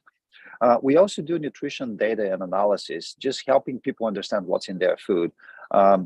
And you might be surprised by Microsoft and Amazon, but in Microsoft, we actually powered all the nutrition data in their search results for recipes. So when a recipe comes up in Microsoft, the nutrition data comes from us, and we're just trying to educate the consumer what's in that recipe. Does it fit their allergen and diet needs, their caloric needs, their nutrient intake? Amazon, we help with answering questions on Alexa. And we obviously work with companies like Food Network and Barilla and McCormick. Ultimately, our goal, and lots of restaurants, dietitian offices, our goal, as I said, is to meet the consumer where they make decisions about food. It's a business model, and that's less relevant to the conference as it is, but it is useful to understand that we provide that data kind of on a usage basis. So the more the data is used, the more it's useful, the more economic impact for us, and obviously the more social impact. We provide the data through APIs or as licensed data sets. It is a very straightforward, easy to use model, and you pay only for the data that you use, not more, no less. So here we come to the meat of the presentation, our technology. So we've built, and all those big name corporations work with us because we've built arguably the largest database of meals and nutrition in the world, the most accurate data. So we have over 5 million recipes and close to 1 million foods, which we've analyzed and tagged for every nutrient, every allergen, every lifestyle diet, every chronic conditions, meal type, dish type, cuisine, glycemic index, CO2 impact, so on and so forth. And that data is very, very accurate. We've been actually measured against human nutritionists, and we know that we perform in accuracy better than a human nutritionist with 20 years of experience. So that is kind of our primary value provision. And it comes from a technology that we've developed in-house based on natural language understanding for the food domain space, which allows us to accurately analyze any free text about food. What we've done also is we've made this data very, very affordable. So we have over 100,000 developers, which I'll mention later, that are already developing applications on top of our database and APIs. And it starts only at $49 a month. So it's quite affordable and easy to gain access to. And the breadth and the depth of the data is really quite impressive. So for a lot of companies that need to access accurate, deep data, there's not that many places they can go. We want to become that place for every company in the food, health, and wellness business in the world, so that we can actually support our mission of helping everyone on the planet eat better. As I mentioned, we already have over 100,000 developers developing an API. We've become a little bit of a leader in our space, in the nutrition data space. People recognize us, people mention us, and not just our customers, but all kinds of folks. A lot of those 100,000 developers are, students or single developers, but eventually they move on and they remember how easy and useful our data was. So they become our ambassadors, whether they're clients or not. And with that, I will get close to the end of the presentation. There's not much to share here, but I do believe, and this is an appeal to everyone here on the panel and listening, that if you truly believe that food is ultimate medicine, come join us. We are trying to energize a global movement of companies, foundations, whether they're in agriculture, in precision medicine, academics in labs investigating the microbiome and food data. We want to gather everyone around the table and solve the big problems of how we all eat better, more nutritious food with higher density, which also translates into planetary health, because soil is the biggest fixer of carbon in the world, and it will probably help us eliminate a lot of the food waste out there as people eat less, and obviously help the people be healthier and not spend years in pain and chronic pain, and just live long, healthy lives up to 120. So our goal is really to get everybody on the planet to live to 120 without ever getting sick. So with that, I will conclude and just get inspiration from the 92 young lady that is doing the yoga pose on our slide. Thank you very much. Thank you, Victor Penev. Do we have any questions? Let's have some questions for our panelists.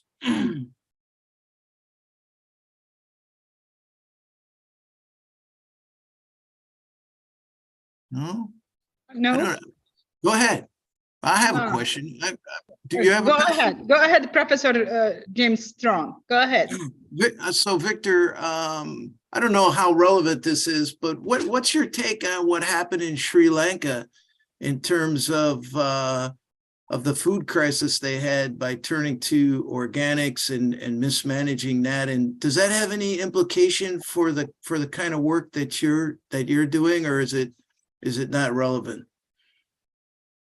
Anything that's related to food, I consider relevant. It's not directly relevant because we are a data company and we try to help people eat healthier food. I do believe that going back to regenerative agriculture is the way forward. But as in any time you replace an existing system with an old system or a new system, it doesn't matter. There's a transition period. I think what happened there is they most likely they mismanaged the transition period. But I think the general direction of let's get back to the land and grow food to support us is great. It's not necessarily let's just rely on the international networks and import rice and wheat from somewhere else. But again, in the short term, if the transition is not managed properly, it does create real problems and real pain. And that is true across the world. So the transition is more like 3 to 5 decades endeavor rather than 1 to 2 year endeavor.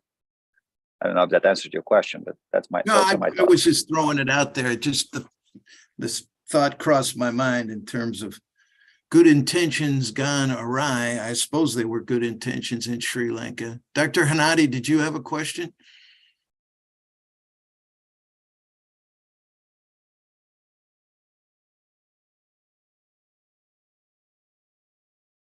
No? All right. Anybody else have some questions?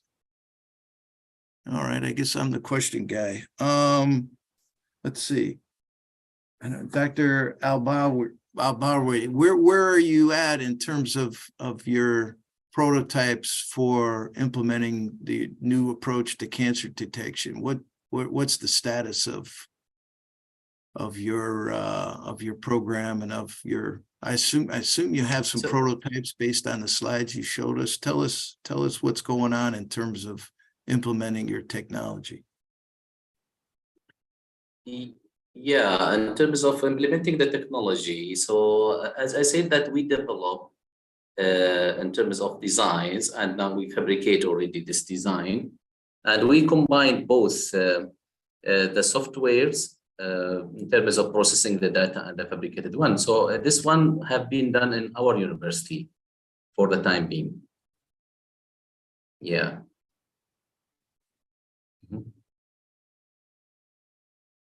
All right. Let's see. Essa Al-Kamali, he gave us a nice presentation on innovation, and talk to us about, was that innovation for the government to improve operations in the government, or is there translation from your program to the private sector to develop entrepreneurship in the private and innovation in the private sector? Talk to us about the relationship between your program developing innovation, I believe, in the government sector, and translating that to the private sector, or what the goals of the program are. Yes, Professor. So we focus primarily on improving the innovation at the government sector level. Among the points that we discussed was among our partnerships with the private entities as well as academia, we are able to even further improve our innovation processes. Very good. Thank you. Let's see. Dr. Simons, can you give us an example of a company that's used your program to advance their mission and be more successful? Yeah. So first example I'll throw out there would be a travel company here in Zurich that they had a great social impact platform right from the beginning, because they set their company up to lead tours to wilderness protection areas and use some of the money. They basically charged extra to the people going on the tour, and they donated that money to protect the wildlife in that area. So in that sense, it's like, oh yeah, you already started from the right place.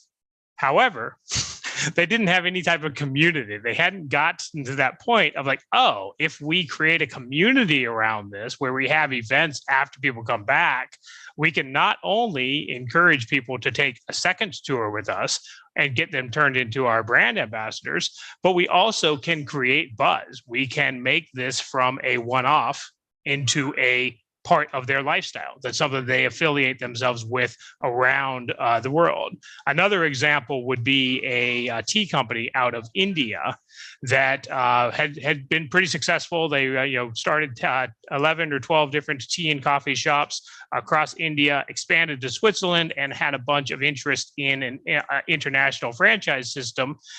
And they came to us because it's like, oh, we have people that want our business system. What can we do to make this impact? And the advice we gave them was, hey, okay, you have a $25,000 franchise fee right now. Why don't you up that to $100,000, but $75,000 of it is payable with social impact projects, and you make each of your franchises a member of that advisory board that weighs the proposals of prospective new franchisees, so they are making the decisions about their brand. You've given them ownership of the brand. You've let them, have that ability to give feedback to other people about joining their network and using theirs. And you have something that creates a system that is both global and highly local, highly implemented there, while it all ties together. Does your plan work for companies that have mundane products that are not, may not lend themselves to societal impact? Does this work for all different types of products? Or? Absolutely. You pick a company, or if you want, I'll give you another one. Go ahead. All right. Guy owns a local sake shop, wine from Japan, pretty niche. Okay, what's the social impact, right? You're not going to go around and just give out sake to kids. Okay, that's one of those ones you're always looking. Okay, and yeah, I mean, you could give it to some nonprofits, I guess. That would probably be some. But the idea we came up with him is, hey, why don't you run a sake tasting as a fundraiser for local nonprofits?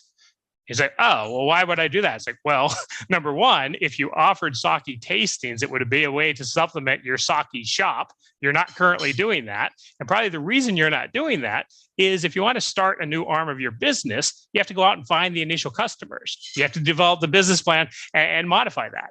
Whereas if the first ones you're doing are for nonprofits, they're not going to be super picky. You're giving something of value that lets them bring people in, re-engages with their support base.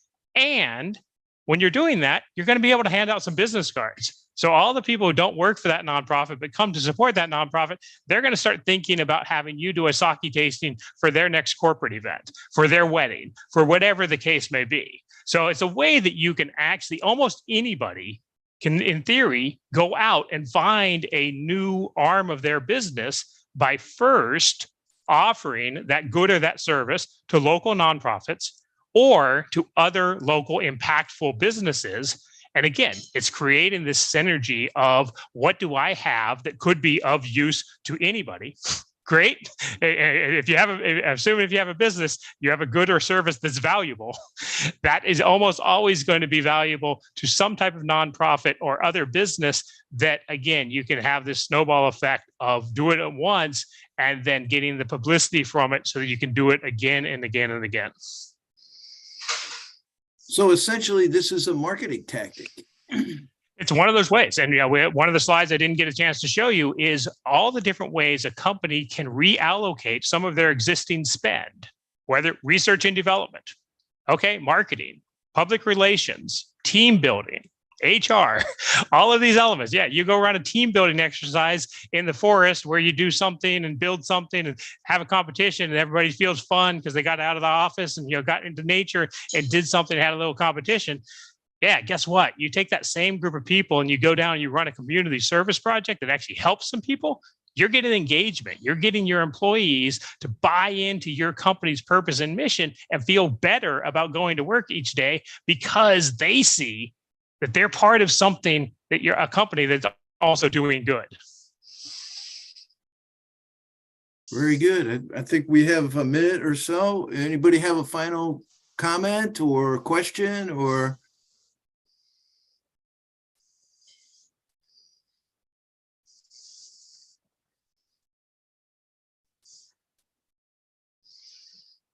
It doesn't look like it. Okay, well, I want to thank our speakers for a very interesting session and wish you the best of luck on your programs. And thank you for sharing your experiences with us.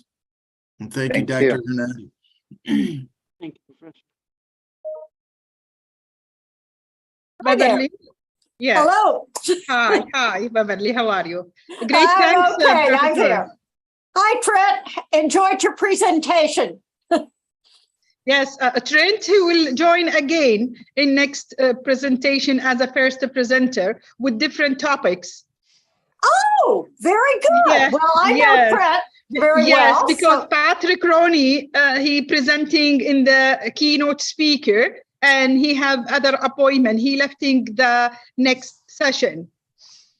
Okay, so who is going? How many speakers do I have in this session? You have a Trent, and you have Carlos, and you have me. I will present in this session. Oh, okay, that's wonderful. So 3 speakers, so you each have 20 minutes then. That's wonderful.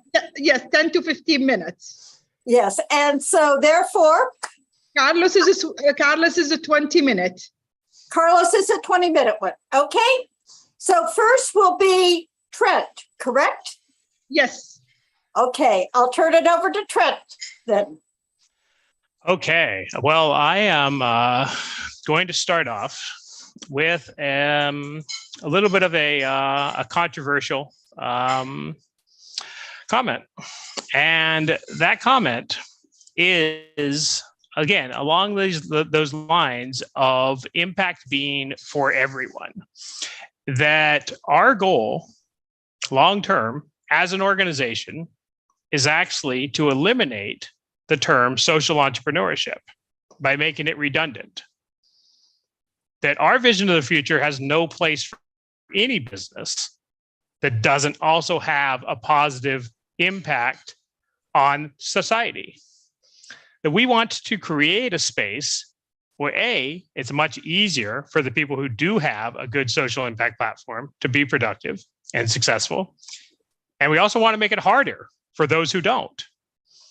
But to do that is going to require a lot of help from a lot of different perspectives. And it was really, really great hearing earlier about the UAE project, where they're getting the universities involved, they're getting the national government, local government, and corporations all involved, because really that's what is going to be required in order to move the needle on the venture capital space, the entire investing space. I'll circle back to that in just a second, but first I'm going to talk about impact investing. So I'm from the US, but I live in Switzerland. So, two of the, kind of hotbeds of the capitalist system, which has created enormous technological progress unseen previously in human history, but with a lot of side effects.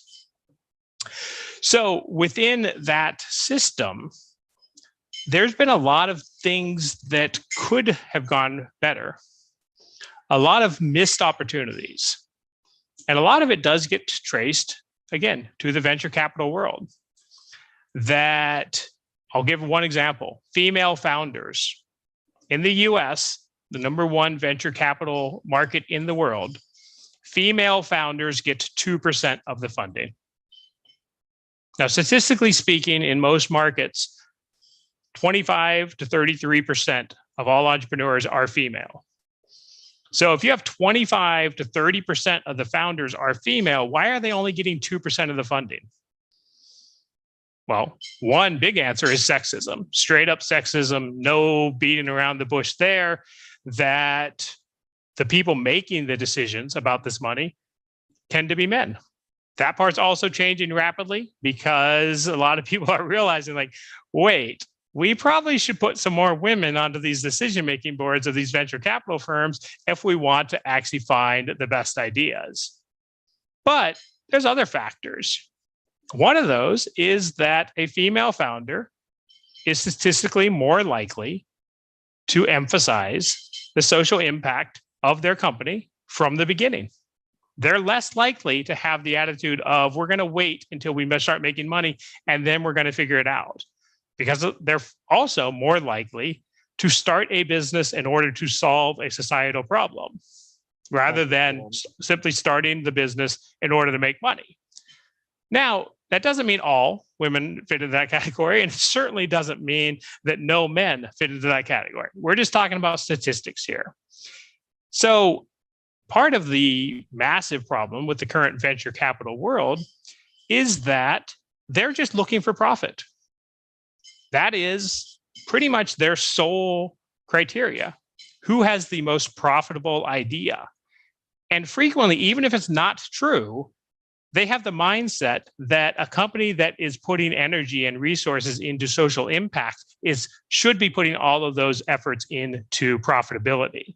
So they think that, oh, okay, that's a company that actually has a great social impact platform. They're not going to be as profitable as the next one.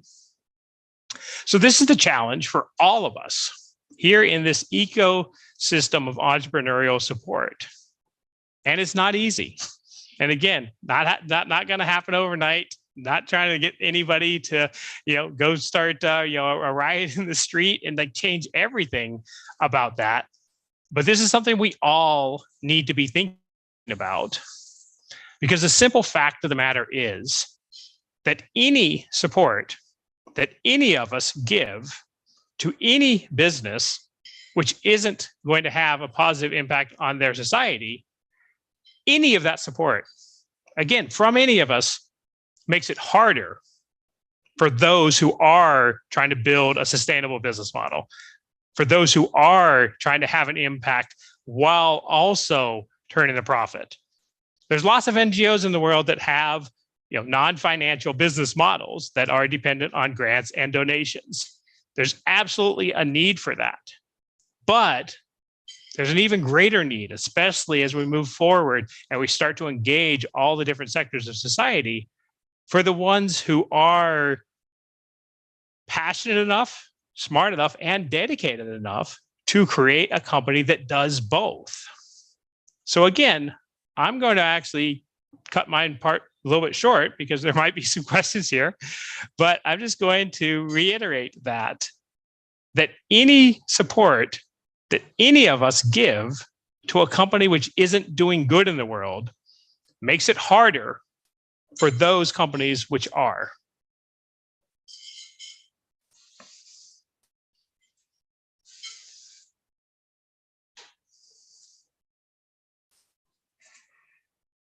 You didn't use up all your time, Trent. This is very much unlike you.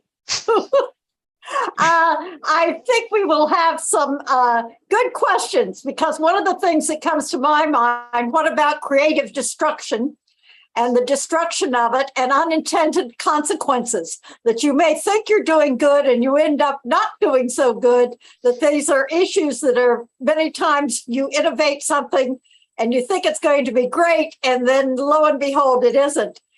And one of the things that I like to relate, because I'm going to take a moment of your time, is when I was in India, I remember I thought microwaves were so wonderful. And I said, these wonderful things. And a friend of mine says, but do you realize that may put many of the people who are cooking out of business, because people will use a microwave. And so you have that many of the people had cooks in their house, and that was all they did. And with these technologies that were coming along for the kitchen, the dishwasher and the microwave, that many of these house workers were going to be put out of work and not have any work. So there's an unintended consequence. You think you're doing well, and it turns out to have negative consequences. So I think this will be a good thing to discuss at the end. Carlos, are you ready to go? Yes, I am. Thank you. I'm going to share my screen because I do have a small presentation to do. Very good.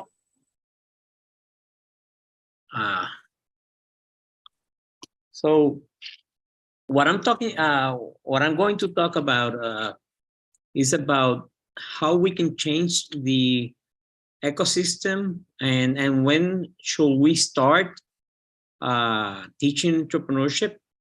So and I was going to say something before from the presentation that just happened, but I will leave that to the end. Can you hear me? Yes, you can do that now if you'd like. No, I will wait, because I am a believer that companies should be for profit. But what you're going to see is more a social company that I run, but we run it for profit. So it should be a very good discussion later on. So let me tell you my story and why it's important. It will take a couple of minutes. When I was a kid, I wanted those shoes. Everybody knows Nike. So I wanted those. My father said no to me. He was a big corporate manager. He was the president for a pharmaceutical here in the island of Puerto Rico. But he said no, even though he had the money to buy it for me. So I started crying, you know the story. And he told me if I wanted to those shoes, those tennis, I should open a company, right? So I started my first company. It was a lemonade stand, 9 years old. That was also my first bankruptcy. I couldn't stay for long. The lemons were out. So then I started my second company, which was delivering newspaper. After that, I had problems in school. I am a dyslexic. So I wasn't doing good at school. I did work for a company selling shoes and selling clothes when I was 16 years old. And those two owners became my mentors. They took me to their field trips and to their trade shows, so I could learn from them how they buy low and sell high. I purchased my first car. It was a convertible, and it wasn't that one. It was more a camel color, beige. So everybody will say to me that I was selling clothes in my convertible, that I was a commercial, right? But I went to university, and I did a business plan in that course. That changed my life. After doing my business plan, I decided I was going to do the business plan as my real life endeavor. What happened was I ended up working for McDonald's for 2 years, developing their stores before opening mine. So I learned a couple of things. You have to have a red light. After the light, through the right, going home, you have a McDonald's, right? So after the light, through the right, going home, I opened my first store. It was a car wash business, right? I didn't need the whole piece of land. So I started a company. I grew it up. Then I sold it about, it was 2017. I operated for 20 years almost, and sold the properties to AutoZone. But in the mean, when I purchased the property, this one specifically, I sold that property, the excess of it, to Walgreens. Before I was 30, I had in my pockets $4 million for the growth of my business. That's how I end up opening more stores, a chain of stores of the car wash. So what happened was the progress that I did from 9 years old to 25 years old. How could we get that and make it happen for kids, so when they grow up, they could be entrepreneurs? So we open up a company that it's called Yes. What we have been doing, it's we build tools and programs for youth to become entrepreneurs, and being in an island that is bankrupt.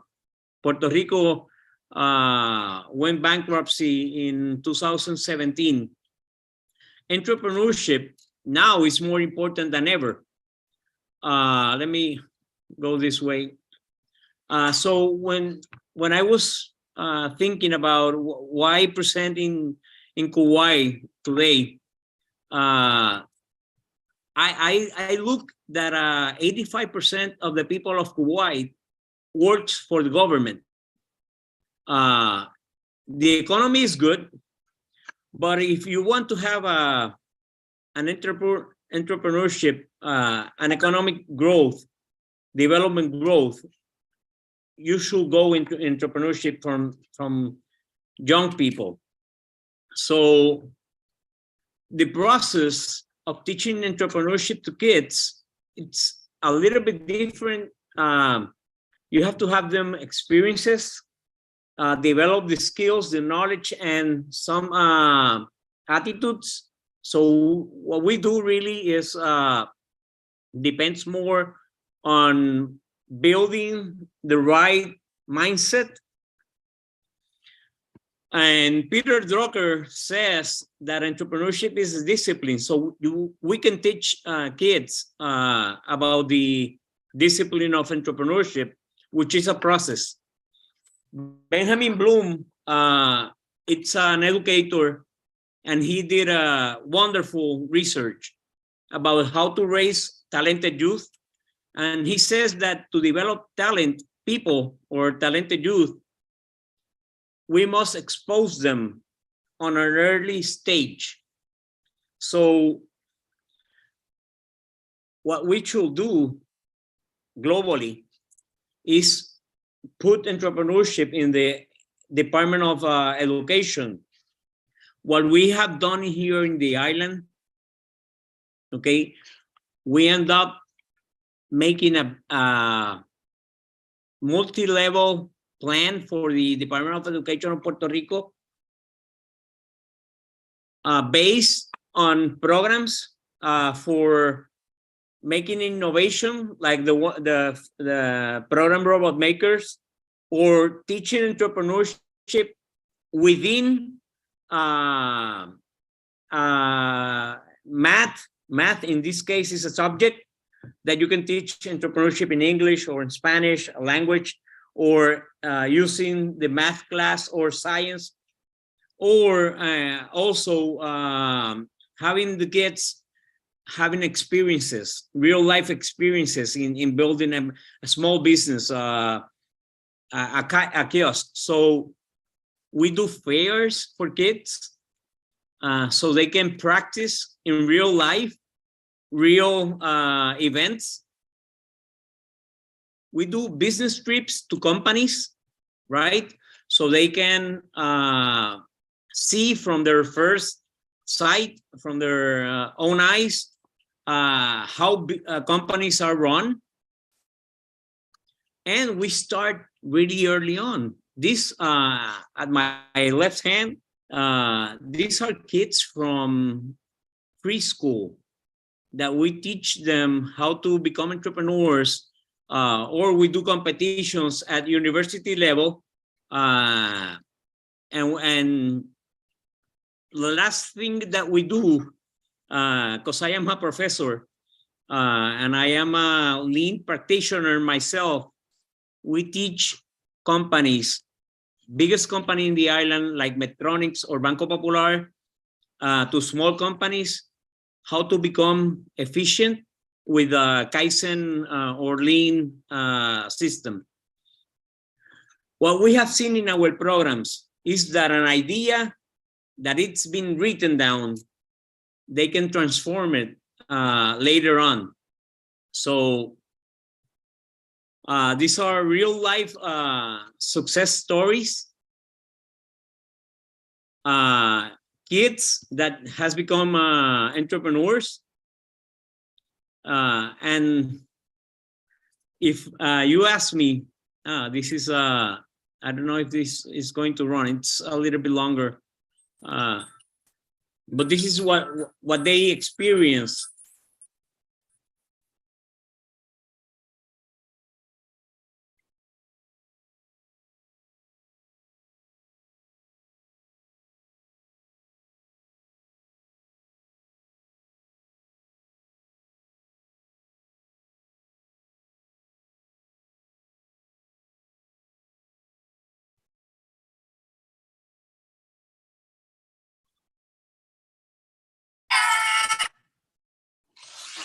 So at the end of the day,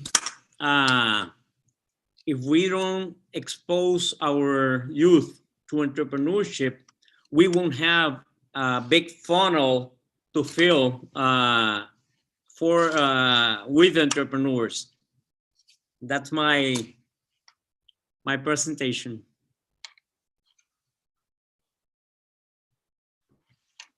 How long have you been having this organization? How long have you been working on this? 22 years, and we have developed over 60 games. So the entrepreneurs, about teaching entrepreneurship. That is just wonderful. The young students look so enthusiastic and so excited to it is. go forward. Did you want to make a comment on Trent's presentation before we go to Dr. Hanadi? Yes, I think in social entrepreneurship, we, as we build a company, just for one reason, and it's adding value to the customer, whoever the customer is. So if we take out that that part, whatever we do, we have to focus on the customer at the end of the day. We have to focus on building a profit so our company is sustained through the years. And there is no more best benefit of a social benefit than having employees well paid, well treated.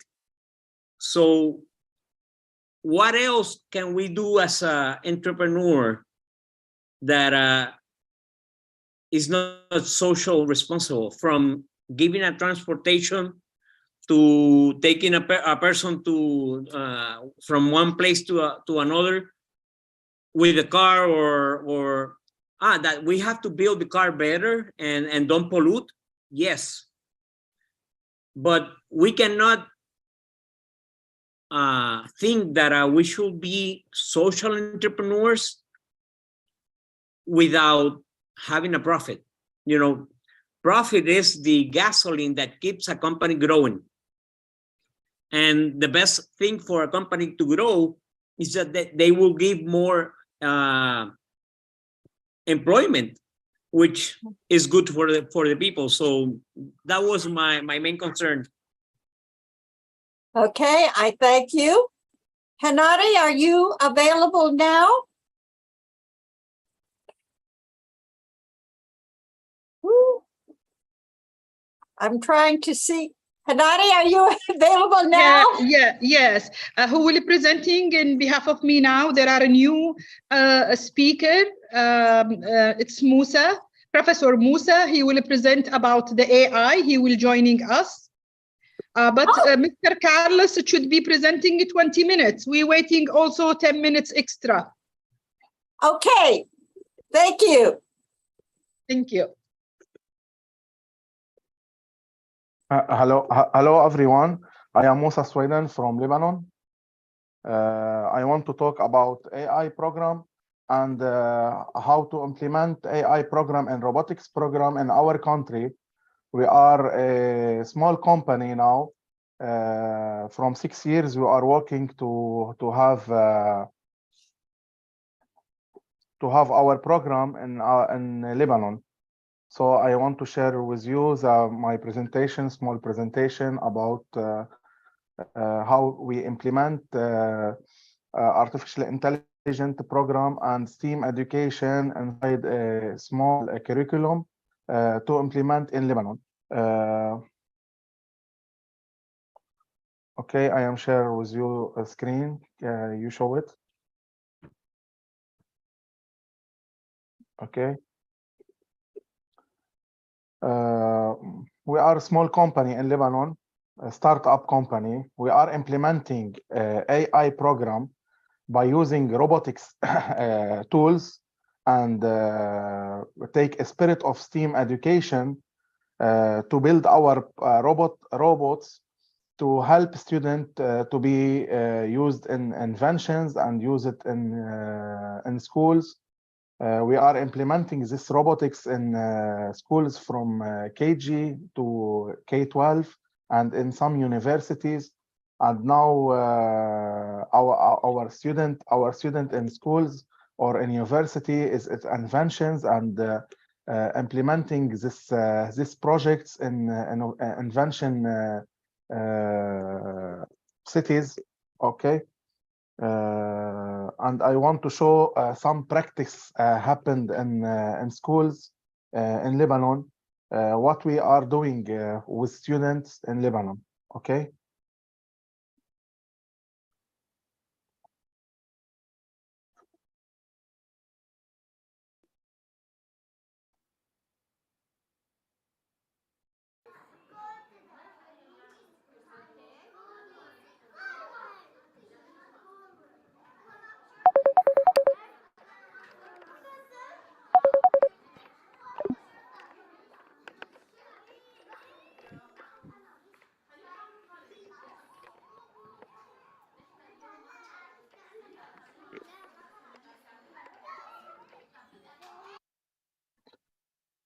So what happened in our schools, we help him to make projects and help a student to know what is robotic, what is artificial intelligence by using coding, by using some cards, puzzle cards.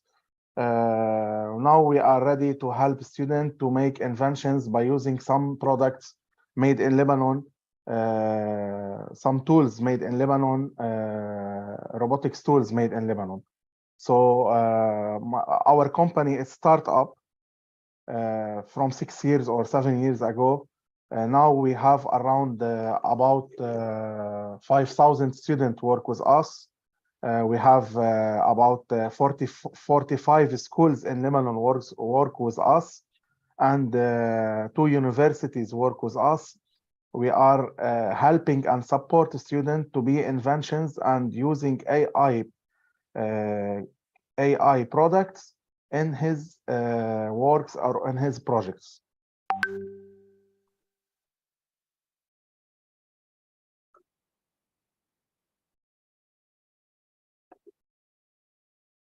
And we already built curriculum. So my team working from 7 years till now, we built curriculum for schools. This curriculum can use it now. We are using now in schools in Lebanon, and this curriculum is work to make student inventions and help student to be an inventor.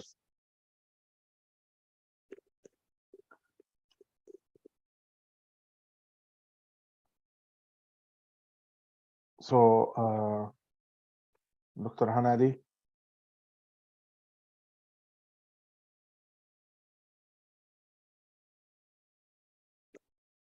Yes. Finish.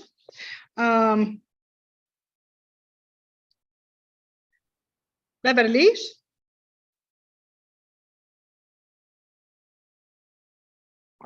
Yes. Did you finish? Not finished. I'm speaking about our curriculum, and we are everything about this. If any questions, I can answer. No problem. No problem at all. Okay, Professor Beverly.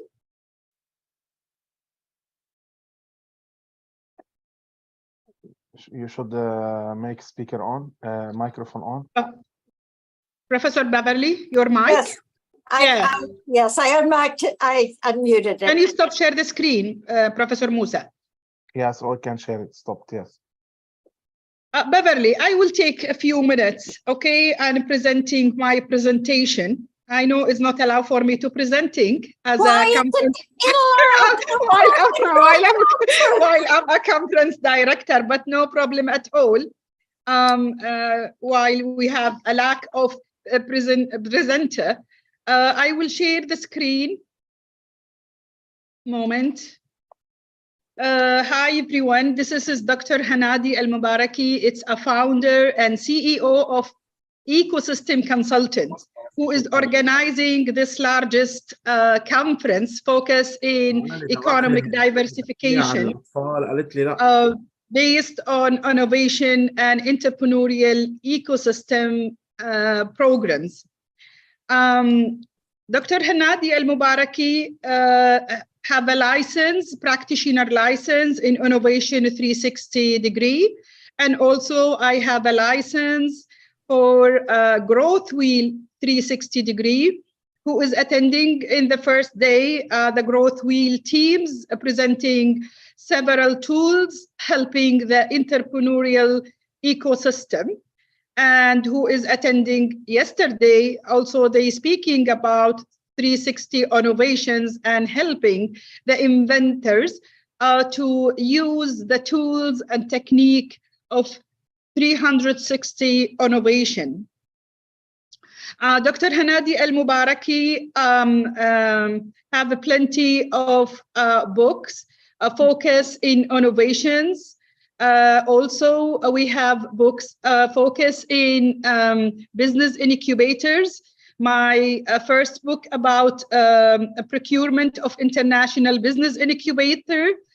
This is, I finalized this book after my PhD dissertations done. and I publish a book about the summary of my dissertations. This is a first book in the Middle East, as well as internationally, talking about business incubators program worldwide. Then I take it to the second book. It's talking, making a comparison. This book is about the best practices of business incubators programs. And I do comparison between developed and developing country. And also now this book, it's a record internationally, receiving all my roadmap written in this book, because it is only a first book through the world who is comparing developed and developing country in the programs of business incubators worldwide. And the third book, it's speaking about innovation and entrepreneurship as a powerful tool for modern knowledge economy. And this is published 2012, while now all the world is converted to knowledge economy or digitalizations, preparing as a digital economy.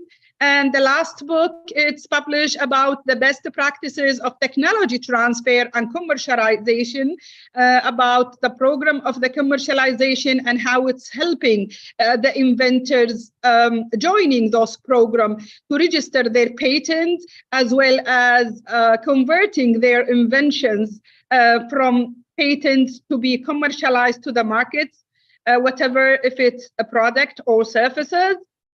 Then we're doing plenty of book in Arabic, and we have many. Ecosystem, based on all my previous experiences, I invest all my knowledge and experience, and I establish my consultancies, and I name it is Ecosystem Consultant in 2019. It's a young consultant. This is a little video. I need to share it just about my services.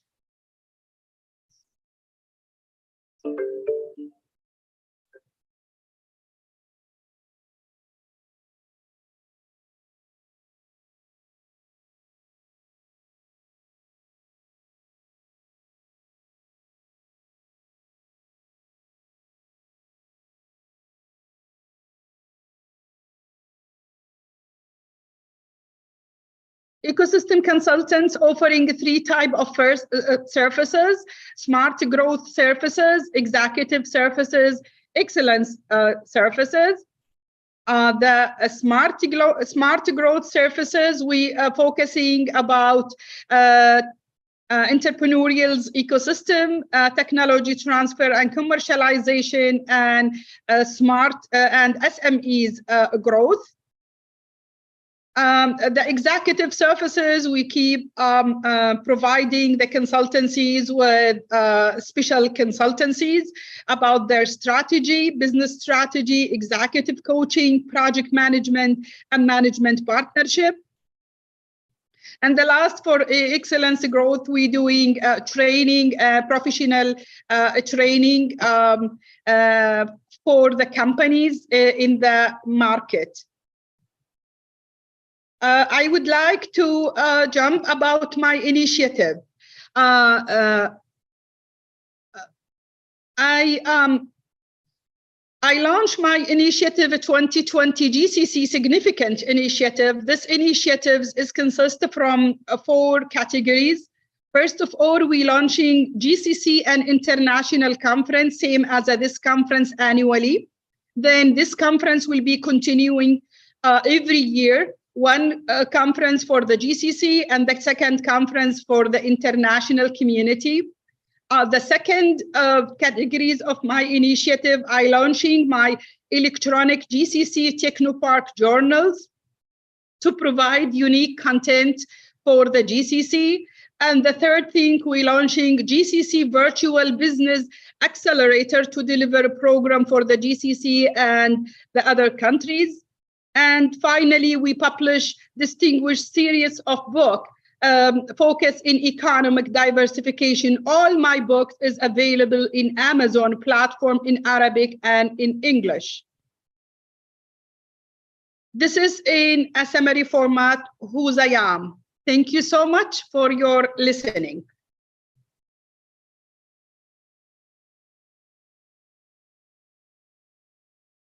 And I know Fernando wanted to do a clap too. That's why he had his hand up. He wanted to give you an applause for that. Do we have any questions of any of the speakers? I was just going, did you have a question? You need to unmute if you want to say something, Fernando.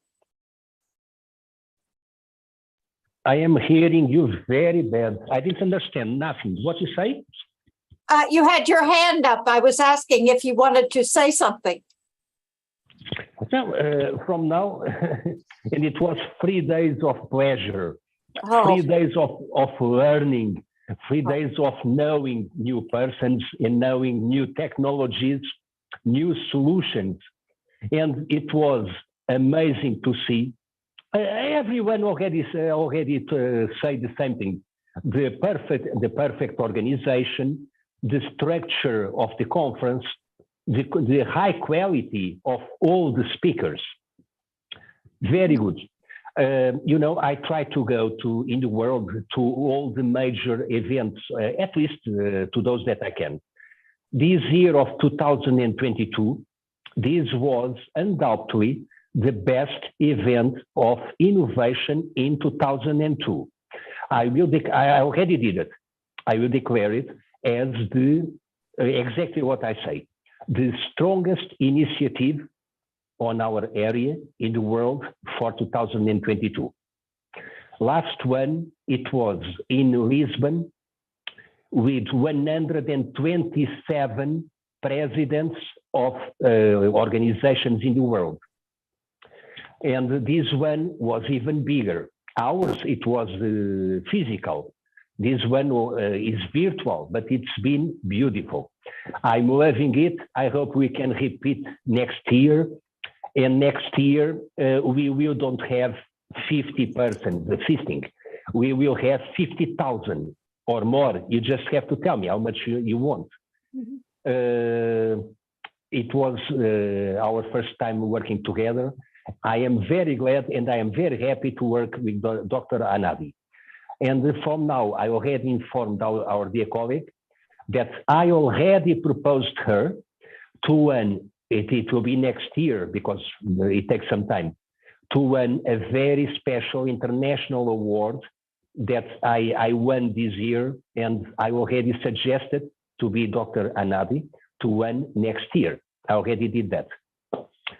And I can stay here hours talking, but I love to talk, you know, and there is so many things that if you want to make any question about what I speak before, if you want to know anything, I'm here. Just okay. Thank you.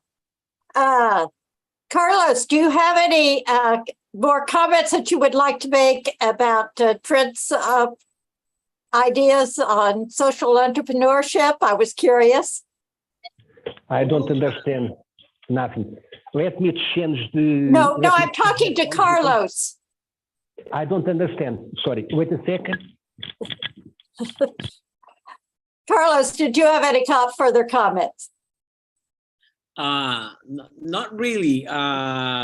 We should be focusing not on social entrepreneurship. We should be focusing on servicing value to our customers. Okay, that's very good. Kanani, I hope I could share a screen just a little bit of something we were talking about. Perhaps. Go ahead. Social entrepreneurship. And one of the things that I think today is we really need to consider innovations internally as well as externally within organizations, is that we need to develop things internally in business organizations that can reduce or eliminate waste before it's created. This is internally, which is socially responsible. And look at the impact of the environmental impact of any products we create through the entire life cycle. This goes along with what Trent was talking about, the idea that to be socially responsible, to look at how it's going to be disposed of. We have a problem now with trash in this world that is unbelievable. When I was reading the tons of waste that they are collecting from the oceans because of this plastic we have, this is one of the things that we're going to have to look at the social impact of our products in development that way. And we're going to have to look at creating a sustainable vision that where innovation for sustainability is going to be a key factor. Those were just some of the comments that I really wanted to share with you. And I think it goes along with the social entrepreneurship going along with it. Hope you don't mind me putting that in, Hanani. Professor Beverly, I'd like to jump in if I might. Yes. Yeah. So I think ahead. you were asking Carlos to comment on my presentation, but I will comment on Carlos's, and I'll just first I want to start with saying how much I totally appreciate the part about youth entrepreneurship. Absolutely, 100%. It's a major flaw with our educational system. And part of this just stems from the fact that in many regards, any system where the people making the decisions are not affected by those decisions is usually somewhat of a flawed system. So absolutely, entrepreneurship needs to become a part of the curriculum of every high school, probably every middle school, and certainly a prerequisite of every university. Like, you should not be able to graduate from university these days without some background of entrepreneurship. Even if you're not going to start a business yourself, you should gain a deep understanding of how hard it is to start that type of business. So on that page, we're 100% on the same page, that it is a critical element of any type of future healthy economy. On the other side, creating jobs and putting the customer first. There's two very well-known companies that have made a lot of money by putting the customer first. We'll take Walmart first. Walmart is one of the biggest employers in the America. Walmart is also one of the biggest job destroyers in the America. And in many cases, they have replaced several decently paying jobs with several very poor paying jobs, even to the point that the average Walmart employee is on government assistance, even if they're working full time. So just simply creating jobs, I don't think we can consider that as a virtue if they're not good jobs. And a company that does have the social responsibility as one of their core elements, that should be part of their prerequisite, is not just creating jobs, but creating good jobs. And I don't think we're really that far off on that. I'm not trying to put words into Carlos's mouth of saying that he supports a company like that. But let's also look at Amazon. Amazon has also created an enormous amount of jobs. They're not usually very good jobs. They put the customer first. They say, we will exploit whoever we have to, whether it's our employees, whether it's our suppliers, whether it's the environment, whoever we have to exploit in order to keep our costs low, because we put the customer first. So it's just, we need to be clear, and we need to be careful when we're using this type of language, what we're actually talking about. And I'll also just address the point about absolute profitability. Absolutely. A social entrepreneur who doesn't have a business plan, that's not an entrepreneur. That's a nonprofit. That's the main difference. Even though a large part of our work is also on the nonprofit side, helping nonprofits to diversify their revenue streams by offering a good and a service. The only real difference between a nonprofit and a for-profit is where the money goes at the end of the day. Nonprofits simply mean nobody can get rich, even if the business is super successful. So social entrepreneurship is the perfect blend of both of those, that somebody who figures out a way to have a positive impact on society and creates a sustainable business model. And that's really where we see our work cut out for us, is helping to continually iterate, continually ideate, and continually figure out how any type of company can do both. so they don't have to choose. And the younger that we can get people thinking about that, the more likely, the more time they are going to have to develop their entrepreneurial brain while still being young enough to care.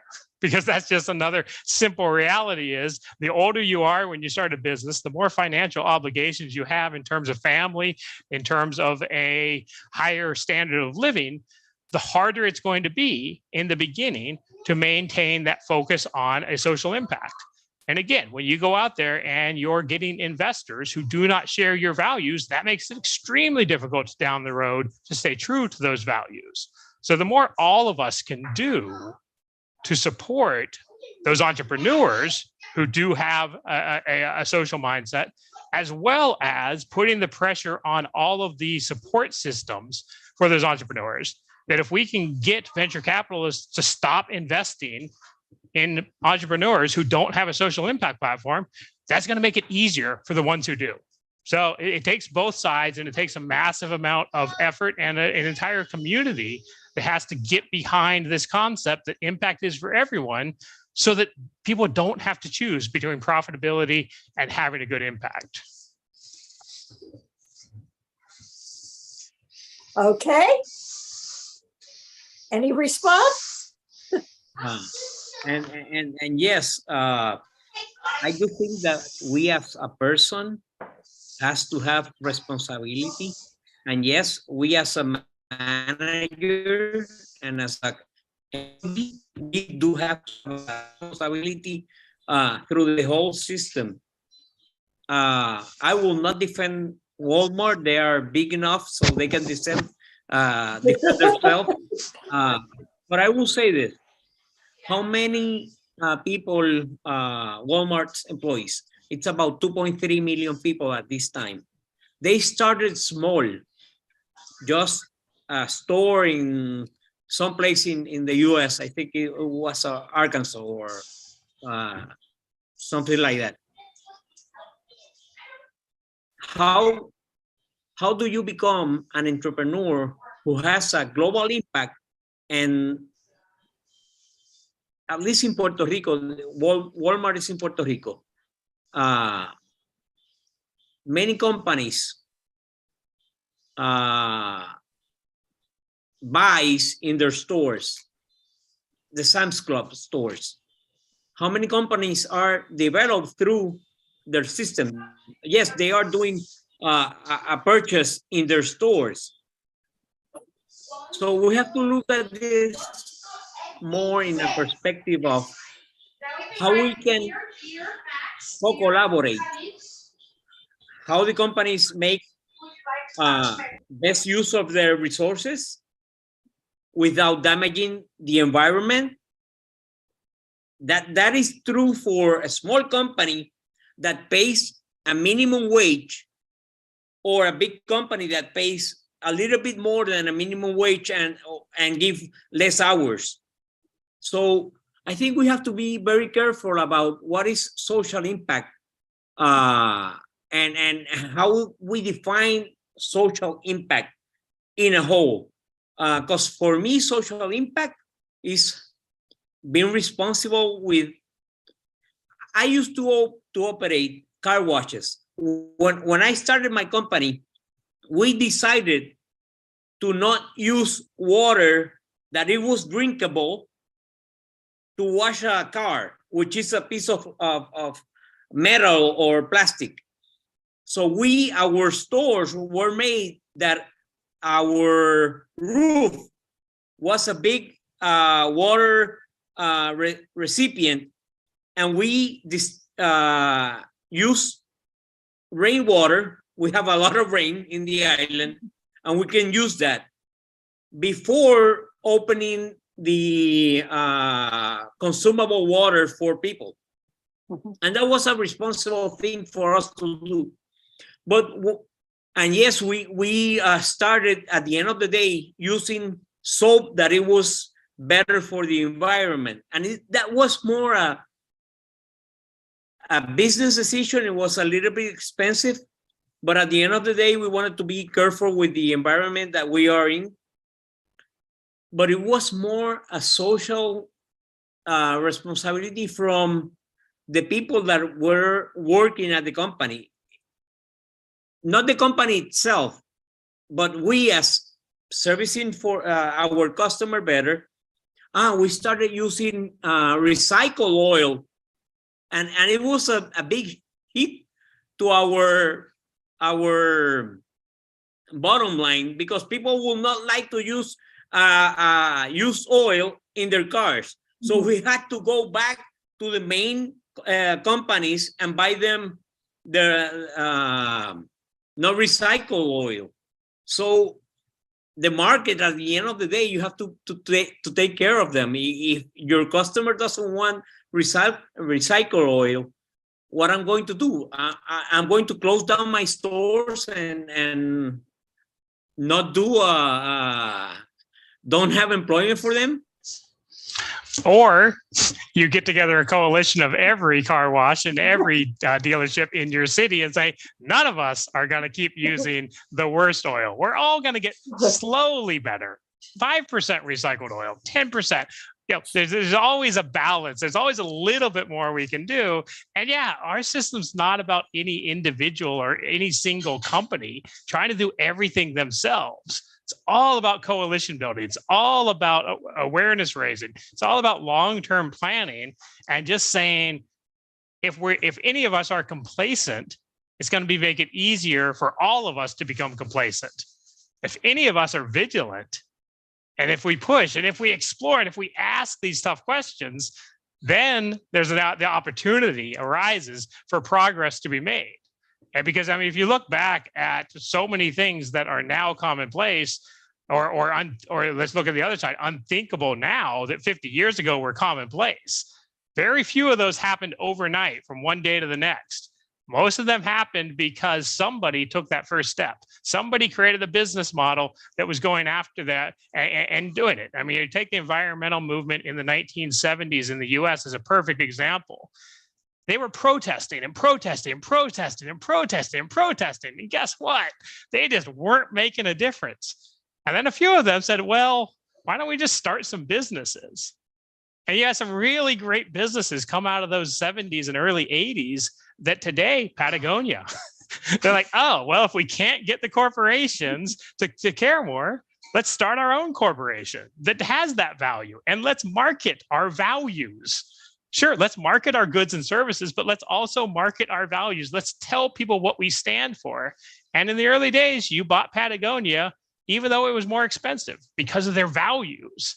So, you know, the textbooks are littered with plenty of examples about companies going this way. Salesforce is another great example. Now, they didn't succeed necessarily because of their values. They succeeded because they had a good business model and they had a good product. But they really set the standard for other businesses with their 1%, 1%, 1% model. And they could have gone even further. And hopefully now they're like, oh yeah, we're big enough. Let's double it. Let's give 2% of our profits to the thing. Let's provide even more services for nonprofits. But they're right there is a perfect example of the things that a typical small business can do. Support the nonprofits in your area. Go out of your way to find a way. Sit down with them. Ideate with them. Find out how you can help them. If you don't want to do the work yourself, just find the ways that you can support the ones who are doing the work. I think that in addition, there was Tom Shoes, which is another one that gives a pair of shoes for each one you buy, which is going along with it. I think there were a lot of businesses were started in the second part of the last part of last century that have really taken the environment and social issues under their wings and made an issue of it. Carlos? And yes. I would like to add something about when you said that about being socially responsible, but being socially responsible at the end of the day. Let's take for a moment the solar industry, right? That you put in the roof of the on top of the roofs. The solar, yes. Mm-hmm. Solar panels. Solar panels. Right? What's going to happen in 20 years when all those panels don't work? Who's going to recycle them, right? And I'm looking at this right now. What's going to happen in the landfills? So at the end of the day, we have to be very careful what is the social impact. We're not using oil, right?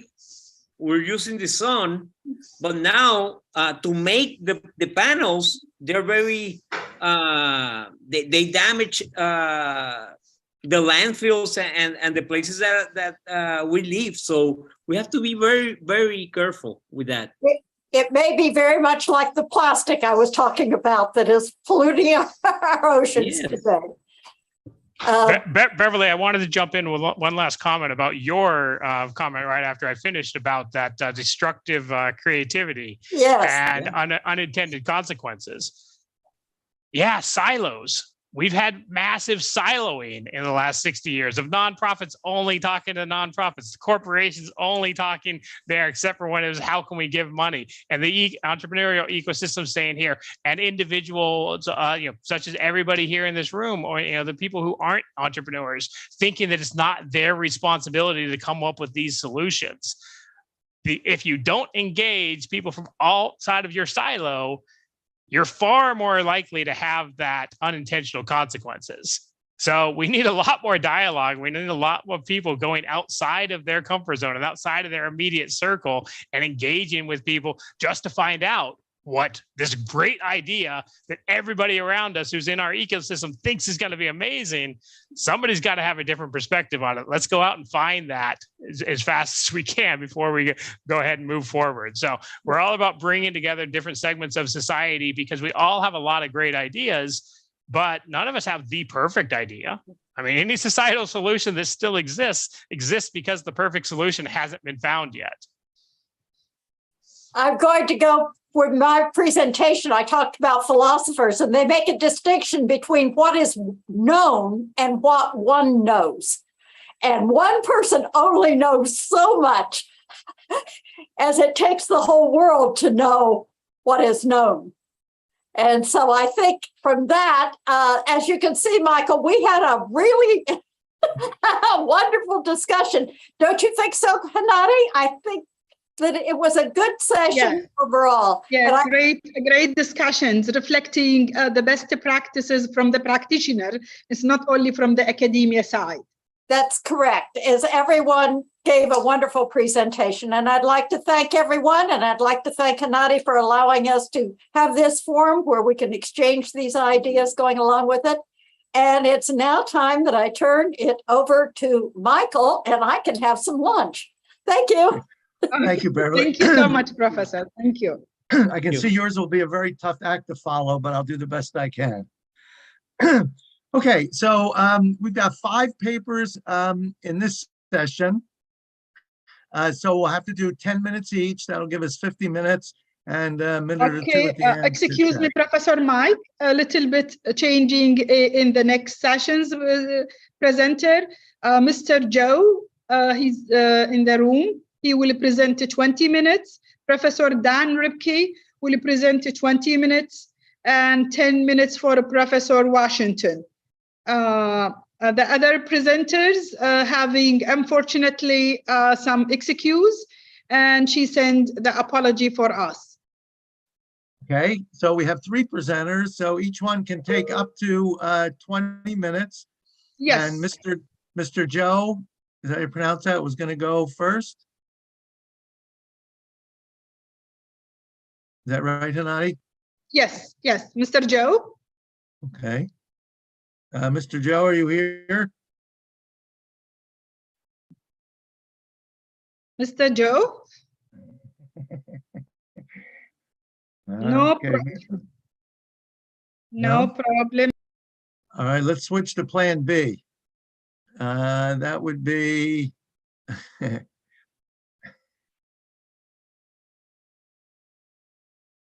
who would be next then, Hanadi? Dan Ripke will be soon joining us.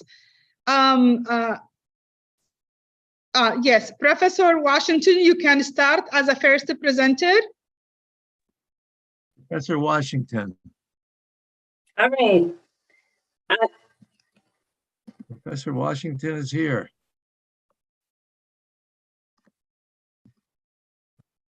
I can't. All right, I'm here. I'm here. Okay, that's a good start. That's a good start. All right, and you can hear me? Yes, we can hear you perfectly. So right. The first I step just need a is, to share my screen when you're ready. okay, you can share your screen now, and you can have up to 20 minutes. Okay, give me just a moment. All right, press the right buttons there. Yes, that's important. Okay, that's important. Give me just a moment. All right, I need 30 seconds. My presentation was not showing up like I wanted to. Give me just a moment. You're under a little pressure here, so. I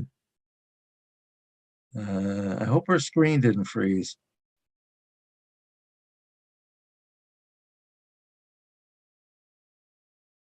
Hey, it looks like we're having a screen freeze there with Professor Washington. If you have a problem, Professor Washington, you can send me the presentations. I think she have a problem with the internet. Yeah, it looks like she just froze up on us.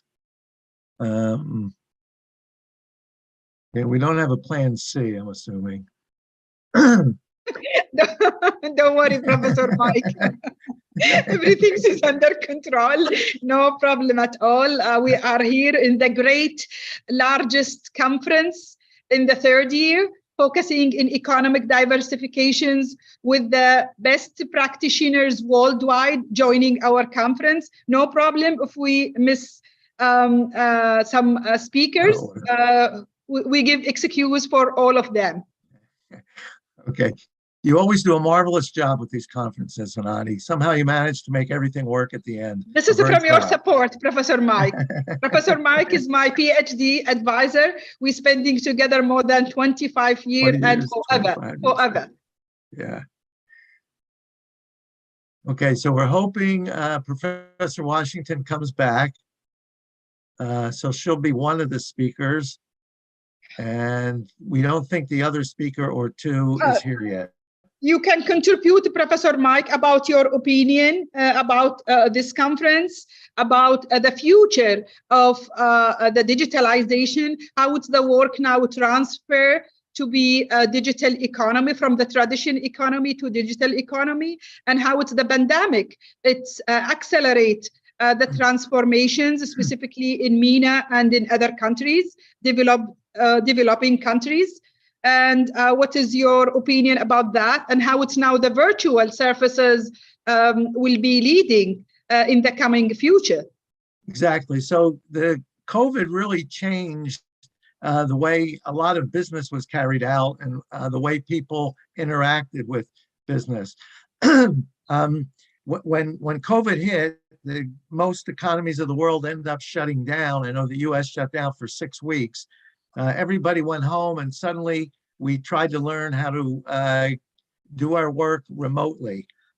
Surprisingly, in the beginning, worker productivity went up significantly. So companies started to say, well, maybe this isn't such a bad thing. If workers are going to be more productive being in a remote location, they seem to favor that over coming to work every day. And if productivity is going to go up, this looks like a good thing for everybody.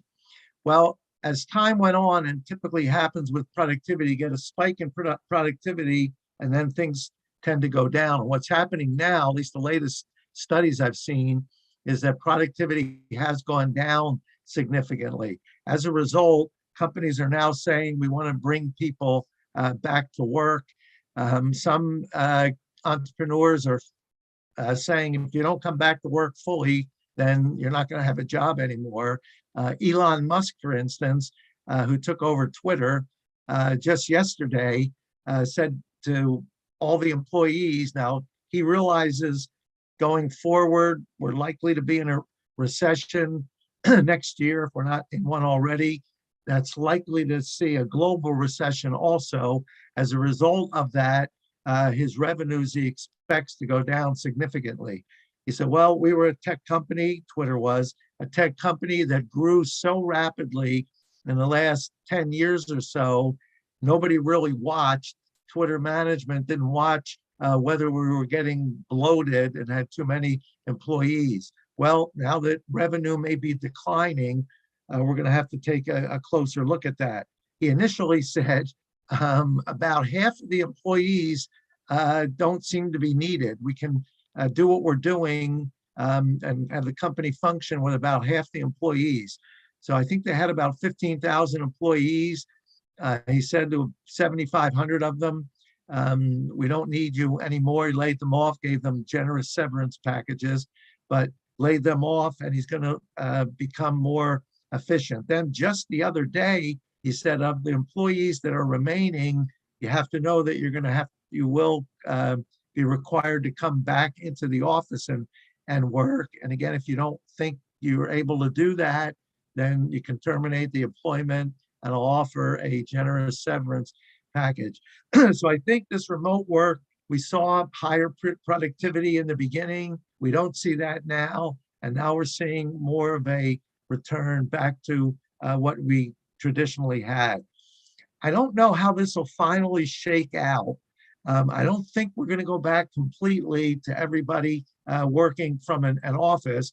And I think in some industries, you'll continue to see a lot of remote work. Yes, Professor Mike, Professor Dan Ripke, it's joining, and he have 20 minutes. We can start with the Professor Dan Ripke, because Professor Washington, it maybe disappear with technical aspect. Let me follow. Okay, so we'll start with that. You have 20 minutes. Professor Dan. Try to have some conversations. Yes, hi. Just one moment. Yes, hi. How are you today? Good, good. How are you doing? I'm fine. Thank you. Just one second. I have a little challenge with my PowerPoint not wanting to open up. It's always something. Yes. Hold on just one moment. Let's see.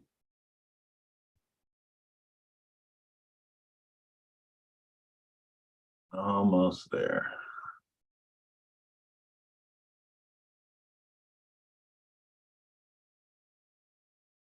Not sure why my PowerPoint will not open.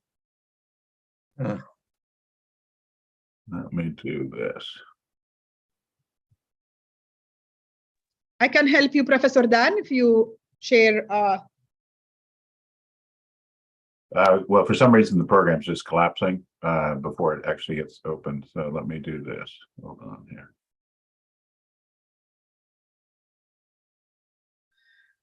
You have to love all this technology and what it can do and how it can make us more productive as long as it's working. Exactly.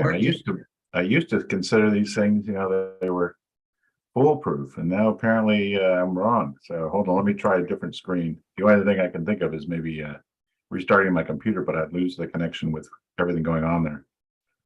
Let me see. If you did that, that means I would have to start talking again. No, I love the sound of your voice, though. Thank you. I actually have a little bit of a sore throat, but I appreciate your compliment. All right, we're almost there, I'm hoping. We're getting Let's see. All right, and oh, it still doesn't like me. My apologies. And the weird thing is, with this PowerPoint opened up just fine yesterday. All right, let me try one more thing. Try one thing. Michael, where are you from? I'm in New Jersey. Oh, here comes Professor Washington. Stockton University is just outside of Atlantic City, and I live just down beach from Atlantic City. Professor Washington, are you ready? Well, I'm going to try. Siri, I'm going to try. Let's see. Can you send me your presentation, please?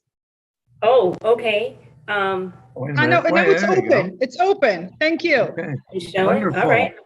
All right. Let's go back to slide number 1. All right. I'll be back. I'll be back. Okay, Dan. Okay, Professor Dan. Okay. Okay, well, I have to tell everybody, well, first of all, I'm so sorry for my technical issues, but it seems like this is a forgiving and wonderful group today. So I'm going to go ahead and get started. So I'm going to talk to you today about what I'm doing in the area of teaching entrepreneurship. And I'll talk about it in the context of my role at Shenandoah University. So let me tell you a little bit more about what I'm going to do today. So I'll introduce myself. I'll talk about my philosophy regarding innovative approaches to teaching, and I'll talk about how I integrate empathy, reflection, and a sense of community and what in the skills that I teach. And then also I'll talk about innovation, like how do I get innovation into my teaching as it relates to entrepreneurship? And then of course, I will be open for any questions you may have. All right, so let me tell you a little bit about myself. Again, my name is Dr. Montressa Washington. I'm an associate professor of management at Shenandoah University, and I am also the director for the Institute for Entrepreneurship. In addition, I want to let you know a little bit about my background. I come from industry. I used to work at Accenture and IBM. So my training is in management consulting, and I still take some time once in a while to be with clients so I can stay current in the industry. In terms of my education background, I went to Case Western Reserve University for my doctorate. And some of the things or some of the gifts that I have that I bring to spaces is being a connector, a system thinker, and an expert in change management and transformation. And then I also spend a lot of time building entrepreneurship ecosystems. All right. So let me tell you about my philosophy, how I view teaching entrepreneurship and what's important to me. So I do a lot of research, as we all do here. So I'm a researcher and I do research with entrepreneurs. Specifically, I do a lot of work with women entrepreneurs and micro entrepreneurs. I am a big proponent of collaboration, and you will see in many of the techniques that I use, I can only do this with collaboration with colleagues at the university. And then also, I am very comfortable with experimentation, and I try a lot of new things. I experiment, and some work well, and well, others don't. So let me tell you a couple of things that I do. So I am, committed to developing skills for the budding entrepreneurs that I teach in a way that they are very capable of leading organizations from a perspective of building empathy and having a sense of reflection, that they understand how to engage with community, and in addition to that, knowing how important innovation is to entrepreneurship. So let me tell you about how I teach empathy to entrepreneurs. And just wanted to make a couple of points that empathy is the most important skill for leaders, according to Forbes. And this is from a 2021 article. And empathy has always been a critical skill for leaders, but it's taking a new level of meaning and priority. And it's far from just a soft approach of how we can drive business results. So I'm going to talk to you about a technique that I use in my classroom called reflective structured dialogue.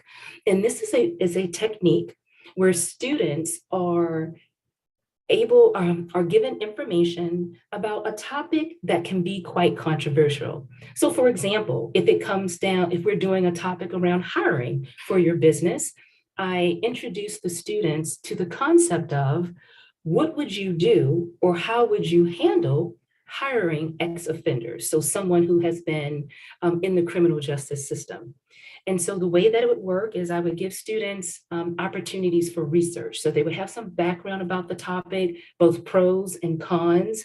And then they have an event, and we call it a reflective structured dialogue, for which they are in groups. And I have a series of questions that are presented to them, and they discuss the questions in the groups. Well, the reason why RSD is so effective in helping students learn how to develop empathy and use it in a business context is because they get an opportunity to discuss a controversial topic from different perspectives. So everyone in the room may have a different lived experience. Everyone in the room may have relatives that may have experienced, maybe some of the topics that we are using. And so this is a way for students to gain empathy. And I have to tell you, it's a hit. Students love it because it's rare. It's not often they get an opportunity to build that kind of connection with their classmates. Reflection. So reflection is another skill that if you read, again, some of the current periodicals or some of the literature around reflection and how important it is for leaders, and in particular CEOs and entrepreneurs who will be running their own ventures, it's important that they understand and take time for reflection, because reflection will give them an opportunity to get better insights, to reflect on maybe some of the decisions that they have made and what they would do differently. So the way that I train or I teach students the concept of reflection is I created just a rough fillable journal on the topic of emotional intelligence and entrepreneurship. So what I do is I use the core components of emotional intelligence, and I give them prompts so they can reflect on maybe something we've done for the week, or maybe a guest speaker. But anytime they have an opportunity to learn something new or experiment with something, I give them an assignment where they do reflections. And again, they do it in the context of emotional intelligence. All right, so moving along, community. Well, as you know, there have been a lot of world changes and people in communities, with all the protests that are going on around the world, people are asking and demanding different things. So I feel it's important for me to teach my entrepreneurs, my budding entrepreneurs, the concept of how to be in the community and how to use your expertise to have conversations with those in the community. And it's a technique they can also use with their customers. So this is how this goes. So students get an opportunity to explore a topic from an entrepreneurship lens.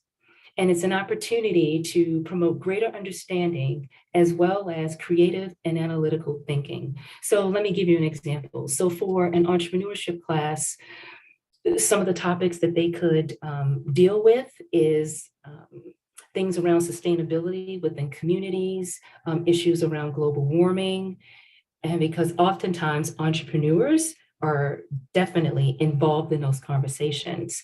Maybe things around, in the United States, cannabis is becoming legal for recreational use in many states. And those are conversations that entrepreneurs absolutely have to have.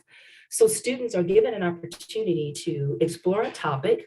So they explore the topic for the entire semester, they do research and develop their own points of views. And then at the end of the semester, we have a town hall event where people from the community and community experts come in conversations about certain topics. And this teaches students how to, again, engage in community as a leader in the entrepreneurship field. All right, then the last couple of things I'm going to talk about is how I help my entrepreneurship students learn and think about how technology plays in their businesses, even if they don't consider themselves as developing a technology business. And one is how to develop AI chatbots. And I have to tell you, I leverage a lot of the free content that's available through MOOCs. And in particular, this is from my MOOCs, and it's a 4-hour lesson where students can learn how to develop a chatbot. And this has been very exciting because even students who didn't feel that they were technical or had a technical solution, they could all figure out how a chatbot could be useful to their businesses. All right, and I have a few more, and then I'll go ahead and wrap up. Another technique or skill that I feel entrepreneurship students should have, or entrepreneur students should have, is around virtual reality. And so I use another MOOC where they learn how to create a virtual reality app. And again, even for students who didn't think that they were technical or had a technical play in their businesses, by doing this, they realized that, maybe I do.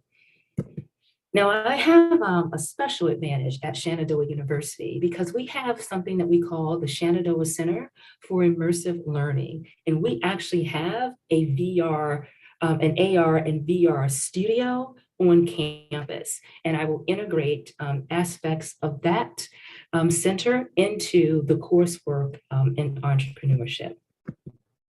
And I think that was it. That was it. So I just wanted again to share with you what I use as it relates to students learning empathy and reflection, and then also how to engage in a community. And then I just shared a few techniques that I use so they can learn different innovations and different technologies to experiment with their business. And that's what I have for today. So I can stop sharing, and if now is the time to field questions, I can do that now as well. Okay, how about I'll come up with a comment or two. I believe your university looks at some programs and some fields that may have appeal going into the future. You did mention cannabis studies, and because so many states have now legalized recreational use of cannabis, that is certainly an area for entrepreneurs, and I know they're rushing into it. I also believe you have a program in esports too, I think. We sure do. You know that. Well, I checked your webpage.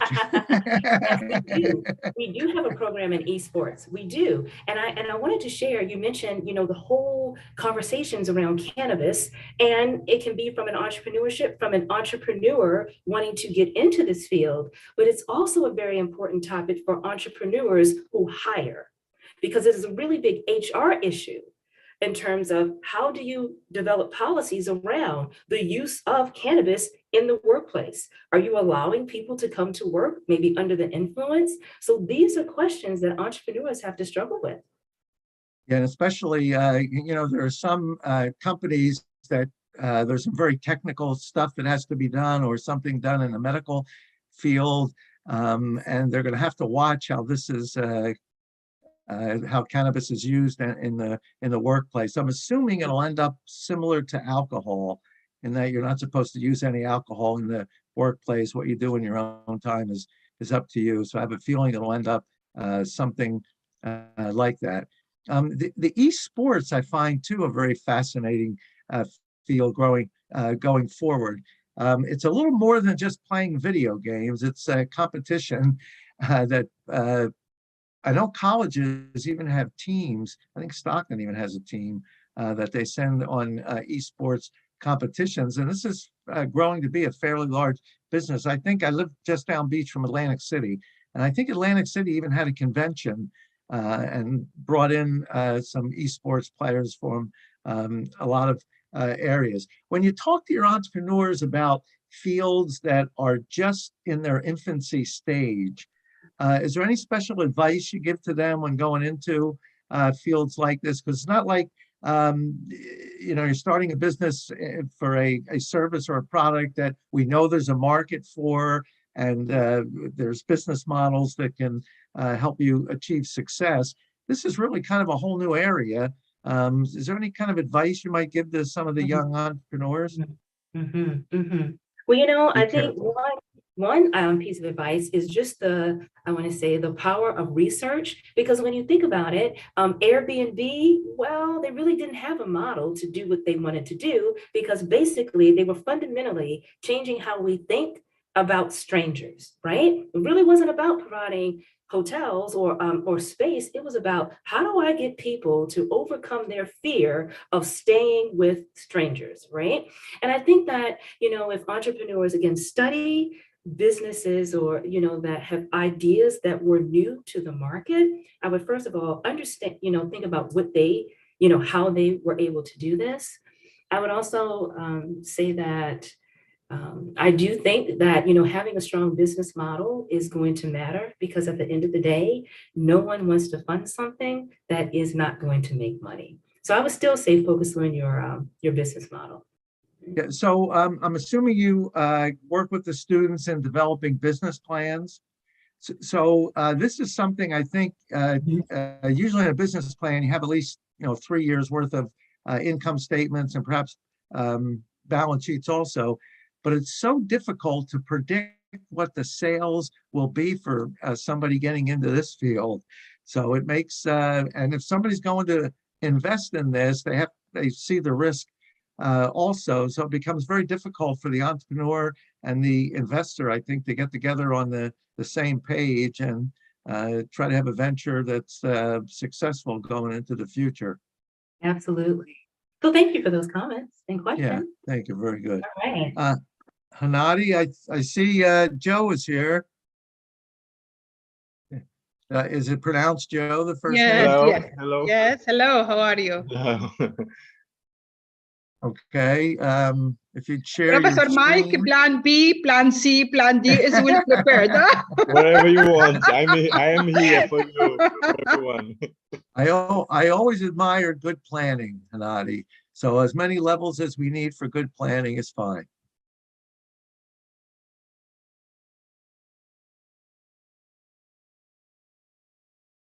Yes. Are you listening to me? Yes, we are. Michael Busler. Busler, right. Mr. Michael Busler. Are you from United States? U.S. Yeah, I teach at US. Stockton University, which is, I don't know how familiar you are. It's near Atlantic City. Most people have heard of Atlantic City. So. Yes, yes. And I live right down the beach from Very there. nice to meet you. Nice I to am meet in you too. Portugal, near Lisbon, about 20 kilometers from Lisbon, a city called Oeiras. But in this time, we are calling Oeiras Valley, because in this place, we have so many companies in innovation, in medical, new medical systems. We are in a place named Tagus Park. It's a place with many good companies. It's the best, the second best place in our country to new companies. And we are very glad to be here in developing our system. In the morning, I showed our machine. I can present it before and then talk one more. I wish to talk English so good as you, but I am Portuguese. I think I speak Portuguese better than you, but it's my country. Do you know, next month I will be in San Diego. You invited us to go to San Diego. Yes, to the conference of water and climate changes with our solution. Wonderful. Yes. Okay, let me start. It was a big day from 6 in the morning. Very good, very nice day. Do you know, today is my birthday, and I think it's the besides my daughters and my grandchildren, I have 3. I think it's the best gifts I can have today. It's showing my machine to the world. It's so fascinating. I'm so happy. Thank you very much. Let's start it. Okay.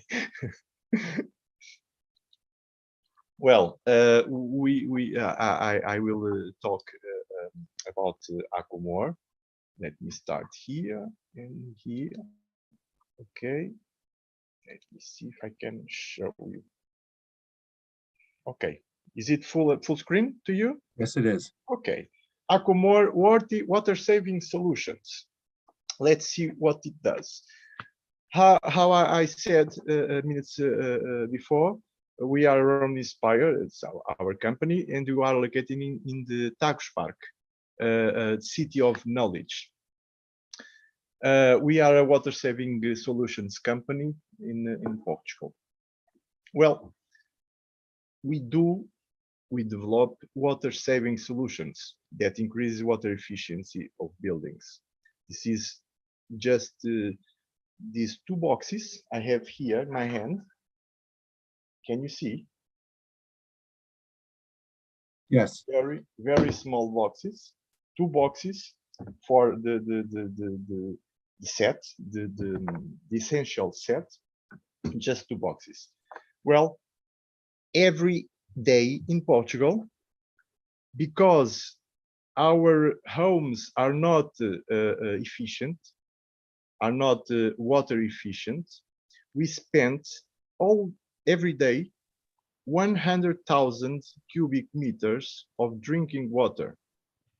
Because when we open a hot water tap, usually we need to wait for the hot water, and that process gives us the water that goes through the sink, and every year you can waste about 20 cubic meters of drinking water. We go to the environment, take the water, clean it, pressure the water. You need energy to do that. You pay the water when it goes to your home, then goes through away to the sink, and you will pay it again. In this process, we spend and we waste water, energy, and money for nothing. We need a solution for that. Well, and here's the problem. With the hot water consumed in the hot water taps, we need to wait for the hot water, because the hot water pipe is full of cold water when we open the tap. Okay, this is the solution. With Aquamore, the water just open, the tap just open when the water is hot. Well, these two boxes that I showed you before, we can have a gas boiler or electric boiler or a solar system to get hot water. In the other box near, for example, the sink or the wash basin, where do you want to put it? Well, in the first step, you just open the tap, just like always you do. Then in the third step, the second step, Aquamore will close the tap and makes a loop inside the pipes that you already have in your place. You don't need works to do that. It's very simple to use. Then the third step, when the hot water comes here, arrives here at the desired temperature that you set pointed before, the tap will open again and you have your hot water. Every time you use our machine in this way, Aquamore will count the liters that you saved. Every time you save water, it counts your savings. Okay, then you can say you can see these savings in your mobile or in your computer or in your tablet. You can see your savings and many things about your machine wherever you are. For example, batteries. The small machine, this one works with batteries. You don't need a plug near. Here you need a plug, but here don't. You just glue it to the wall, because in the back side you have this little piece. You just glue it on the wall and clack. It's very simple, and there it is. You don't need to do works. This machine is very simple to install. Well, because the consumption of energy is very low, just €1 per year, just €1 per year, two machines working. You don't need to have a plug. You just use batteries. And you can charge your batteries with a simple charger of your phone with a USB Type-C, just right here, put it here for a few hours, and you will have charge for about 1.5 or 2 months until the next charge. It's very, very simple to use.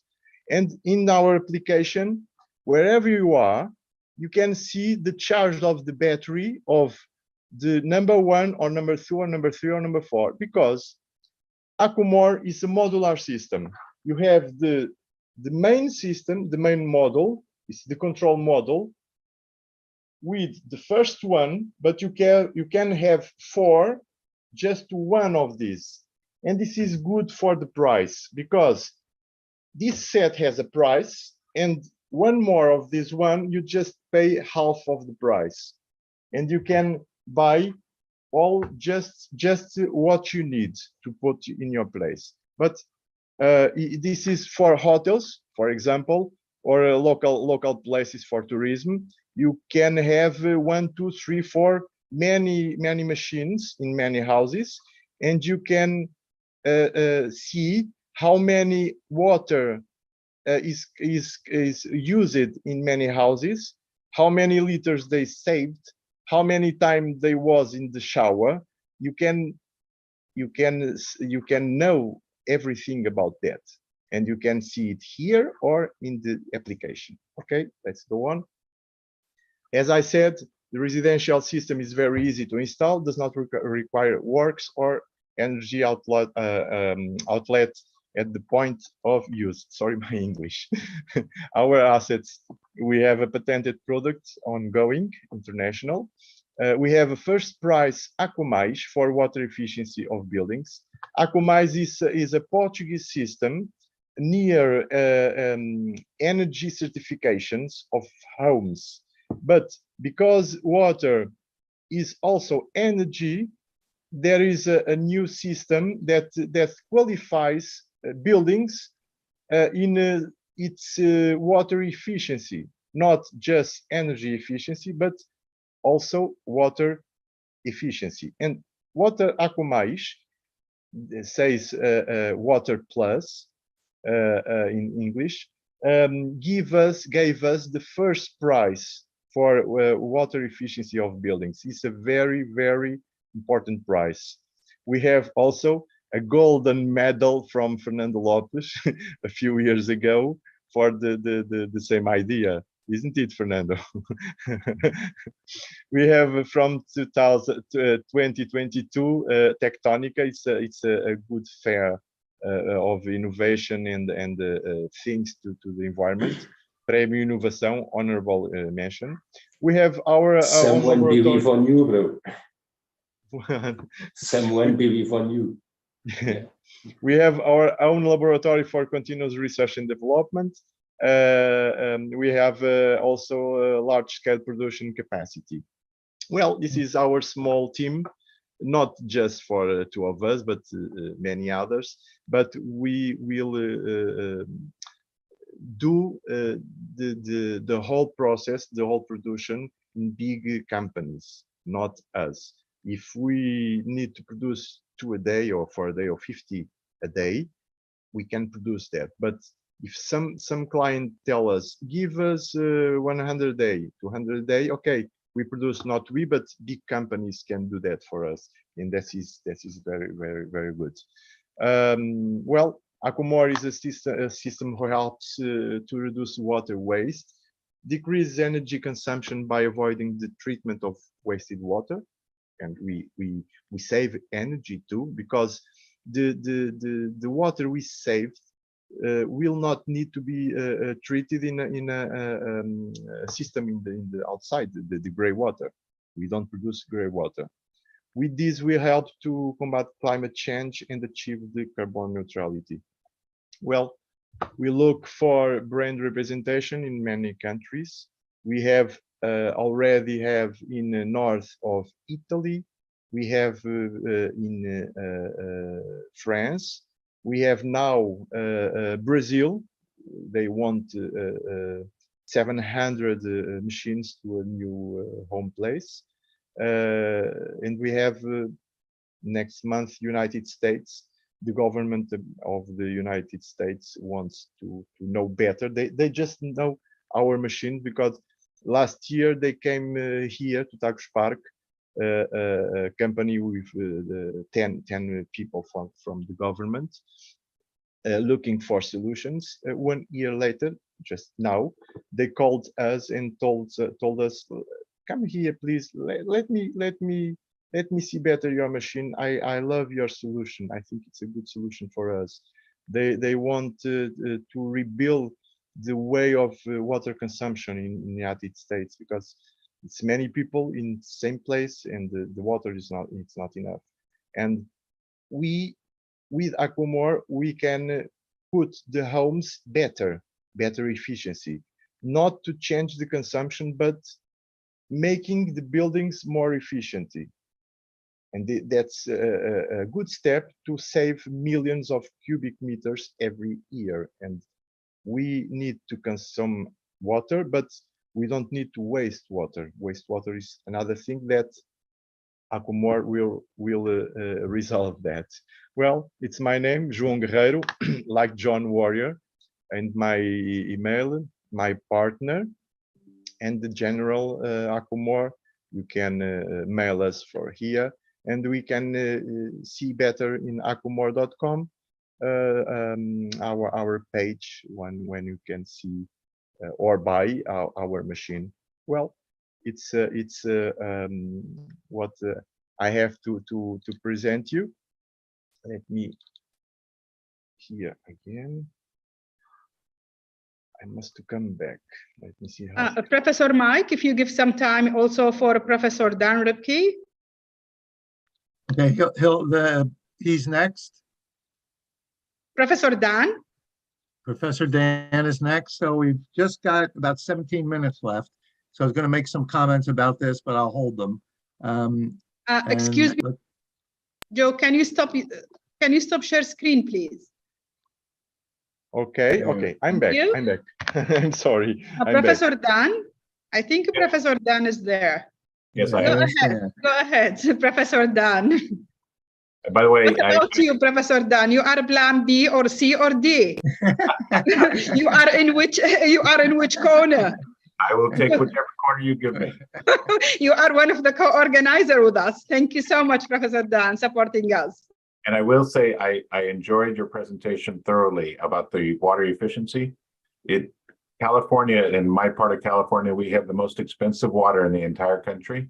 It is very, very expensive. And so your technology looks to be very, very promising. Thank you. I did collect your email and I will be back in touch with you because I will be in Coronado Beach in 8 and 9 December. Okay. Coronado Beach. I'm about 5 or 6 hours north of there, but okay. Enjoy your visit with San Diego. Just 2 small boxes. Great. All right, let me see if I can get my computer to share a screen somewhere in here. Let's see here. Share. I'll try this one.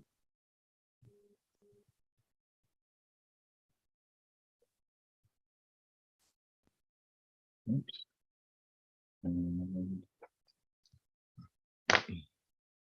I can speak more if you have time. No problem.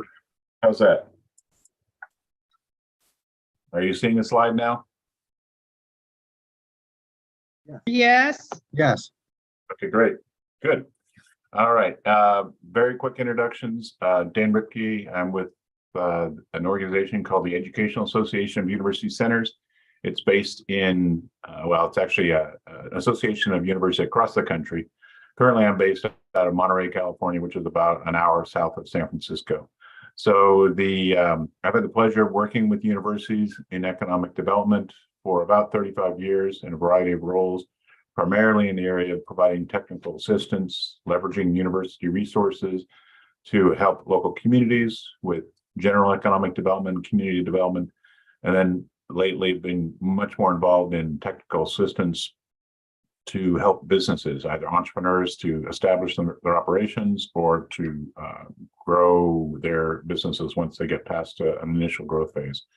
So very quickly, I'm just going to go over some of the programs, models of economic development programs at universities since about the 1970s, how universities can support economic development in a region, and then I'll give a specific example of a program in the United States called the EDA University Center Program. So there are a variety of programs in this country, and we've organized ourselves since the 1970s through a couple different groups. The one was the National Association of Management and Technical Assistance Centers, which Larry Molnar, who's one of the organizers of this event, has been prominent in.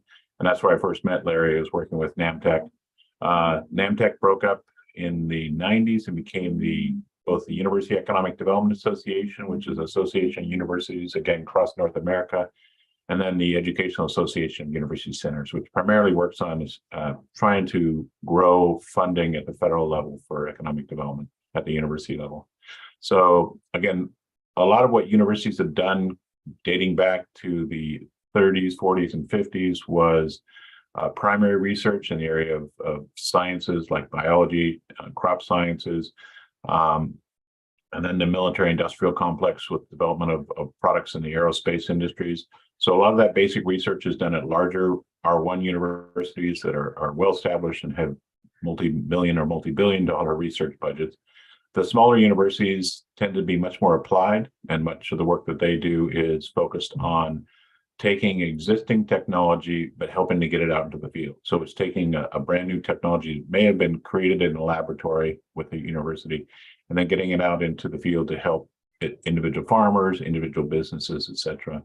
And then more recently, over the last probably 25 years, there's been a focus on community and economic development, and that is helping communities to adapt to rapid change. It could be economic change, it could be workforce change.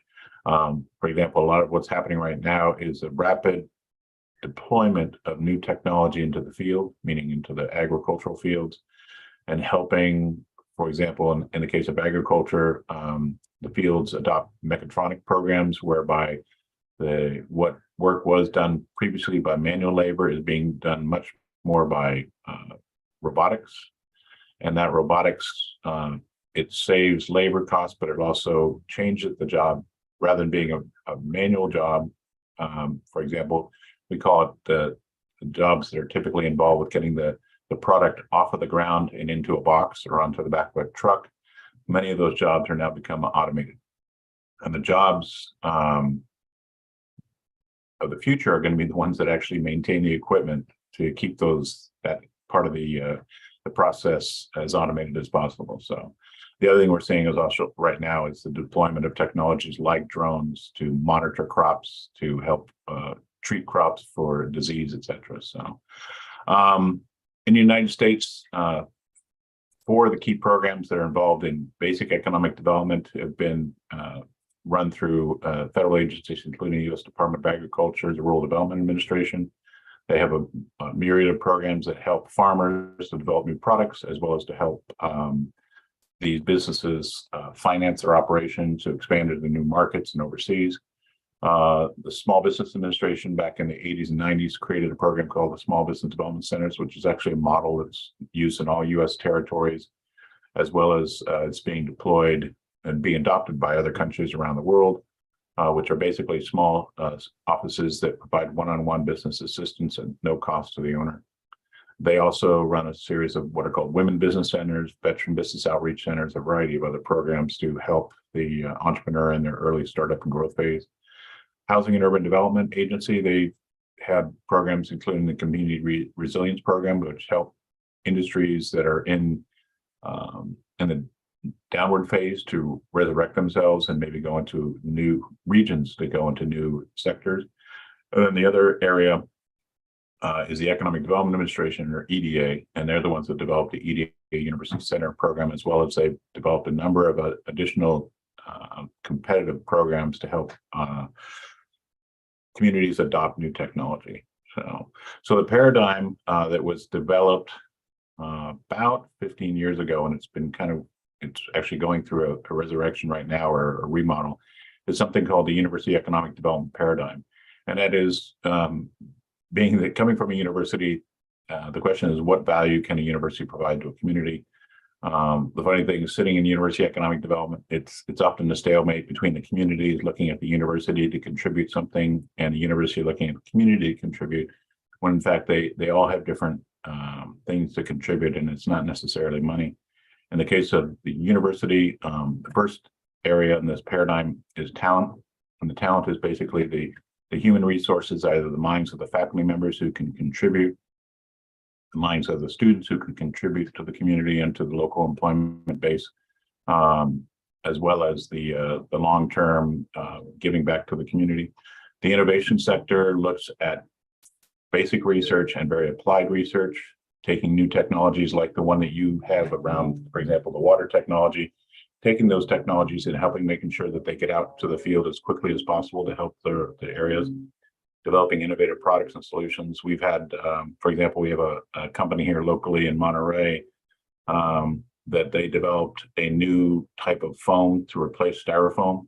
And originally the students who came together about 7 years ago, they came up with the idea because they didn't like the fact that the surfboards were crashing against the rocks, breaking up, and for those who don't surf, the interiors of surfboards are made up of almost entirely of styrofoam.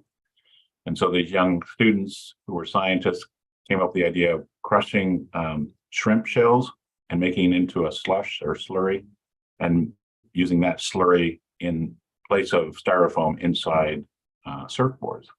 Well, that product evolved, and they developed a number of surfboards, but it's actually now in current development, and they're actually rolling out to replace styrofoam in all areas. So you can imagine you get a package in the mail.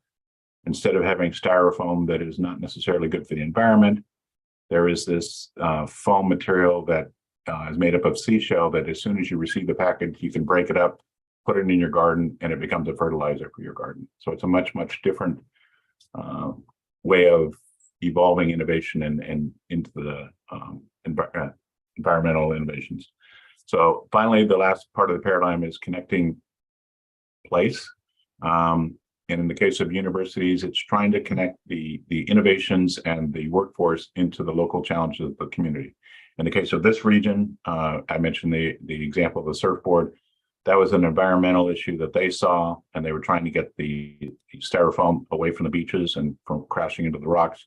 They came up with a solution that addresses a local problem, and that's what universities are most adept at. So this same sort of example can be applied in any university or any community college anywhere in the world.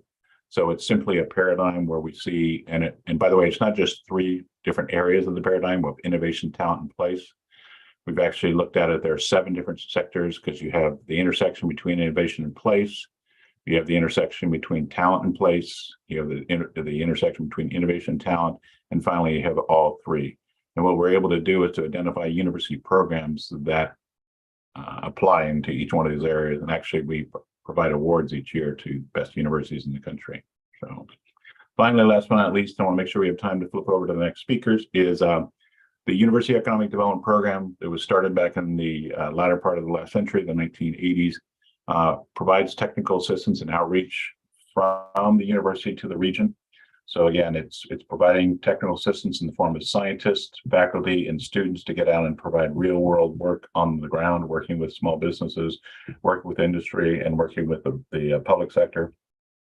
We've done a number of projects, including commercial feasibility of technology products, market feasibility studies, market research, the economic impact of projects if they should come to a region or should they leave, as well as developing specialized workforce training programs. So again, these programs, and I'm only showing a map of the United States, but they're spread across the United States and actually into all U.S. territories, such as Guam and elsewhere. So, and this just gives you some specific examples.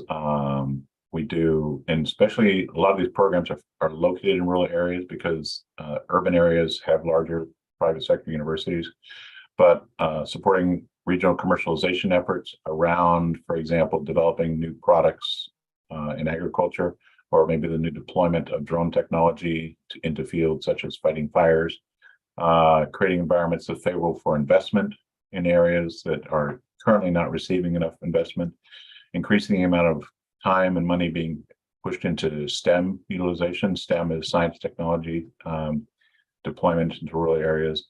And then finally, and I've already mentioned this previously, but assisting the entrepreneur and helping those entrepreneurs to develop new markets. So I mentioned earlier about the idea about the cruise foam, the company that does the surfboards. Again, their original thought was all we want to do is to help the environment by eliminating the styrofoam from surfboards. What their advisors came, and many of these advisors were from the Silicon Valley, came over and said, look, you've got a great product, but you don't see the ramifications that it could save the use of styrofoam all around the globe. Let's see how we can take your solution to a problem and apply it globally. So that's what we try to do in that program. So I thank you for your time, and I thank you, Dr. Hadid, for the time to speak this morning. It's always enjoyable to meet with your group and see the intellectual stimulation of the crowd that you surround yourself with. So thank you again. Thank you, Professor Dan. Extremely well done. Do we have a couple minutes, or is Beverly about to take me over again? I think we have a minute or two. I'll tell you, Dan, I found it fascinating. I live on the East Coast on a barrier island near Atlantic City. My kids were surfers, so I understand the problem. So you have a material that will substitute for the styrofoam in a surfboard. Yep. Is that right? And yep. Was the material still have enough of the same qualities, like it's light enough and could handle the finish and things that were going on? So, and how does it compare cost-wise to the styrofoam? It's quite a bit cheaper. The big question is going to be supply and demand, because if they start to use it, or other industries start to see the advantage of taking the same type of product and making it into a slurry, is you get the economics of supply and demand starting to take effect. Right now, they don't have any issues with supply, though, of the seashells. Got to be careful of it's pronunciation issue. And is this something that the supply could be increased if the demand does pick up and more of this is needed? I believe so, because one of the things you have to think about is the current waste system. Currently, when you think about waste in shell processing of seafood, I'm certain that most of the waste is being just thrown into landfills, or somehow if that waste, the cycle can be diverted and put back into productive use. That's the question. It's the same thing. We had the same problem up in northeastern California, where I used to live for 30 years, where we had rice straw. And at the end of the year, it used to be that the rice growers would burn the fields once they'd harvested their rice. And that was a terrible impact on the environment, because we had the smoke was in the air. It was terrible. People couldn't go outside for weeks at a time. Now that same rice straw is being reused in other ways. It's being made into furniture. It's being made into fertilizer. It's being really utilized in a variety of different ways. So the economics of it, though, was we didn't know how to get the rice straw out of the fields. We were just so used to burning it. So it's creating all new industries, though. Excellent. Wonderful to see this innovation, and it's tackling problems that are very serious today and will be very serious going forward. And it is amazing. And we, as folks at universities, we're able to be around the mind of these young people that see a problem. And when they see a problem, they see a solution at the same time. And it's actually invigorating. It's something that we, as folks at universities, take for granted, when we never should take that for granted. So for example, like your water solution, I don't know how many times I've sat at a tap, running the hot water tap, waiting for it to get warm, and knowing that I was wasting water in the process. And so your solution is genius. And so now it's a matter of how do we get that product into the households all around the world. So exactly. Okay, it looks like it's right about the time for me to again hand it over to my dear friend Beverly, who's been doing a marvelous job all day, and I'm sure she's going to continue. Beverly. Well, thank you, Michael. And we'll see. I hope Hanani's on here. So I'd like to know how many speakers I've got for this session. Maybe we have a plan A, plan B, and a plan C too. Yes, we don't know. We have a lack of a speaker. I don't know what's happening. I don't know. Professor Gonzalez is here, I see. Yes, and Amish Ricardo representing, because Amish, unfortunately, he is in the flight for urgent thing. Mr. Ricardo, he will take care. And Natalie, she sent me, okay, she will be there.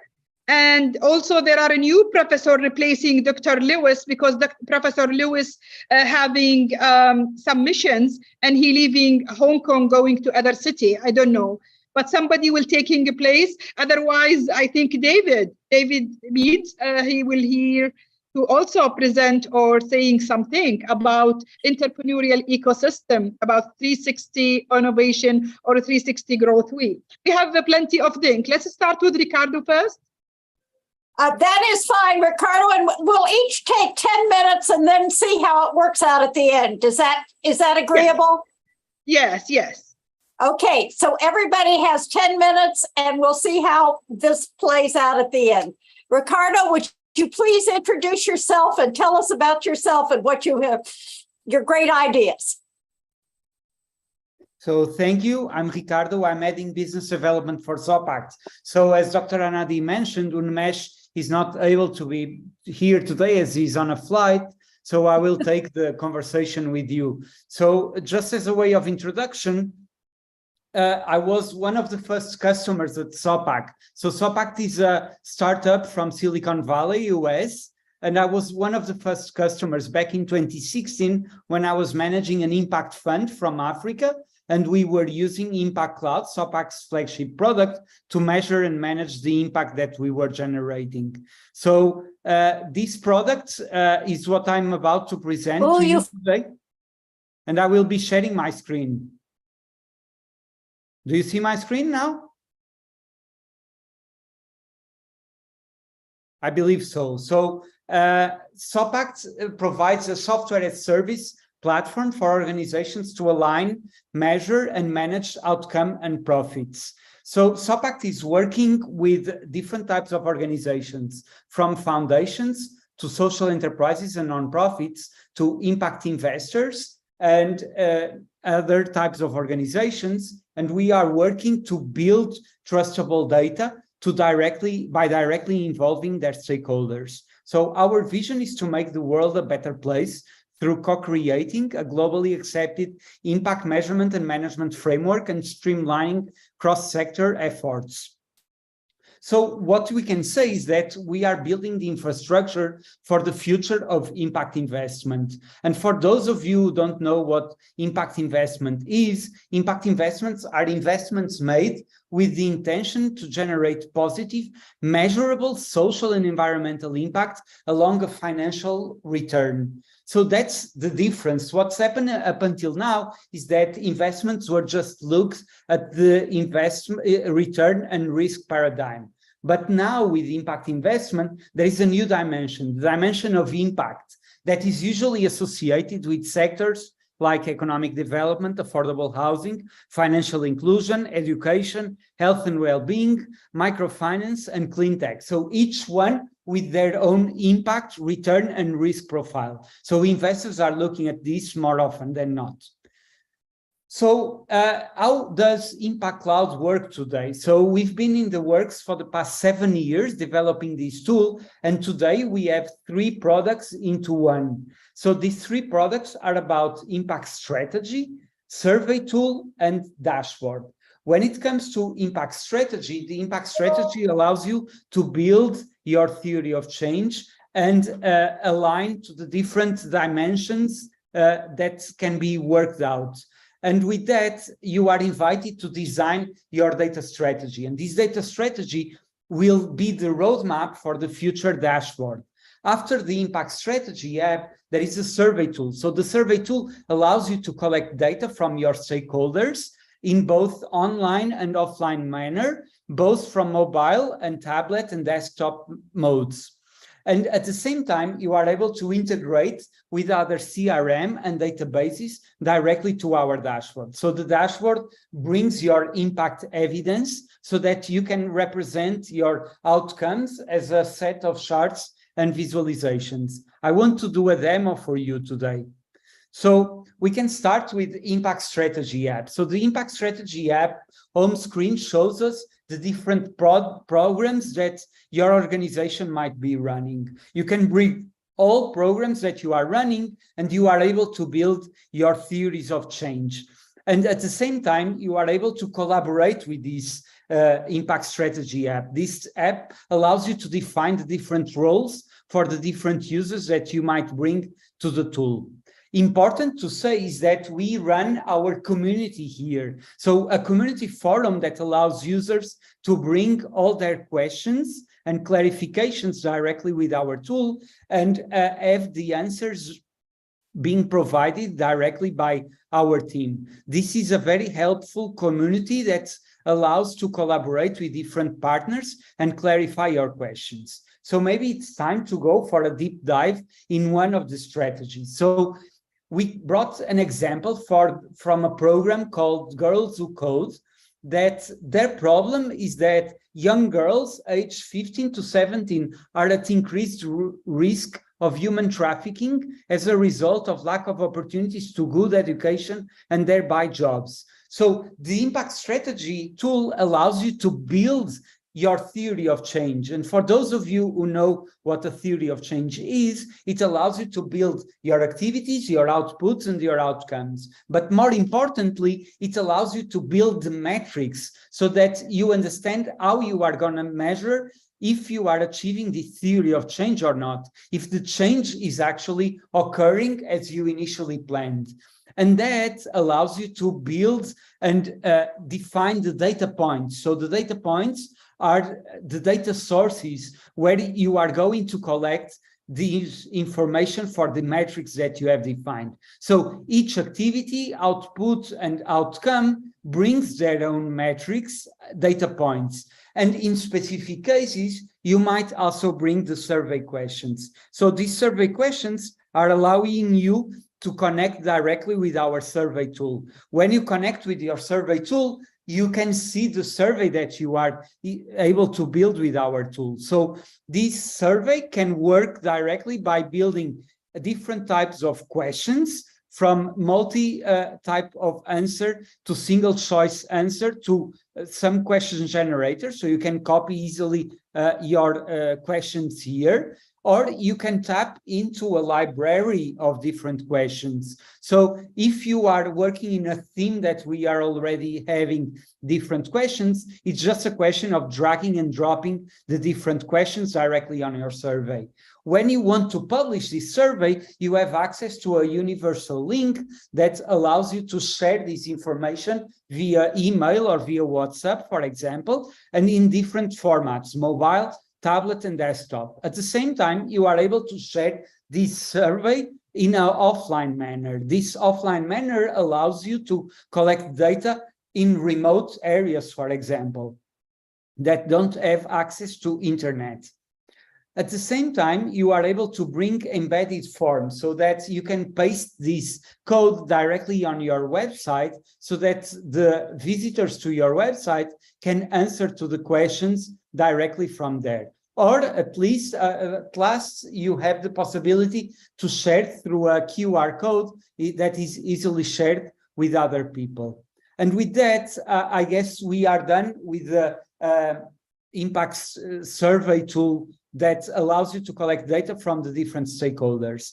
When you collect the data, you are then taken directly to the dashboard. So a dashboard that I brought here, I brought two different types of dashboard to share with you. One is this Girls Who Code that starts by building the data that you are collecting, so you can understand what are the different sources of data.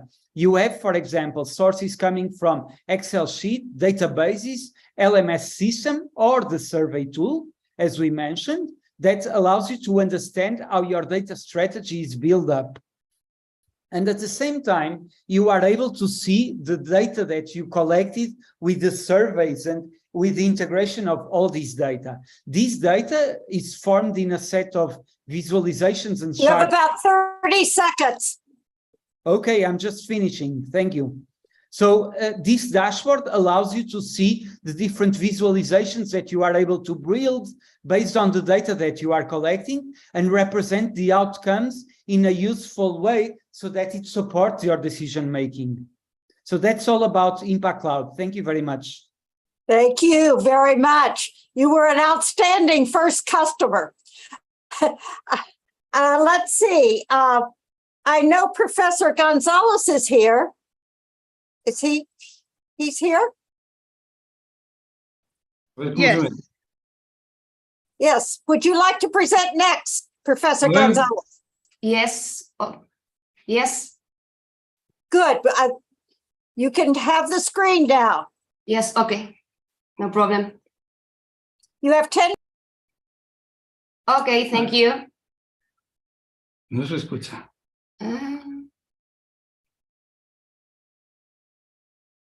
No aparece.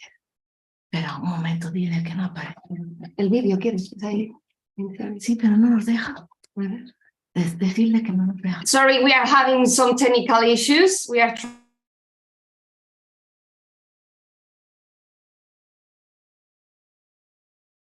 Can you open your mic, Professor Beverly? Would somebody else like to take this slot while they're having technical difficulties? Yes, Professor Beverly. Who? Yeah. Now I see somebody is joining us in this sessions. This will be last sessions in 3 days working hard with practitioners over all the world. With the total 321 practitioners participate in the conference from 36 countries. As well as there are 45 inventors worldwide. There are 60 international companies participate, and we need to remind all the speakers, audience, there are international competitions selecting 4 categories in this conference: the best presenter, the best company, the best inventors, the best social media influencer, and the winner will be notified and invited to Kuwait for a ceremony in 13th of February 2023. Of course, Beverly and you and Mike will be invited. Thank you. Okay. Did you solve your problems? Professor Gonzalez, have you solved your problems? Hello, sorry. The screen said that is a problem about the manager of this conference. They don't allow us to initiate the video. Can you change this? Okay, now it is said now. Yes, perfect. Thank you very much. And sorry for the inconveniences. That's all right. I'll give you 10 minutes now from now. Okay, perfect. So you can puedes empezar. Empieza porque empieza ya los 10 minutos. Bueno, primero lo que vamos a hacer es con la traducción. Vamos a traducir esta conferencia por 2 razones. Una, porque llevo mucho tiempo sin practicar inglés, y la otra, porque la voy a hablar desde corazón. First of all, we want to clarify that this conference is going to be given in the Spanish language by Julio, and I'm going to translate to English because 2 reasons. The first one is he has been a long time without talking in English, and the second one is he's gonna talk about some emotional parts in both the personal and professional life, and then it's gonna be a really difficult thing to do in another language other than the mother language. Bueno, quisiera primeramente agradecer en especial a la doctora Hanari y el profesor Fernando López. First of all, we want to thank to the Doctora Hanabi and the Professor Fernando López for this opportunity. Y también a la organización. And also to the organization. Por permitirme transmitir mis experiencias y conocimientos. For letting me to, share my experiences and knowledge. A los nuevos inventores, emprendedores y público en general. To the new inventors, entrepreneurs, and general public. Bueno, me presento. Yo me llamo Julio, y ella es siria. My name is Julio and she is Siria.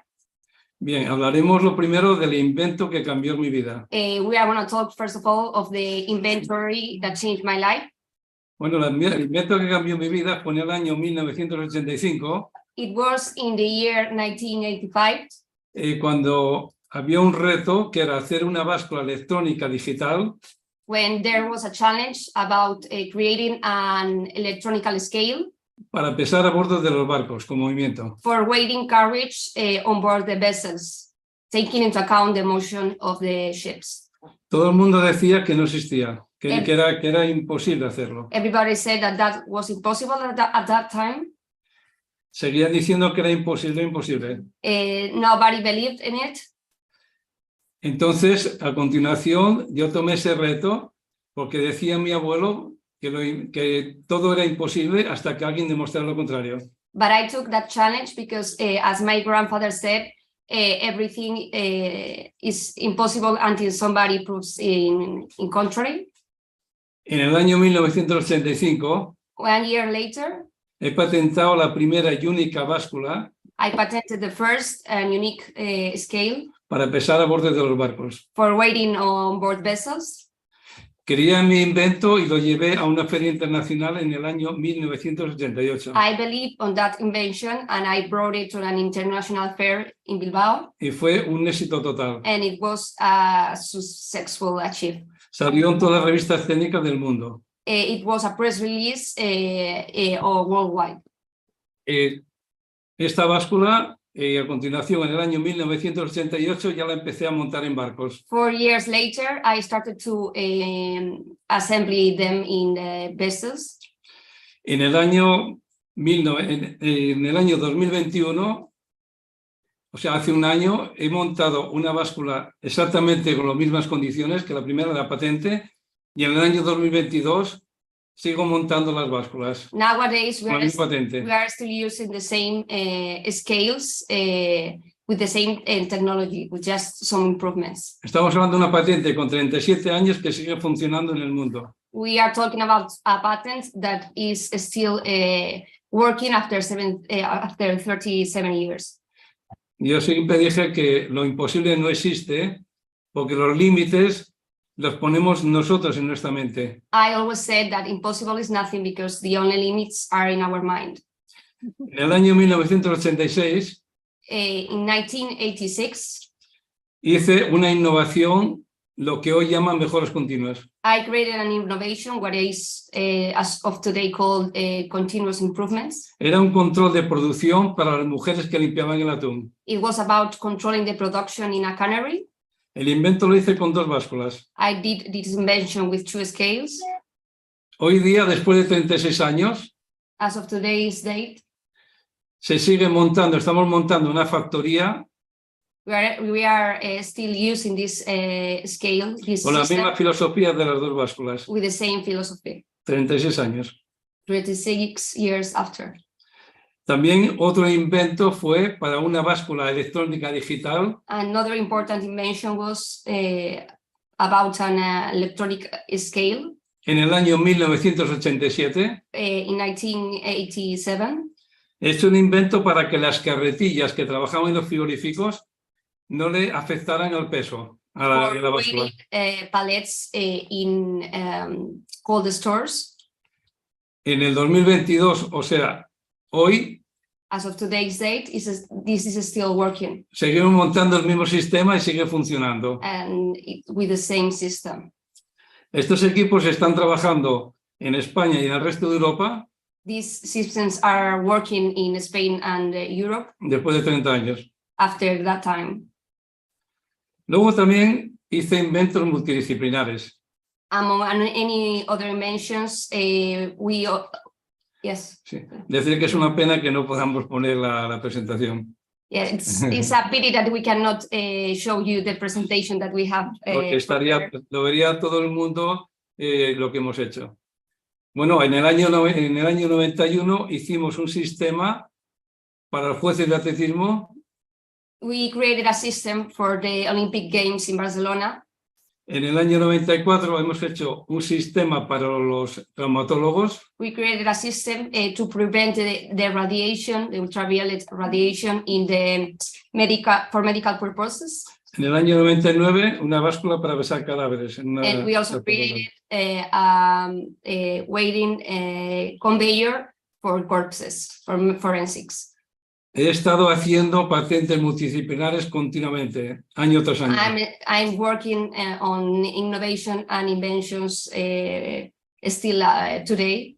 La última la hice este año. Last one is on this year.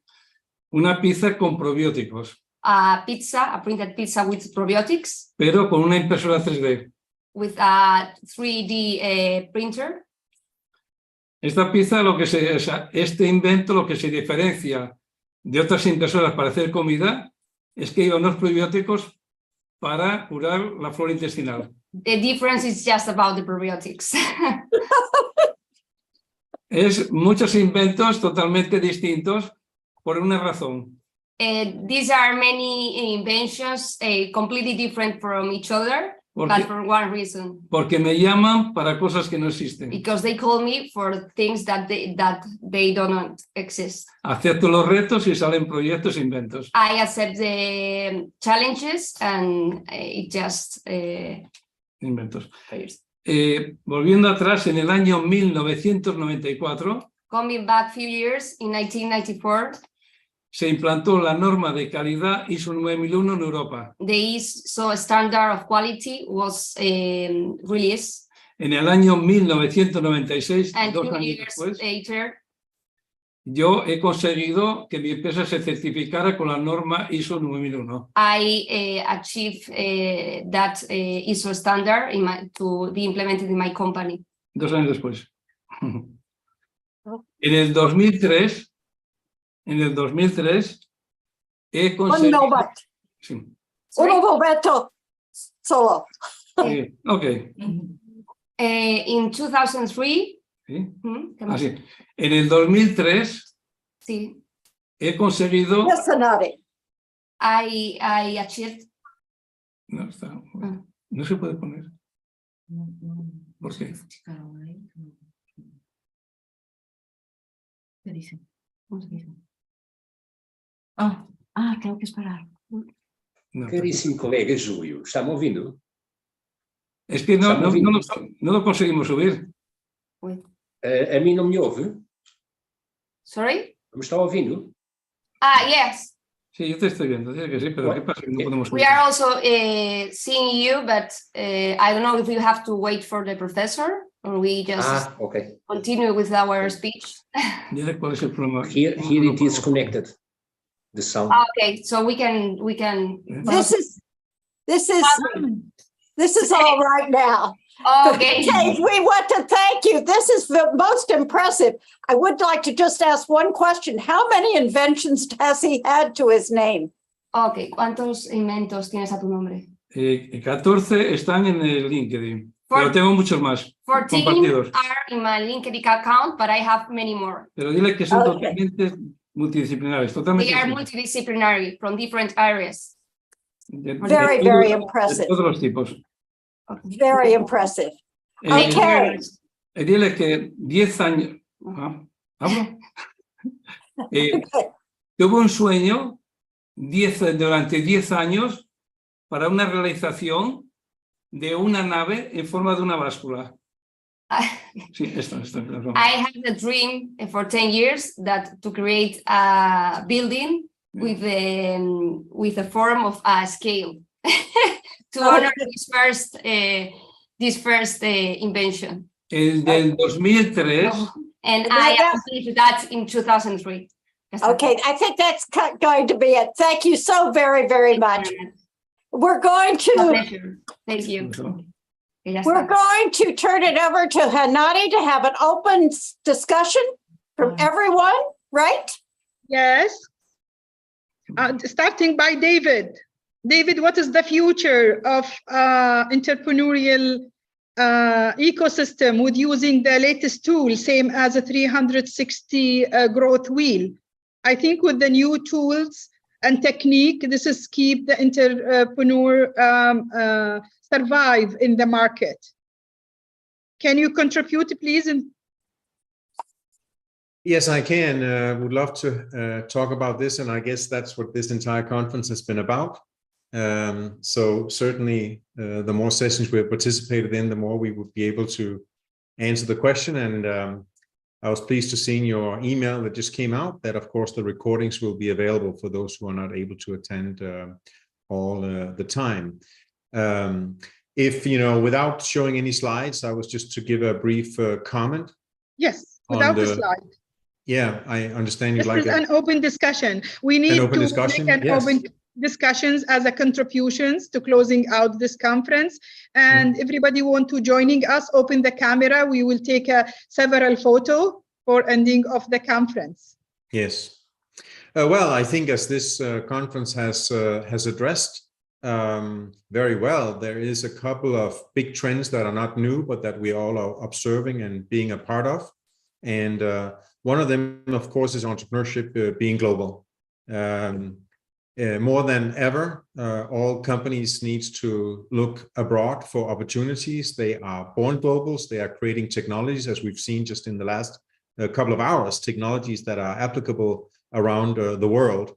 So I think that one of the things that this conference is a testament to is the global nature of business and knowledge today. So one mega trend is certainly that all businesses should be born global and look at the global market from day one. The other thing they should be looking at day one is obviously the central theme of the conference, which is use of technology, whether it's artificial technology, data mining, workflow systems, or just advanced database technologies. And, for all of us, it's sometimes in the very simple ways we use technology at our desk. And if anybody have ever experienced moving from Excel to a database with structure and workflow and knowledge built in, then I think that gives the huge gap from just Excel to a database is the same gap we see when we go from a database to intelligent systems that will manage the information and the workflow with less interference.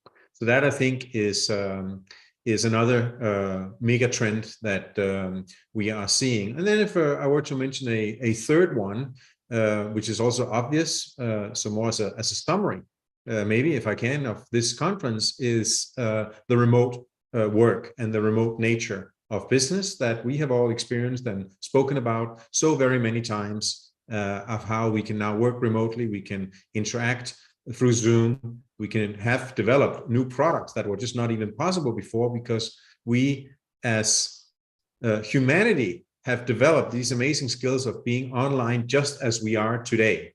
Having a conference like this pre-COVID was hard to imagine.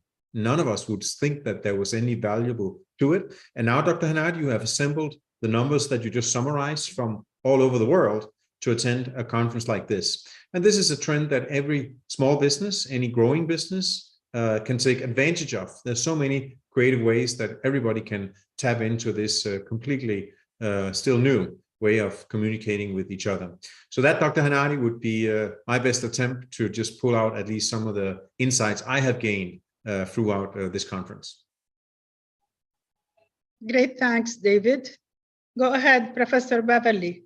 Any contribution? Well, one of the things we know that there are 3 times as many people in the world today as there were in 1950. This means that there's probably 3 times as many innovators and entrepreneurs out there today than there were in the past. And when you talk about going global, this is one of the things that's going to happen. You're going to have a lot of entrepreneurial activities, and there's going to be a lot of innovation out there. One of my concerns is, are we socially, culturally going to be able to keep up with all the innovations that are going to be coming out? Because you're going to find one idea leads to the other.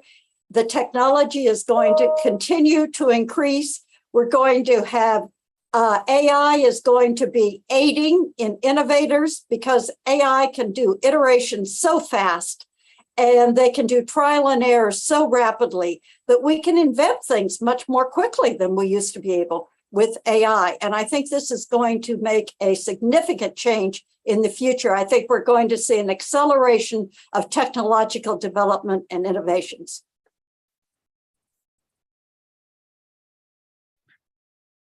Exactly, Professor Beverly. The virtual surfaces, it's connecting all the world, merging developing countries in one room, in webinar room. And this is, we can sharing experiences together. And really, we keep coming up with learning from each other. I think innovation, I think, will be booming more and more. And you see now the latest technique about the AI, about robotic, about metaverse. Everybody now waiting more and more about the digital economy. And I think it's now no more for traditional economy. All the world transfer to digital economy. And really, we are impressed from this digital economy. Yes, go ahead, David. I think it was Dr. Sidi before me.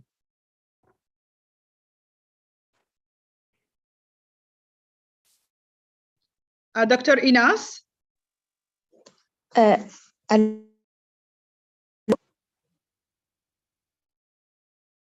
Dr. Inas, the internet.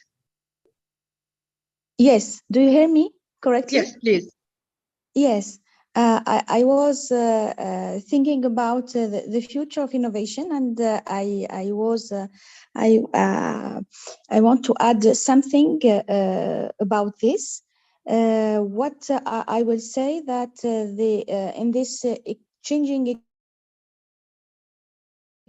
to the future of innovation is to focus on end users and to try to co-create with them. And here I think that creation of talented people is compulsory to succeed in this VUCA world with the huge uncertainty and in the level of policy. I think that visions and missions should be adjusted to be talented oriented, and these persons, these will be sufficiently smart with great knowledge and to adapt. That's we want to get more and more new innovations and in the future, and also new solutions. That I want to say. That's all. Trent, I think Trent is still there. Trent is one of the leading company presenting also new tools for the entrepreneurs from social perspective. Trent, are you in? Maybe not. Go ahead, Beverly. Any contribution? No, David is next. David is ready. Yes. Okay, I'm sorry, David. Go ahead. That is fine, Dr. Hanadi. I just wanted to build on what you said about how you summarized the importance and increasing importance of technology, and also Professor Beverly Anderson's note on the increasing level of innovation. That I want to make the point that this is relevant even to the smallest businesses and to the most simple businesses. Let's just take the example of a bakery. around the world, we see bakeries turning into technology companies in a number of different ways. They have certainly a cash point, so they will be taking credit cards. They are putting all their products now on the platform. Many found out during the pandemic and afterwards that they can now do online sales or take pre-orders, which increase their efficiency.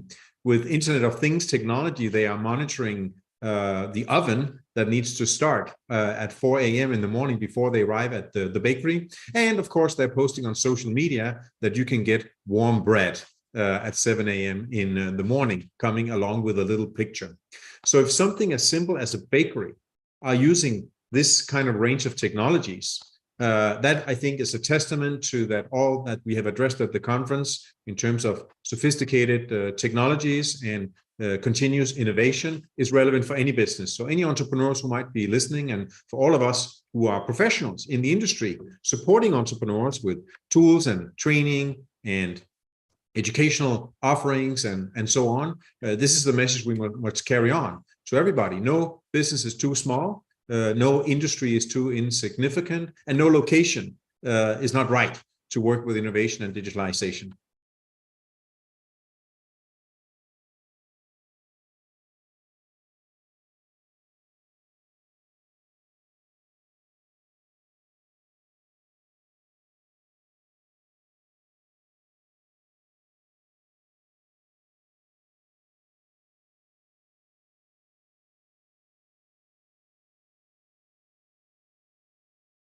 I'm sure Dr. Hanadi is on the phone, getting more people to attend for the photo shoot of all of us. For the photo shoot, I think that's what she is trying to do. I think one of the things she was trying to get Trent on the line, who does the spirit of the game, and his really idea is about this social nature of it and the social impact of innovation, and feeling that there has to be a social value to what we're doing. And this is, I totally agree with that there has to be some purpose. What's the reason we're doing this? There has to be, for the sake of what? Is it going to help humans live longer? Is it going to cure disease? Is it going to give more enjoyment to life? Is it going to be better for the environment? Is it going to lower cost? Is it going to be more efficient? Is it going to be more effective?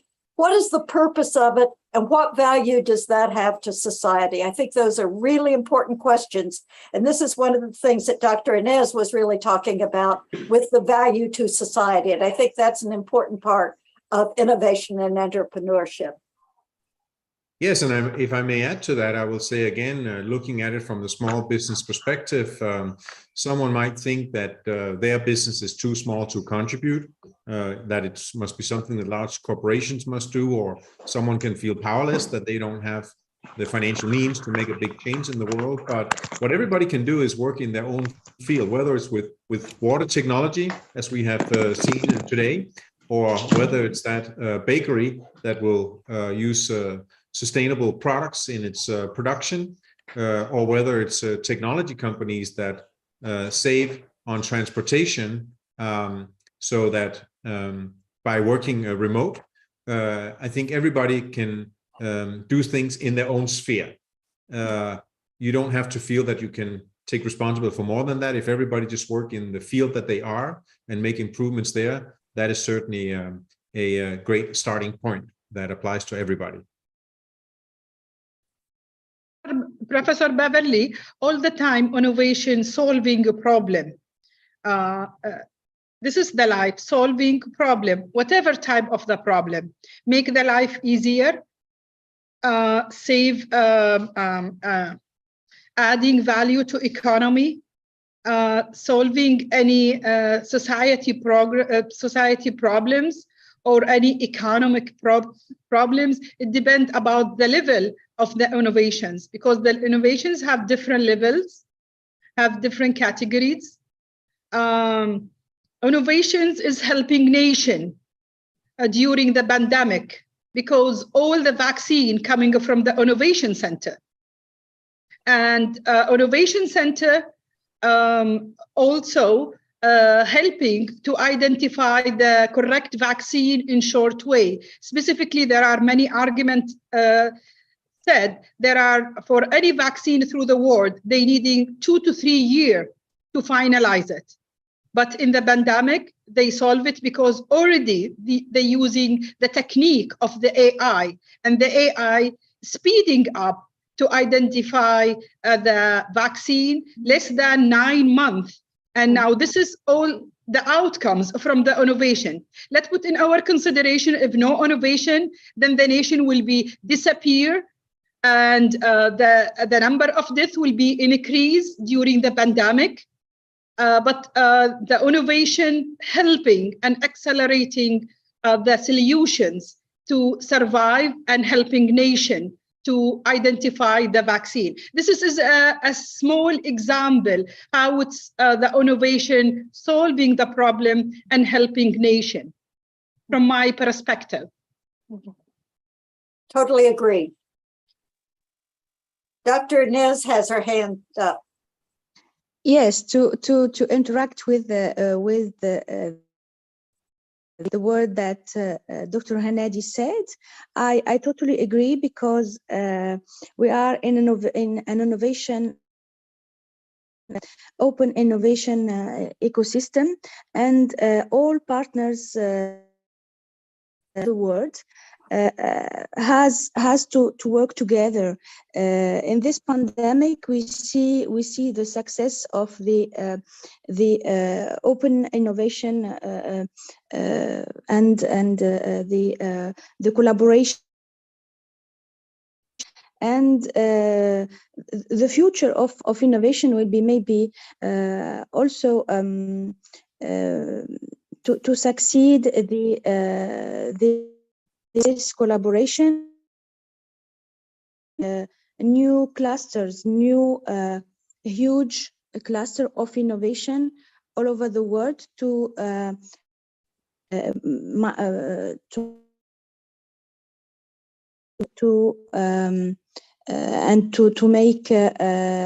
propose solutions for the well-being of humans. I think that collaborating will be the solution also for the future. Thank you.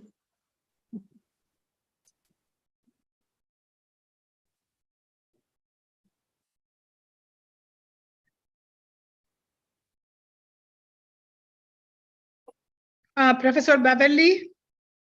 Yes? Any contribution? I think I have talked more than anyone, though. Thank you, Professor Anderson. This discussions, it's a great discussions, sharing our knowledge, our experiences, our best practices together. Any contributions before we taking the photos, the final photos? Well, I think Professor Mike coming in. It's really great to help in spreading the word, to collaborate, to get sharing ideas. And I'd said one quote before that what is known and what one knows are two different things. When you take all the people that were at this conference, if you took all their knowledge together, a lot is known, but any one individual only knows so much. And it's so great to be able to attend a conference like this, where you can share the ideas and learn the different ways of thinking of the different conference attendee. And I really want to thank you for this, Hanadi. Great, thanks, Professor Beverly, for your supporting, for your participating in the third year, and we will continue forever for this conference, and we will also expand more and more. This year, last year in 2021, 300 participants or 300 experts and practitioners participate in my conference. This year, with the 30 countries worldwide, this year 36 countries participate with the 321 practitioners. Next year, maybe we will reach 400 or 500. And we keep expand and inviting a good practitioner to sharing knowledge and experience together in a 3-day virtual conference.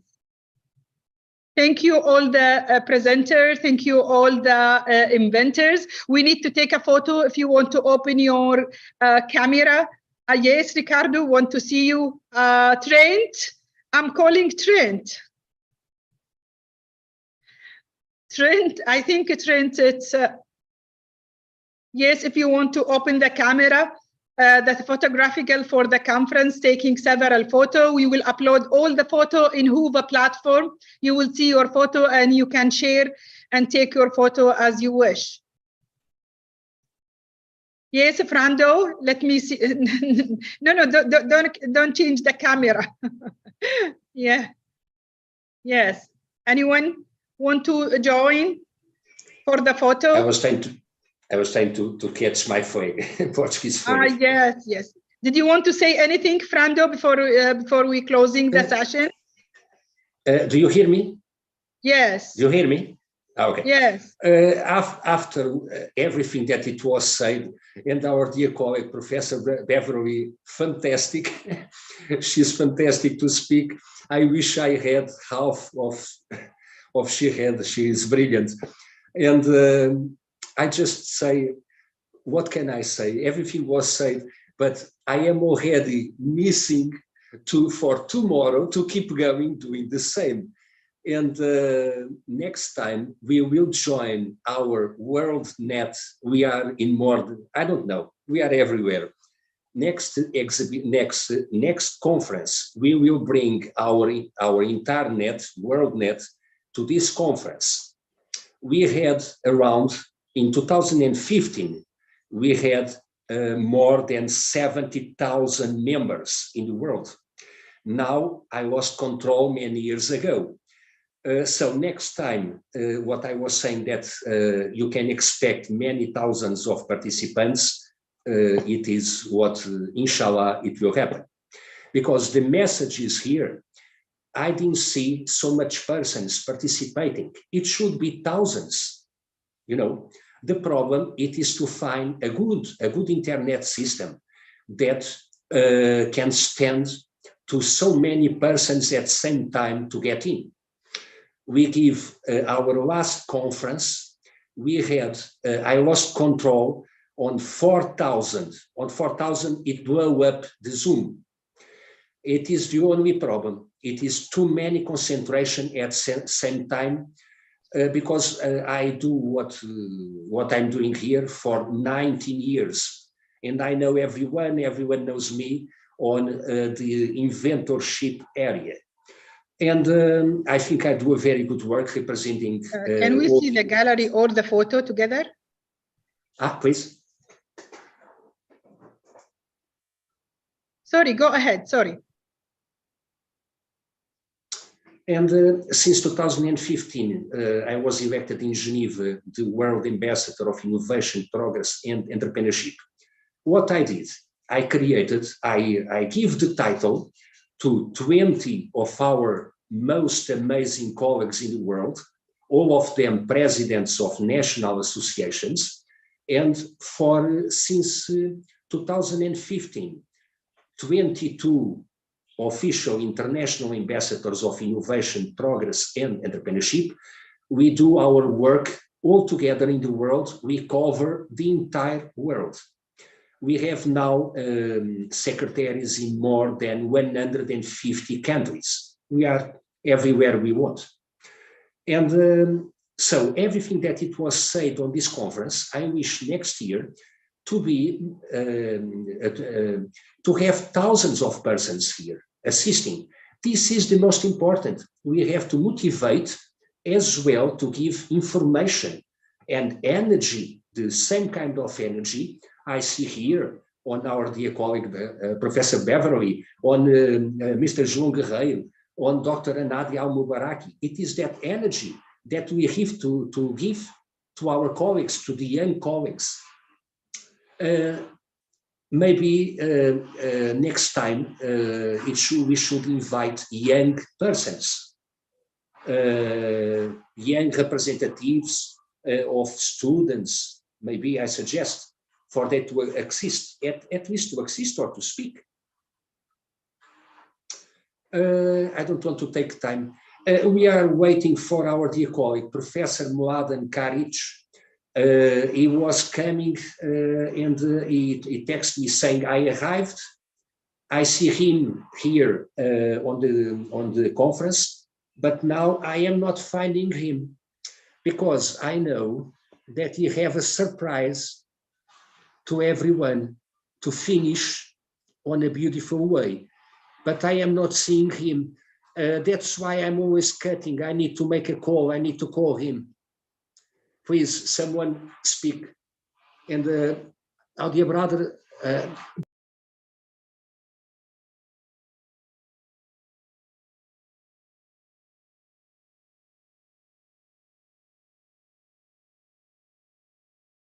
can we give the mic for Dr. Hayat, one of the leading inventors worldwide?